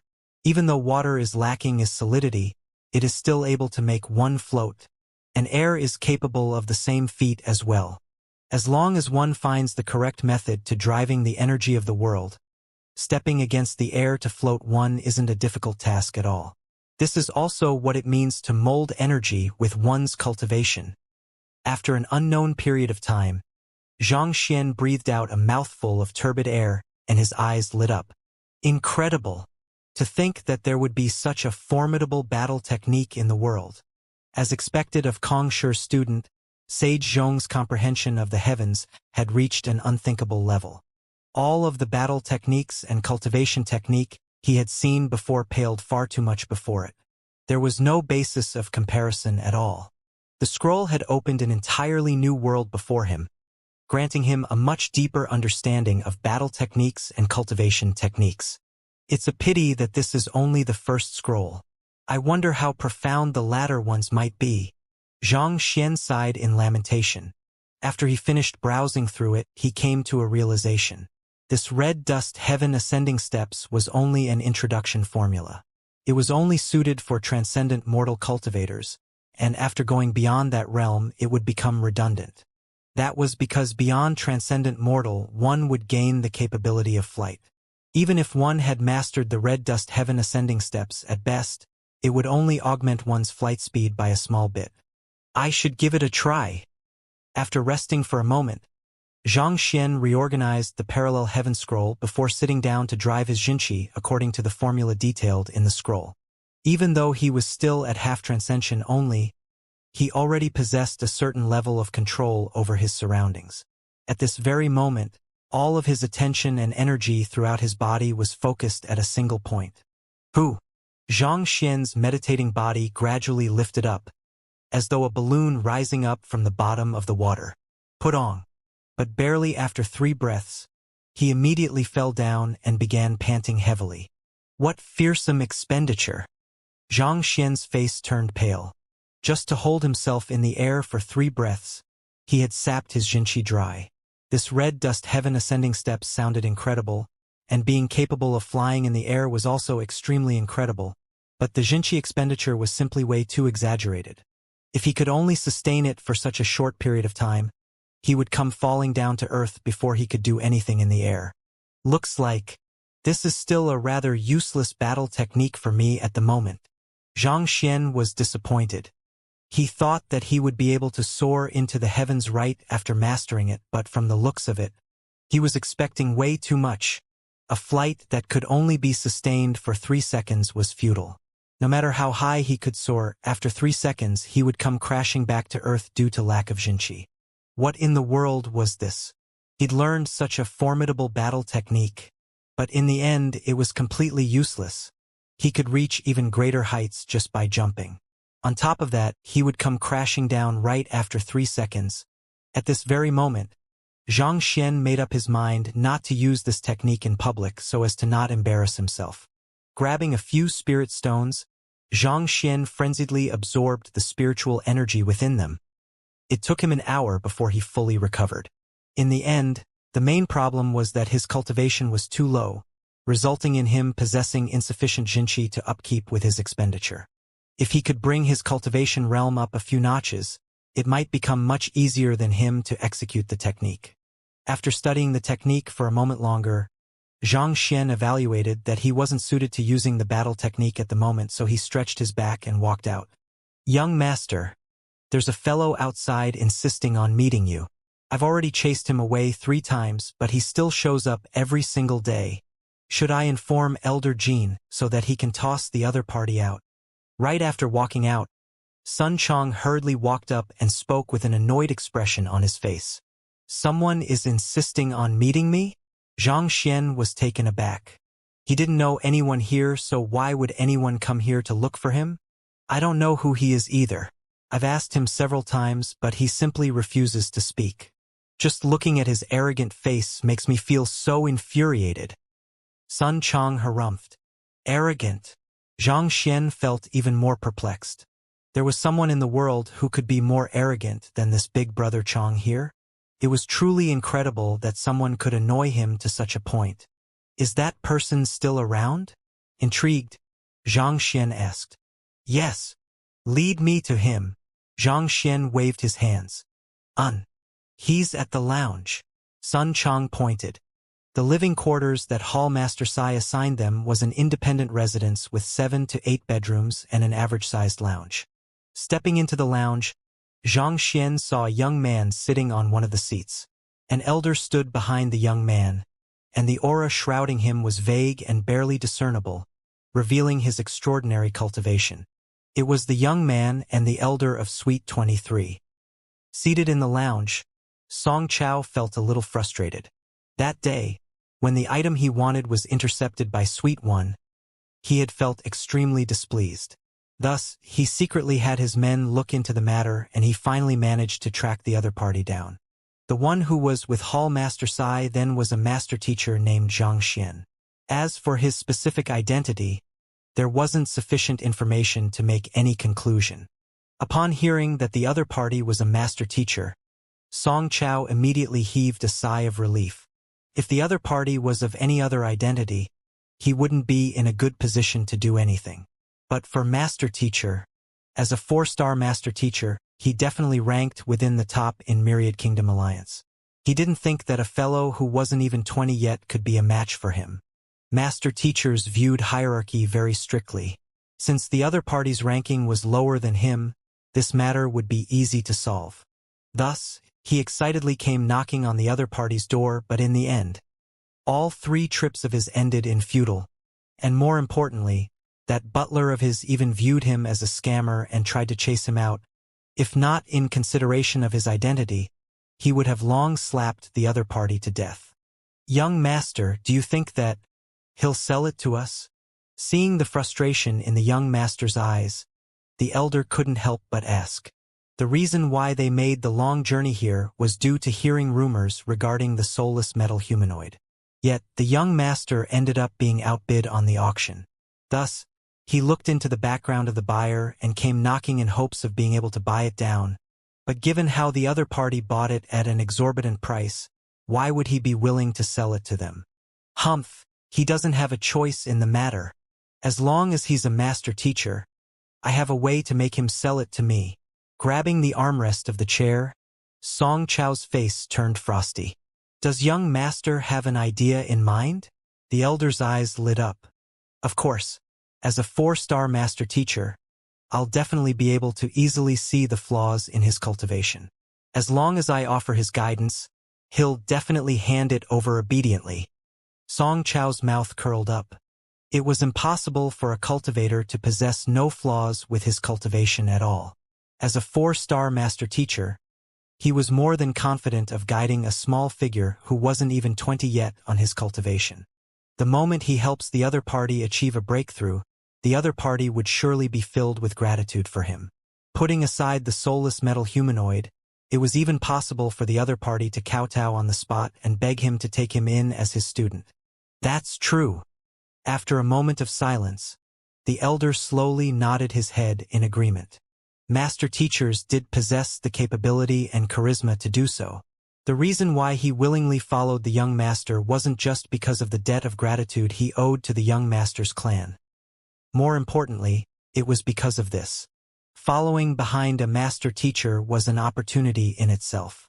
Listening more to the words of a master teacher could help one to avoid straying on the wrong path on one's cultivation, allowing one's cultivation to rise swiftly. Young master, they are the ones who wish to meet you. Just as the elder was wondering whether they would be able to meet Xianxia today, the butler's sound echoed and 2 men walked into the lounge. The one walking in front didn't look too old, seemingly below 20. From the looks of it, he must be that legendary Xianxia. You're looking for me? Upon stepping into the lounge, Xianxia's confusion deepened. He had never met these 2 before.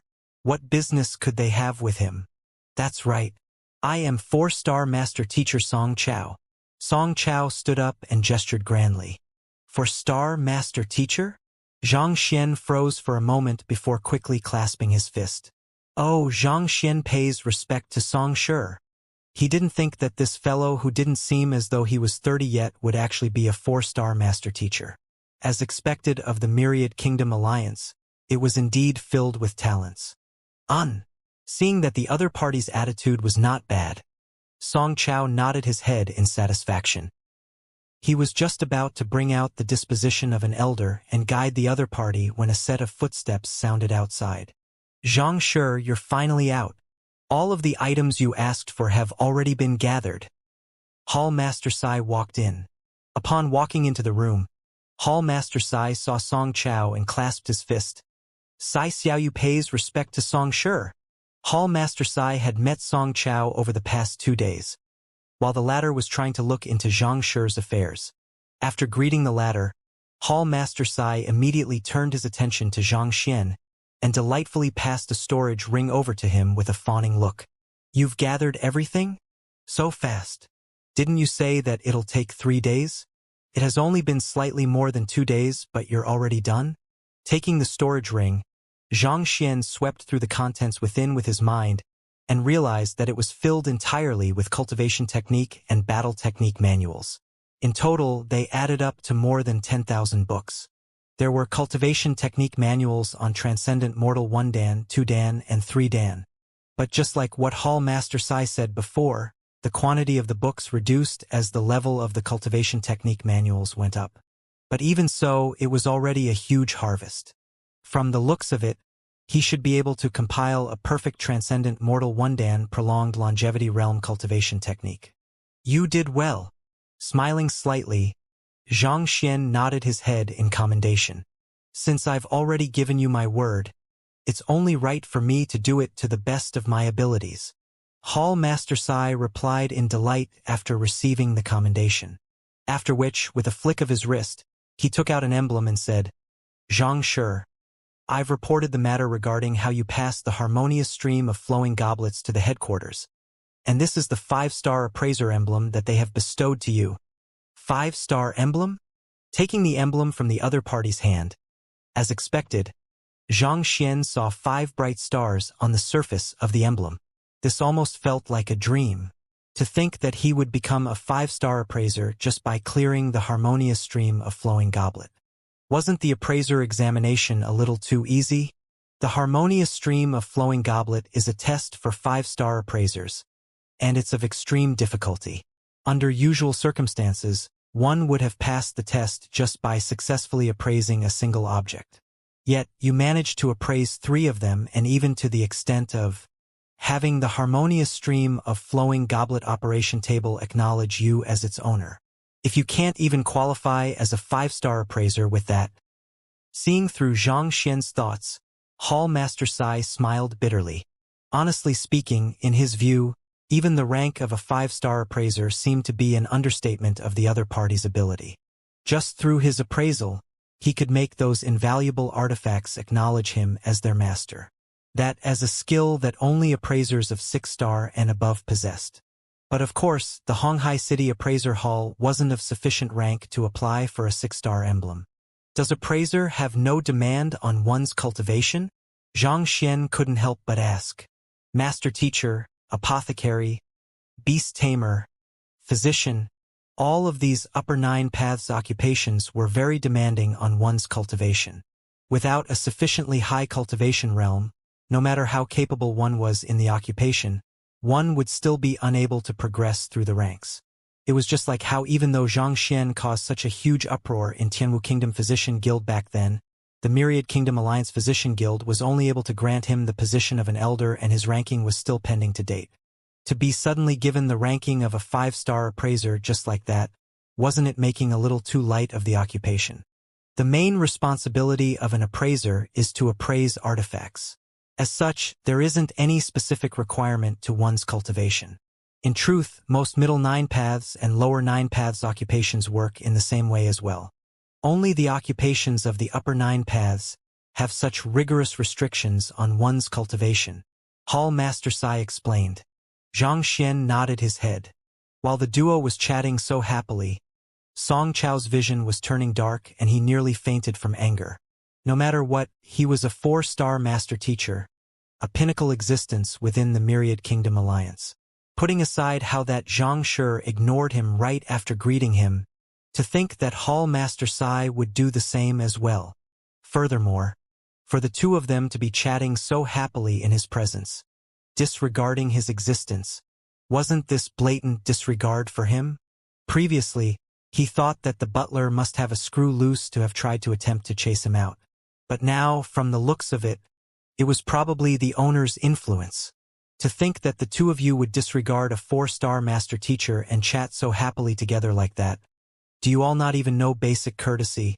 Humph! Unable to hold it in anymore, Song Chao flung his sleeves and tilted his face upward. Placing his hands behind his back, he spoke furiously. Xianxia and Hall Master Sai, a 4-star master teacher is in your presence. Is this how you treat your guests? But before he could finish his words, the elder beside him said awkwardly, Young master, they have already left. Left? Taken aback, Song Chao quickly turned his head around, only to see Xianxia and Hall Master Sai walking out of the room with a smile on their faces. Having obtained the cultivation technique and battle technique manuals he had been waiting for, Xianxia was eager to compile the Heaven's Path Divine Art to make the breakthrough to Transcendent Mortal One Dan. Thus, how could he possibly be willing to stay here a single moment longer? You! Song Chao was on the verge of spewing blood. It was one thing to disregard his presence, but to leave without saying a word. It was clear that they had forgotten about him. A 4-star master teacher. Damn it! Were they simply too brave, or was he really that insignificant? Hold it right there! Bellowing furiously, his figure blurred and as though an apparition, he flitted a distance of several dozen meters in an instant and blocked the path of the duo. His cultivation was immediately revealed as soon as he used his cultivation technique. Transcendent Mortal 3 Dan Yin-Yang Realm Primary Stage. Xianxia, do you know that there is a fatal flaw with your cultivation technique, and your life is hanging by a thread? Knowing that violence should be the last option, Song Chao suppressed his anger and donned the disposition befitting of an expert. My cultivation technique? The cultivation technique Xianxia practiced was derived from the Library of Heaven's Path, so how could there possibly be a flaw in it? But a moment later, Xianxia immediately comprehended the situation. Flaws in one's cultivation technique were an unavoidable problem for all cultivators. The other party was probably trying to use words to hoodwink him before using some method to find a flaw in his cultivation technique so as to offer him some pointer. There were some master teachers who used this method to have the person they had set their eyes on to have him acknowledge them as his teacher. In fact, Xianxia had done so himself as well. Back then, Wang Ying fell for the exact same trick. That's right. If you wish to overcome your current realm, I can lend you my assistance. If so, you can avoid many unwanted hassles. Seeing that Xianxia was hooked, Song Chao felt gleeful. With an earnest expression on his face, he was just about to randomly spout some common problems in cultivation so further enhance his credibility when the young man before him stared at him with a frown.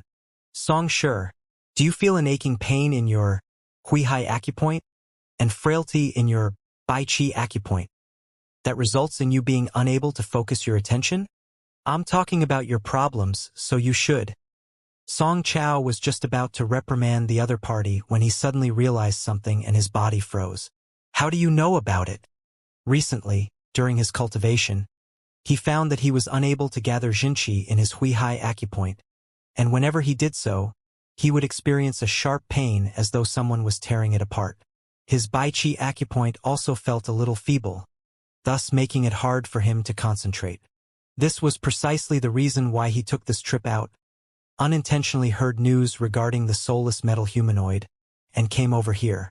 Otherwise, as a talented 4-star master teacher, how could he have the spare effort to be wandering around? Not only so, when you cultivate, do you feel a numbness in your left thigh and your right leg often convulses? Xianxia continued. Aye. Song Chao's face slowly turned pale. That was spot on. If I'm not mistaken, your cultivation technique should be Supreme Art of Heaven's Frost. There's no mistake with your cultivation method, and your cultivation technique at Spirit Intermediate tier is rather powerful as well. However, it's a pity that 3 months ago, in an attempt to forcibly raise your cultivation, an error occurred which resulted in your meridians being blocked by the frost element of your cultivation technique. The direct result of that is numbness in your left thigh, convulse of your right leg, frailty in the Baiqi acupoint, and sharp pain in the Huihai acupoint. Xianxia analyzed calmly. This fellow had just executed his battle technique to block their way, and this had caused a corresponding book to be compiled within the Library of Heaven's Path. Then, is there a way to resolve this problem? Song Chao asked anxiously. The other party had described his current physical condition accurately. However, there wasn't a clear solution for the blockage of his acupoints. Even his teacher, a half 5-star master teacher, was incapable of solving the problem, so he could only let it recover gradually with time. Thus, Song Chao had given up all hope and decided to simply wait it out. Yet, this young man here had identified all of his symptoms clearly. How in the world did he manage to do it? 5,000 spirit stones. I'll help you solve your problem and achieve a breakthrough. Xianxia spoke impassively. 5,000. Song Chao hesitated. If I'm not mistaken, you should have consulted a few other people on your problem, but they are all helpless before it. If you don't use my method, you'll need at least an entire year to recover. I'm sure you know the consequences of not cultivating for an entire year. Xianxia was in no hurry at all. All right, here is the spirit stones. I beseech Xianxia for your guidance. Soon, Song Chao gritted his teeth and replied. With a flick of his wrist, a bunch of spirit stones fell to the floor. In an instant, dense spiritual energy gushed into the air. Xianxia nodded his head in satisfaction. He swiftly kept the spirit stones in his storage ring before saying, the cure is extremely simple. You just have to drive your Jinqi along this meridian to offer pointers to even 4-star master teachers. Exactly how highly ranked is this Xianxia? Hall Master Sai widened his eyes in shock. He already knew that Xianxia was extraordinary, but still, He didn't expect it to such a degree. This Song Chao was a 4-star master teacher, and yet, his cultivation errors could still be pointed in an instant. On top of that, Xianxia was able to solve the problem that had plagued the former for such a long period of time. Through this, it could be deduced that Xianxia's capability had reached an astounding level. The body of the elder in the lounge froze, and his hyperventilation nearly acted up. The young master had gone over to offer guidance to the other party in hopes of winning the other party's gratitude and earn the soulless metal humanoid. Yet, in the blink of an eye, he became the one being guided instead. And on top of that, to be paying money as well. What was with this sudden twist? Even though he had witnessed the sight with his own eyes, he still felt as though he was going mad. All right, just cultivate using the method I just told you, and your affliction will definitely be solved within 3 days. While the duo was shocked speechless, Xianxia finished his guidance. Thank your Xianxia for your guidance. After memorizing the method the other party spoke of, Song Chao felt awed. He subconsciously clasped his fist in gratitude. Replying with a nod, Xianxia continued walking on. Any other master teacher would definitely find it hard to determine the cause of Song Chao's affliction. However, once the cause was determined, solving it became much easier. Given how the other party was a 4-star master teacher, he should be more than capable to tell whether what Xianxia said was true or not. Young master, aren't you going to ask for the soulless metal humanoid from him? Why did you end up paying him instead? After Xianxia left, the elder hurriedly walked up. Song Chao was suddenly jolted from his trance. For some reason, when he was listening to the other party's analysis and guidance previously, he unknowingly fell into a state of trance. This is impartation of heaven's will? He used impartation of heaven's will on me, and I actually fell for it? Upon realizing something, Song Chao's mouth twitched and he nearly fainted on the spot. Even though the other party's analysis and guidance were spot on, logically speaking, he shouldn't have obeyed every single word the other party said, going to the extent of even paying money. The only logical explanation for it was that the other party had used impartation of heaven's will on him. That was an ability unique to master teachers. As long as one's words were true, one would be able to stimulate the jinqi within the bodies of others and induce unconditional trust within others, making others follow one's orders obediently. His original intention was to offer guidance to the other party, and yet, he ended up falling for the other party's impartation of heaven's will instead. Song Chao felt as though he was going insane. However, as a 4-star master teacher, Song Chao's soul depth had reached 12.0. For the other party to be able to induce unconditional trust in him through the impartation of heaven's will, didn't that mean that the other party's soul depth was higher than his? Are you for real? On top of that, just impartation of heaven's will by itself is insufficient. More importantly, one has to have the acknowledgement of the predecessors. Those who have been acknowledged of the predecessors of the Master Teacher Pavilion will possess a disposition that induces deference in others. Could it be that this fellow had earned the acknowledgement of even more predecessors than me? Song Chao's fist clenched tightly together once more. Master teachers were exceptionally sensitive to this kind of disposition, thus making it much easier for them to listen to the words of acknowledged master teachers. This was also why it was said that even without the master teacher emblem, those who had been acknowledged by the predecessors could be easily recognized by their peers. Song Chao was an incredible young genius who had been recognized by 9 predecessors during the ritual, and as such, his sect had sent him to participate in the master teacher tournament. Yet, such a figure was sent into a trance just by a single word. Didn't this mean that the other party was acknowledged by even more predecessors than him? But how was this possible? Where in the world did this fellow come from? How could he be so formidable? Song Chao was dumbfounded. Young master, have you asked about the soulless metal humanoid yet? Seeing the young master's slightly trembling body, the elder knew that the young master would surely lose his sanity if they were to continue discussing this topic. Thus, he hurriedly changed the subject. I forgot. Song Chao's body swayed weakly. He only had time to say a single sentence before the other party began pointing out the various symptoms he was suffering from. After that, he fell to the onslaught of words and lost himself. Putting aside the soulless metal humanoid, he didn't even manage to speak much. How was he supposed to ask the question when he was in a trance? Then, "I'll try asking," the elder said slowly. Go on. Be careful." After hesitating for a moment, Song Chao nodded his head. He was a little fearful at the moment already.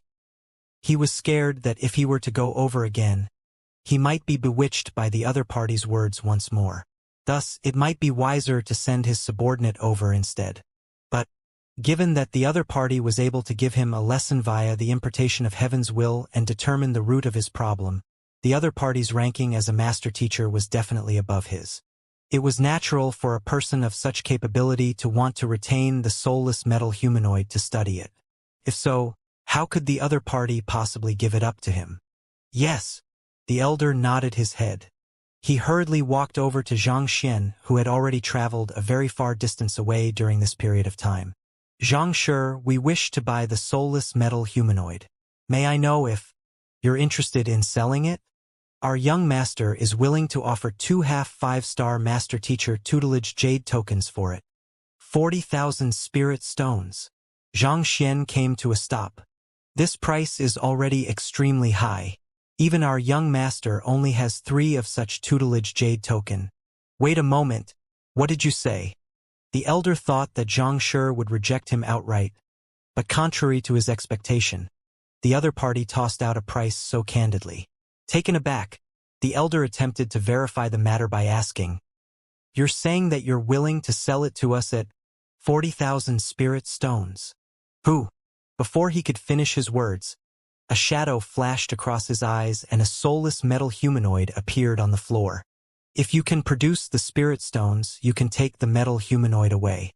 I won't be accepting any tutelage jade token. If you don't have the money to pay up, I'll have to ask of you to leave." Zhang Xian waved his hands. He was in a rush to compile and study the Heaven's Path divine art, and he didn't want to waste any time dawdling here.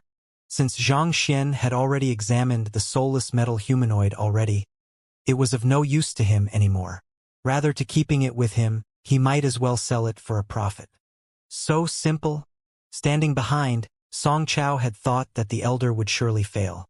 Never in his dreams did he expect the matter would be so simple. If only he'd known that the fellow had the intention to sell it, he wouldn't have tried to act cool and insist on offering guidance to the other party. In the end, not only did he fail in his deed, he became the one being taught instead. He had truly embarrassed himself greatly today. Song Chao felt frenzied.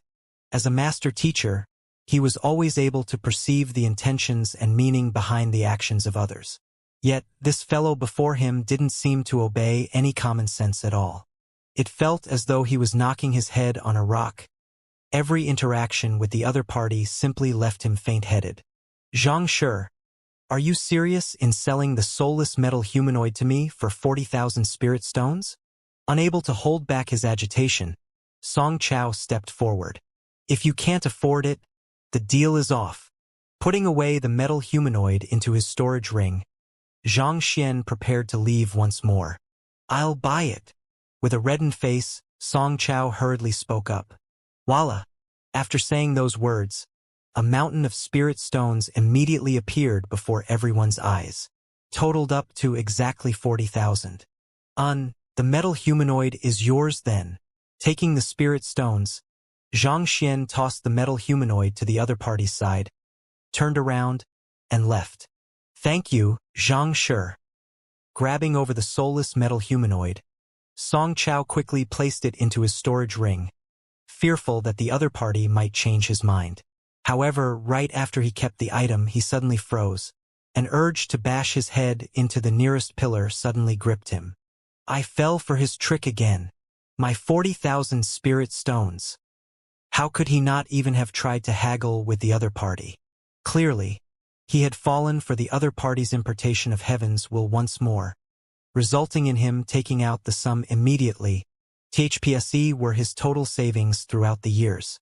To think that he would be sapped dry by the other party in an instant. Why did it have to be so damned? What kind of monster was the other party? Congratulations, young master. You finally managed to obtain the soulless metal humanoid. The elder clasped his fist. Scram! Song Chao was already in a very bad mood, and when he heard the congratulations, he immediately erupted. Kang, all right? Perplexed, the elder scratched his head doubtfully. What was wrong with the young master? Did he damage his brain somehow? While relishing in the joy of having just earned 40,000 spirit stones with little to no effort, Xianxia returned back to his room. With a flick of his wrist, several rows of bookshelves appeared before him. With this, he wouldn't have to worry about having insufficient spirit stones for his cultivation in the short term. The pressing matter at hand was for him to read through more books so that he could raise his cultivation. Sliding his finger across the rows of books, identical books appeared in his head. Soon, all of the cultivation technique and battle technique manuals that Hall Master Sai had collected were replicated within the Library of Heaven's Path. Compile. Placing all of the Transcendent Mortal One Dan Prolonged Longevity Realm cultivation techniques together, Xianxia willed. Who? An entirely new book appeared before Xianxia's eyes. Picking it up, he began flipping through it. Transcendent Mortal, also known as Surmounting Mortality and Mortal Metamorphosis, refers to the stage where one evolves beyond the limits of mortals. One's level of existence will be increased significantly. In order to transcend mortality, one has to abstain from inferior mortal sustenance and feast on the spiritual energy in the air instead. Those who consume material sustenance are intelligent but die. Those who consume spiritual energy are intelligent and lasting. The content of the book appeared in Xianxia's eyes. After an unknown period of time, he breathed out a mouthful of turbid air and opened his eyes. He had finished comprehending the essence of the Transcendent Mortal One Dan Heaven's Path divine art, and he was ready to cultivate it now. Let's begin. Sitting cross-legged on the bed, he flicked his wrist and a spirit stone appeared in his hand. Driving his Jinshi according to the method detailed in the cultivation technique, he began absorbing spiritual energy from the spirit stone. Kacha! 2 breaths later, the spirit stone in his hand was reduced to powder. This? Xianxia's face twitched. Spirit stones were a natural product of the world. They contain spiritual energy and each of them are crystal clear. Going by logic, it should be exceptionally tough. Why did it simply crumble all of the sudden? Lowering his head to assess the situation, a bizarre expression soon surfaced. The spiritual energy within has been fully absorbed. Looking at the crumbled spirit stone on the floor, it was completely white, reminiscent of ashes. Clearly, the spiritual energy within it had been devoured completely. This? How many spirit stones will I require to make the breakthrough to Transcendent Mortal One Dan? Xianxia felt faint-headed. He thought that several hundred spirit stones would be sufficient for him to reach Transcendent Mortal One Dan. Given that he had several 10,000 in his possession now, it should be a piece of cake. However, it seemed like he was severely underestimating his consumption rate. Transcendent Mortal meant evolving beyond mortality. His body had been tempered by Heaven's Path Jinshi, making it far superior to that of ordinary humans. As such, the difficulty in him making the leap from a mortal to the next realm was 100 times greater than them as well. It was easy to expand a ditch of 1 meter radius wide by 2-fold, but expanding an ocean by 2-fold was exponentially more difficult. That was exactly the case with him. Nourished by the Heaven's Path Jinshi, his physical body and soul had undergone a qualitative change, making him invincible among his fellow peers. However, this also made it harder for him to make the final breakthrough. If I were to absorb them one by one, it would just be a matter of time before I died of exhaustion. Xianxia had several 10,000 spirit stones at the moment. It should be sufficient to fuel his breakthrough, but the spiritual energy contained within these low-tier spirit stones was limited. On top of that, his consumption was extremely great. If he were to go on like that, having to pause his cultivation to replace a broken spirit stone every 2 breaths, it would be incredibly inconvenient. Who knows how long it would take for him to reach transcendent mortal realm if he had to do it that way.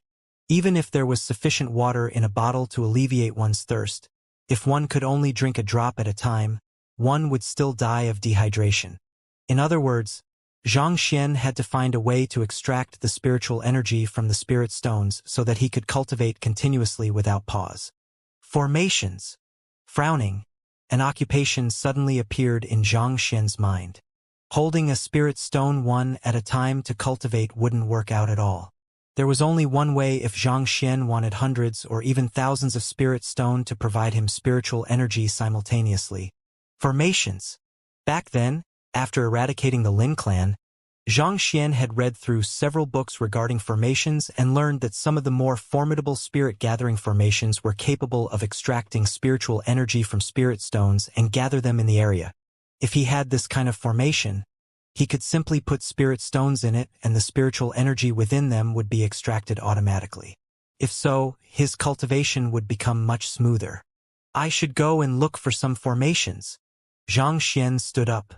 Along with the rise in his cultivation, his requirement for spiritual energy would increase exponentially as well. Even if he had sufficient spirit stones, cultivation would become terribly inefficient. Walking out of the room, Xianxia went to look for Hall Master Sai. Hall Master Sai, may I know if there is a Formation Master Guild in Honghai City? If so, could you take me over, please? Hall Master Sai looked at Xianxia and asked, as a large commercial city, there's no reason why Honghai City wouldn't have a Formation Master Guild. Does Xianxia intend to purchase formation plates in preparation for the trip to the Soul Oracle Tomb? Formation plates were a miniaturization of a formation and could be easily carried around with one. Even if one weren't a formation master, one could still activate it by infusing one's jinqi into it. As such, it was one of the most sought-after product in the Formation Master Guild. The trip to the Soul Oracle Tomb was filled with dangers. With a formation plate in hand, Xianxia would gain another assurance on his survivability. Formation plate? Right. I also wish to see if there's anything suitable there to buy. Xianxia nodded. If he could find a spirit-gathering formation plate, he could easily carry it around and use it whenever he needed it. That would surely prove to be convenient. I am old buddies with the head of the Formation Master Guild, Guild Master Zheng Jingfeng. He has the highest-tiered formation plates in the entire Honghai City. Allow me to take you there. I'm certain I can get you something you'll be satisfied with. Hall Master Sai said. I'll be depending on Hall Master Sai then. Knowing that this was a gesture of goodwill from the other party, Xianxia didn't turn it down. Due to the unique role that the Appraiser Hall played in Honghai City, it was located at the center of the various guilds. As such, it wasn't too far away from the Formation Master Guild. In just 10 minutes, they had already arrived at their destination. Previously, at Tianwu Kingdom, Xianxia had paid the Formation Master Guild a visit to gather the books contained within.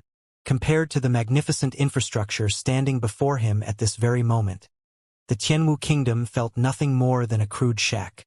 The gates to the guild were tall and majestic, and an 8 trigram was imprinted on it, creating a profound and mysterious air to it.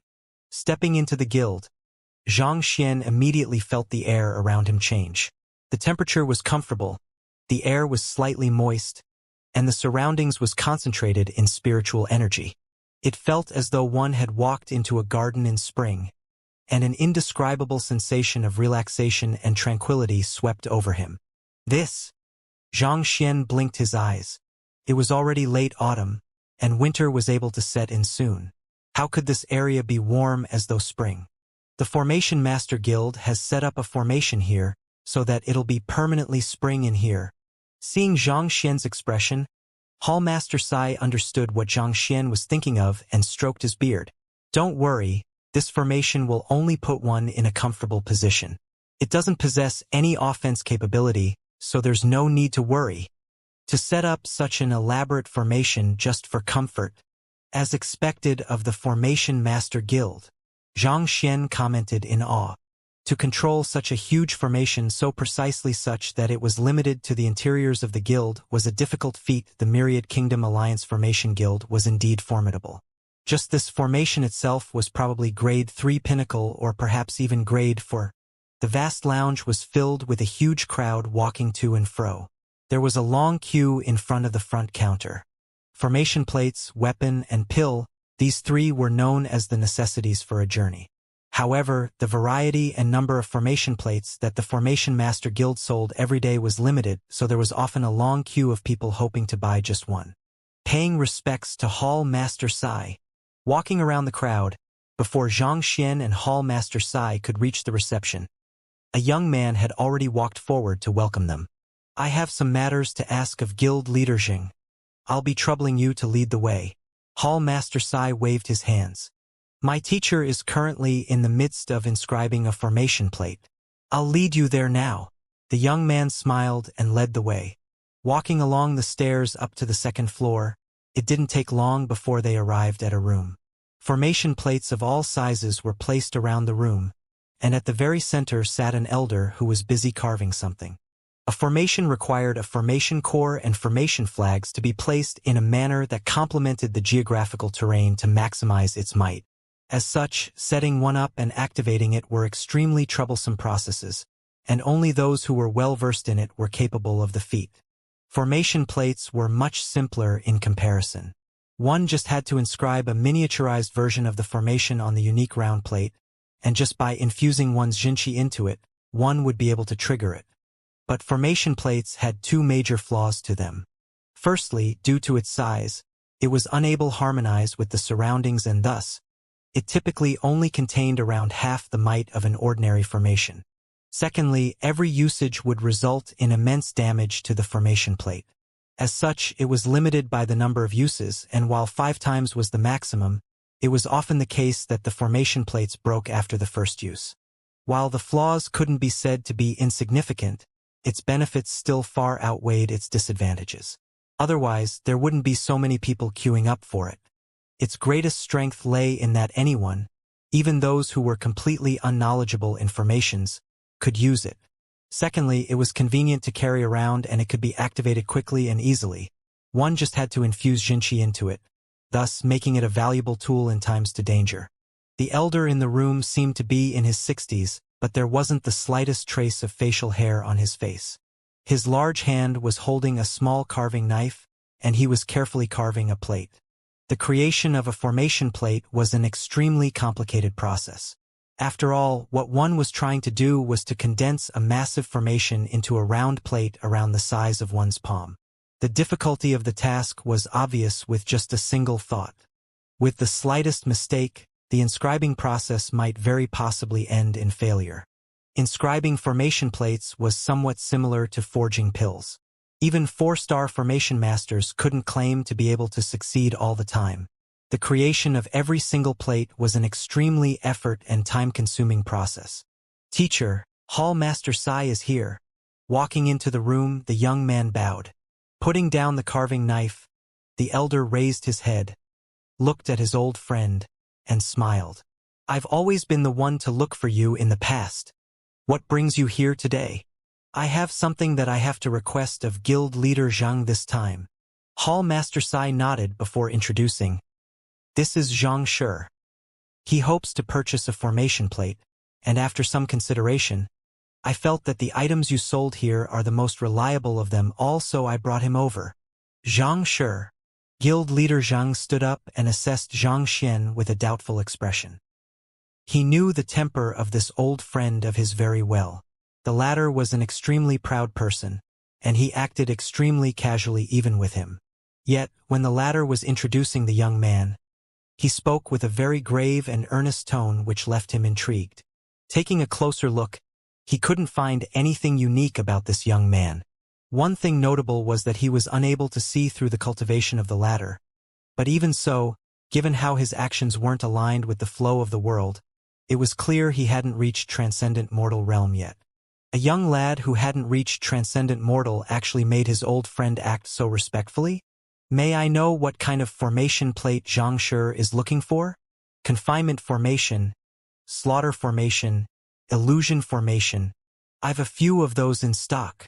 Even though Guild Leader Zhang was perplexed, he had only just met the other party and it would be rude to ask of it before him. What I wish to find is a spirit-gathering formation, Xianxia said. Spirit-gathering formation? Guild leader Zhang was perplexed. There's no such formation plate. Usually, it's set up at a certain fixed location. Spirit-gathering formation was mainly used for cultivation, and normally, it would be set up by some influential powers at a specific location to groom their talents. On the other hand, formation plates were often viewed as an offensive or defensive measure.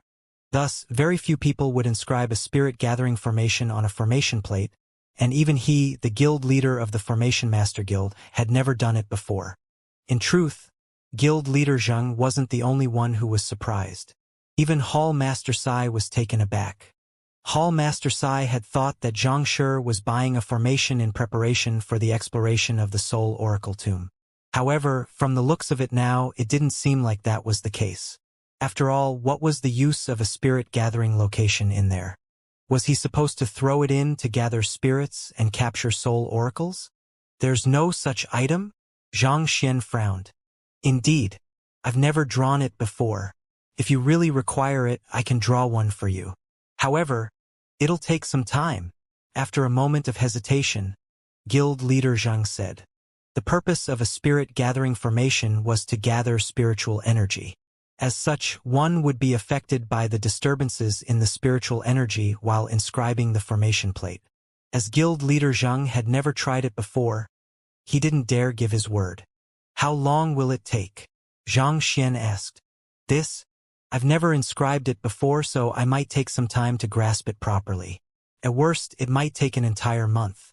However, if no hiccups occur, I should be able to finish it within half a month. Guild leader Zhang said. Half a month.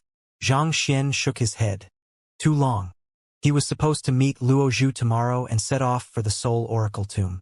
Before that, for his and his students' safety, he had to at least reach Transcendent Mortal Wundan. By the time the formation plate was done, it would already be too late. Why? Do you doubt my capability?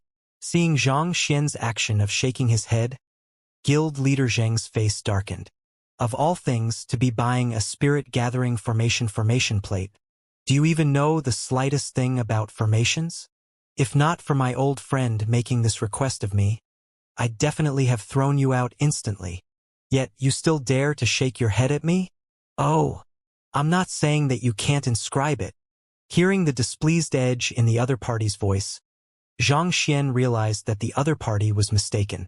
Thus, he immediately clarified sheepishly, It's just that I think your speed is a little too slow. Half a month is a little bit too long. I really have urgent use for the formation plate now. If you can finish it within 2 hours, I'm willing to pay a little more. Too slow? 2 hours. Guild leader Zhang's face immediately steeled. Flinging his sleeves, he bellowed, Hall Master Sai, is this your guest? I don't welcome him here. Xiao, send our guest out. 2 hours?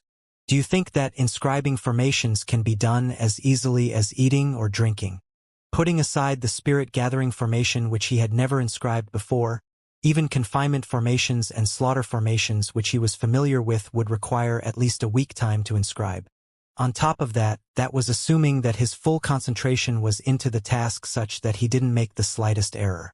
Otherwise, even 1 month would be insufficient to inscribe a single formation plate. And that was still if he did it himself.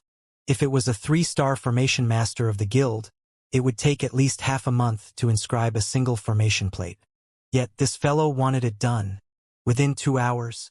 Are you here to make a fool out of yourself, or are you trying to mock me? Yes. The young man who brought the two of them in walked over and gestured, This way, please. In truth, the young man was also dissatisfied with Xianxia's attitude. He was a 2-star formation master, and inscribing a single formation plate would take him more than a month. Yet, this fellow expected his teacher to finish one within 2 hours. Clearly, he wasn't a customer but a troublemaker. Guild leader Zhang, please calm down. Not expecting his old friend to chase them away all of a sudden, Hall Master Sai immediately walked up with a flushed face. Xianxia is just unfamiliar with formations. In terms of appraising ability, he's a 5-star appraiser who has passed the harmonious stream of flowing goblet. His capability is far above me. 5-star appraiser? Guild leader Zhang leaped in shock. He thought that his old friend was so fearful of Xianxia due to the latter's prestigious background. Never in his dreams did he expect the other party to be a 5-star appraiser. With just this identity, there was no one who would dare to trifle with him in Honghai City. It was no wonder why he dared to spout such arrogant words. Hall Master Sai nodded his head. While master teachers immersed themselves in multiple occupations, they were, by no means, omniscient. Zhang Shi's words had clearly reflected his position as an amateur in the occupation. And his guess was right. Even though Zhang Xian had read through the books in Tianwu Kingdom Formation Master Guild and assimilated them, due to the guild being of too low-tiered, there wasn't much information on formation plates detailed within them. Thus, even though those were basic information, Zhang Xian was unaware of them. Pardon me, I was unaware of Zhang Shi's identity. Upon knowing that the other party was a 5-star appraiser, Guild leader Zhang immediately reined in his previous attitude and bowed respectfully with a clasped fist. While the ranking of an appraiser didn't tie in with one's cultivation, it was still a respected occupation due to its involvement in dealing with precious artifacts. Even as the head of the Formation Master Guild, he didn't dare to offend the other party easily. Not to mention, the other party was still a master teacher on top of that. You're being too polite. Zhang Xian waved his hands, not paying it any heed. After some contemplation, he asked, since it's impossible to succeed within 2 hours, may I ask you to sell me a set of spirit-gathering formations formation flags, core, and blueprint instead? Since there was no formation plate to be sold here, he could try doing it himself instead. As long as he had the formation blueprint, flags, and core in possession, it wouldn't be too difficult for him to succeed. Formation blueprint, flags, and core? We do have them, but if one isn't an official formation master, they'll be completely useless. Guild leader Zhang said. Formations had to be laid out in a way that aligned with the environment. If one didn't know the slightest thing about formations, it would be useless even if one were to obtain the formation blueprint, flags, and core. If one could simply forge it with just these 3 items, they, as formation masters, would have already gone out of business long ago. It'll suffice as long as you sell it to me. I'll find a way myself after that. Knowing what the other party was worried about, Zhang Xian continued. This isn't a problem of whether I am willing to sell or not. Seeing the other party insist on the matter, Guild leader Zhang's face darkened. He couldn't help but shake his head. Why did Hall Master Sai bring such an unreliable lad here? Formation flag, core, and blueprint were useless in the hands of ordinary people. Furthermore, they were extremely expensive. It was truly a waste of resources in the hands of the other party.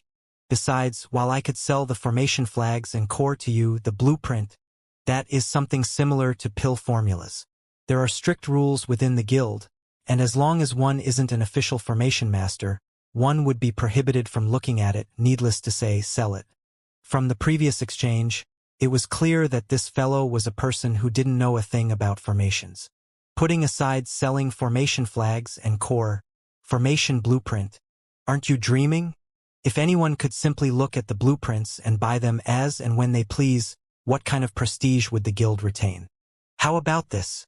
If you can set up a formation and prove that you're an official formation master, I'll let you see the formation blueprint and record it down. I'll also sell the formation flags and core to you, but if you can't do it, you'll have to drop the matter. Shaking his head, Guild leader Zhang gave an ultimatum. If I can set up a formation, you'll sell them to me? Zhang Xian stared at the other party. That's right. Guild leader Zhang nodded his head. Then, a slight frown appeared on his face as he continued. Why? Is Zhang Shi a formation master as well? But before he could finish his words, Zhang Xian had already shut his eyes. Give me a moment. Give you a moment. Guild leader Zhang's body swayed from side to side. Why did it feel like this fellow didn't understand human speech? I asked whether you are a formation master, and yet you replied with, give me a moment. What does that mean? Do you mean that you aren't one now, and a moment later you'll be one? Aren't you just pulling my leg? All of the upper 9 paths occupation required one to put in immense effort before one could qualify as a member. Even a genius would require several years of perseverance to succeed. Yet, this ignorant fellow actually said give him a moment. Give you a moment for what? For you to embarrass yourself? Besides, closing your eyes? Close your head. What the hell are you up to? Guild leader Zheng's face twitched. If not for the fact that the other party was a 5-star appraiser, he would have surely kicked the other party out already. Old Zheng, I think you'd better prepare the set of formation flags and the core. Seeing that his old friend was coming to the limit of his tolerance, Hall Master Sai stepped forward and advised. Prepare. Indeed. If Xianxia said so, he must have a plan in mind. Besides, it wouldn't be too much effort to prepare a set. Hall Master Sai replied. He didn't know where did Xianxia's confidence come from, but after witnessing the various miracles the other party had produced, his trust for the other party had nearly reached an unconditional level. This was a person who could even teach a 4-star master teacher. Somehow, Hall Master Sai didn't think that it would be surprising if he learned about formations on the spot and succeeded. All right, I'll believe you this time. Xiao, take out the formation flag and core for the spirit gathering formation you have been using to practice over the past few days. Seeing the deep trust his old friend had in this young man, Guild leader Zheng shook his hands in frustration. Yes. The young man flicked his wrist and a bunch of objects appeared on the floor. Formations were built using formation flag and formation core. These two were crafted using unique materials. There were differing attributes to them depending on the formation they were used for. Xiao was a 2-star formation master and recently, he had been practicing a graded 2 spirit gathering formation. Thus, he had been keeping a set of it in his storage ring. After the various objects were taken out, the crowd turned to that fellow, only to see that his eyes were still tightly shut. It was hard to tell what he was doing. Could it be that Xianxia intends to learn about formation on the spot? But even if he were to learn it right now, he should at least be browsing through books or consulting a teacher. To be standing blankly on the spot, what is he up to? Hall Master Sai was perplexed. The study of formations involved innumerable profound secrets. Thus, it was imperative for one to find a formidable teacher to learn about the basic properties of geography, 5 elements, yin-yang. This was the first time he had seen someone learning by standing idly with a dazed expression. But if he wasn't studying, what else could he be doing? Everyone was perplexed. In truth, it was exactly as everyone was thinking. Zhang Xian was studying formations. Previously, he had gathered quite a few books on formations in the Library of Heaven's Path. However, he hadn't organized and read through them yet. At this moment, with his attention immersed within the Library of Heaven's Path, all of the books regarding formation floated before him. Compile! With a silent mutter, a book with the words Heaven's Path Formation Art appeared before him. He quickly flipped it open. A vast sea of knowledge came gushing into Zhang Xian's mind. Since I've already assimilated these knowledge, I'm only reorganizing them at this moment. Thus, it's much simpler and more efficient. Previously, back when he was in Tianwu Kingdom, he had used the golden page to assimilate the knowledge of formations, pill forging, medicine, contained within the books he duplicated into the Library of Heaven's Path. Even though he had never gone through them before, the knowledge was already imprinted in his head. With this serving as a foundation, learning the Heaven's Path formation art became extremely easy. Knowledge flowed through his mind, and in just 10 breaths he had already mastered it. If it was an occupation he was completely ignorant about, it would have taken at least 2 hours. But with a strong foundation built from the prior knowledge obtained through assimilation, all he had to do was to reorganize the information. Who? Opening his eyes, Zhang Xian turned to the crowd. Are the formation flag and core here already? Do I set up the formation here? Cough, cough. Guild leader Zhang was just waiting to see what intentions the other party had, when the other party suddenly opened his eyes and said such words. Just a moment ago, he was still completely ignorant about formations, and after shutting his eyes for a moment, he wanted to try his hand on setting up a formation already. Fine. I would like to see what kind of formation you set up. Since you think you're ready, you can just set it up here. Suppressing his rage, guild leader Zheng flung his sleeves and harumphed. All right. Nodding his head, Xianxia walked over to grab the formation flag and core. Seeing his actions, putting aside guild leader Zheng, even Xiaowu's face was streaked with dark lines. The very first step one should do before setting up a formation was to study the surroundings and measure the positioning of the formation. Through this, one would be able to tap into the natural flow to generate energy for the formation. Only then would one set up the formation accordingly to gather that energy. This fellow didn't even bother taking out his compass to make measurements. The first thing he did was to dive straight at the formation flag, as though a glutton seeing a pile of meat. You call this setting up a formation? You must be kidding. Even pigs would be able to fly if you can set up a formation like that. Hall Master Sai, what kind of person did you bring here this time? Harumphing angrily, Hall Master Zhang sent a message to the Hall Master Sai telepathically. Xianxia is a truly formidable person. Hall Master Sai replied with a slightly reddened face. He had only been in contact with this Xianxia for a few days. From the first time they met at the first-class pavilion, the other party had barged through the harmonious stream of flowing goblets and nearly tore down the entire appraiser hall through that. He even managed to solve the issue of a possession by a soul oracle. Such a talented person shouldn't do something he was unconfident in. Why did he simply seem so unreliable at this moment? He knew that there were 3 things one had to do before setting up a formation. Firstly, one had to take out a compass to measure the magnetic field and the concentration of spiritual energy in the air. Next, one had to measure the size of the formation and deduce the various problems that could occur when the formation fused in with the surroundings so as to make precautions beforehand. Finally, one would calculate the specific locations which the formation core and flags had to be placed at before proceeding on to set up the formation.